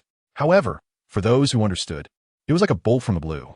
The more experienced reporters were so shocked that they dared not continue writing. Realizing the serious implications of what had just been said, they could already foresee that as soon as they reported it, they would inevitably be hunted down by the world government. On the Moby Dick, the originally calm Rayleigh was suddenly stunned, thinking to himself, could it be that Whitebeard has also been a laugh-tale? No, that should be impossible. It should be that Whitebeard deduced it himself. If he truly deduced it, then Whitebeard is quite impressive. Sigh. For 60 to 70 years, you had no ambition to dominate the world, yet now, in your 70s, you want to dominate the world? Whitebeard, I can't understand you anymore. To be honest, at this moment, Rayleigh could not fathom what could have caused such a dramatic change in Whitebeard in such a short time. Whoa, it seems I've heard something I shouldn't have. Kizuru, as the most laid-back veteran, felt shocked after hearing Whitebeard's words, let alone the others. He murmured to himself, the person on the empty throne? Mr. Whitebeard couldn't possibly be speaking aimlessly, which means Akainu, who had been relentlessly attacking Marco throughout, couldn't help but stop and said with a strange expression, is there someone sitting on the empty throne? Doesn't that mean that the highest authority, the Gorsei, is merely? Akainu could not finish his last sentence, feeling that it was too ironic, but it didn't make sense. The internal affairs of the celestial dragons were so complicated that how could they allow someone to stand above all celestial dragons? Akainu, having been a Marine Admiral for so many years, had seen quite a lot, but looking at Figureland Garling's reaction meant that Whitebeard's words had a basis. No matter who it is, I will uphold the justice in my heart to the end. Akainu clenched his fists, his expression cold. In a certain area where no one dared to approach, Mihawk was standing, slowly shifting his gaze towards the direction of Mary Geos. With the situation developing to this point, it was likely that the world government would soon make new adjustments. He just didn't know who else would continue to join this battlefield. Mihawk felt that if the current situation continued to develop, it would enter a state of endlessness. Unless the Whitebeard pirates completely collapsed and Whitebeard fell, otherwise, Mihawk really couldn't think of when this war would end. Doflamingo laughed maniacally, cruelly controlling dozens of Marines and pirates to kill each other. As a celestial dragon, Doflamingo understood better than anyone else how terrifying the weight of Whitebeard's words was. When he was young, living in Mary Geos, he was told by adults that he couldn't step into the deepest part of the Panga City flower garden, or else he would die. Yes, die. At that time, Doflamingo didn't believe it because he was a celestial dragon. The uncontrollable celestial dragons viewed everyone else as slaves. However, as time passed, Doflamingo began to doubt whether someone really stood above all celestial dragons. Combining this with Whitebeard's earlier words, Doflamingo was now nearly certain that there was a puppet master among the celestial dragons. This puppet master was the master of the empty throne, and the more Doflamingo thought about it, the more distorted his expression became. After being greatly shocked by Whitebeard, Figureland Garling's veins bulged as he gritted his teeth and said, Whitebeard, what exactly do you know? Whitebeard knew he had Figureland Garling in his grasp, so he smiled leisurely and said, Haha, old Garling, what do you think I know? That depends on your world government's attitude. If you satisfy me, maybe I won't know anything. But if you don't satisfy me, maybe I will know something. Like that something, Isamething? As soon as Figureland Garling shouted Whitebeard's name, he nearly exploded with rage. He had originally suspected that Whitebeard was deliberately trying to fish for information.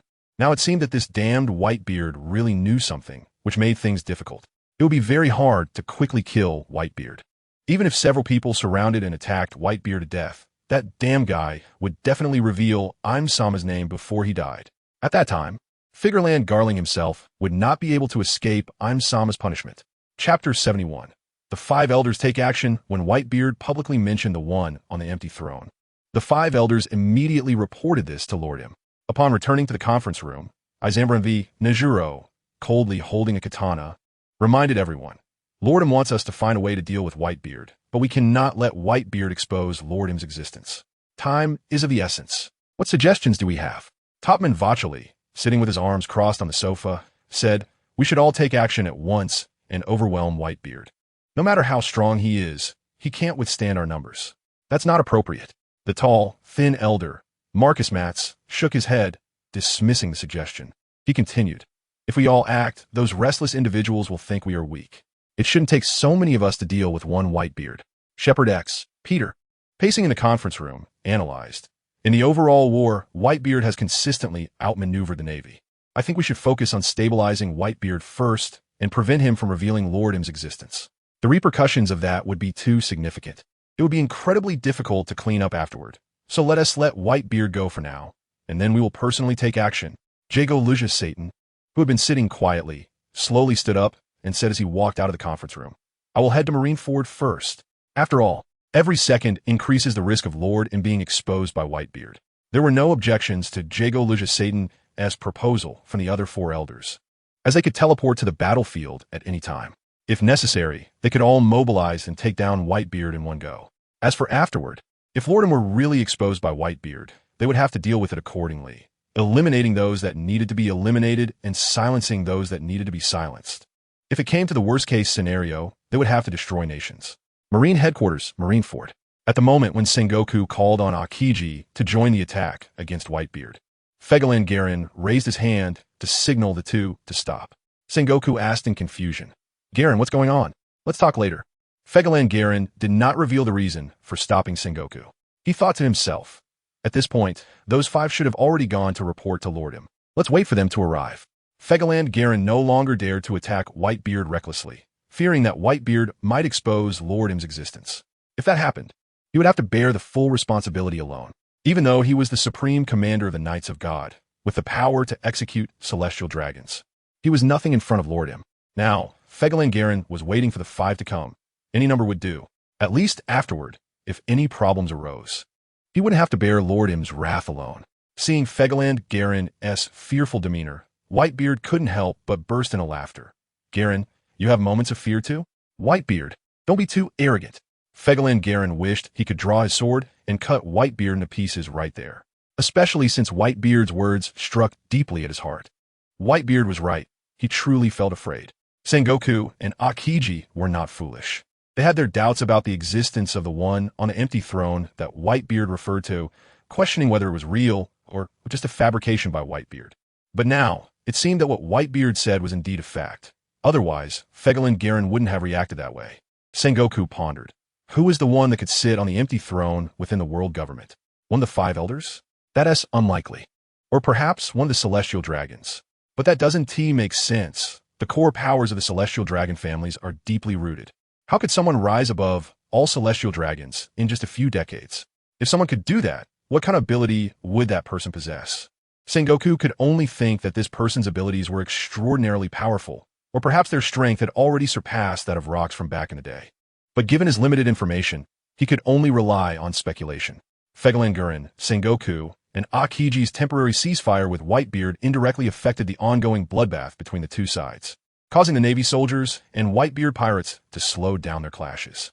Their reactions were slow, but after being reminded by some of the more perceptive individuals, they noticed that something was off at that moment. The battlefield, where the intensity of firepower had not diminished, was concentrated in two places: Akainu against Marco, and Blackbeard Teach against Ace.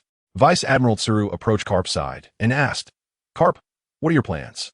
Are you still just going to watch?" The reason Vice Admiral Tsuru approached Carp was that she noticed his eyes had not left the battlefield where Ace, Straw Hat Luffy, and Blackbeard Teach were. Moreover, she could guess with about 90% certainty that if anything happened to Ace or Straw Hat Luffy, Carp would immediately jump in to suppress Blackbeard Teach. After all, after so many years as colleagues, one could read Carp's expression. "Haha." Carp responded awkwardly with a laugh. "What plans could I have? The pirates haven't even had Rayleigh step in yet. I can't just jump in easily. All right, you take care of it." Upon hearing Carp's words, Vice Admiral Tsuru knew he was deliberately being ambiguous in his response. Suddenly, Carp was enveloped in an astonishing killing intent, so intense that it alarmed Vice Admiral Tsuru, who was beside him. At that moment, Blackbeard Teach had a firm grip on Straw Hat Luffy's neck and slammed him down hard on the ground. Luffy, Ace, bloodied and in pain, rushed towards Blackbeard Teach. "It's useless, dark water." Blackbeard Teach opened his palm to gather the power of the dark fruit.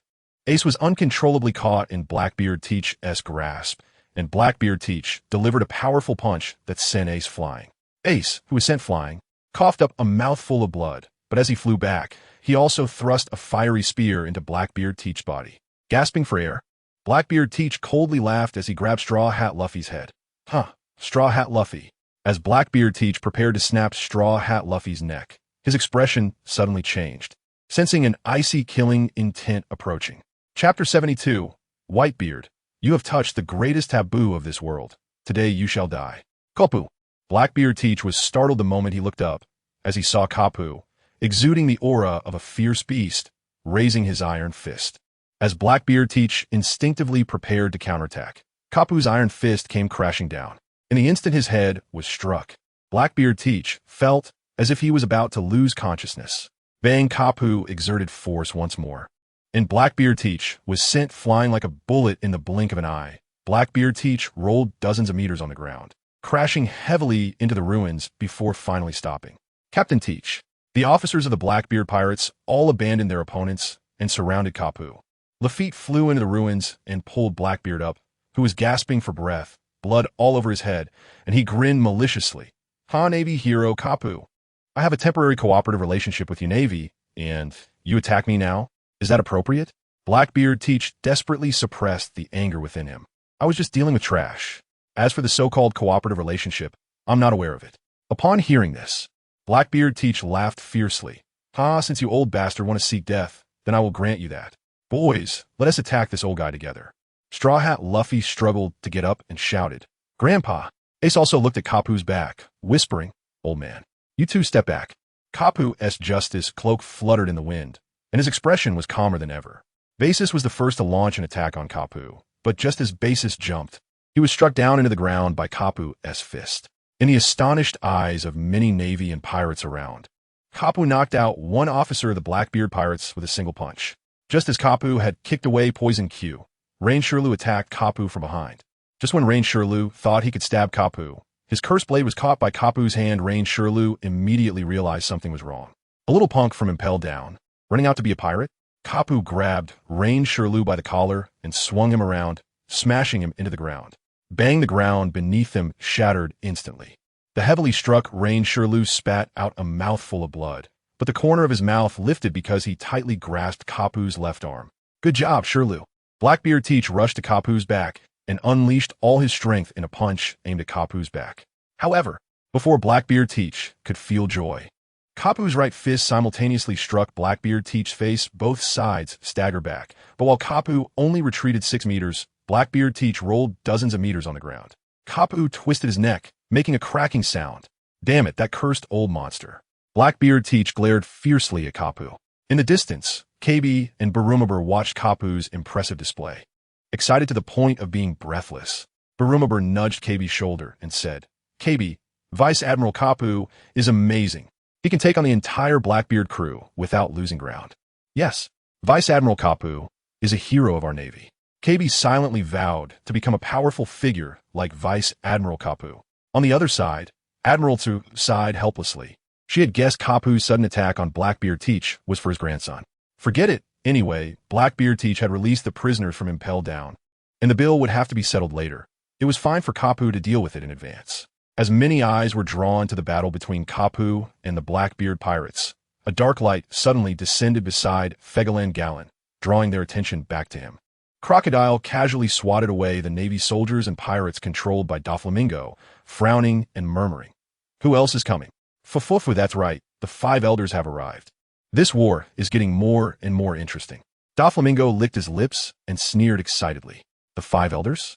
Crocodile was already considering an escape plan as this situation developed. The world government continued to send in forces. At that time, once Whitebeard fell, Crocodile himself would undoubtedly become a target for elimination. As Jagaruja Satan appeared beside Fegalan Gallon, the entire battlefield fell into a brief silence once again. On the Moby Dick, Rayleigh thought to himself, "This is bad. The situation is developing in an increasingly uncontrollable direction." Rayleigh looked at Ace and Luffy, who were once again surrounded by the Navy, then turned to Whitebeard. The captains of the Whitebeard pirates and the pirate captains under them all felt a twinge of anxiety for their father deep inside. They wanted to rush to help him, but the Navy's commanders were all desperately holding them back. Marco, who had been entangled with Akainu, noticed that their father was facing the Navy admirals, the fleet admiral, the commander of the Divine Knights, and a member of the 5 elders. Alone Marco had no intention of continuing to tangle with Akainu and immediately turned to fly towards their father. Akainu, who had long noticed Marco's intentions, would not let him escape so easily. After being so infuriated from their previous battle, he was determined to severely injure Marco this time. Fegalan Gallon looked at Jagaruja Satan beside him and slowly asked, "So you came? Aren't the other 4 coming?" "To deal with one Whitebeard. It's not at that level yet." Jagaruja Satan replied arrogantly. In Jagaruja Satan's view, if the world government sent so many high-ranking figures to deal with one Whitebeard, it would simply be a joke to others. Jagaruja Satan directed his gaze towards the pirate on the Moby Dick holding a Den Mushi. Just as Jagaruja Satan was about to strike down this pirate and the Den Mushi, a massive shockwave surged towards them. Boom! Sengoku and Akiji immediately joined forces to block this shockwave with the Buddha shockwave and Ice Age. After launching their attacks, Whitebeard suddenly plunged his supreme great knife into the ground, calmly laughing. Haha, Satan, old man, it's been decades since we last met at God Valley. You're still alive and kicking. So, are you here to die now? As the smoke from the numerous explosions cleared, Jigurja, Satan, coldly said, Whitebeard, you have touched the greatest taboo of this world. Today you shall die. Chapter 73. Red-haired. Please give me some face here, everyone. Whitebeard's next threat plan. Suddenly, several terrified voices rang out. It was the red-haired pirates. The red-haired pirates have really arrived, aboard the Red Force. Didn't we just hear yesterday that the red-haired pirates clashed with Kaido of the Beasts in the New World? How could they arrive at Navy headquarters today? As all the Navy and pirates present at Marineford noticed the Red Force, the pirates of the Whitebeard pirates were surprised as to why the red-haired pirates, another of the four emperors, would come to Navy headquarters, but they did not feel fear. On the contrary, the Navy soldiers were completely different at this moment. Their hearts were filled with terror. They had not yet won against the Whitebeard pirates. Now another group, also one of the four emperors, the red-haired pirates, had come, and the Navy soldiers no longer knew how to continue fighting. Fufufu, Doflamingo laughed excitedly. Crocodile, isn't this war getting more interesting? The red-haired pirates have arrived. Oomph, what does that have to do with me? Get out of the way, Crocodile scolded Doflamingo loudly. Navy Vice Admiral Doberman noticed Mihawk turning to leave and immediately shouted, Hawkeye Mihawk, the war isn't over yet. I only agreed to fight the Whitebeard pirates, not the red-haired pirates. Mihawk did not take Doberman's words seriously at all. Doberman immediately threatened, aren't you afraid of losing your warlord title if you leave now? You're Vice Admiral Doberman, right? Talk to me about this issue. Bring your admiral or fleet admiral to discuss it with me. Mihawk coldly responded to Doberman. Mihawk planned to find a place to rest at the back of the Navy, and he did not bother to explain this to Doberman. Kawaii, the lecherous Kizaru, also started to become a bit uneasy, as this war had already gone on long enough. Just then, the red-haired pirates had arrived, which meant that a fight was very likely to break out using observation hockey. Sabo also noticed that there were many strong individuals on the red-haired pirate ship. Red-haired Shanks? The war had evolved to this point, and a kind of wished he could split into 10 people to kill them all. These pirates, one after another, endlessly? What do they think Marineford is? They can come and go as they please? To completely eliminate these pirates, the cost was not to be mentioned, but as the righteous Navy, no matter the cost, they must eradicate the pirates. As Akanu's attack momentarily stopped, Marco also slowed the burning speed of his blue flames, secretly thinking, with the red-haired pirates arriving now, it does relieve us of a lot of pressure. On the Moby Dick, Rayleigh looked at the Red Force slowly docking on the left side of the sea. Rayleigh instinctively thought that Shanks must have been lured here by Whitebeard in advance. After all, he himself had been lured by that guy Whitebeard. For some reason, the more Rayleigh thought about it, the more he felt there was a possibility, but knowing Shanks' character, he should not have been fooled by Whitebeard. The battle between Garp and the Blackbeard pirates had also paused. Garp gritted his teeth and murmured, red-haired, the man who made Luffy a pirate. Just thinking of that bastard Shanks made Garp very unhappy. If it weren't for Shanks, how could Luffy have gone to become a pirate? Finally able to catch a breath, Blackbeard Teach laughed viciously. How the red-haired has come too. Seeing this situation, Blackbeard Teach felt that the probability of seizing the Tremor Fruit ability had sharply decreased. There were just too many top-tier powerhouses at Marineford. Luffy excitedly pulled Ace and shouted, Ace, I didn't expect Shanks to come. Ace nodded slightly in response. He was shocked that the public execution would escalate to such an extent. If he hadn't seen it with his own eyes, Ace would never have believed it could develop to this point. Akiji, standing next to Fleet Admiral Sengoku, asked, Fleet Admiral Sengoku, the situation has completely developed in an uncontrollable direction. I know, publicly executing a fire fist, Ace can force so many people out. Sengoku clenched his fists, cracking them. At the same time, Sengoku was also thinking that red-haired Shanks was not someone who would act recklessly. But suddenly arriving at Navy headquarters at this time, what was the intention? Sengoku was very concerned about this point. Jaguruja, Satan muttered, Galen, look at your bloodline. Are you also here to meddle in this matter? What he does is his freedom. The cold gaze of Figureland Galen flashed with a hint of longing. Usually, Jaguruja Satan would not be so angry toward red-haired Shanks, but this time the situation was completely different. At this moment, the arrival of that brat red-haired at Marineford was not a good thing for the Navy and the world government. Whitebeard smiled as he thought, that red-haired brat has finally arrived. then the next step of threatening the world government's plan can almost begin. Whitebeard knew very well that the Navy, Galen, the Gorosei, and would not let him go, but as long as they felt a sufficient threat, they naturally would not dare to act rashly. As the Red Force docked, red-haired Shanks led the way down the ship.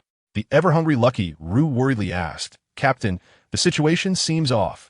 Red-haired Shanks scanned the entire battlefield, and his gaze lingered on Luffy, Figureland Galen, and Rayleigh for a moment each. Ben Beckman, smoking a cigarette and walking alongside red-haired Shanks, said indifferently, "Blackbeard's appearance was expected, but the Knights of God and the Gorosei appearing this far exceeds my expectations.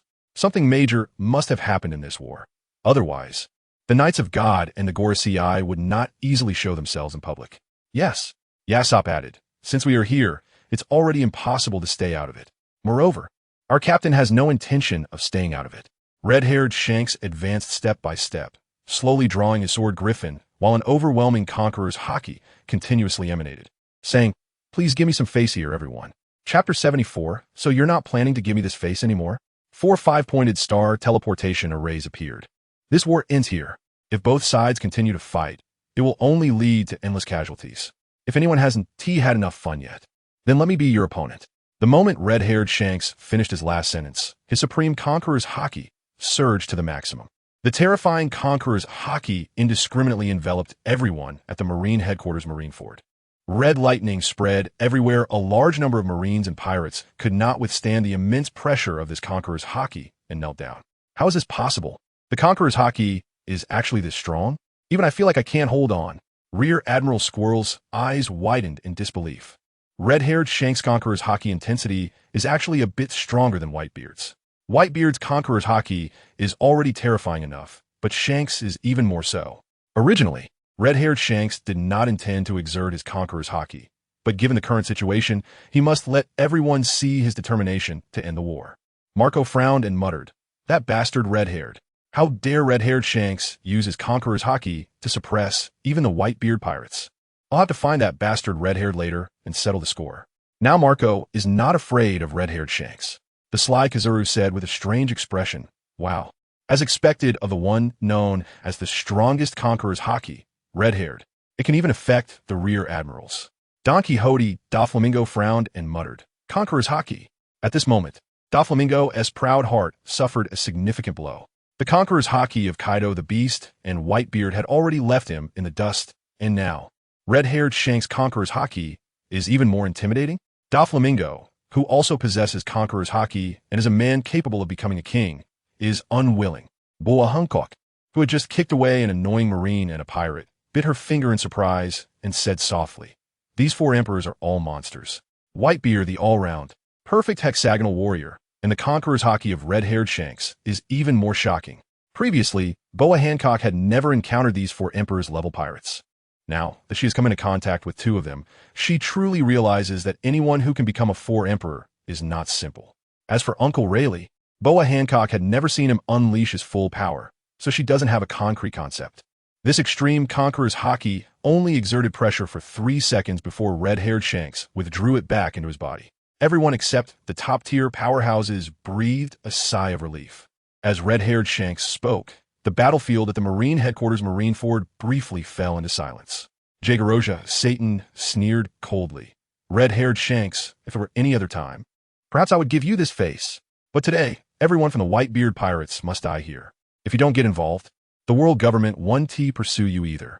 "Lord Satan, are you not planning to give me this face?" Red-haired Shanks' gaze instantly turned sharp. The next moment, everyone saw red-haired Shanks condense 3 red lightning coils and suppress them towards Jagaroja Satan. The moment the 3 red lightning coils pressed down on Jagaroja Satan found himself completely immobilized. A large number of Marines and pirates deeply felt the strength of the conqueror's haki of the 4 Emperor red-haired Shanks, which could instantly immobilize the Gorosei. Whitebeard secretly analyzed the conqueror's haki of the young Shanks. Pondering, the conqueror's haki of this young Shanks has already half a foot out of the concept of the Emperor level.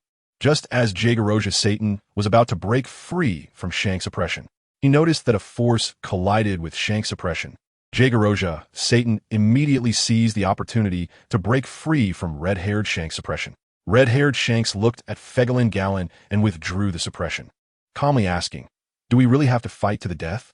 This matter cannot be explained clearly in just a few words."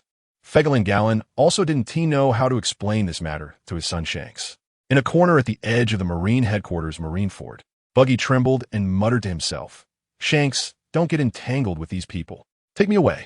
Initially unsure how to escape from Marine headquarters Marineford, Buggy saw Shanks arrive and immediately realized there was hope of leaving. But in the current situation, Shanks is about to fight the Gorosei, which will definitely drag on. Just like Whitebeard's enormous ambitions and world-shocking declaration, the world government would never let Whitebeard leave, and Shanks getting involved at this time would definitely lead to repercussions. Just as everyone's gaze was focused on red-haired Shanks and Fegelin Gallon, Rayleigh on the Moby Dick leaped up. The previously inactive Dark King Rayleigh made the Marines maintain a high level of vigilance against him, and this sudden movement made their hearts race to their throats. Dealing with a Whitebeard pirate, especially after Whitebeard left, had already made the Marines doubt their lives now, with a legendary figure from the old era entering the scene. Plus the youngest 4 Emperor red-haired Shanks, and the red-hair pirates being called the Iron Arm Pirates. The Marines no longer knew how to win this war. They claimed to be the strongest force in these seas, guarding the safety of the people. As a result, in a domestic battle, they couldn't even defeat the pirates. Can justice truly defeat evil? Confusion was constantly growing in their hearts. Sengoku, without saying a word, immediately activated his Buddha form and roared, "Rayleigh, are you really ready?" Rayleigh ignored Sengoku's roar and landed beside red-haired Shanks. Red-haired Shanks quietly asked, "Vice Captain, why are you here too? And what about the Gorosei and the commander of the Knights of God?" Especially from Sengoku and Jagoroja Satan's murderous gazes, red-haired Shanks could foresee that things were complicated. Also, since Whitebeard arrived, it seemed too calm, as if he was brewing some kind of plan. Rayleigh was prepared to tell Shanks simply and clearly about Whitebeard's changes to give Shanks some mental preparation. However, just as Rayleigh was about to speak, 4 5-pointed star teleportation arrays appeared around Jagoroja Satan. Chapter 75. Red-haired in other words, "You want me to be forced to leave if you let me go?" Captain of the 13th Division, Water Buffalo Atmos, looked at the 4 pentagrams emitting black smoke and said in confusion, "What are those for? How did they suddenly appear?" The more perceptive captain of the 16th Division, Izang, immediately shouted, "No, it's the reinforcement from the world government again." "What? More reinforcements from the world government?" Captain of the 11th Division, Jingu, was taken aback. It seems that the Whitebeard pirates want to leave the Marine headquarters. It would probably be very difficult now. Not to mention that the pirates of the Whitebeard pirates were unaware of the sudden appearance of the 4 pentagram teleportation arrays. Even the Marines were equally clueless. As the war reached this point, they were becoming almost like zombies, only knowing how to kill pirates. With the disappearance of the 4 pentagram teleportation arrays around Jago Lucius Satan, what appeared before everyone were the other 4 highest-ranking members of the world government, the 5 elders. Marine Colonel Tina couldn't help but gasp, saying, "Unbelievable, all 5 elders have come?" Even the kings of allied countries find it hard to meet the elders, yet now, all 5 of them have come to Marine headquarters, Marineford. Before Tina could recover from her gasp, the next moment, something that left her dumbfounded happened. The 5 elders transformed into 5 massive monsters, each comparable in size to a giant. Crocodile looked at the 5 gigantic creatures emitting various roars and muttered in disbelief. All 5 elders are Zoan-type devil fruit users? Fufufu, Doflamingo, licked his lips with a cold smile and said, "Crocodile, the situation has developed to this point. Are you still not planning to join forces with me? After all, the whole world is about to fall into chaos, and you can't possibly stay out of it. Why not consider cooperating with me?" "I will never cooperate with you. Give it up." Doflamingo. Crocodile had one more thing he didn't say, which was that Doflamingo wasn't qualified to cooperate with him. The scene of the elders transforming into beasts was broadcast live through the Den Mushy Sabati archipelago. Skeleton horses, sandworms, warty boars with 4 tusks, bizarre birds with bird heads, wings, claws, and snake bodies, and strange bovine demons. These 5 monsters were all enormous, and this scene terrified the public. One monster was already frightening enough. What about 5 gathering together? Scalachiman AP was dumbfounded and exclaimed, "Monsters! I thought the 5 elders were just powerful. I didn't expect their strength to be at the monster level." Capone Beej said with a serious expression, "Well, it's true. If the elders didn't have enough strength, they wouldn't be able to hold their position of highest authority in the world government." Urage trembled as he laughed. He today has truly opened my eyes.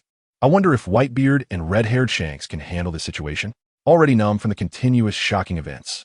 Basil Hawkins murmured, "The world government really wants to fight to the end? In the end, they will also suffer heavy losses after all. There are two other emperors of the sea in the New World. X." Drake noticed what Basil Hawkins said and thought to himself, "I hope Fleet Admiral Sengoku and the admirals don't let the Marines suffer too much loss. Otherwise, afterwards, the Marines will definitely be targeted by many ambitious individuals." X. Drake deeply realized that without strength, everything is in vain. Only by possessing absolute strength can one have a voice in a world-class war. But wanting to have top-tier combat power, how easy is that? Eustace Kid clenched his fists tightly, gritting his teeth and said, "Killer, do you see? It's best if they both suffer. Otherwise, in the future, I still have to defeat them one by one. If they can hurt each other now, it will reduce the obstacles to becoming king in the future. I hope so." Killer felt that at this point, whether it was the world government or the Whitebeard pirates or the red-haired pirates, it should be impossible for them to fight to the end, because such losses would be too terrifying. Of course, this is just what Killer thought. As for how the events would ultimately develop, he couldn't predict. Jewelry Bonnie cursed. "Those 5 old geezers better all be killed. You're the world's biggest tumor. Dying would be for the best." Marine Headquarters, Marine Fort. As the beastified 5 elders continuously let out deafening roars, the cadres of the red-haired pirates all aimed their weapons directly at the 5 elders. With a smile on his face, Jesus Burgess raised his sniper rifle at Shepard X. D. Peterman and said with a smile, "It's rare. I'm lucky to see the true appearance of the 5 elders. We have to deal with the 5 elders all at once. The pressure is not small." Lame just also wore a confident smile, but was fully aware of the opponent's strength, pointing his pistol at Jago Lucia Satan while eating barbecue. Lachi Lu laughed. "It seems like this is the first time we're facing such a terrifying lineup, right?" Ben Beckman, who is said to have hockey surpassing that of an admiral, said sternly, "Whether it will break out into a fight still depends on the specific situation. But we must be mentally prepared." Rayleigh felt a headache and rubbed his temples, thinking, in the end, it may be that even I cannot remain uninvolved. Rayleigh felt it was a bit late to tell Shanks about what had happened. How could it have developed to this point? Who could have guessed? Mainly because Whitebeard was too crazy, crazier than a madman, as if he wouldn't rest until things were completely escalated. Red-haired Shanks looked at the 5 gigantic 5 elders with an unprecedented cold expression. He coldly questioned, "Gentlemen, since the Marines failed to execute Fire Fist Ace within the stipulated time, it signifies the Marines' defeat. As the highest decision-makers of the world government, are you really planning to go all out? Have you considered after the war, will your world government still have the ability to stabilize the world?" The gigantic skeleton horse, Isambron Venajuro, coldly said, "Red-haired Shanks, if you and Rayleigh withdraw now, the world government will still consider letting the past go." Topman Walchilly followed up with a cold reminder, "You have a chance, so think it over." Figureland Garling also reminded, "Withdraw, Shanks. This is no longer a matter you can get involved in." As for the fact that this footage was broadcast live, the 5 elders couldn't care less. Red-haired Shanks was enveloped in red lightning, coldly retorting, "So you mean if you want me to leave, you'll force me back?" Chapter 76. The MVP kinda breaks the deadlock first, vs. Shanks. As soon as Shanks spoke, the 5 elders, transformed into monsters, echoed in unison, "Shanks." Originally planning to deal with Whitebeard quickly, they found that Shanks' interference had worsened the situation. Moreover, judging by Shanks' attitude, the likelihood of him backing down was almost non-existent. The 5 elders were already contemplating the cost the world government would incur if they engaged in a fight with these people, even if the 5 of them, along with Gorin and the Navy, were involved. Capturing Whitebeard, Rayleigh, Shanks, and their crew, just thinking about the cost made the 5 elders feel heavy-hearted. To minimize losses, they could only bring other members of the God Knights into the battlefield and reveal more than half of their trump cards. However, this outcome was not what the 5 elders wanted. The cost was too heavy. At this moment, Shanks was also feeling an unusual confusion deep inside.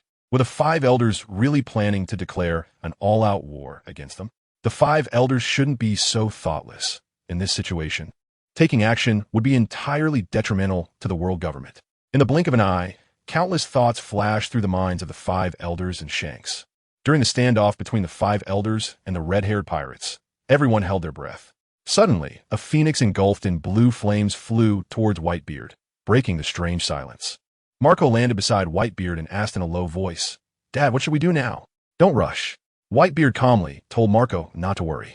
At this moment, Izo also arrived, and as Marco and Izo came to Whitebeard's side, the lecherous Kizaru noticed the fleeing straw hat Luffy and thought, "My dear nephew, I'll come play with you soon." Kizaru really didn't want to get involved in the battle between the five elders and Whitebeard, Shanks, and others. After all, and asked later, he could justify that capturing Straw Hat Luffy and Fire Fist Ace was the main focus of this war. Thus, Kizaru transformed into a beam of light and shot towards the direction of Straw Hat Luffy, as a blinding light appeared above Luffy's head. Ace immediately shielded Luffy and warned, "Luffy, get back." Jinbei furrowed his brows and followed up with a reminder, "It's Admiral Kizaru." Just as the lecherous Kizaru was about to speak, a voice that made him feel uncomfortable rang out nearby. "Kizaru, don't move. Ben Beckman, smoking go siguret." Aimed a pistol at Kizaru. As soon as Kizaru moved, Ben Beckman immediately followed. What surprise, Ben Beckman! The lecherous Kizaru raised his hands, feeling extremely frustrated at this moment. He had been careless and hadn't noticed Ben Beckman. Besides, Kizaru only wanted to stay away from the main battlefield. Why did Ben Beckman follow him? His plan to fish in troubled waters was ruined. Beside Whitebeard, Marco anxiously thought, the five elders, the commander of the God Knights, the fleet admiral, Admiral Akainu, Admiral Akiji, 9 top powerhouses. Marco couldn't think of any way for the Whitebeard pirates to leave the Marine headquarters, Marine Fort, smoothly. Even with the help of the red-haired pirates, it wouldn't be that easy to escape. Marco made up his mind and said solemnly, "Dad, I'll stay behind. With my abilities, I can hold them off for a while. You take our crew and hurry, leave the Marine headquarters." Whitebeard casually laughed. "Oh, foolish. We haven't reached the point of no return yet. Why speak such discouraging words? Mr. Whitebeard, do you have a special plan?" Izo immediately realized that Mr.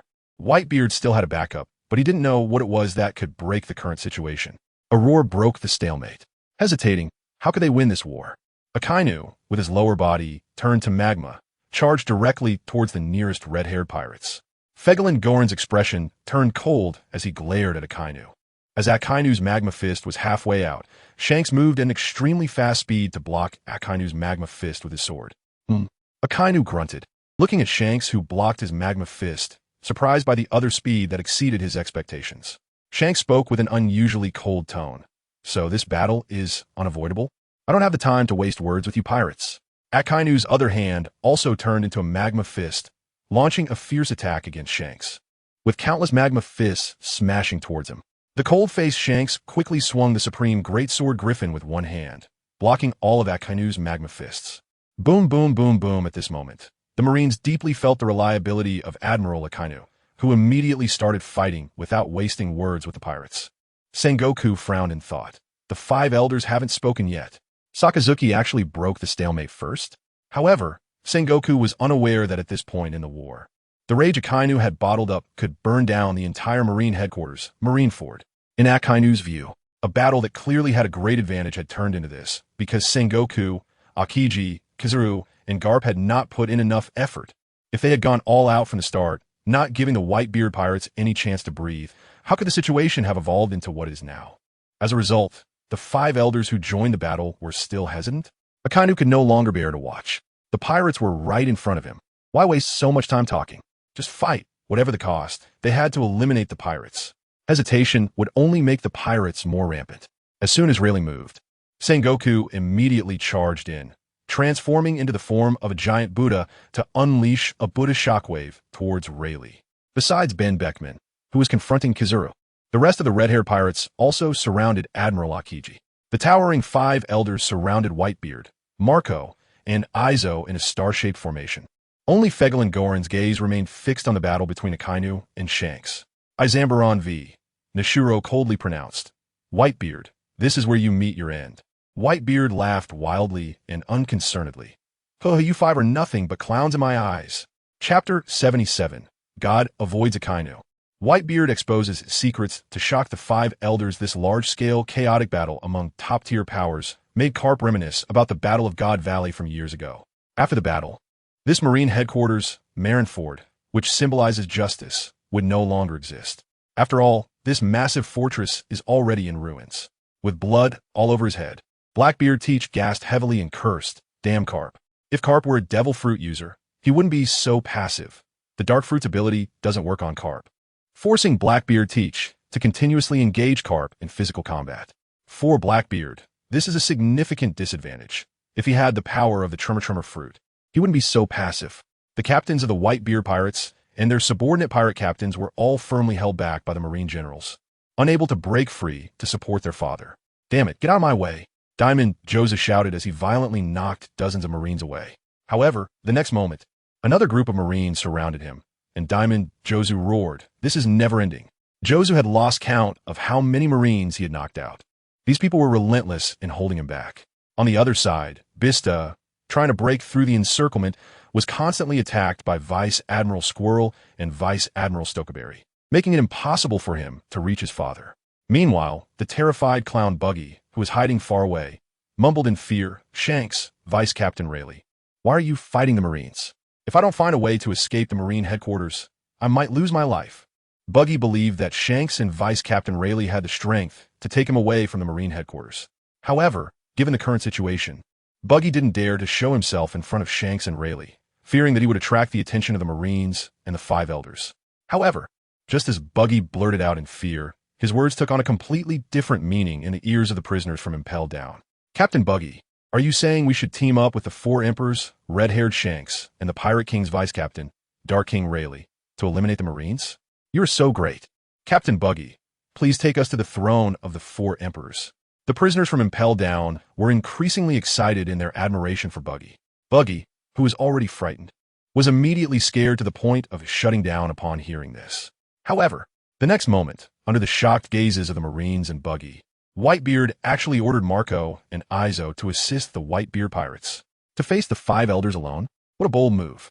As a result, an even more astonishing event occurred. The Five Elders surrounding Whitebeard actually stopped their attack.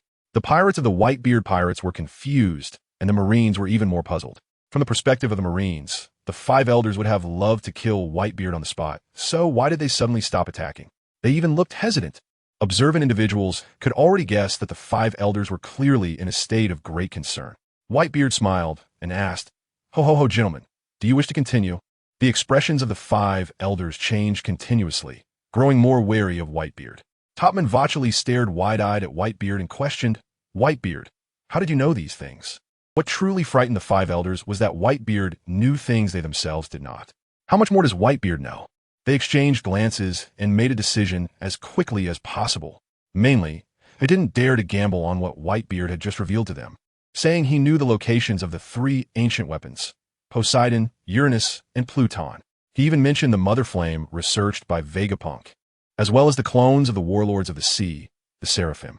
These top secrets of the world government had already scared the Five Elders significantly. Moreover, he also told them that the Conqueror's Haki of Joy Boy still exists after 800 years and that the sun god Nika would awaken. Finally, he mentioned that the Op fruit had performed an immortality operation on someone. As these pieces of information bombarded the minds of the Five Elders, they were utterly terrified. In other words, if they continued to attack Whitebeard, he would loudly proclaim these secrets. Furthermore, looking at Whitebeard, it seemed he had even more secrets to reveal.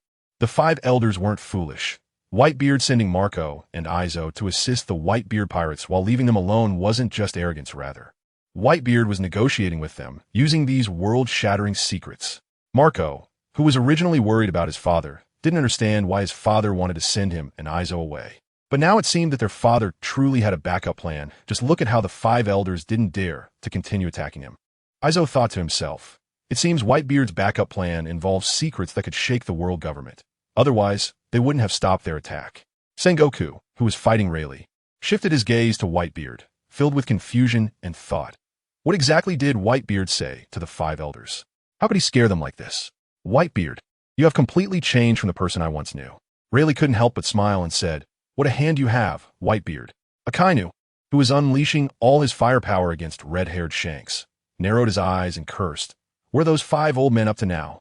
Red-haired Shanks, who was being dogged by Akainu like a mad dog, had his anger boiling over, and at that moment of Akainu's shouting, Shanks seized the opportunity with a powerful push from his toes. Red-haired Shanks shot out instantly, his supreme greatsword Griffin entwined with spreading red lightning. Oh no! By the time Akainu reacted, red-haired Shanks had already swung his sword right in front of him. He had no time to counterattack or evade. Akainu didn't expect the speed that red-haired Shanks unleashed in an instant to be so fast. In a moment, red-haired Shanks swung his sword, The Haki formed a giant red bird at the instant of God, avoiding contacting Akainu. He was blasted away like a laser cannon by red-haired Shanks, God avoiding. Red-haired Shanks' expression was cold. Chapter 78. The Navy's Confusion.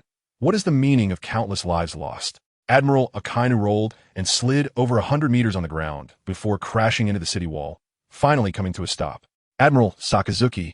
The Navy soldiers became tense upon seeing their Admiral Sakazuki being knocked away by the Yonko, Shanks the red-haired. He had been the one suppressing the pirates since the war began. How could he be sent flying by Shanks? For a moment, the Navy soldiers found it hard to accept this reality. Just as they were worried about their Admiral Sakazuki, a column of magma erupted into the sky. The red-haired pirate's officer, Bink, frowned and said, "That Admiral Akainu has tough meat. To withstand our captain's divine departure and get back up so quickly? Indeed, generally, after taking our captain's divine departure, no one could possibly stand up," said Officer Building Sneck, equally surprised. "Oh dear, if our admiral can be defeated so easily, then there will be no justice left in these seas." The scattered ice shards were formed into Akiji's body. Jesus Burgess smiled and commented, "As expected of a Navy admiral, even when surrounded by few of us, he can still maintain such a relaxed posture." The scene of Akainu stepping out from the magma column boosted the morale of the Navy soldiers. Their previous worries were completely unnecessary. How could their Admiral Sakazuki fall so easily? With blood on his forehead and the corner of his mouth, Akainu coldly stared at Shanks and said, "Red-haired Shanks, you took advantage of my negligence, didn't you? But let me tell you, this kind of opportunity will not happen again." Akainu was prepared to go all out, as Shanks was not an ordinary enemy and was very strong. After all, just like before, a moment of distraction could lead to Shanks seizing the opportunity. Shanks coldly replied, "Navy Admiral Akainu, you are the first to take my divine departure and get up so quickly. Since that is the case, I can attack with all my strength. Otherwise, accidentally killing a Navy Admiral would not be good for me." "What did you say?" Akainu's eyes instantly turned into boiling magma as he questioned fiercely, "Kill an Admiral? Are you saying that you can kill me whenever you want? Then I will see what you, a man with a severed arm, can do to make such bold claims." Meanwhile, the five elders had their eyes fixed on Whitebeard, showing no concern for the battle between Shanks and Akainu. Currently, the five elders were most worried about the potential consequences if Whitebeard exposed these matters. Would the world government have the ability to handle the fallout? If they could not manage the impact of Whitebeard's revelations, they would have to reconsider whether to continue taking action against him. After all, the world government had always been focused on balance. They certainly could not let Whitebeard go. After exchanging glances, the five elders understood each other's intentions. First, they needed to appease Whitebeard, then find an opportunity to eliminate him. The main issue was that Whitebeard knew too much, including things that even the five elders were unaware of. This made them feel extremely anxious. If he knew even the secrets of the world government, the five elders began to suspect whether there was a spy planted by Whitebeard within the higher-ups of the world government. Topman Vacheli coldly said, "Whitebeard, have your men turn off the den mushy." With a faintly sarcastic smile, Whitebeard raised his hand to signal his sons on the Moby Dick to turn off the den mushy. Sabaody Archipelago. As the den mushy was turned off, people who had been watching the war constantly began to shout loudly. What is going on? Why has the last den mushy held by the Whitebeard pirates also been turned off? Exactly. What happened? How is the battle between the five elders and Whitebeard? What about the battle between red-haired Shanks and Admiral Akainu? Or is it that the person from the Whitebeard pirates holding the den mushy was attacked? Various words spread continuously, with most concerned about the direction of the war. Now that even the last screen was unavailable, it made those who were already worried about whether the Navy could defeat the pirates even more anxious. People feared that if the Navy fell, would there be any space for survival in the future? At Marine Headquarters Marineford, the negotiation between Whitebeard and the five elders was being closely watched by many on the battlefield. "All Navy forces, cease all attacks," shouted Shepard X. As soon as Shepard's words came out, the Navy soldiers, who were in the midst of intense combat, all froze at once. Did the five elders just order us to stop attacking? What was the meaning of all the countless lives lost in this war? The Navy soldiers, who had not held much hope for victory, suddenly fell into confusion. The pirates of the Whitebeard pirates were also puzzled about whether to continue their counterattack now that the Navy had stopped. At that moment, their father's loud voice rang out. "Whitebeard pirates, cease all counterattacks." After the five elders and Whitebeard issued their cease orders, both the Navy and the pirates distanced themselves, warily watching each other. In the rear of the Navy, Blackbeard Teach, who was fighting Carp, immediately sensed something was wrong and shouted loudly, "Boys, hurry up and run." Seeing their captain Teach turn and flee after finishing his words, the officers of the Blackbeard pirates immediately followed suit. Carp, not wanting to pursue a group of fleeing Blackbeard pirates, looked in the direction of Whitebeard and pondered. What exactly did Whitebeard discuss with the five elders to force them to make concessions in this situation? The fact that the five elders had to publicly concede meant that Whitebeard possessed information that could significantly threaten the world government's ruling status.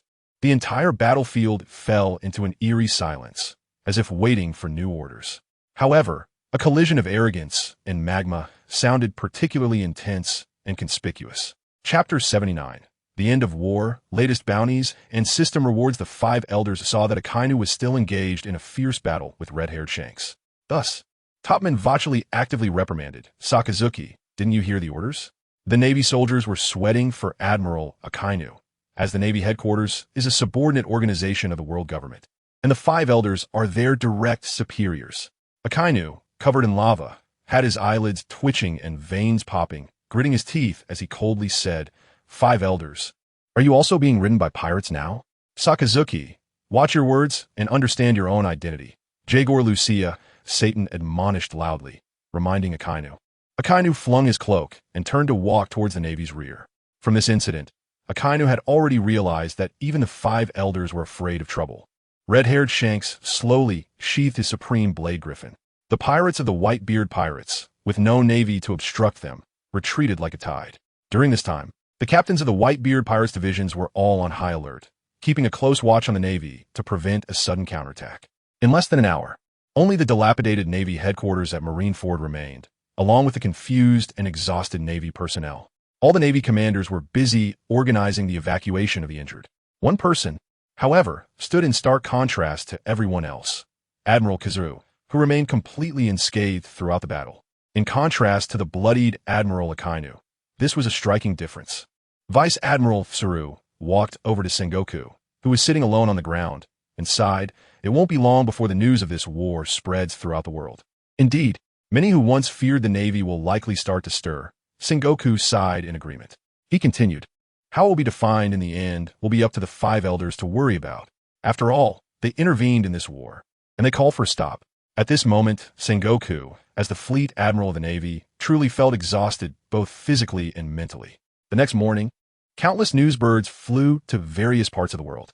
On the sea at the entrance of the New World, the fleet of the Whitebeard pirates was sailing, but compared to before the battle, the fleet had suffered losses of over half. On board the Moby Dick, the crew lay on the deck resting, as the battles of the previous day had left them still unable to recover. As a newsbird flew overhead and dropped several newspapers, the crew became interested. They were all eager to find out how much their fame had increased after this great battle. 7th Division Captain Lakia excitedly shouted, "Ace's bounty has surpassed Jozu and Vista, reaching 1.8 billion berries. Furthermore, First Mate Mr. 1's bounty also reached 2 billion berries on his first bounty. Additionally, Captain Marco's bounty skyrocketed to 3 billion berries, solidifying his title as one of the 4 emperors." Just as 7th Division Captain Lakia was about to continue shouting about their father's latest bounty, the others shouted in unison, "Father's bounty is 5 billion berries." The pirates of the Whitebeard pirates felt that at this moment, their crew had reached an unprecedented peak, completely distancing themselves from the other 3 emperors. Inside the cabin, Whitebeard tapped his fingers slowly on the wooden planks, silently watching the system panel showing 100 points. It seemed that the excessive actions and heavy losses led the system to determine an A rank. Forget it, better than nothing. Whitebeard directly purchased 10 pills to enhance his chi cultivation from the system store with all 100 points. Just as Whitebeard was about to take the pills, Marco's voice came from the doorway.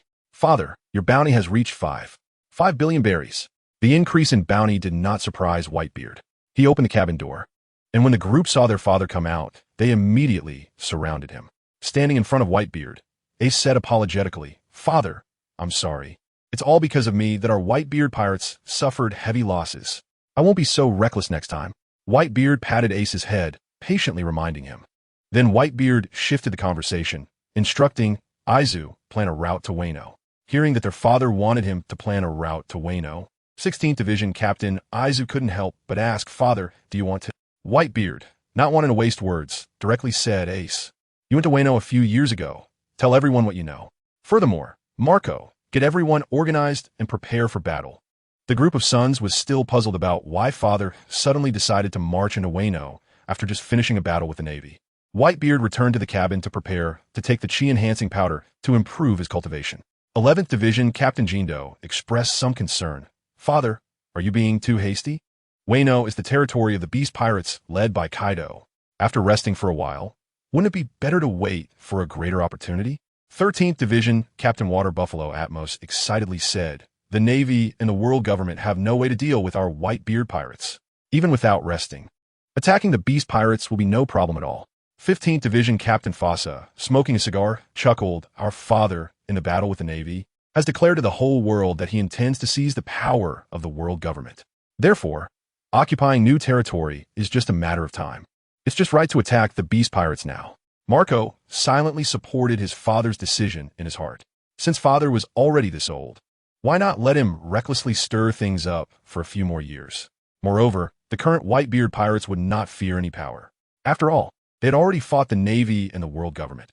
How could the Beast Pirates compare to them? Marco instructed everyone, take this time before we reach Wano to rest and adjust well. Sitting quietly on a wooden box eating noodles, Mr. One pondered to himself. Based on the clash with the Navy and the world government, Mr. Whitebeard is not a reckless person. This matter, simply mentioning the march into Wano, must mean that the purpose is not purely for war, right? Mr. One vaguely had a suspicion that Mr. Whitebeard's purpose for going to Wano surely had deeper implications.